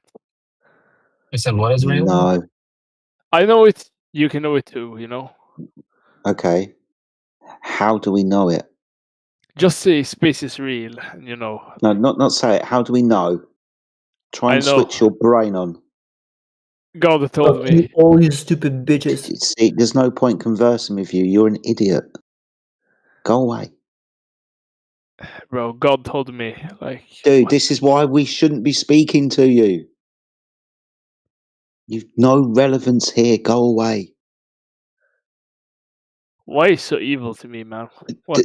Not evil, forthright, and telling you that you're wasting our time and your time if you're going to continue to speak in the way that you are speaking. God told you. I asked you a perfectly reasonable question and you failed to answer, demonstrating you're an idiot. Leave. Nah, we need to be civilized. You No, know, we don't. Go away. Why? Because you're wasting our time. That's not civil. So you're pissing down my back and telling me it's raining. That's not civil. You're being rude. That's not civil. How was I rude? What? Not answering the question, making fun of the answer. That's rude. You're not taking it seriously. You're wasting our time and yours. Do I need to repeat myself again? I'll give you one chance to take the conversation seriously. Just one.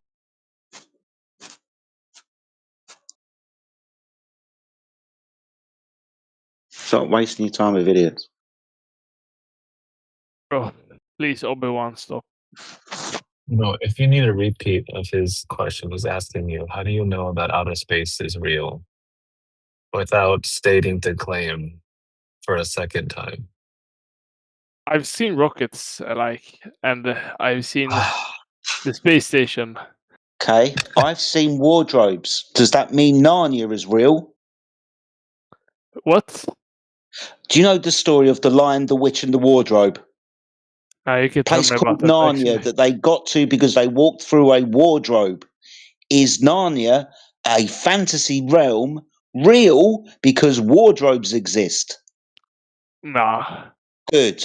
Is the vacuum of space real because rockets exist? Yes. Why? Please fill in the logic. Because how the rockets went up to space. Like, why would you lie Okay, about I that? walked through a wardrobe and spoke to a lion.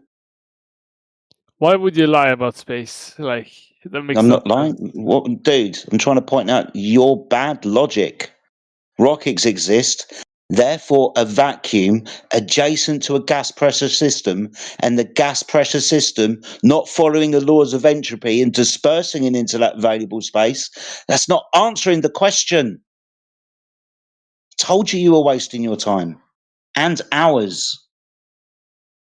What are you doing here, man? Like you sit here all day in this Trying to phone. educate you.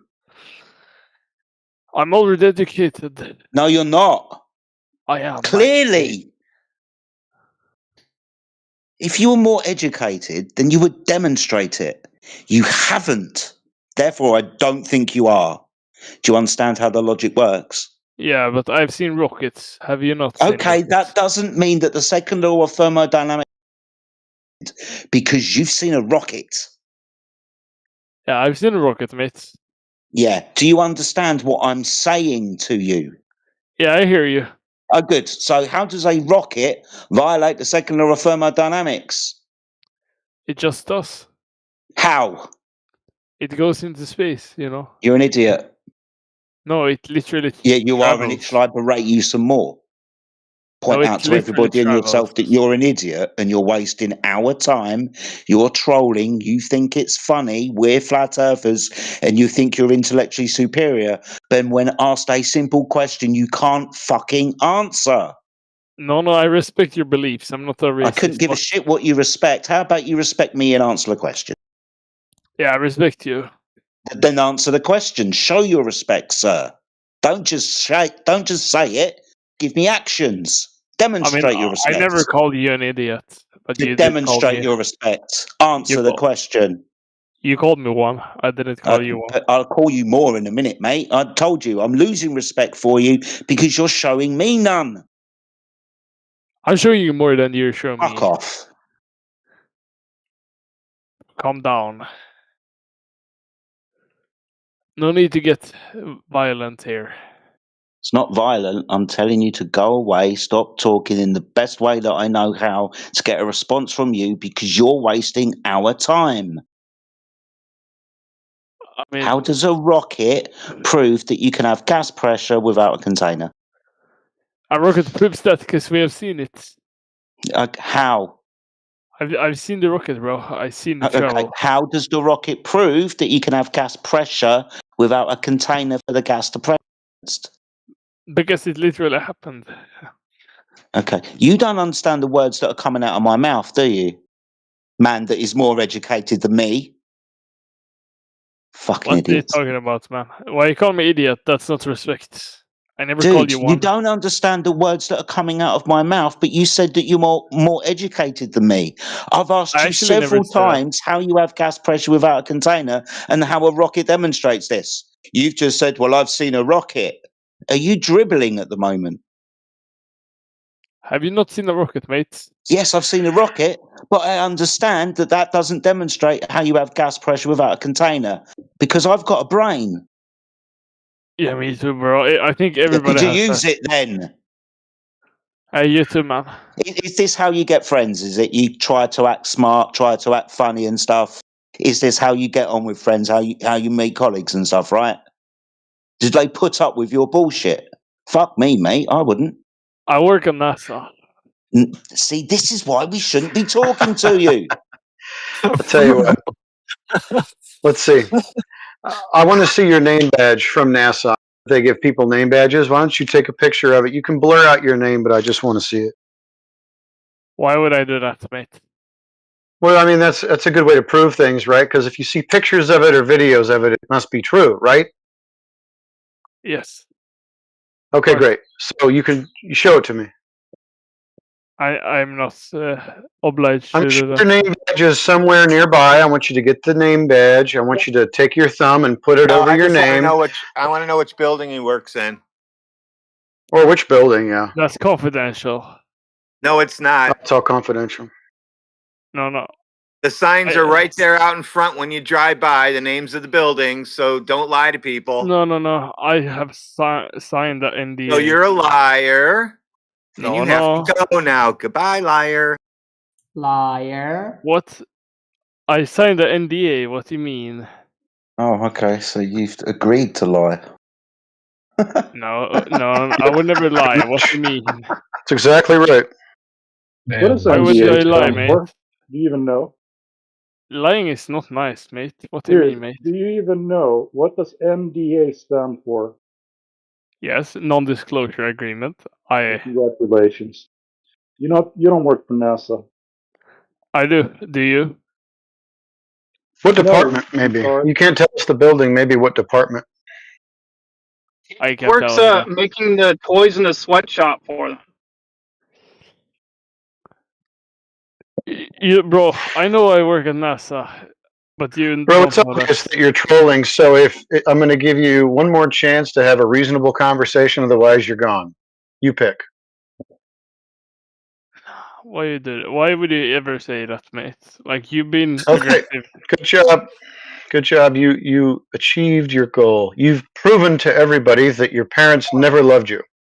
So, good job. Who's next?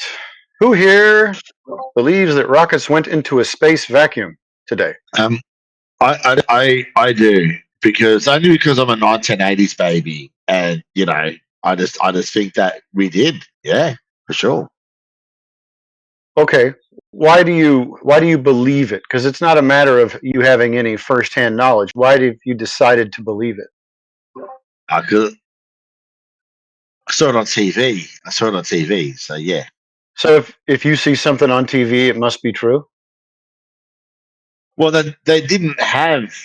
All I'm trying to say is I'm going to be quiet and listen to you other guys debate, but I think the Earth is round, and yeah, and they went out today. Okay. I think they went up today. Sorry, but I think they actually went That's up. fine. That's fine. The conversation is going to lead to something like, why do you believe it? Right? Why do you believe these things if there's no evidence that the space vacuum can be adjacent to an air pressure system without some kind of barrier? Why do you believe that the Earth is a globe when there's no curvature on the surface? Those are the questions we'll ask. That's true, but also on my closing statement, so I can just listen to you guys, is Elon Musk is so really wants to go to the moon to build a rail to shoot like AI satellites into deep space. So how is that going to evolve if the Earth is flat? Sort of like a contradictory, isn't it? Like, well, yeah, he tells you that he wants to do a lot of things. He understands that you're one of the public that has no clue and wants to believe things that aren't true. So he'll tell you lots of things. But what does that have to? We were supposed to have colonized the moon by the end of the 70s, into the 80s. Why has that not happened? There is one thing I'd like to say. I think I saw it on Twitter, on TikTok. They launched a weather balloon, these people, and they did get it quite high enough, and they've had Pokemons in bags and stuff, and the Earth was flat, but it was quite high up. Did you guys happen to see that thing that was posted about a week ago? What does that have to do with anything? Oh no! Oh, it just shows that the Earth is flat from using weather balloons. Should we believe it then? Well, no, because it must be round then. No, we've got a picture of it. It's flat. There you go. Pictures are evidence. That's all we need, right? Or do we need more than just pictures? No. Was it a president or was it one of the CIA? One of the guys that ran the CIA, the directors, that said, "If we put anything, people will believe anything they see on TV." Was that Nixon or was that Reagan? That sounds more like Nixon, but American politics isn't my strong point. Yeah, right. Sounds like. I think it was Nixon. He said, "The American people will believe anything that they see on television." But he didn't say it as a good thing. Obviously, it's not a good thing. If it's on TV or if it's in a picture, why should we believe it?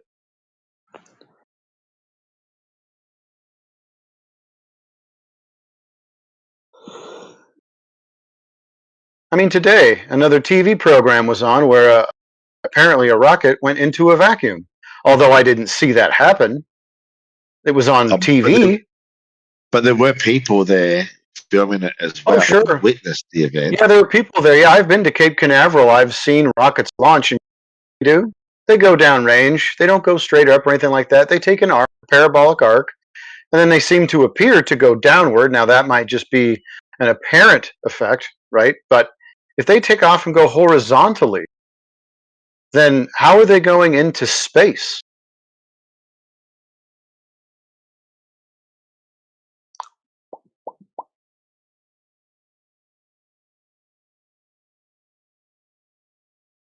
Same thing happened today. The rocket went horizontal.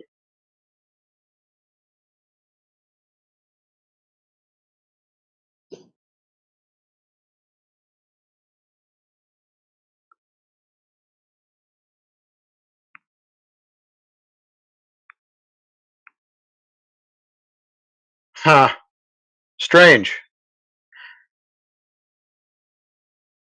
But somehow I know that it won't matter what I say or even says, or even the director of the CIA, William Casey, in 1981 says, "We know that our disinformation campaign will be complete when everything that the American public believes is false."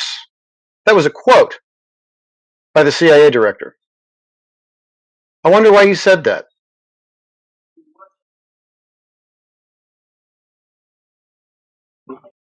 But flat earthers can't explain to anyone what they have to gain by lying to us. Like, that's Why would that matter? That would be an appeal to motive. That's fallacious reasoning. Reality doesn't care about people's motives. You understand that? The earth is measurably flat.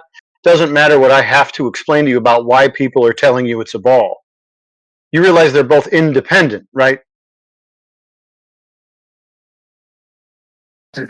Hey, don't keep getting more wasted while you're on here like you did last time either. just for the record, this is my normal voice. Yeah, I haven't been drinking. Yeah, today it doesn't sound like you're thinking. drinking. You are thinking, though, right? If it's not drinking, it's thinking you're doing tonight, yeah? I'm just here to hear what people are going to talk to you guys about on the world event that happened today. They launched the space shuttle, and I was going to hear someone else No challenge space you. shuttle was launched. There was no space shuttle. Just a rocket on TV I saw. What'd you see? Yeah, shuttles are different. You should probably know that. Really? A shuttle is different to so the shuttle strapped to the rocket. So, brother, you remember back in the 80s and the 90s, they had that thing that looked like an airplane, kind of like one of those shuttle buses that you take at the airport when you park and ride.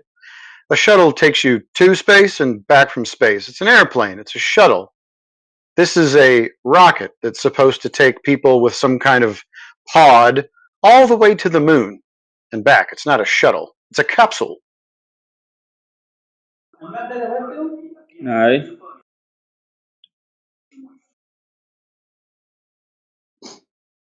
Can you explain the reflectors that they planted on the moon, the mirrors that NASA shoots laser beams out to? Can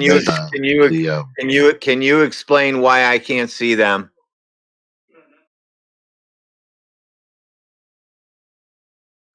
Yeah, that's a long way away. Like, I don't know. So why are you making the claim that they're there if no one?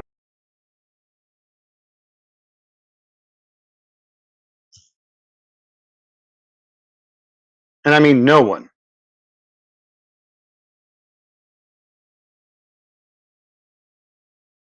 Everything that you think that you know about space and the earth and everything comes from a textbook or the internet, doesn't it? You don't actually have any firsthand knowledge. You just believed the story without any evidence. They haven't even provided you any evidence. They've just provided you pictures or videos that you can't verify. Is that about right? Well, I'll say this. I believe in every theory has a plausible piece of truth to it, hence why I do crypto. It's all speculation. The earth is round or flat. It's speculation. Crypto, it's speculation. Dude, same thing. Sorry, a measurement of the earth is not a speculation. A measurement. Like, how tall are you? How tall are you? I think I'm 5'8" or something. He just said this pretend launch was speculation. So the last time that you knew that you were 5'8", did it measure you like, a tape measure? Yeah, I had to get my uniform measured.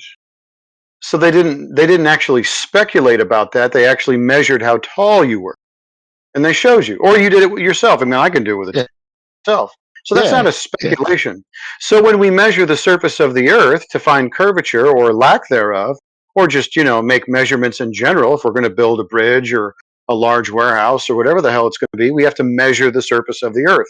Sometimes we can measure for miles. Sometimes we can take long distance observation or use laser to measure for curvature over dozens of miles. Those aren't speculations, those are measurements. There is no curvature on the Earth according to the measurements that everyone takes.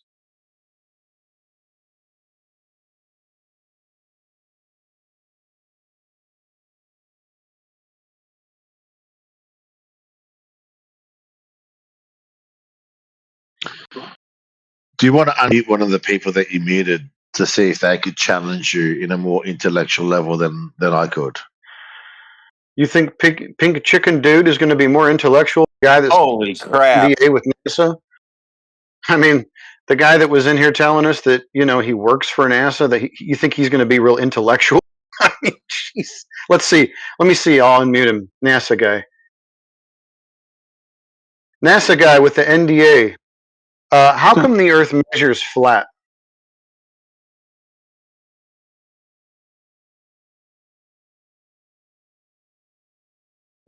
Yeah, real intellectual. Anyway. Oh no, he was doing better. Silence sometimes is best. So welcome to all the new people. We want to have a real discussion with somebody here who could give us an idea as to how a rocket full of compressed gases is going into an extremely large vacuum or a high vacuum and not exploding when it gets halfway up there. Like an overinflated tire that blows up. How come that's not happening?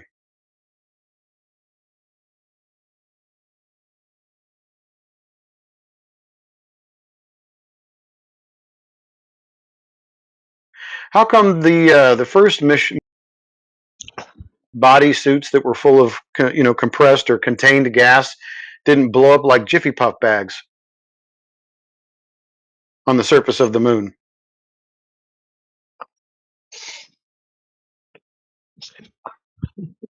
Now that What kind of air compressors are they using right now to pressurize that tube that they're flying in? And what's the material the tube's made out of to be able to separate those two?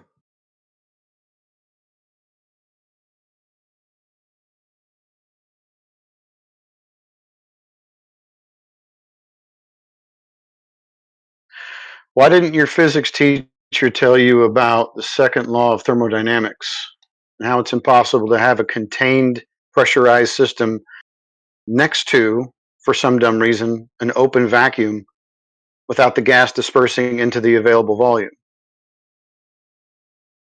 Or maybe they did teach you that and you never put the two and two together with the Earth being directly adjacent to a high vacuum of outer space. Whatever the hell that is.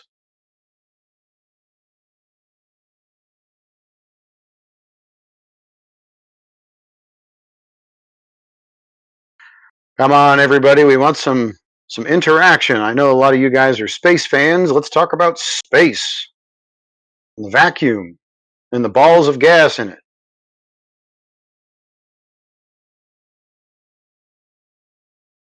I've unmuted Luca. He's got some interesting points in the side chat. 34 minutes past the hour. Earth is round because gravity. Gravity acts like a magnet that pulls everything towards the center of mass. Since it pulls equally from all directions, the most efficient shape for all that matter to take is a sphere. It's not a perfect circle, Earth. It's a perfect billiard ball shape. It is action of late spheroids slightly squashed because of spinning as Earth rotates. Centrifugal force pushes the mass outwards at the equator, making it bulge in the middle. Topography, mountains and ocean trenches make the surface uneven. How do we know? Humans figured this out long before satellites. You can see it for yourself. The horizon, ships disappearing, hole first over the horizon, eclipses, Earth casts a round shadow on the moon, star constellations. You see different stars depending on how far north and south you are or you travel. That's absolutely fantastic, Lakar. If you want to speak, like I said, I have unmuted you, and you have a panel full of people who will be willing to discuss what you just posted. Yeah, Luca, it's interesting that you would kind of revert to Newtonian gravity, seeing as how everybody at NASA that works there already understands that we operate by Einsteinian, the bending and warping of space-time. Right? I'm sure you knew that, though, right? You probably just misspoke, or maybe AI misspoke. Which one is it?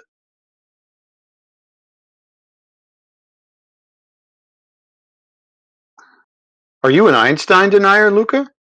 Oh, he deafened himself. That's weird. Well, Oh man, it's gonna earn him a trip. Why are you guys ripping on Einstein?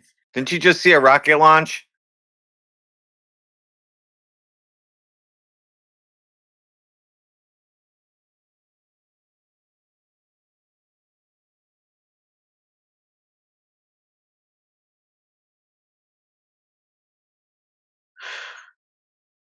Am I crazy? I can't find the guest mod chat. Hold on. Let me figure out if I'm crazy too. I see a VC.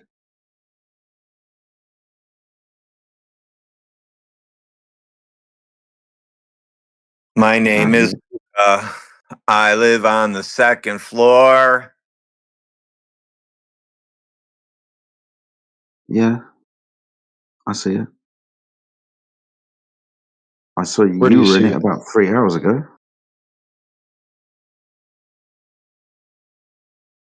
History mod VC. Let's see. Oh, okay. I'll just go. Oh, all right. I'm done. That's fine. We all are.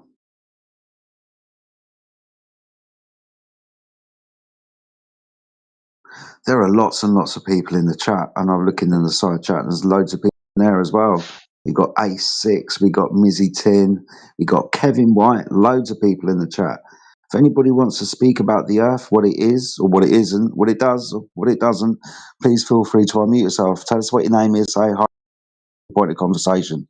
Let's try and keep this conversation going, guys. Like I said, there are lots of people in the chat, so there should be good reason to have conversations, right?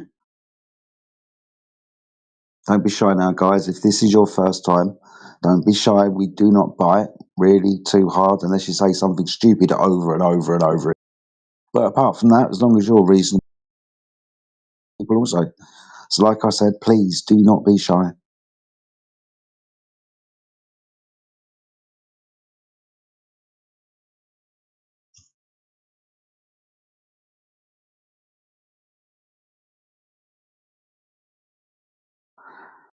Oh, well, you can only go so far, I guess.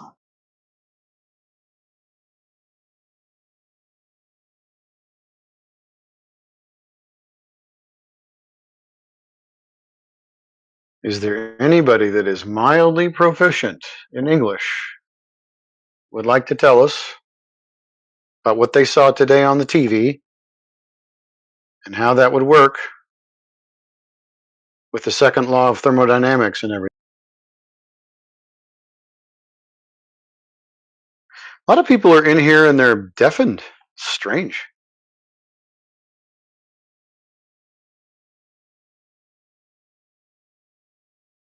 Kevin White,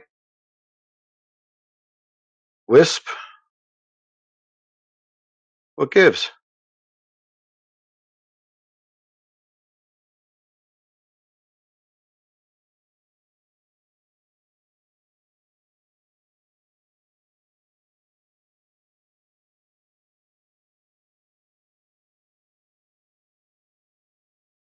Yeah, today's a special edition. We got to see some kind of rocket activity on TV. So we're trying to figure out why the rocket is not exploding while it's within the vacuum of outer space. also why the gas on Earth is not just filling the available volume of space. Anybody could explain that to us, that'd be neat and stuff.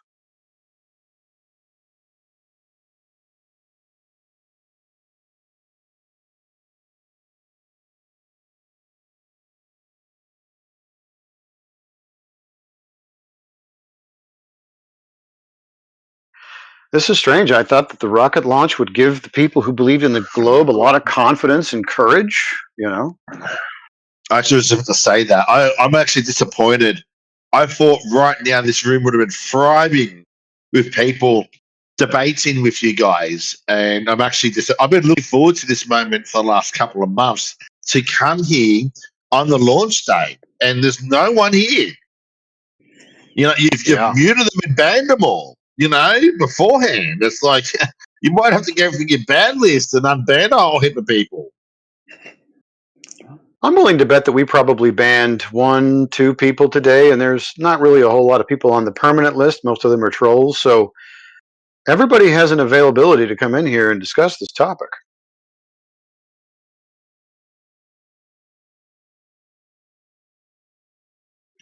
But you got to understand also that people have they're scared of you guys because you will just mute them when they're trying to debate, and they've got valid grounds on some of their subjects. They're shooting your beliefs down, and you just mute them when you guys are losing. That's what you do. Can you give us really? Did you get muted today? Maybe it was the guy that was in here earlier that told us that he worked for NASA. Did he have some legitimate points?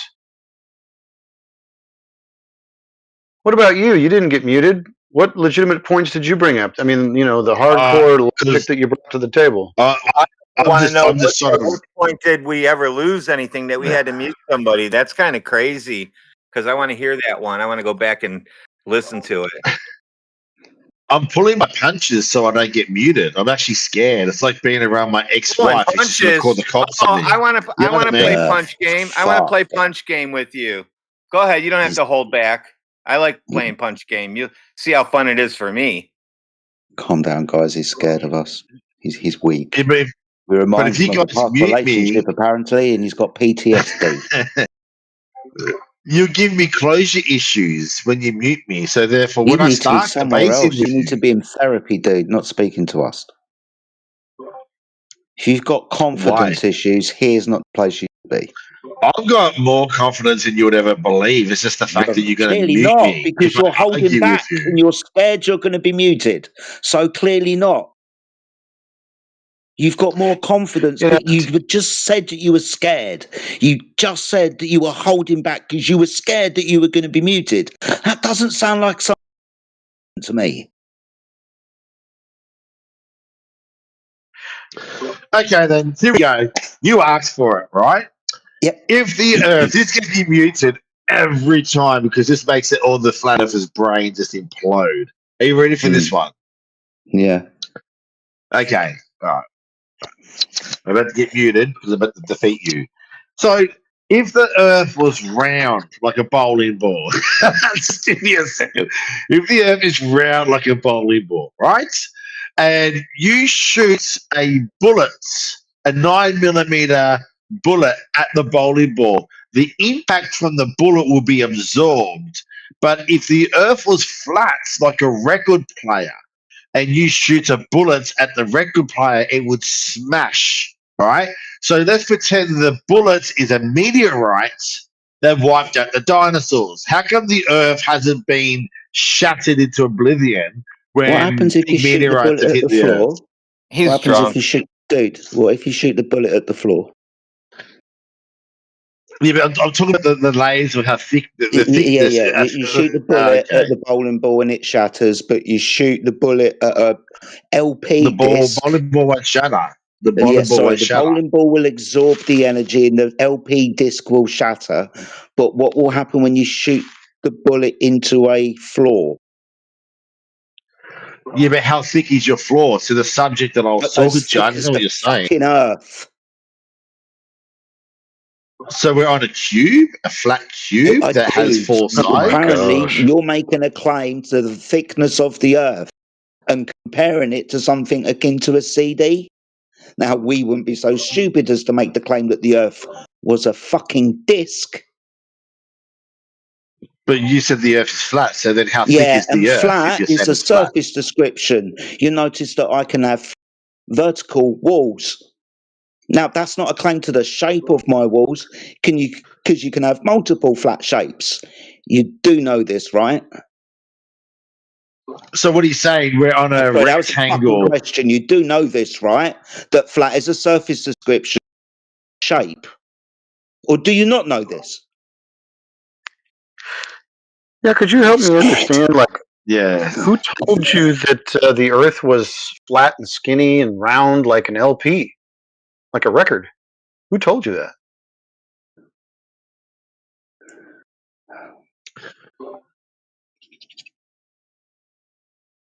Did you make that up and then try to straw man us with it? So this is a straw man.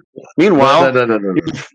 assuming a lot of different things, you're begging the question of, well, space and meteorites and all the other stuff.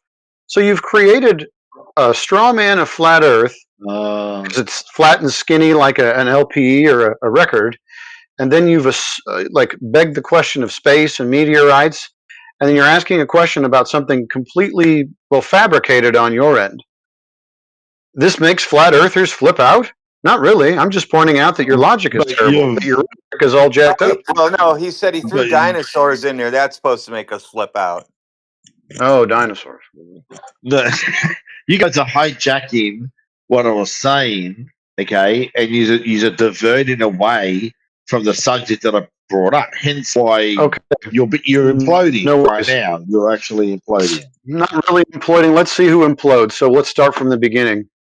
This meteor, you're comparing it to a 9mm. So what is a meteor? Where do they come from? And what environment would they be in? And what environment is the bowling ball Earth in your scenario? Well, you say meteorites don't exist, is that what you're saying? No, I would need you to prove that they do. I'm not denying anything, but what I would need you to do is to prove that they actually exist in the first place and where they're coming from. That would be the other thing. But you know that there's gaping holes in the Earth, massive meteorite impacts craters to this day. You can physically see. How did the holes come about? You're telling me that you're affirming the consequence of logical fallacy again, or maybe it's just a baseless assertion so far. You're saying that large crater-looking features on the Earth are because of meteors. Is that right? Not only that, but what about people that have found meteorites on the Earth and they are from a metal not of this Earth? That's fantastic. So they found metal on the Earth, not from the Earth? But they found it on the Earth. It's not from here. And how do they know it's not? Question. How do they know it's not from Earth? How do they know it's not from Earth? I don't understand. We need to go back to what. We need to go back to the start because you've drifted. Okay, you're running away from that point. So they found metal on the Earth and not from the Earth. Explain, please. Well, obviously it's from a planet far, far away. Okay, what planet did anybody visit where they found this metal? Well, maybe it has a serial number on it. I reckon they found it on Earth. Yeah. Does it have traceability when they made that? Did they does it have a heat code or anything to it?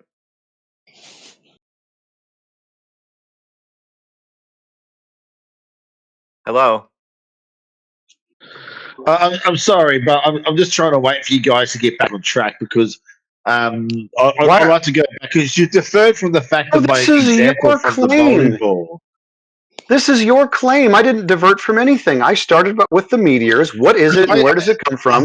You went to the craters and you said in the craters they found this metal, that it's not from Earth.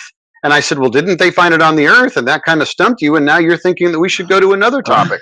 So who's diverting? No. No, I would like to go back to my first example that I gave you.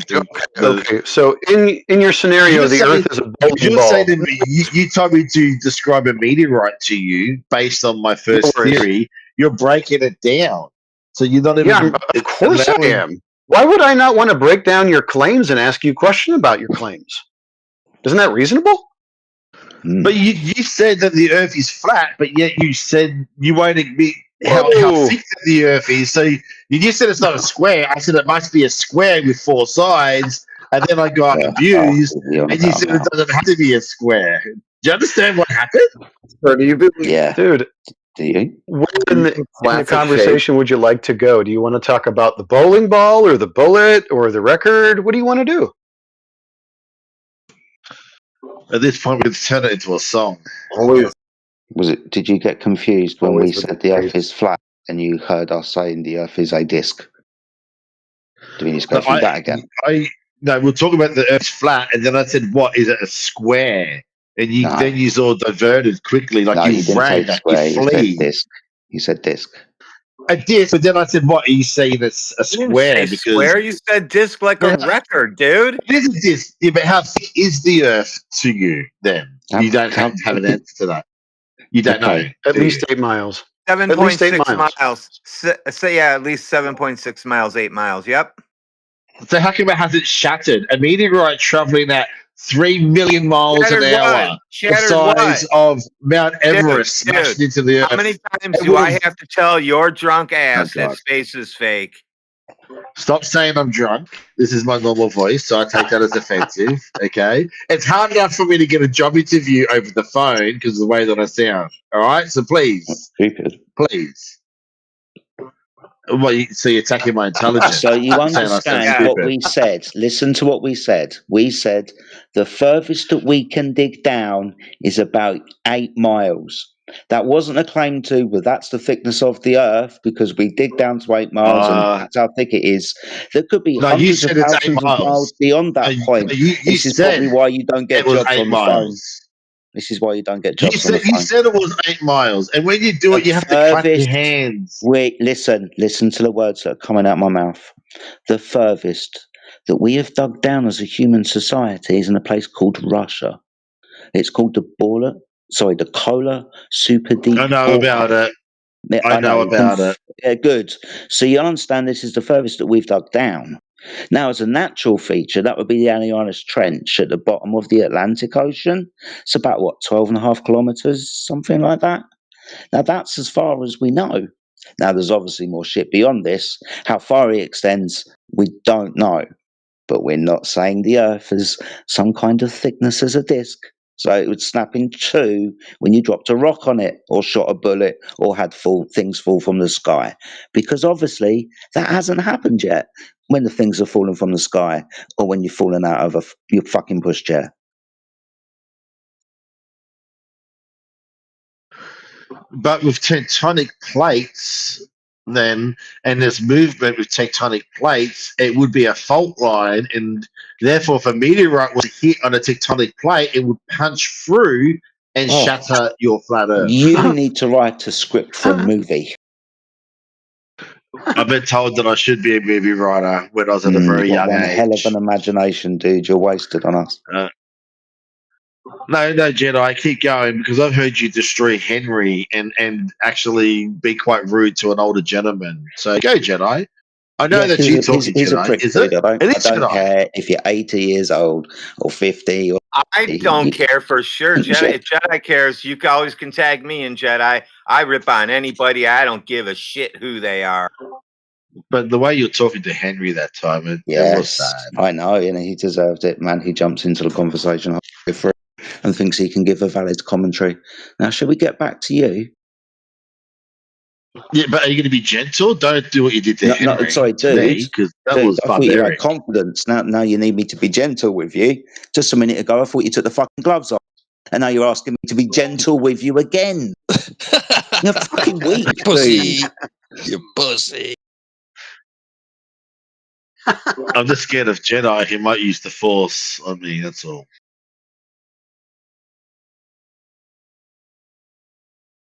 So are you about done? You know, I mean, you're KO'd. You're on the canvas, drooling out your mouth, Tweety birds floating over your head. Yeah, well, yeah. Yeah. It's okay. You gave it your best shot. You're a bowling ball. Well, no, we've been asking you questions about your claims. This is not really. I mean, if anybody's well, here it's. I want to go back to the But I've bowling answered. ball. Is I've the answered bowling it. ball? I've answered everything No, that you we guys have didn't. asked, and divert straight We away. didn't. Not You really. I mean, we haven't even covered constantly the bowling do. ball yet. We were talking about the meteors, remember? And we found the meteors on Earth. So I guess they are on Earth. But Okay, let's talk about the let's go bowling past the ball. meters. But yeah, go. Should Ask your question. Go, Okay. please. Go. Let's talk about the bowling ball. Do spheres typically have one kind of defining feature, and that is that they're curved everywhere? Would you agree with that? Oh yeah, for sure. You would agree. Yeah. It's Okay. there. Yeah. But So yeah. on Earth, how come the Earth isn't curving any ball? But it does, because a boat goes over the Oh. horizon and it dips away. So Well, that's a claim. That's a claim. So that's something that you can see. A boat disappears bottom up. But I want you to show me where the curvature is. Not just just assume that because you see a boat disappear in the distance, but it's then always it has dropping. something to do with curvature. But the it's always dropping. Then why is it dropping? I don't know if I've ever seen any one of those boats drop. They seem to just go away from me in a straight path. What's your next question? Well, I just want to know, why is it that there is no curvature on the surface of the Earth sphere? Why can't we measure it? Maybe because it's over. Maybe we don't have the technology yet, as for the general purpose like you, person, right? To go and measure it. Why don't you just jump in a sailing boat and sail in one direction? You get to the end of the Earth, wouldn't you? So let me get this straight. It's 2026. You just saw a rocket apparently outer space, and it's going to go to the moon. And you've got AI, and we've got all this technology, long distance laser targeting system, all that stuff. And you don't think we have the technology to measure curvature on the surface of the Earth? Is that right? No, because they've got high-powered laser beams to measure and shit like that with Okay, reflectors. great. So we have these high-powered laser beams. How come when we have these high-powered laser beams, we don't detect any curvature on the surface? But they do. I've seen numerous experiments conducted. Let's see it. And Post one, it please. does drop. Please post one. But it's one of many that people have been arguing with you and have posted in your chat. And when? I can't remember when you go. Show it to me. Oh, bro, I've been coming in and out of here for the last year, and I heard there's Please some very post it. intellectual people have argued with you guys, and you just mute them in the end. Yeah, I know. You've already said that earlier. You're kind of sounding like a broken record. Like the Earth that you imagine it must be if it's flat. A record. Yeah. Yeah. So anyways, why has no one shown us laser? Because you're kind of making a claim, and I'm thinking, well, maybe you'll post one. Can you show us one of these? Why is it that the fact that if the Earth is flat, how come flat Earthers haven't? Obviously, there would be surely a rich flat Earther that's gone and conducted his own experiments and hired a private jet. I'm here. Yeah, I'm here. I'm here. What do you need? Have you hopped in a private jet and you've gone all the way to the stratosphere? Well, the company I work here for has 2 private jets, and I actually work at where it's right next to, because those are where the private offices are. And yeah, I don't give a shit about flying or anything. So what about jets? You're like, but why haven't you gone all the way up to see the curvature all the way up of the to Earth? Where? Okay, how high do I have to go? I'll do that. Like high, like pretty high. Okay, tell me how high. Like the height of a Concorde. Concordes used to fly at the height where they could see the curvature of the Earth. That's why they actually, made the Concorde. Are you going to tell me how high or no? I'm just going to ask ChatGPT. So there's another win for Flat Earth. He doesn't know anything.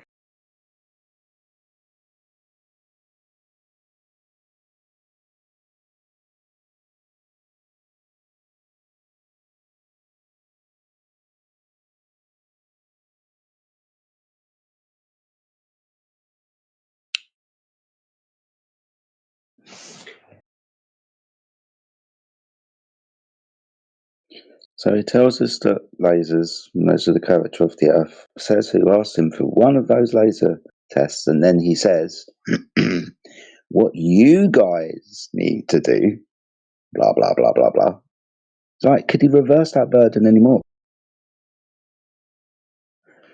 I assume he's gone or whatever. No, I'm sitting here. I'm just letting my lunch go down. Not sure if I might make it on the sandwich. I'm gonna have a cup of tea. That's for sure. Okay, so laser measurements on the surface.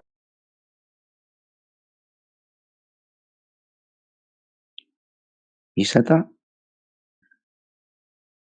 Yeah, I saw it on YouTube. This dude and this guy, and he done it, and it was to hit the paper in the same spot, but it didn't Right. because the Earth is round. So, Right. he was a flat earther. Cool. So if I went out and did something similar, I would measure the curvature of the Earth. Well, yeah, that's how he measured it because Okay. of the over distance, the drop over distance. That's how he Cool. did it. So with this and other similar tests, when we try to falsify this, what's been done, our conclusion is this, what's been done, is bullshit. Because it should be repeatable, testable, verifiable. If the surface of the Earth was curved, then you, anybody with the right tools and equipment and a little bit of know-how should measure the curvature on the surface. But we don't. You appealing to a propaganda piece on YouTube or Netflix or wherever you saw it, and you've probably not put any critical thought into it. I'm not saying that to be rude. I'm just suggesting that you probably haven't. Would you think that you should? I have. I look. I'm agreeing with what you're saying, as everything you said, but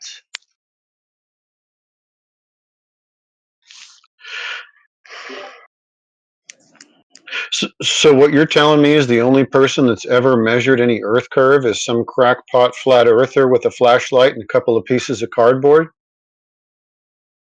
no, of course not. I mean, the Okay. first time I ever heard about the flat earthers was 1990, and it was my primary school teacher, and he said he came back from France, where he went to a cinema of a guy talking about the world was flat, and he told me that in my classroom in 1990 is when I first heard about the world being flat. Yeah, that's weird that you would bring that up when I asked you, do you think it's the best thing to do to trust some crackpot flat earther with a couple of pieces of cardboard and a flashlight? And you told me about what happened to you back in 1990. Very strange. Do you think that that's a good test? A couple of pieces of cardboard and a flashlight? There's no denying that flat earthers have gained momentum with their So here we cult go. He and can't their answer you at all. He can't answer you. He here we wants to go. talk about flat earthers. TV Nobby, I'm asking you a question if that's a good way to test the curvature of the Earth. If you think that that's really rigorous testing, do you? I mean, do you have another non sequitur loaded in the chamber? Why don't you flat earthers go like 500 kilometers apart and shoot two remote control drones into the sky and shoot laser beams to each other, and then you can see why don't you go conduct your own experiments and improve your findings? You can't prove anything. So have done that to my own satisfaction. But you said laser tests and you brought up a YouTube video with not a laser. You said laser tests. You said we measure the curvature with lasers. And then you bring up a YouTube video where it's not a laser, it's a flashlight, torch. It's not collimated light. The government wouldn't lie to us. No, that's you not giving us what you said that you had. Daddy government wouldn't lie to me. Mommy media wouldn't tell me something that's not true. Dude, you lick boots. That's the way it is. Yeah, on the way up and down.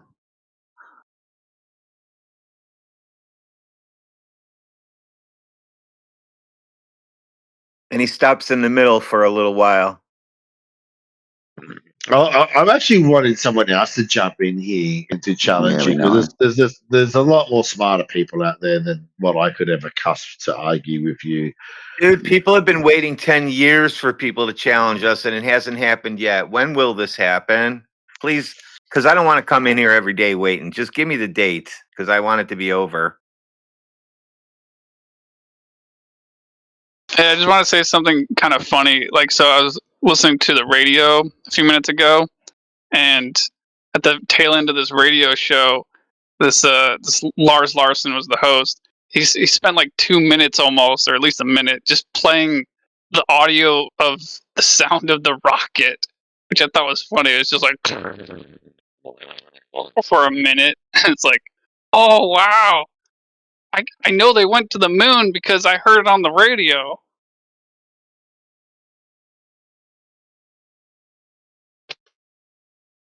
I saw some parallel. I want to say parallel now because I can't really find any better words for it. I can't remember where. I think it was on Instagram a few days ago, where essentially footage from so-called Mars was taken in, was it Alaska or Canada? Somewhere up north there. Canada. Was it Canada? Yeah. Some fucking rocky island out there. Mm-hmm. Yeah, you might be thinking of Devon Island. There are no plants on that island. Yeah, that rings a bell. Yeah, North I'm not Canada. sure. I don't remember the name. That's the most common They place also it gets pointed out. they North also Canada. they also found a Nazi helmet on Mars with the Mars rover as well. Okay. What newspaper did you read that in? It was on the internet. Oh, okay, cool. I heard that they found the number 99 on the fast moon in the newspaper. I read it in Pravda. No.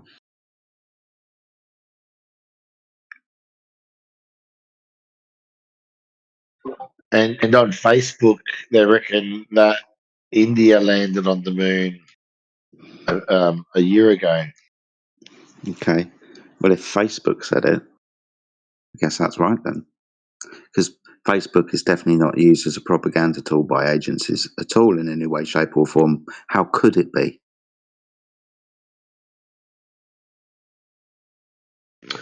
I don't get how the Earth doesn't split in half because if it's flat, but yet it's not a solid, dense like a bowling ball, like a spear. How does it absorb the impact from extraterrestrial objects slamming into us? How come it doesn't put a huge crack in the Earth? You can't explain that. It hasn't had enough force from the objects in it because the Well, amount these of the things. Earth. Well, now he's going to talk again. No, well, these things are traveling quite fast. Okay, supposedly. But the Earth obviously hasn't split in two, and the Earth is measurably flat. So I don't know what hole you're trying to dig. But if the Earth is flat, which means if you're like a broad table, like a table, and you could, if you had a sledgehammer, you could punch a hole into the table. But if you were to get a sledgehammer and hit a large round ball, it would absorb it would just bounce back off. You better get to the point before they close. Wall when it bounces off, yeah, nice flat surface off. But apparently, things can only bounce off curved surfaces. Apparently, because the curved surface is thicker and denser by mass than a flat surface. Oh man. Didn't you just a second ago say it's better if somebody else talks? I mean, I agree with you, no doubt, but but if the Earth was flat, wouldn't you have objects slamming into the Dude, side of our you're gonna have a flat wicked surfaces? hangover tomorrow. I'm just telling you now. I'm not drunk. I'm not drunk. Let's stop it. This is the way I always sound. That's offensive.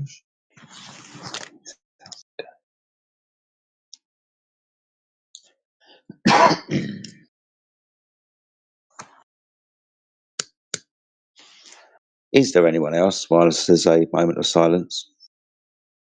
Anybody else got any questions, points of view they'd like to raise?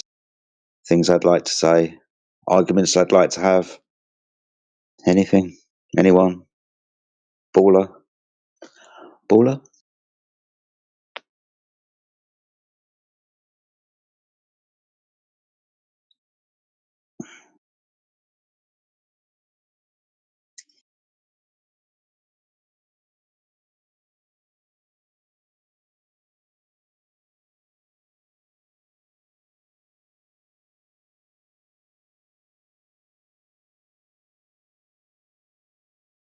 End to end, how long is Earth?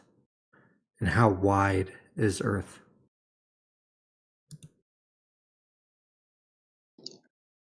I have no idea.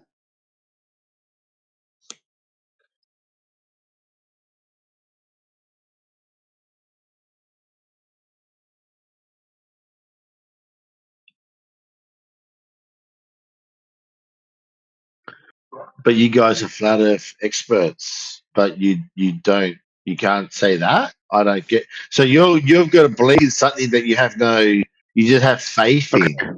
You have faith that the Earth is flat. This is going